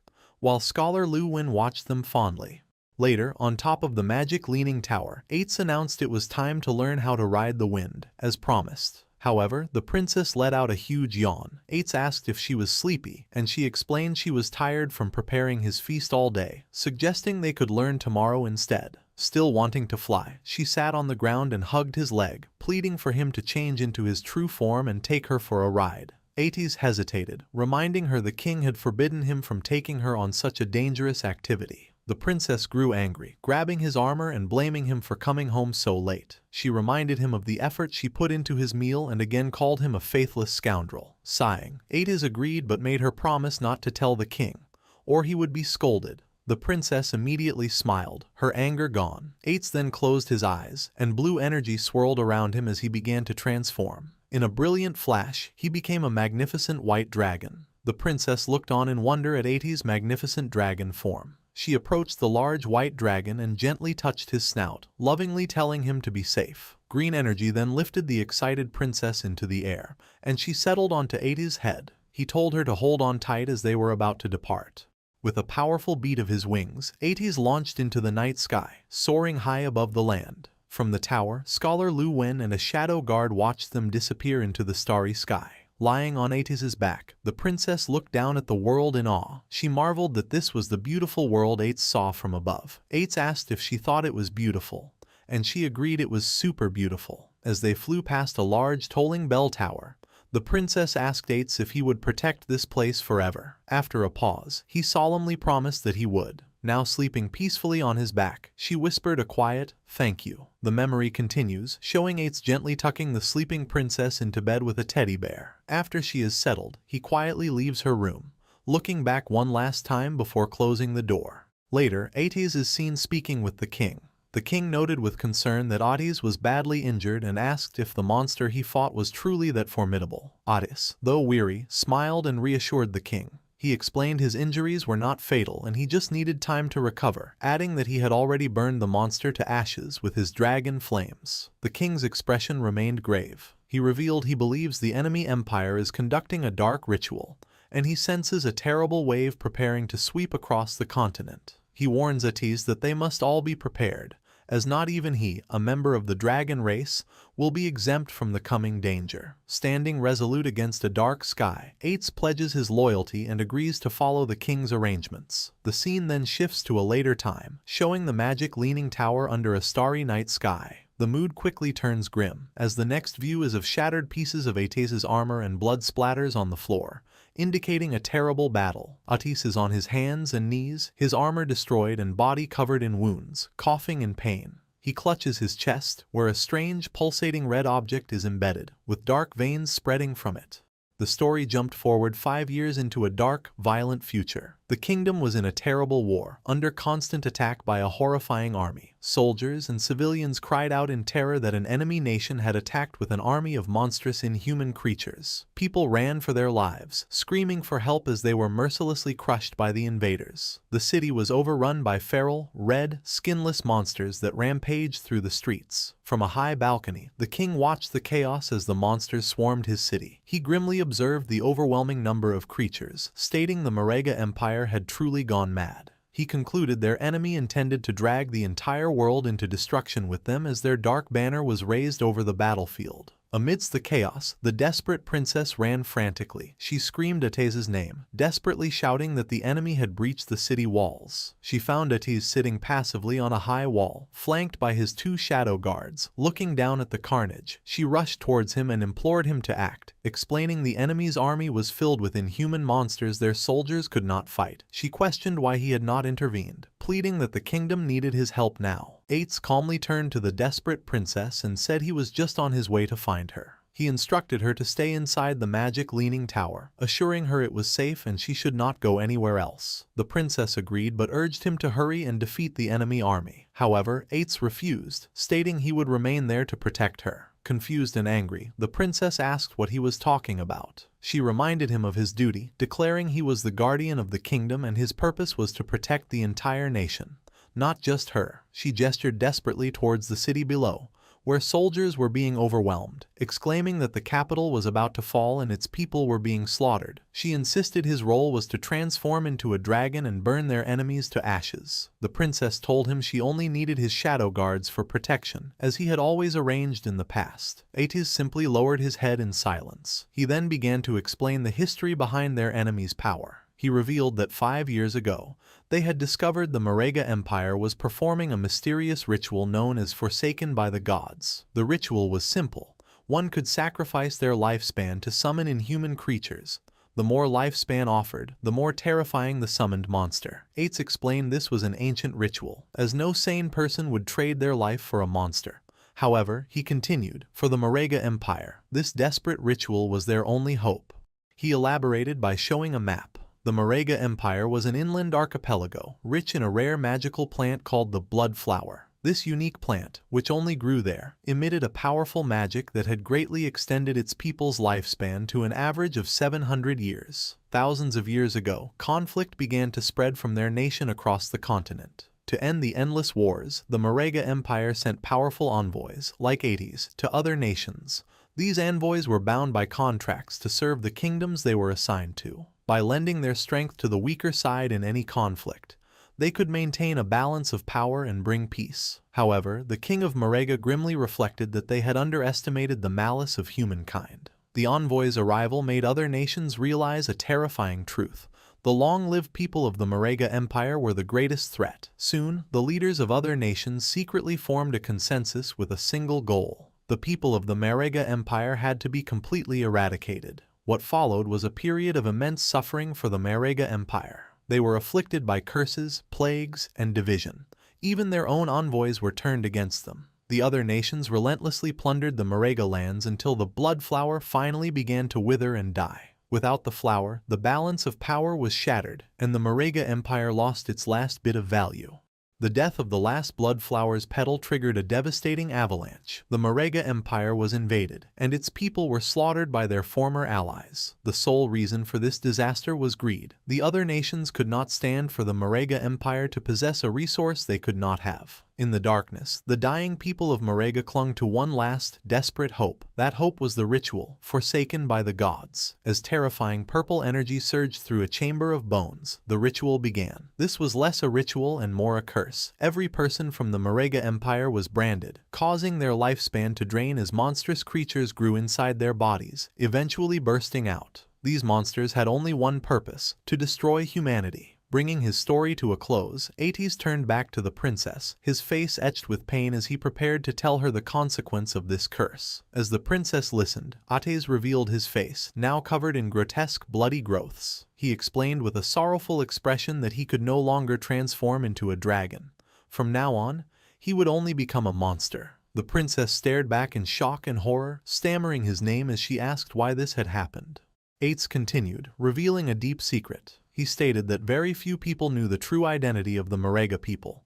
They were also known as the dragon race. The envoys like him were called guardians of the kingdom by most humans. The princess's eyes widened as she processed this stunning revelation. Standing on the wall, Ates told her that an unstoppable tide of darkness had swept across the continent and the end of humanity was here. Because of this, he declared, his only desire now was to protect her and her alone. Meanwhile, the brutal invasion continued. The red monsters mercilessly devoured citizens, crushed them underfoot, and hunted down anyone hiding. A seemingly endless horde of these creatures emerged from the smoke, overrunning the kingdom's last defenses. From a high balcony, Scholar Lu Wen gravely informed the king that the number of monsters kept increasing. He pleaded with his ruler, asking if he was truly not going to lead a retreat now that the capital had fallen. The king, however, remained resolute, declaring they had nowhere left to retreat. He explained that the magic Leaning Tower was a great magical hub. If it was destroyed, their mages' combat power would plummet, and it would become impossible to stop the monsters. The king decided to join the battle himself. He leaped into the fray, his glowing sword slicing a red monster in half. He caught his breath amidst the smoke and rubble, leaning on his sword. He reflected on how quickly time had passed. He recalled first meeting Ates. They had looked the same age, though Ates was nearly 100 years old. For Ates's race, 100 years was barely adulthood.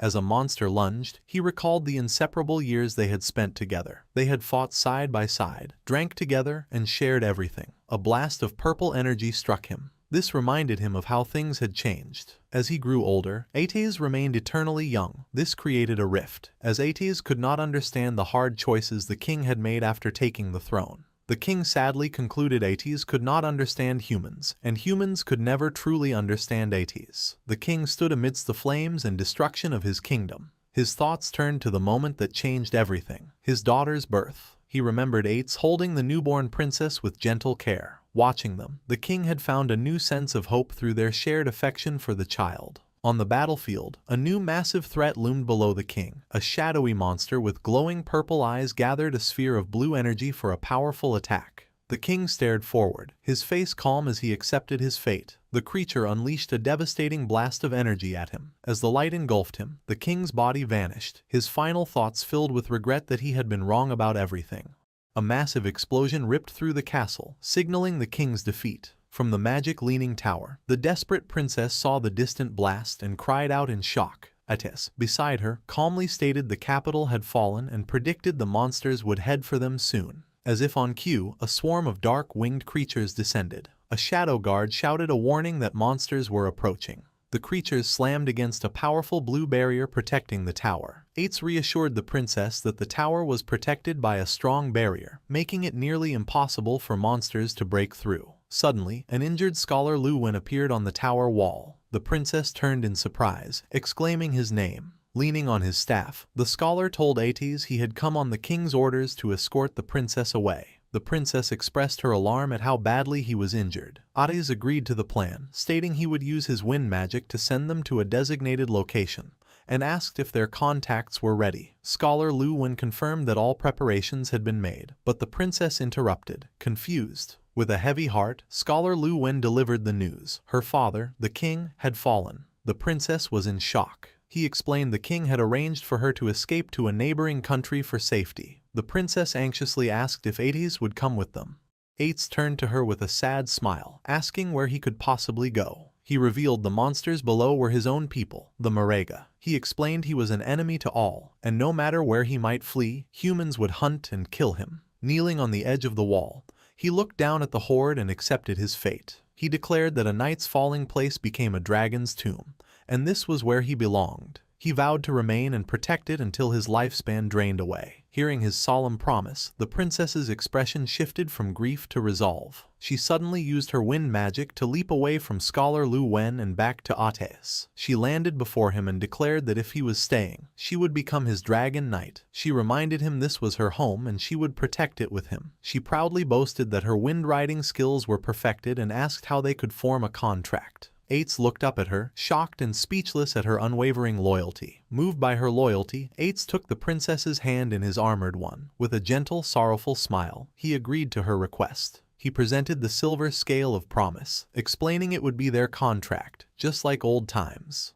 The princess smiled brightly, delighted the contract was so simple. She happily began to seal their pact, promising that they would forever. But Ates cut her off, finishing with a heart-wrenching twist. He said their promise was to never see each other again. The princess's face fell, her eyes wide with shock and disbelief. Before she could react, Ates unleashed a powerful gust of wind, launching her and Scholar Lu Wen away. As they flew, he entrusted the princess's safety to the scholar. The princess screamed Ates' name in confusion and betrayal as she was carried away. Alone on the wall, surrounded by wind magic, Ates told her to go, insisting her place was not with a dragon's tomb. The scene took a horrifying turn. Scholar Lu Wen, his eyes glowing with red light, plunged his hand into the princess's chest, ripping out her still-beating heart. He chillingly told her she had a place where she belonged, a place for humans. Ates watched from the tower in utter shock at this betrayal, while the princess stared in horror as her life was stolen. As he died, the scholar gasped a final warning to Ates, telling him to be careful and revealing the Marega were not the only ones cursed. His face was then consumed by a monstrous red growth. From the scholar's body, a massive tentacle monster erupted, grabbing and devouring the princess's heart. The monster cackled, mocking Ates about the delicious flesh and lifespan it consumed. It then taunted him, asking if killing the person Ates loved was suitable revenge for being burned by his dragon flames in the past. As Ates stared in stunned silence, the tentacle monster laughed maniacally. It held up the princess's lifeless body and her bloody heart, taunting the white dragon, asking if killing his beloved was enough to repay the pain of his dragon flames. In a final, gruesome act, the monster clenched its fist and crushed the princess's heart. Enraged, Ates and his two loyal shadow guards faced the monstrous creature, their eyes glowing with vengeful energy. One guard, the Shadow of Sorrow, transformed into a swirling vortex of dark energy and leaped to rescue the princess's falling body, while the other guard attacked the monster, viciously slicing its tentacles to pieces. The monster dismissed the attack as useless. The Shadow of Sorrow now knelt, cradling the princess's body in a protective, glowing blue aura. A single tear fell from behind the guard's helmet. In her final moments, the princess weakly whispered Ates' name before passing away in the guard's arms. Even as its host body lay dismembered, the monstrous entity continued to taunt Ates. It mockingly explained that the meager lifespan sacrificed by the white dragon's kin was only enough to summon a tiny fraction of its true form. It revealed its seeds had already been scattered everywhere, parasitizing hosts and waiting for the right moment to mature and burst forth, just as it did with the old scholar. The creature, Cthulhu, continued its psychological assault, reminding Ates that the monsters born from his own people were now swarming the world. It pointed out that Ates himself was deeply cursed and could transform at any moment, and that he had always known his beloved princess was destined for a tragic end. Cthulhu emphasized Ates' powerlessness, suggesting he was helpless and might even have become the very monster to kill the princess. The entity reveled in Ates' inner turmoil, describing the hatred, sorrow, anger, and despair filling his heart, calling them wonderfully strong emotions. Then it presented a tempting offer, telling Ates it could change everything. Cthulhu formally introduced itself, stating it could hear the violent beating of Ates' heart. It declared itself an ancient, all-powerful god. It made an incredible promise. Not only could it help Ates defeat the monsters and protect the kingdom, but it could also resurrect the princess so they could be together forever. It explained that all of this could be achieved through a simple transaction. The price, Cthulhu revealed, was for Ates to simply give it his heart. Kneeling alone on the high wall, surrounded by winged monsters, Ates was left to contemplate this impossible choice. He weighed his two options: to let the princess die in the tower, devoured by monsters, or to accept the deal, allowing her to become his dragon knight so they could protect the kingdom for eternity. From its dying host, Cthulhu pressed him for a decision, warning that its current body was fading fast and he was running out of time. Having made his decision, Ates committed the ultimate sacrifice. With a sickening splash of blood, his shadow guard looked on in alarm. In an act of desperation and love, Ates ripped his own beating heart from his chest. Cthulhu praised him, stating that he had made the correct choice. Cthulhu declared it would place a blessing on Ates' heart, causing it to float into the sky amidst a brilliant explosion of energy, destined to beat for all eternity. The entity explained their pact. His beloved would receive the heart and be reawakened with its immense power. Though Ates would be heartless, he would not die or turn into a mindless monster. The glowing heart descended and entered the princess's body, and Cthulhu proclaimed Ates would be transformed into a guardian dragon, destined to remain by her side forever. Ates grunted in agony as the transformation began, and a massive pillar of purple energy erupted from the top of the magic leaning tower. His body contorted and changed until he had become a massive, terrifying skeletal dragon. He let out a powerful roar, surrounded by a swirling aura of blue flame. With his new form, Ates leaped from the tower wall, now a guardian dragon empowered by Cthulhu. He soared over the battlefield and unleashed a devastating torrent of fire upon the swarming monsters below, beginning his eternal watch over the resurrected princess. As the skeletal dragon Ates unleashed his fiery wrath, Cthulhu's voice narrated the grim scene. The dragon's flames incinerated everything below, purging the land of the monstrous invaders and the kingdom's remaining people alike. Cthulhu told him his power was now great enough to wipe out the entire kingdom, and Ates continued his assault, setting the capital ablaze. Cthulhu then revealed the terrible twist in their bargain. It explained that all the lifespan harvested from those killed in the flames would be funneled to a single point. As purple lightning struck the scorched magic leaning tower, the true purpose was revealed. Back on the tower, the resurrected princess screamed in agony. With Ates's cursed heart in her chest, her body began to transform as dark, shadowy energy erupted from her. Monstrous appendages grew from the shadows, and she was completely consumed by a massive, tentacled beast, becoming its new, living core. With the princess now transformed into a horrifying monster, Cthulhu triumphantly declared that all the harvested lifespan now belonged to it. Cthulhu reflected on its current weakness. It lamented that its power was still too diminished to directly parasitize the powerful dragon race, forcing it to use a human as a temporary host. However, it remained confident, believing it was only a matter of time before it could use the white dragon to gather the lifespan it needed. The monstrous princess looked up at the skeletal Ates circling high in the sky and wondered why he had not returned now that the kingdom had been purged. She found his behavior strange. Suddenly, two glowing silver scales appeared before her. Cthulhu recognized them as the scales of promise, and realized these were vows the white dragon had made before their deal. The first vow was to never see the princess again. The second was to forever protect the kingdom's high tower. In a flash of fury, Cthulhu understood Ates' final act of defiance. He had anticipated the entity's plan and used his own vows to bind himself to the magic leaning tower, locking himself away from the transformed princess. Cthulhu cursed the white dragon, enraged that he chose to become a mindless zombie-like guardian rather than be used as its pawn. Thwarted, Cthulhu declared it would use the tower as its nest, preying on the lifespan of anyone who approached. It vowed that one day, it would be fully revived and rule the world again. The memory faded with the image of the tower standing alone as countless ages passed. The memory faded, returning to the present at the magic leaning tower. Shadow reappeared on the desolate rooftop, purple energy lingering in his hand. He processed the tragic story he had witnessed, wondering if the vivid images were just game lore. But his instincts told him it was more. The vision had felt too real, its explanation of the monster's origins feeling like actual history. Suddenly, dark purple energy swirls materialized around him. A system window congratulated him on obtaining a new mythical grade skill, Shadow of Sorrow. This powerful ability created 3 shadow clones for 7 seconds that mimicked his skills and dealt 100% damage. The skill's description added a poignant detail.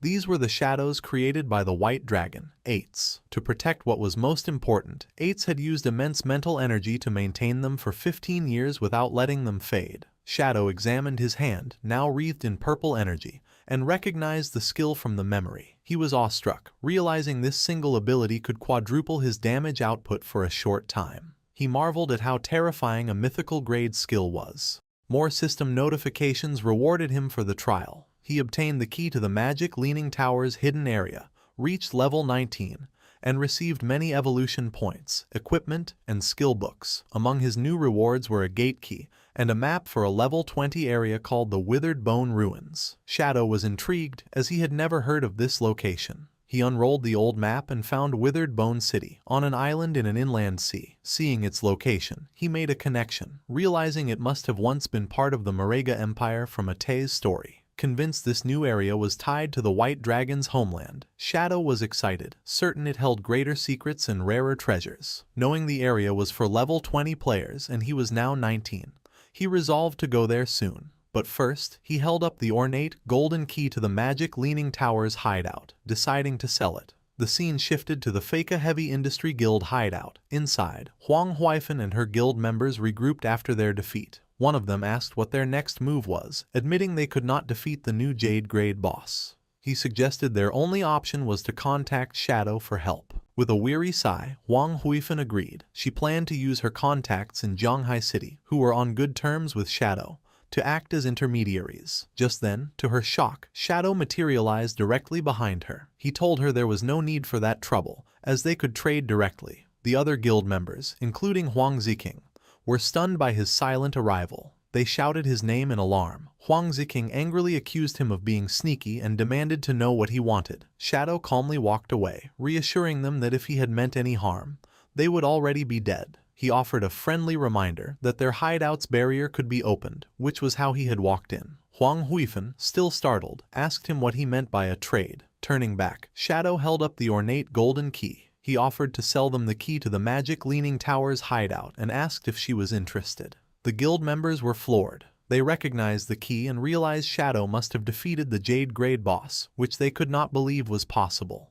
Huang Huifan eagerly accepted and asked him to name his price. Shadow stated his price remained the same, 1,000 years of lifespan. While his mother agreed, Huang Ziqing erupted in fury. He screamed at Shadow, calling him shameless and accusing him of planning this from the start. Pointing an accusatory finger, Ziqing laid out his theory. Shadow had first attacked him, used it to destroy their portal, cut off their reinforcements, and gotten their team wiped out. Now, he was playing the hero, selling them the key for an exorbitant price. Ziqing declared he had never met such a vile person. Huang Huifan sternly ordered her son to stop, but he refused, trying to convince his mother they were being tricked. He argued the key should have been theirs and they could not let Shadow profit from the guild's losses. Unfazed by the outburst, Shadow calmly asked him what he wanted instead. With a greedy grin, Ziqing made an absurd demand. Shadow must return the key and compensate the guild with 1,000 or 800 years of lifespan. Shadow sarcastically remarked to Huang Huifan that she had a fine son. Then, to Ziqing's surprise, he agreed to do as he said. With a cold look, he set his new price, 1,800 years, and he would not sell it for a single day less. Ziqing was initially triumphant, laughing to his mother that this was how one must deal with people like Shadow. His smug expression turned to shock as the new price sank in, and he stammered, asking what Shadow had said. Shadow patiently explained he had come in good faith to do business, which was why he had not retaliated when Ziqing cursed him. However, due to the insult, the original discount was gone,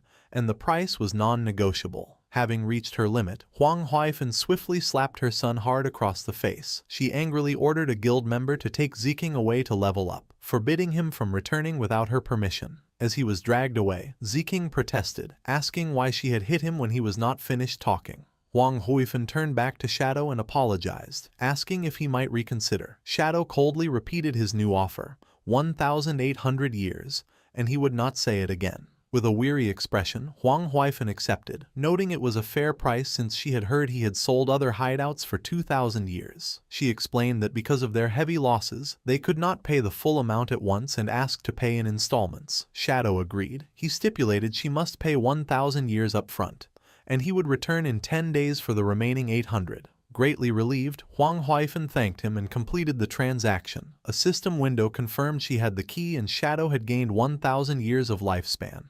As he faded away, Shadow said his goodbyes. He thought the Fike Heavy Industry Guild had potential, and selling them a good hideout would help them become an important asset for the Great Xia server. With their new base secured, Huang Huifan addressed her guild. She announced the platinum-grade hideout was now theirs. To pay their debt to Shadow, she instituted a 50% lifespan tax on all members. She acknowledged the high rate but framed it as a necessary investment, urging them to work hard. Her guild members responded with renewed determination. Out in a forest at sunset, the small party with Huang Ziking tried to reason with him. A girl told him not to blame his aunt and that he was wrong, but Ziking angrily dismissed her. He muttered to himself, vowing to make Shadow pay sooner or later. Their conversation was cut short when a party member spotted a silver-grade boss, the human-faced Spider Emperor. They immediately prepared for battle. As the others engaged the boss, Ziking hung back. His teammates warned him the boss used poison and to be ready with a detox spell, which he nonchalantly confirmed. However, instead of helping, Ziking turned and fled into the woods, abandoning his team. As he ran, he cursed them as idiots, thinking they could fight the boss themselves. He was disgusted by the girl who had tried to lecture him, wondering what his mother was thinking trying to set them up. He found a secluded spot and crouched, seething with resentment. He believed his entire guild was made of spineless rats, who only developed slowly and safely. He thought they did not understand the true path to power was to seize every opportunity. He concluded that Shadow must operate this way, which was how he had become so powerful. With a sinister smile, Ziking revealed he was not as foolish as his guildmates thought. He scoffed at confronting Shadow without a plan. He then summoned a dark, ornate vase with a single glowing red eye, declaring it a treasure from a jade-grade chest. A system window identified the item as the Abyssal Vase. By reaching into it, the user could randomly pull out a powerful skill, but it had a long 48-hour cooldown. Reaching into the vase, Ziking pulled out a small, grotesque, fleshy object. The system informed him he had acquired an epic-grade skill, the Abyssal Puppet Curse. This magic let him turn any corpse into a puppet he could completely control, retaining all the deceased's original abilities. Ziking laughed with manic glee, overjoyed with his new power. He hatched a plan. If he could kill Shadow, he could use this skill to enslave him, becoming truly invincible. As he celebrated, the Abyssal Vase glowed with a menacing purple aura. A final, ominous message warned that the Abyss holds extraordinary power, but when one gazes into it, the Abyss also gazes back, foreshadowing a dark future for Ziking. In the withered bone field, a desolate graveyard in the Magic City ruins, night had fallen. During a battle, Ghost Spirit used her energy-infused paper ribbon to wrap around and pierce a skeletal monster's eye. She beheaded the enemy with a precise blow, dealing over 5,600 damage. System notifications appeared, informing her that her weapon had upgraded to gold and she had enough experience for a class advancement. Standing amidst the energy orbs of defeated enemies, Ghost Spirit sighed in relief, confirming she had enough experience for her advancement. With a determined expression, she accepted the class advancement. A bright magic circle formed at her feet as a column of purple energy surged from her, enveloping her in the transformation. After completion, the system detailed her new abilities. Her weapon was now the Yellow Spring Chainblade, Gold, which could change shape. Her class had evolved to Yellow Spring Evil Ghost, Tier 2, granting a passive stealth bonus and unlocking 2 new skills, Eye of the Yellow Spring and Touch of the Yellow Spring. The system explained the Eye was a mental attack that trapped enemies in an illusion, while the Touch allowed her to track opponents by their aura.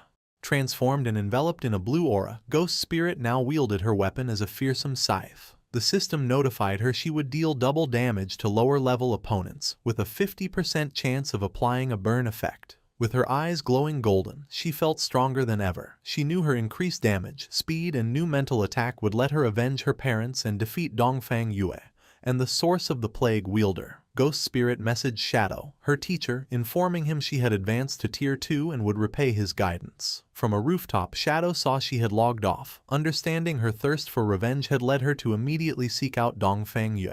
He recalled his past life where Ghost Spirit had gotten her revenge, but sparing a dog had allowed a Beastmaster to track her. This exposed her real identity, leading to a massive hunt by powerful families. The resulting war caused heavy losses for official forces, and Ghost Spirit eventually died of exhaustion, leaving the Magic City region in chaos. Shadow reflected on her potential, but worried her youth and unstable mind made her reckless. To prevent her from repeating this fatal mistake, he decided to log off and check on her in the real world. The scene shifted to the Dongfang Manor on the outskirts of Magic City, shrouded in a poisonous fog. Two guards on patrol complained about their shift. They talked about girls, and one remarked that Mrs. Dongfang was still attractive, which his friend agreed with. They fantasized about defeating her bodyguard and having their way with Dongfang Yue. Suddenly, one guard noticed something in the mist. An illusion of Dongfang Yue materialized before them, dressed in a seductive black dress and kneeling provocatively. The guards were completely stunned, stammering as they asked why she was there and dressed so revealingly. The illusion leaned in, whispering that she could no longer tolerate her weak husband and needed other men to satisfy her desires, asking if they were up to the task. Completely captivated and drooling, the guards couldn't believe their luck and eagerly asked if she was being serious. The guards argued over who should be first with the alluring illusion. The kneeling illusion of Dongfang Yue slyly suggested they could both enjoy her company at once. Before they could react, a streak of purple energy decapitated both guards instantly. Their headless bodies collapsed as the illusion dissipated. Dark energy erupted from their necks as the magical ribbon swirled around them.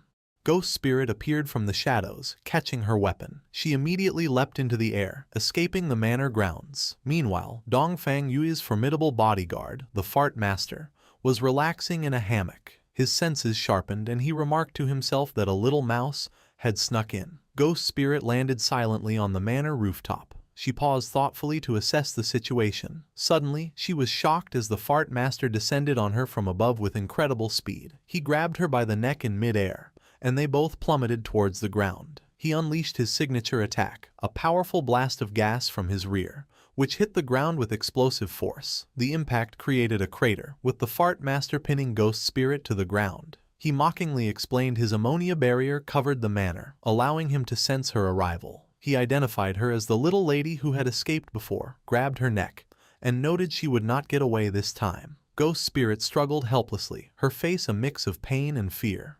The Fart Master held Ghost Spirit in the air by her neck, surrounded by a menacing purple aura. He remarked she had grown stronger and mused that with more time, she might become a satisfying opponent. An excited look crossed his face as he admitted a strong urge to kill her now. As Ghost Spirit struggled, the bodyguard had an internal battle, telling himself to wait until she was more powerful. He immediately contradicted this, admitting he was losing self-control. He cursed, tormented by his indecision. Losing control, his grip tightened with a sickening sound. He panicked, realizing he had accidentally crushed her to death. Horrified, he let her lifeless body fall to the ground, shouting in despair. Suddenly, he froze as a purple energy claw pierced his chest from behind. In disbelief, he turned to see Ghost Spirit behind him, her arm in his back. The body he had dropped was a decoy. Bewildered, he questioned how this was possible, as he had been certain she was dead. With her eyes glowing red, Ghost Spirit revealed the truth. She informed him he had been trapped in her illusion all along, a product of her new skill, the Eye of the Yellow Spring. Coldly, she told him to die. Impaled by Ghost Spirit's energy claw, the Fart Master struggled to understand how he had been caught in an illusion. With her glowing red eye fixed on him, Ghost Spirit explained his fate had been sealed the moment he looked into her eyes. A flashback revealed the illusion had begun when he first grabbed her by the neck. Accepting defeat, the bodyguard collapsed. Ghost Spirit stood over him, acknowledging he had been a worthy opponent. Her victory was cut short by a commotion from the manor. Dongfang Yue threw open a window, angrily shouting about the noise and threatening to fire everyone. Her anger turned to shock as she saw her powerful bodyguard's body dissolving into black smoke in the courtyard below. Panicked, she screamed there was an intruder and called for help. Armed guards rushed into the main hall, taking defensive positions to protect Mrs. Dongfang and find the intruder. The noise awakened her son, Nantian, who sleepily asked what was happening. Dongfang Yue told him an enemy had come and instructed him to stay put. However, Nantian sat up and, with a confident smile, told his mother not to be afraid. He declared he was now 18 and a player, and he would protect her. Moved, Dongfang Yue embraced him, wishing his father had been half as wonderful. As they shared a kiss, the window behind them creaked open. Startled, they pulled apart, and Dongfang Yue demanded to know who was there. In the hallway outside, the guards' bodies lay dissolving into shadow. Dongfang Yue stared in horror, unable to comprehend how they were all dead. Her mind raced, wondering if Shadow had discovered their plan to ambush him. Just then, the spectral form of Ghost Spirit appeared behind her, asking, "What plan?" Dongfang Yue whirled to face the hooded figure, demanding to know who she was and why she was being attacked, insisting they had no feud. Ghost Spirit calmly asked if Dongfang Yue truly did not recognize her. With her eyes glowing a menacing red, Ghost Spirit ordered her to look closely and remember. Horrified recognition washed over Dongfang Yue as she realized her attacker was the girl she thought was long gone, cursing that she was still alive. Before Dongfang Yue could react, she was impaled by an energy attack.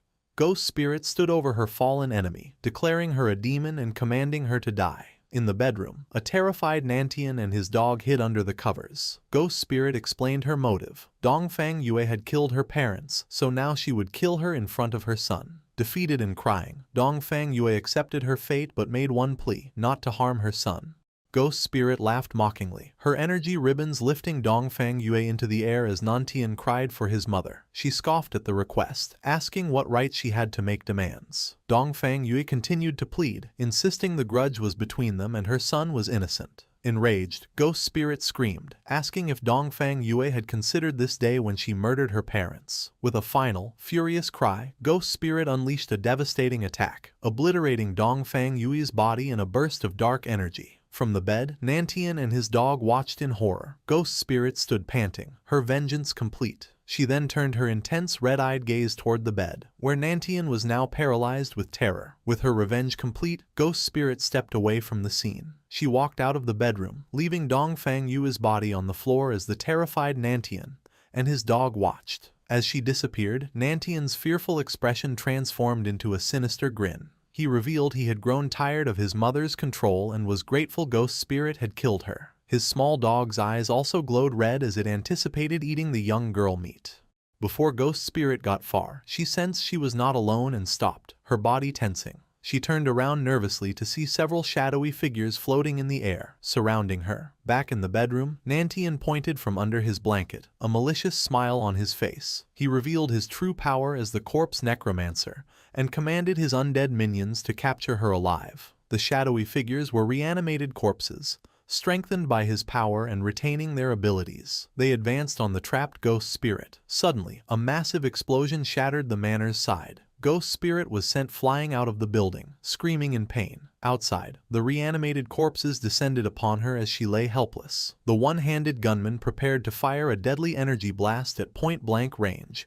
Just as he fired, black spikes intercepted the attack, saving her. The force of the counterattack knocked the undead minions down. Ghost Spirit looked up, confused by the sudden turn of events. In the bedroom, Nantian, who had been hiding, was now held up by the head, screaming in terror. A figure stood over him, holding his severed head and crushing his demonic dog underfoot. It was King Feng. He looked directly at Ghost Spirit through the shattered wall and delivered a cold, final lesson. Showing mercy to your enemies was the same as being cruel to yourself. Ghost Spirit lay on the ground, looking up at King Feng in a broken window. Still unsure who had saved her, she asked who he was. From the shadows, King Feng told her that one should never show mercy to enemies. He then used his blooming curse ability on Nantian's decapitated body, causing red spider lily flowers to sprout from his head. Realizing this man was her savior, and had allowed her to complete her revenge, Ghost Spirit blushed and thanked him, calling him master. Surrounded by a field of crimson flowers, a reminder of her vengeance, Ghost Spirit finally let her emotions overwhelm her. She cried in relief and sorrow, saying aloud that she had finally avenged her parents. As the flowers absorbed life force, a system message indicated that 788 years of tradable lifespan had been absorbed.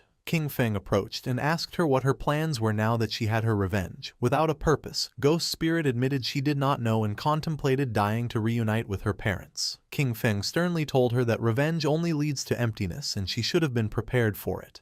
He warned her that if she was willing to sink into despair, he had nothing more to say. But there was something she must know. He showed her a vision of the game world, explaining that the god-forsaken game had endless secrets, and among them, a way to resurrect the dead might exist.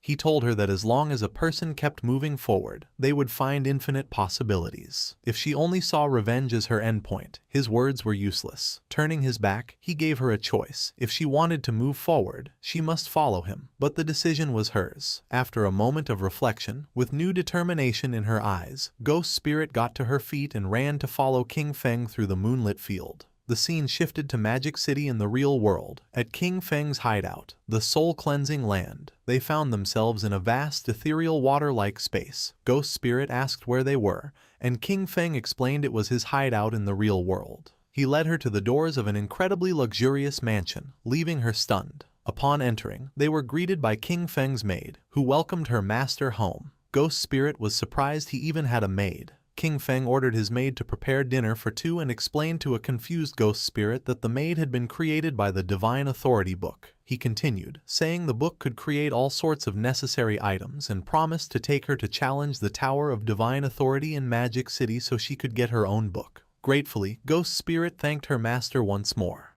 The scene shifted to the Chu family manor in Magic City. Sometime after King Feng and Ghost Spirit had left, a man rushed in, yelling at his men to hurry with the rescue, declaring that no harm must come to his wife. This was Chu Kunshan, Dongfang Yui's husband and a military staff officer. He was confused, recalling a frantic call for help from his wife and wondering who could have attacked so late. His immediate suspect was Shadow, and as he ran into the manor, he worried their secret fireworks factory plan had been discovered.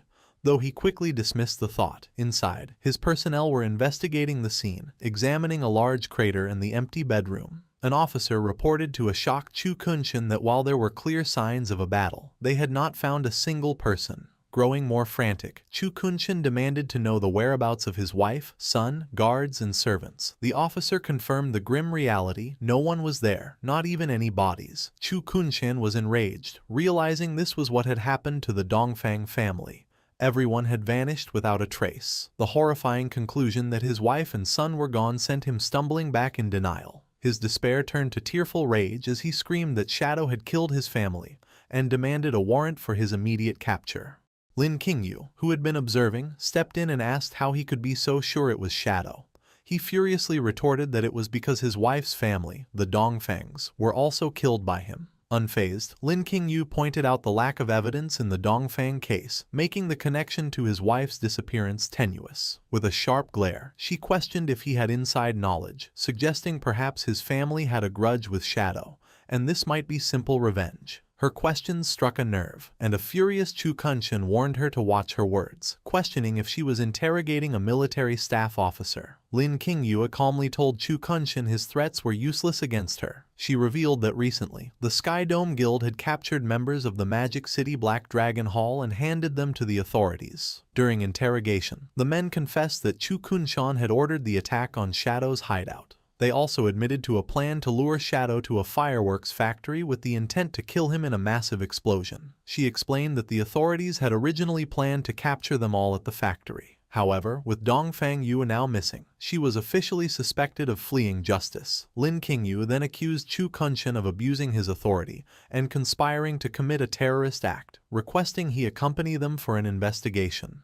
As two officers grabbed him, a shocked Chu Kunshan struggled and demanded to know what they were doing. He angrily shouted at Lin Qingyu, questioning her audacity for colluding with a trashy guild to arrest an official. As he was restrained, Lin Qingyu calmly stated that official status did not matter, as she only stood on the side of justice. Chu Kunshan continued to struggle, screaming for them to release him. She coolly advised him to cooperate, adding that if proven innocent, he would be free to settle the score with her then. Lin Qingyu delivered a final, chilling piece of information. He would be taken to the Magic City prison for interrogation, a place where lifespan drains at 100 times the normal rate. She ominously told him to be prepared. As he was forced into an armored truck, Chu Kunshan screamed in protest, yelling that they could not do this and he would report them. Unseen, two figures watched from a nearby tree. One man confirmed that the loud man being arrested was indeed their target, identifying him as Chu Kunshan, the military staff officer. The two figures smirked and bumped fists as purple energy surged around them, ready to take action. A convoy of armored trucks drove through a forest road at night. Inside the lead vehicle, Chu Kunshan continued to protest his arrest to Lin Qingyu. A guard calmly informed him that the arrest had been ordered from above, leaving Chu Kunshan speechless. Suddenly, a bright blast of energy hurtled toward their vehicle. The blast impacted the truck with immense force, sending it careening off the road in a violent crash. Inside the overturned truck, Lin Qingyu braced herself, cursing. She looked over in shock to find the guard who had been sitting next to her was now dead, his face frozen in terror. Pinned by the wreckage, Lin Qingyu realized she was stuck as the truck's roof was torn open from the outside. A hand reached through and grabbed the unconscious Chu Kunshan by his collar, pulling him out. The two assailants, a man with a pompadour and a girl with blue hair, stood atop the wreck. The man held up Chu Kunshan, declaring that the mission had been easy. Just then, reinforcements from the second truck arrived, ordering the pair to release their prisoner and surrender. The two assailants only laughed, mocking the officials. As the arriving officers took aim, one of them noticed another threat. A large, muscular man with glowing red eyes descended from the trees, swinging a massive flaming hammer. He brought the weapon down with incredible force, striking the official's vehicle and leaping away as it erupted in a massive explosion, with screams coming from the flames. The man with the pompadour and another bald, muscular man watched the destruction. The pompadour-wearing man remarked on the attack's power, stating that a Mr. Theodore had not been lying. The hammer-wielding attacker landed amidst the fiery wreckage as orbs of lifespan floated up from the fallen officers. He laughed maniacally, reveling in the power of his attack and the joy of killing the official dogs of Great Zia. The muscular man with the hammer stood amidst the fiery wreckage, gloating over a glowing card he held. He boasted that the card from a Mr. Theodore had multiplied his attributes by 5, giving him the power of a level 50 player even though he was only level 10. He complained that the slain officers had dropped very little lifespan. The man with the pompadour dismissed the loot, reminding him their real reward from Mr. Theodore would be 1,000 years of lifespan. Inside the overturned truck, an injured and tearful Lin Qingyu looked out. She thought to herself that with Mr. Theodore's help, they could soon kill Shadow and avenge Qian Shishi. As the attackers prepared to leave, the girl with blue hair suddenly told them to wait. With a sinister smile, she announced she could sense a little mouse still hiding inside the truck. Lin Qingyu, concealed within the wreckage, realized she had been discovered. She hurled a massive fireball at the already destroyed truck, causing a second, larger explosion. She declared with a smirk that no official dogs would be left alive. As the group walked away, the woman complained that they were still thinking about Qian Shishi, asking if she was not beautiful enough. The man with the pompadour laughed, explaining that while she was cute, Qian Shishi had been an old partner, and it was their tradition to help her get revenge. With that, they departed into the night. Hidden behind a tree, a naked and battered Lin Qingyu watched them go. She realized the attackers were remnants of the Alice Guild. Her passive skill, killing intent perception, confirmed they had been sent by a man named Theodore to capture Chu Kunshan. Understanding her squad had been wiped out, she knew she must report this immediately. Having left the real world, Shadow had brought Ghost Spirit to the Tower of Divine Authority, located within the ruins of Magic City. He explained to a surprised Ghost Spirit that the NPC guarding the tower was known as Old Mom, but her true name was Queen Vier of the Waning Moon. Shadow elaborated on her tragic past. Vier had witnessed the brutal murder of her son and daughter. The trauma had driven her mad, and she now lived under the delusion that her children were still alive, often giving players impossible quests. He revealed that there was a way to exploit her delusion. If a young man and woman entered the tower together, Viger would mistake them for her long-lost children. This made the challenge significantly easier and improved the rewards. Shadow then instructed a horrified Ghost Spirit that when they entered, she must immediately call the NPC Mom, explaining this was why she had earned her nickname. He told her to focus on that while he handled the rest. Hesitantly, Ghost Spirit agreed, and they walked towards the tower's large glowing doors. Inside, a path of light led them to Viere, who appeared in a starry, ethereal space. With tears of joy she welcomed them, calling them her children and asking if they had returned for the Divine Authority book. Playing along, Shadow confirmed that was why they were there. Addressing her as Mom, Ghost Spirit, embracing her role, began to cry, telling Vier how much she had missed her. Vier was overcome with emotion, saying she had missed her child as well. She explained that while she wanted to give them the book, the rules dictated they must first complete a challenge. She summoned her avatar, a massive level 20 Jade tier entity, and told them they must defeat it. A system notification confirmed they had received Mother's Blessing, boosting all their stats by 20%. Before Ghost Spirit could react to the boss, 3 shadowy figures suddenly appeared around her. These were the clones from Shadow's Shadow of Sorrow skill. In an instant, the clones unleashed a devastating flurry of slashes, inflicting hundreds of thousands of points of damage and obliterating the avatar in a single moment. The system announced the challenge had been successfully completed, leaving Ghost Spirit utterly stunned. She exclaimed in disbelief at the instant kill and the impossible appearance of 3 shadows. The battle ended in a blinding flash. Ghost Spirit stood behind King Feng, stunned. She marveled at his technique, summoning 3 clones for an instant kill, and wondered how powerful he truly was. Queen Vilni descended from the sky, still trapped in her delusion. She looked down at them gently, calling them Alan and Anna, and praising their strength. She floated to Ghost Spirit and handed her a stack of glowing blue books. Calling her little Anna, Vilni offered her all 9 of the divine gift books she had. Ghost Spirit played along, hugging the NPC and crying as she thanked Mom. King Feng watched with a somber expression. He knew Vilni gave everything to her children. In the past, many players had exploited this, demanding items until she used up her own lifespan to create them and died.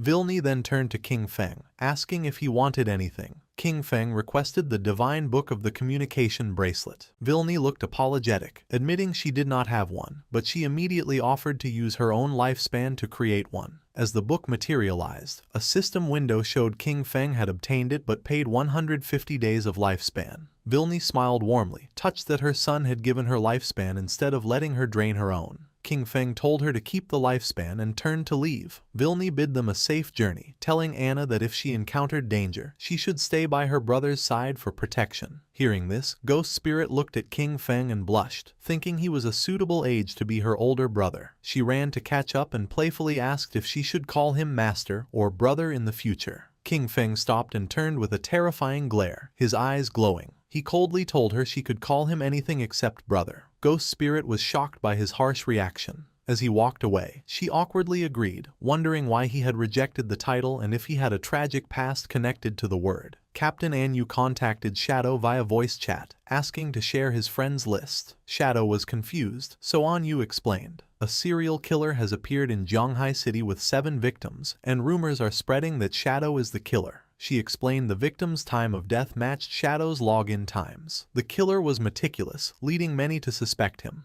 Anu added that she and her team knew he wouldn't do something so low. Shadow deduced that for someone to frame him based on his login times, the leak must have come from someone on his friends list. Shadow listed the suspects: Anu's squad, Radiant Martial Virtue, Milky Snow, Old Man Zhang and his granddaughter from the Sky Dome Guild, and his own guild member, Ghost Spirit. Shadow asked where the bodies appeared. Anu replied they were scattered across Zhanghai City and asked if he would investigate. Shadow confirmed he would. Relieved, Anu said she would send the case files, confident he would catch the killer in minutes. Shadow then ordered Ghost Spirit to log off immediately for a mission. At his mansion hideout in the real world, King Feng handed Ghost Spirit the divine book communication bracelet, allowing them to communicate between the game and reality. He also gave her the Ghost Knight wolf mount to help her find the killer. Ghost Spirit was shocked to receive such valuable items but admitted she didn't know how to investigate crimes. King Feng explained his reasoning. He had checked his friends' list and believed none of them were the culprit. However, since Wang Meng and the others reported to the officials,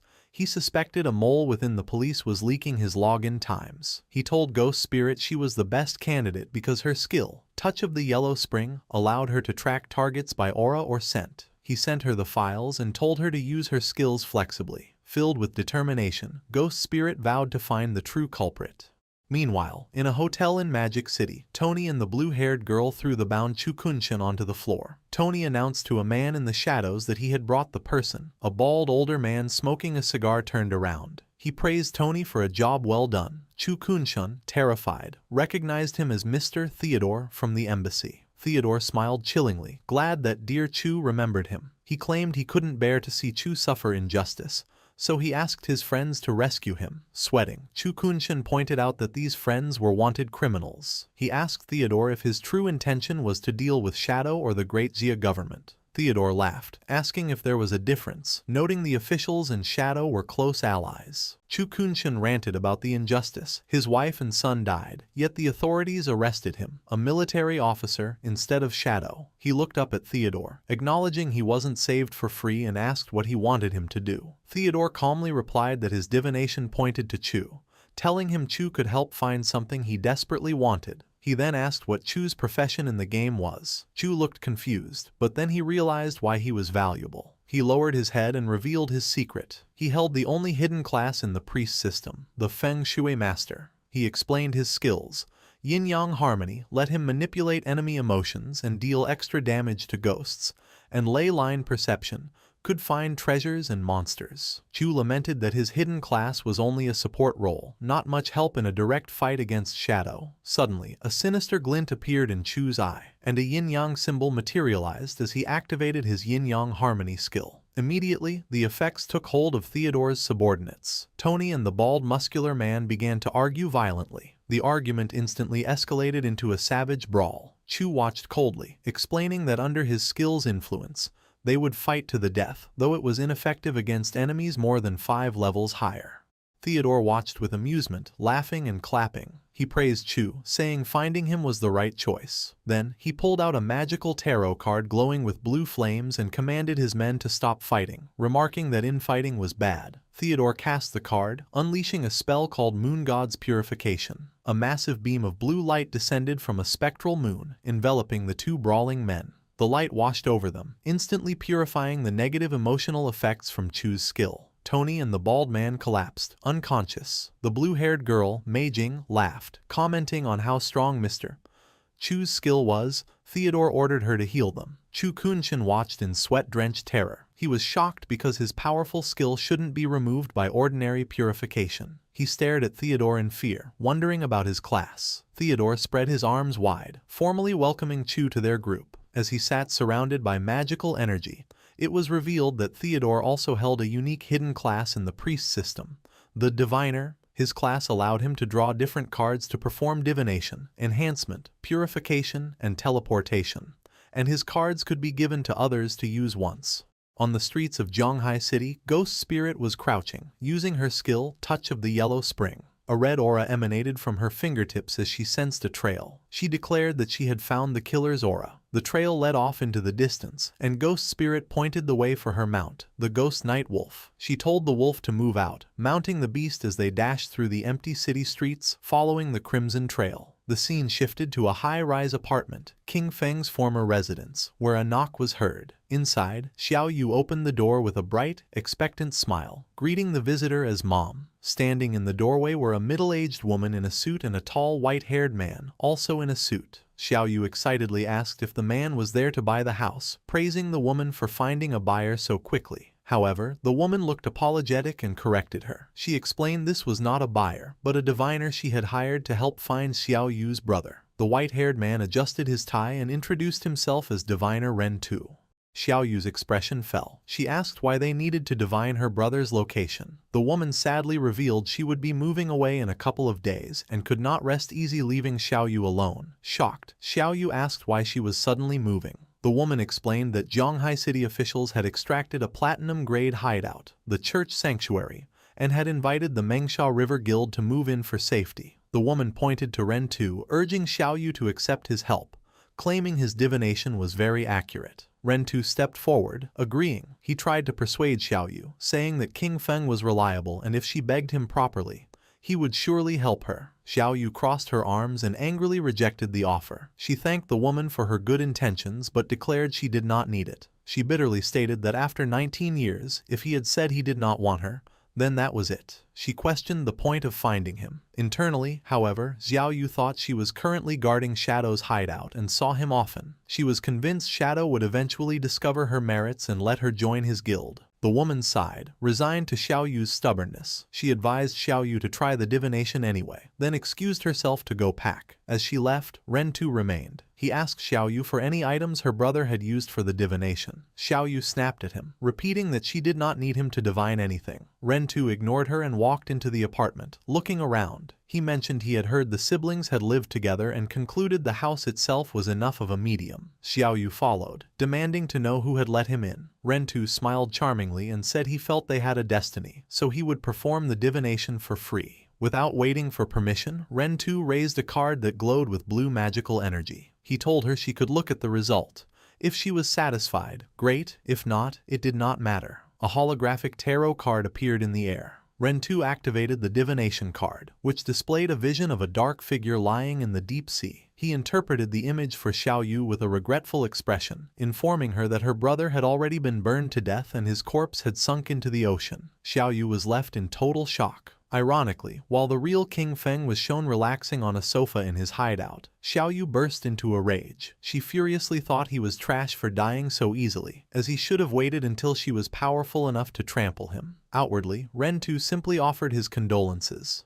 Ren Tu then changed the subject, mentioning he had heard she interacted with Shadow. He claimed his divination had found Shadow's location and asked if she wanted to go with him. Holding a gold card, he explained he could teleport her there immediately. He manipulatively suggested that although her brother was dead, if she recognized Shadow as her new brother, everyone would be happy. Xiao Yu eagerly agreed. Internally, she scoffed that King Feng had gotten off easy by dying, but decided it did not matter because Shadow would surely protect her. As she accepted, Rentu activated a blue magic circle beneath them, and they were transported away. They rematerialized in a dark, dingy room that looked like an abandoned lab. Xiaoyu looked around in confusion, asking where Shadow was. Rentu, looking menacing as he removed his suit jacket, coldly replied that he should be asking her that. Without warning, Rentu struck Xiaoyu with a vicious right hook to the face, causing her to cough up blood. He then grabbed her by the ankle, dangling her upside down and demanding she tell him everything she knew about Shadow.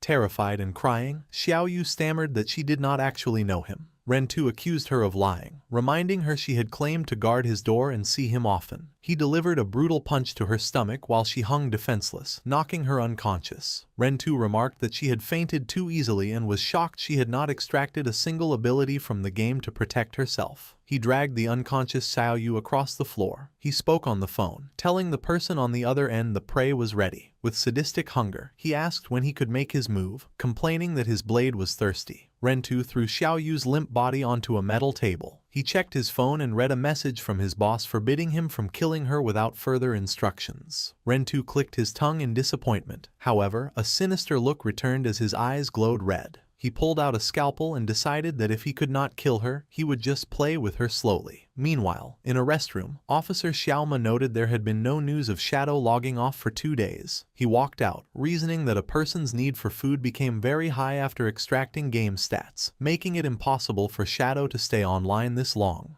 He concluded Captain Onyu had not reported Shadow's activity because she suspected someone was framing him. Xiaoma entered the main police office, thinking he needed to speed up his plans. His face darkened with malice as he imagined a scenario where the public turned against Shadow, viewing him as a serial killer. He laughed, believing that once public opinion exploded, the officials would be forced to eliminate Shadow. Elsewhere, the ghost night wolf's paws landed softly on the pavement. Ghost Spirit sat atop the mount, declaring she had arrived. A trail of red energy swirled through the air. She looked down from a vantage point at a concrete facility below, confirming the killer's aura led directly into that house. Ghost Spirit leapt down, activating her shadow sneak ability to blend in. She landed silently on a window ledge. She peeked through the glass, initially smiling that finding the culprit was great. However, her expression instantly shifted to pure shock and horror at the scene inside. Inside, Xiao Yu was hanging from the ceiling by her wrists. In a gruesome display, her legs had been severed at the knees, dark blood dripping steadily to the floor. Rentu was on his knees below her, his head tilted back with a twisted expression of ecstasy, proclaiming it had been a long time since he had enjoyed himself this much.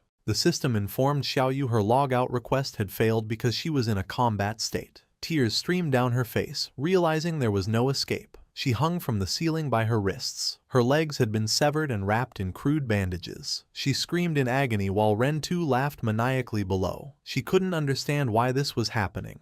She only wanted to sell a house, yet had fallen into this hell. She felt death approaching. Consumed by despair, she cried out for anyone to save her. In her darkest moment, an image of her brother, King Feng, appeared in her mind. She thought if King Feng were here, he would save her. She cursed her brother, wondering why he had to die and leave her alone. Suddenly, a bright green light enveloped her broken body. She watched in confusion as magical energy began knitting her flesh back together. She realized someone was casting a healing art. For a moment, hope filled her eyes, believing someone had come to rescue her. However, Rentu looked up with a twisted grin and introduced himself again. He revealed his game ID was Human Butcher, and his profession was a priest. He walked toward her, bathing in the green light of his own healing spell. With sadistic calmness, he told her not to worry, assuring her he wouldn't let her die so quickly. He covered his face and laughed uncontrollably, explaining his sick philosophy. Playing with prey to the extreme and killing them slowly was the only way to have a wonderful experience. That was why he chose to be a priest. The torture wasn't over. Rentu looked at the terrified girl and announced he would rip off her chest next. The terror was too much for Xiao Yu. Her eyes rolled back, foam formed at her mouth, and she fainted. Rentu looked disappointed that she had passed out so easily, mocking her for being such a weak girl. Suddenly, Rentu sensed danger, his expression changing to shock as he dodged a fast-moving object. A cloaked figure with glowing purple eyes descended. Ghost Spirit. She used her Blade of the Underworld skill, sending a glowing energy ribbon that pierced Rentu, suspending him in the air. With a cold expression, she glared at the captured killer. She demanded to know why he had framed Shadow for his crimes. Rentu activated his healing art, looking arrogant, believing he was in control. His confidence was cut short as the ribbon wrapped tightly around him, immobilizing him. Ghost Spirit descended with terrifying speed, grabbing the killer by the throat and smashing him down. She pinned Rentu against the cracked wall, threatening to saw off his legs if he didn't confess everything. Terrified and defeated, Rentu stammered that he would tell her everything. The scene shifts to the desolate Zhanghai City ruins. Captain Anyu, Wang Meng, and Little Black were having a serious discussion. Anyu noted that since they stopped reporting Shadow's login times, no new murders had occurred, proving someone was trying to frame him. Little Black angrily defended Shadow, arguing a powerful expert like him wouldn't be a perverted serial killer. She reasoned if he killed someone, he would turn them to ashes, not leave bodies to be found. Captain Anyu explained that while they knew Shadow was innocent, the public did not. She worried that spreading rumors would cause chaos, which was likely the killer's true goal. She feared that if the chaos grew, officials would be forced to kill Shadow to calm the public, even if he was innocent. Little Black asked if the officials could actually defeat Shadow. With a grim smile, Anyu admitted they could not. She explained that such a conflict would result in heavy losses for the government, allowing other countries to take advantage of the situation and endangering Great Xia. Wang Meng stated they needed to clear Shadow's name quickly. He deduced the person framing Shadow must be among the Zhanghai City officials. Deep in thought, Captain Anyu realized that considering someone within the Zhanghai officials who also had a grudge against Shadow, she could only think of one person. Officer Xiaoma stood in his office, sweating nervously as he looked at his phone. He was frustrated because 2 days had passed without news of Shadow logging off, and he worried Rentu might have lost control and accidentally killed the prey. Alone in the dark office, his obsession with Captain Anyu consumed him. He imagined her face, convinced that as long as Shadow existed, he would never have her. Desperate, he held a glowing card, thinking for Anyu's sake he would become an enemy of all Great Xia. Suddenly, his phone vibrated. He read a message supposedly from Rentu, stating the prey had escaped. The message demanded 3 years of lifespan to extract a tracking skill and provided an address for Xiaoma to deliver the payment. Furious his subordinate failed such a simple task, Xiaoma clenched his phone. He realized that if this plot was exposed, he would be ruined, so he had no choice but to go and fix the mess himself. He drove to an abandoned industrial facility under a gloomy sky. Entering the dark warehouse, Xiaoma called out for the human butcher, angrily asking why he let the prey escape. However, he stopped, his expression turning to pure shock. He looked up to see a terrifying sight. Xiaoyu was hanging from the ceiling, but next to her, his own hitman, Rentu, was also bound and unconscious. Before Xiaoma could react, a beam of purple energy shot from the darkness. The energy ribbon wrapped around his body, trapping him. He was hoisted into the air, hanging upside down alongside the other two. Panic set in. He yelled at the approaching figure to let him go, demanding if they knew who he was. Ghost Spirit stepped out of the shadows, her eyes glowing a menacing red. She calmly replied she knew exactly who he was, Ma Nailiang, son of Zhanghai City's mayor. She revealed that Rentu had confessed everything, explaining how Ma Nailiang instructed him to kill and dump bodies during Shadow's offline hours to frame him. She thanked Rentu for keeping his promise to lure out the mastermind. Ghost Spirit cut Rentu loose. She looked down at him and said that as a reward for his cooperation, she would give him a chance to enjoy himself. Rentu stood up, surrounded by a surge of purple energy, looking completely deranged. Ghost Spirit ordered him to kill Ma Nailiang in any way he liked. Rentu giggled maniacally, thanking the young miss for the opportunity. Ghost Spirit ordered the brainwashed Rentu to kill Ma Nailiang using his favorite method. Rentu, completely under her control, agreed with a maniacal laugh, telling Ma Nailiang to stop struggling. Ma Nailiang screamed, but Rentu lunged forward with a scalpel. The human butcher mockingly apologized to Boss Ma, claiming he had no other choice. Ma Nailiang looked up in terror as the blade aimed for his throat. However, Ma Nailiang was prepared. Just before the blade connected, he activated a golden card. A shockwave erupted, pushing Rentu back and allowing Ma Nailiang to roll to safety. A massive explosion of fire and energy engulfed Rentu. Ghost Spirit watched calmly as the blast lit up the warehouse. When the smoke cleared, Rentu lay dead, his body transforming into lifespan orbs. Ma Nailiang stood panting, glaring at Ghost Spirit, realizing she must be Shadow's disciple. Furious, Ma Nailiang slapped a glowing golden card onto his forehead. The card, imbued with the power of the sun god, granted him a massive agility boost for 2 minutes. A golden crossbow appeared in his hand as he declared he would kill both Shadow and his disciple. Moving with incredible speed, Ma Niling leapt through the air, firing multiple energy arrows at Ghost Spirit. She calmly dodged the barrage, weaving through the explosions. Ma Niling tried to keep up the pressure, but Ghost Spirit vanished using her stealth ability. Panicked, Ma Niling floated in the air, realizing she had the same assassin abilities as Shadow and he had lost her. Suddenly, purple energy ribbons shot out from the darkness. Before he could react, the ribbons pierced his arms and wrapped around his body, immobilizing him. He screamed in agony as he was hoisted into the air with the other captives. Ghost Spirit reappeared below him, coldly asking if he was the one who wanted to harm her master. Ghost Spirit glared at him with glowing purple eyes. She noted Ma Niling was too weak to have such powerful card skills on his own and demanded to know who was backing him. In tears and pain, Ma Niling confessed everything. He revealed that the foreigners associated with Qian Shishi had found him.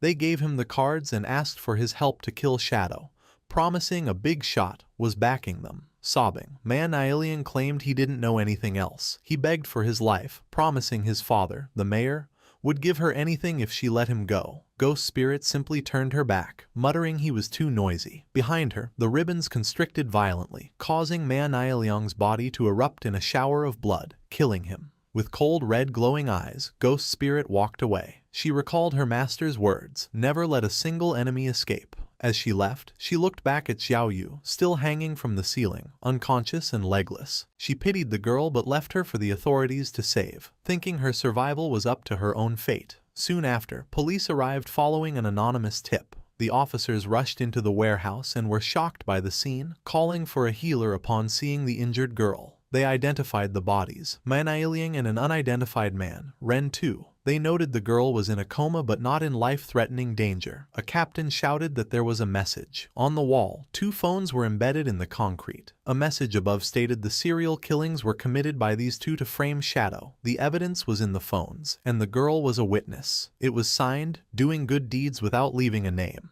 The officers checked the phones and found records confirming everything. Ma Niling had conspired with Ren Tu to kill and frame Shadow. They also discovered a mole inside the department who had been leaking Shadow's login times to Ma Niling. The captain furiously ordered an immediate arrest for the traitor. Meanwhile, in the real world, King Feng was enjoying a massive meal when his phone rang. It was Captain An Yu. She excitedly shared the good news. The serial killer case had made a huge breakthrough. King Feng feigned ignorance, asking if they had found the killer. An Yu confirmed they had identified Ma Niling and Ren Tu as the culprits, noting both were dead. She explained they had found evidence and a witness, but since the girl had lost her legs and was in a coma, they needed to wait for her testimony to close the case.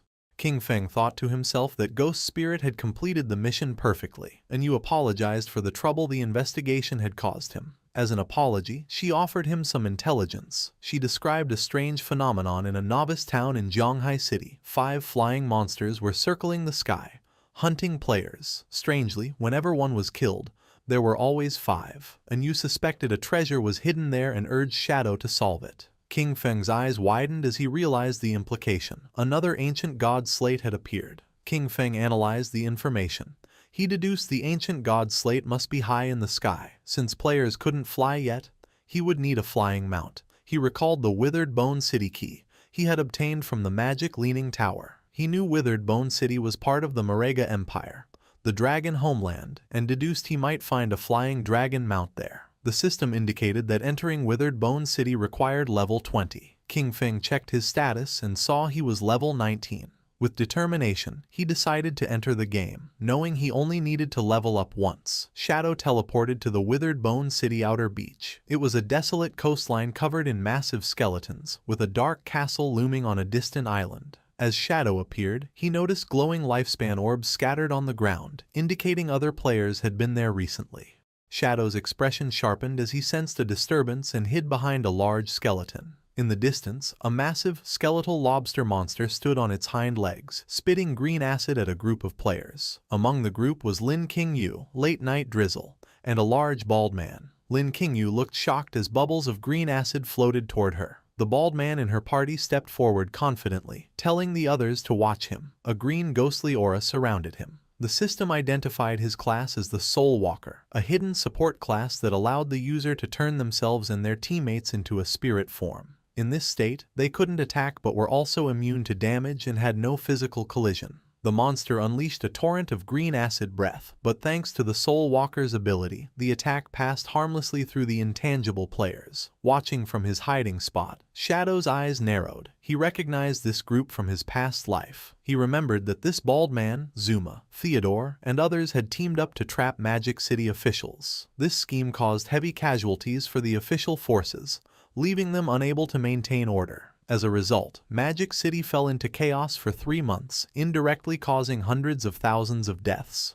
The battle with the giant skeletal lobster reached a critical point as the monster roared. Lin Qingye, seeing the boss's low health, shouted a warning that it was entering its second phase. The monster then released a swarm of blue bubbles, which burst open to reveal a horde of smaller lobster monsters. The party was immediately overwhelmed. A party member with a shield struggled, complaining there were too many of them. Amidst the chaos, Lin Qingye screamed at Zuma, the Soul Walker, to use his soul conversion ability to save them. However, Zuma simply turned his head away with a cold expression, ignoring his teammates' pleas for help. Lin Qingye was shocked by this betrayal as the small lobsters bypassed the front line and lunged at her. The team's formation collapsed, and although she fired her dual weapons, she realized they could not hold the line. She shouted at Zuma one last time, asking what he was doing. But it was too late. The massive boss and its minions lunged at her as she fell. Terrified, she looked up as the monster prepared to devour her. Just as the monster struck, a blur of blue energy slashed through the air, cutting the creature into pieces. Shadow had entered the fray, moving with blinding speed as he unleashed a skill that instantly sliced through the swarm of small lobsters. He leaped over the stunned Lin Qingye and landed with a devastating area of effect attack, a swirling vortex of dark energy that annihilated the remaining enemies. A system window appeared, confirming Shadow had killed the Jade-grade lobster boss and obtained a massive amount of experience, evolution points, and over 9 years of lifespan. As Shadow stood amidst the loot, Zuma looked on in total shock, realizing the famous Shadow had appeared. The confrontation took a violent turn. Shadow appeared instantly in front of the bald man, Zuma, glaring with intense killing intent. Before anyone could react, Shadow unleashed a swift strike, chopping off Zuma's head in a single motion. As the headless body collapsed, a system notification confirmed Zuma had been killed. His corpse dissolved into light, leaving Lin Qingye staring in disbelief. She thanked Shadow for the rescue but questioned why he had killed their team member. Shadow glanced back with a cold, glowing eye and asked why the Magic City official team included a foreigner. Lin Qingye explained that Zuma was hired as external aid because his class was key to defeating the boss, though she admitted she hadn't expected him to get distracted at a critical moment. Shadow scoffed at her naivety, saying it wasn't a distraction. He quoted a proverb, warning that those not of one's own kin will have different hearts, implying Zuma's betrayal was intentional. Lin Qingye broke into a nervous sweat, asking if he meant Zuma did it on purpose, unable to understand what he would gain from letting them die. Shadow turned his back, his cape billowing. He told her investigating the motive was their job, not his. He then proposed a deal. If Magic City officials found a boss they couldn't handle, they should contact him. He stated his terms clearly. He only wanted the lifespan drops and any assassin-class equipment. Everything else was theirs, identical to his deal with the Zhonghai officials. The surviving team members erupted in joy. Shadow confirmed the deal applied only to platinum-grade bosses or higher, and he required full looting rights. Lin Qingye, seeing the immense value, immediately agreed and prepared to message their exploration teams. An announcement ordered exploration teams to report coordinates for high-level bosses because Shadow had agreed to help. Across the dangerous zones, players on the brink of death cried tears of happiness. They realized they no longer had to die repeatedly and could hope for a future with good equipment. Back on the cliff, Lin Qingye was overwhelmed by messages. She told Shadow multiple coordinates for bosses had come in, with several nearby. Shadow was surprised by the speed, and Lin Qingye explained that while Zhonghai officials were well equipped thanks to him, Magic City teams were still suffering. Shadow activated his flight ability, telling her to send the coordinates as he soared into the sky. Lin Qingye and her team waved goodbye, thanking him as he flew off to hunt. The scene shifted to a rocky canyon where a massive, muscular monster, the platinum-grade long-haired Minotaur, stood guard, hidden behind a rock. A group of players waited nervously. A red-haired girl, blushing, whispered to her teammates that she heard Shadow was coming and wondered if he was handsome. Her teammates were more skeptical. One player doubted Shadow could easily defeat a platinum-grade boss, arguing its stats were too high. His doubts were silenced in a fraction of a second. A colossal vertical beam of blue energy slashed down from the heavens, bisecting the Minotaur instantly and dealing over 300,000 damage. As the beast fell, a system notification confirmed the kill for Shadow, awarding him experience, evolution points, over 5 years of lifespan, and a platinum-grade assassin skill, Smoke Bomb. Shadow simply noted the Minotaur was dealt with and identified his next target in the east. The hidden party members were dumbfounded. The skeptical man screamed in shock, realizing Shadow had killed the boss in a second and left before they could even see his face. The red-haired girl was disappointed she missed him, but they were relieved to see the lifespan orbs left behind. They realized Shadow was a man of his word. He had taken the lifespan but left all non-assassin equipment. The scene shifted to another location. Without warning, massive white spikes erupted from the earth, sending a group of players flying. A terrifying Jade-grade boss, the noble's eldest son, Traitor Lulu, in dark lava armor, emerged with a giant flaming sword. A player shouted in panic, realizing they had underestimated the perception range of a Jade boss. The giant knight swung its flaming sword down at a terrified player. The player froze, thinking his life was over. Just before the blade could crush him, a streak of purple energy sliced through the air, chopping the boss's arm clean off. The player watched in shock as the massive arm and sword flew away. Shadow descended from the sky, unleashing his Shadow of Sorrow skill. 4 Shadow clones appeared, surrounding the boss. In a blur of motion, they struck, dealing massive damage. The system confirmed the kill, awarding Shadow experience, evolution points, over 10 years of lifespan, and a Jade-grade skill, Merge into Darkness. The rescued players watched in awe, unable to comprehend that each Shadow dealt over 300,000 damage. They questioned if they were even playing the same game as him. One of the rescued players, blushing, declared that the gap between them and Shadow was like the distance between a human and a god, resolving to worship him.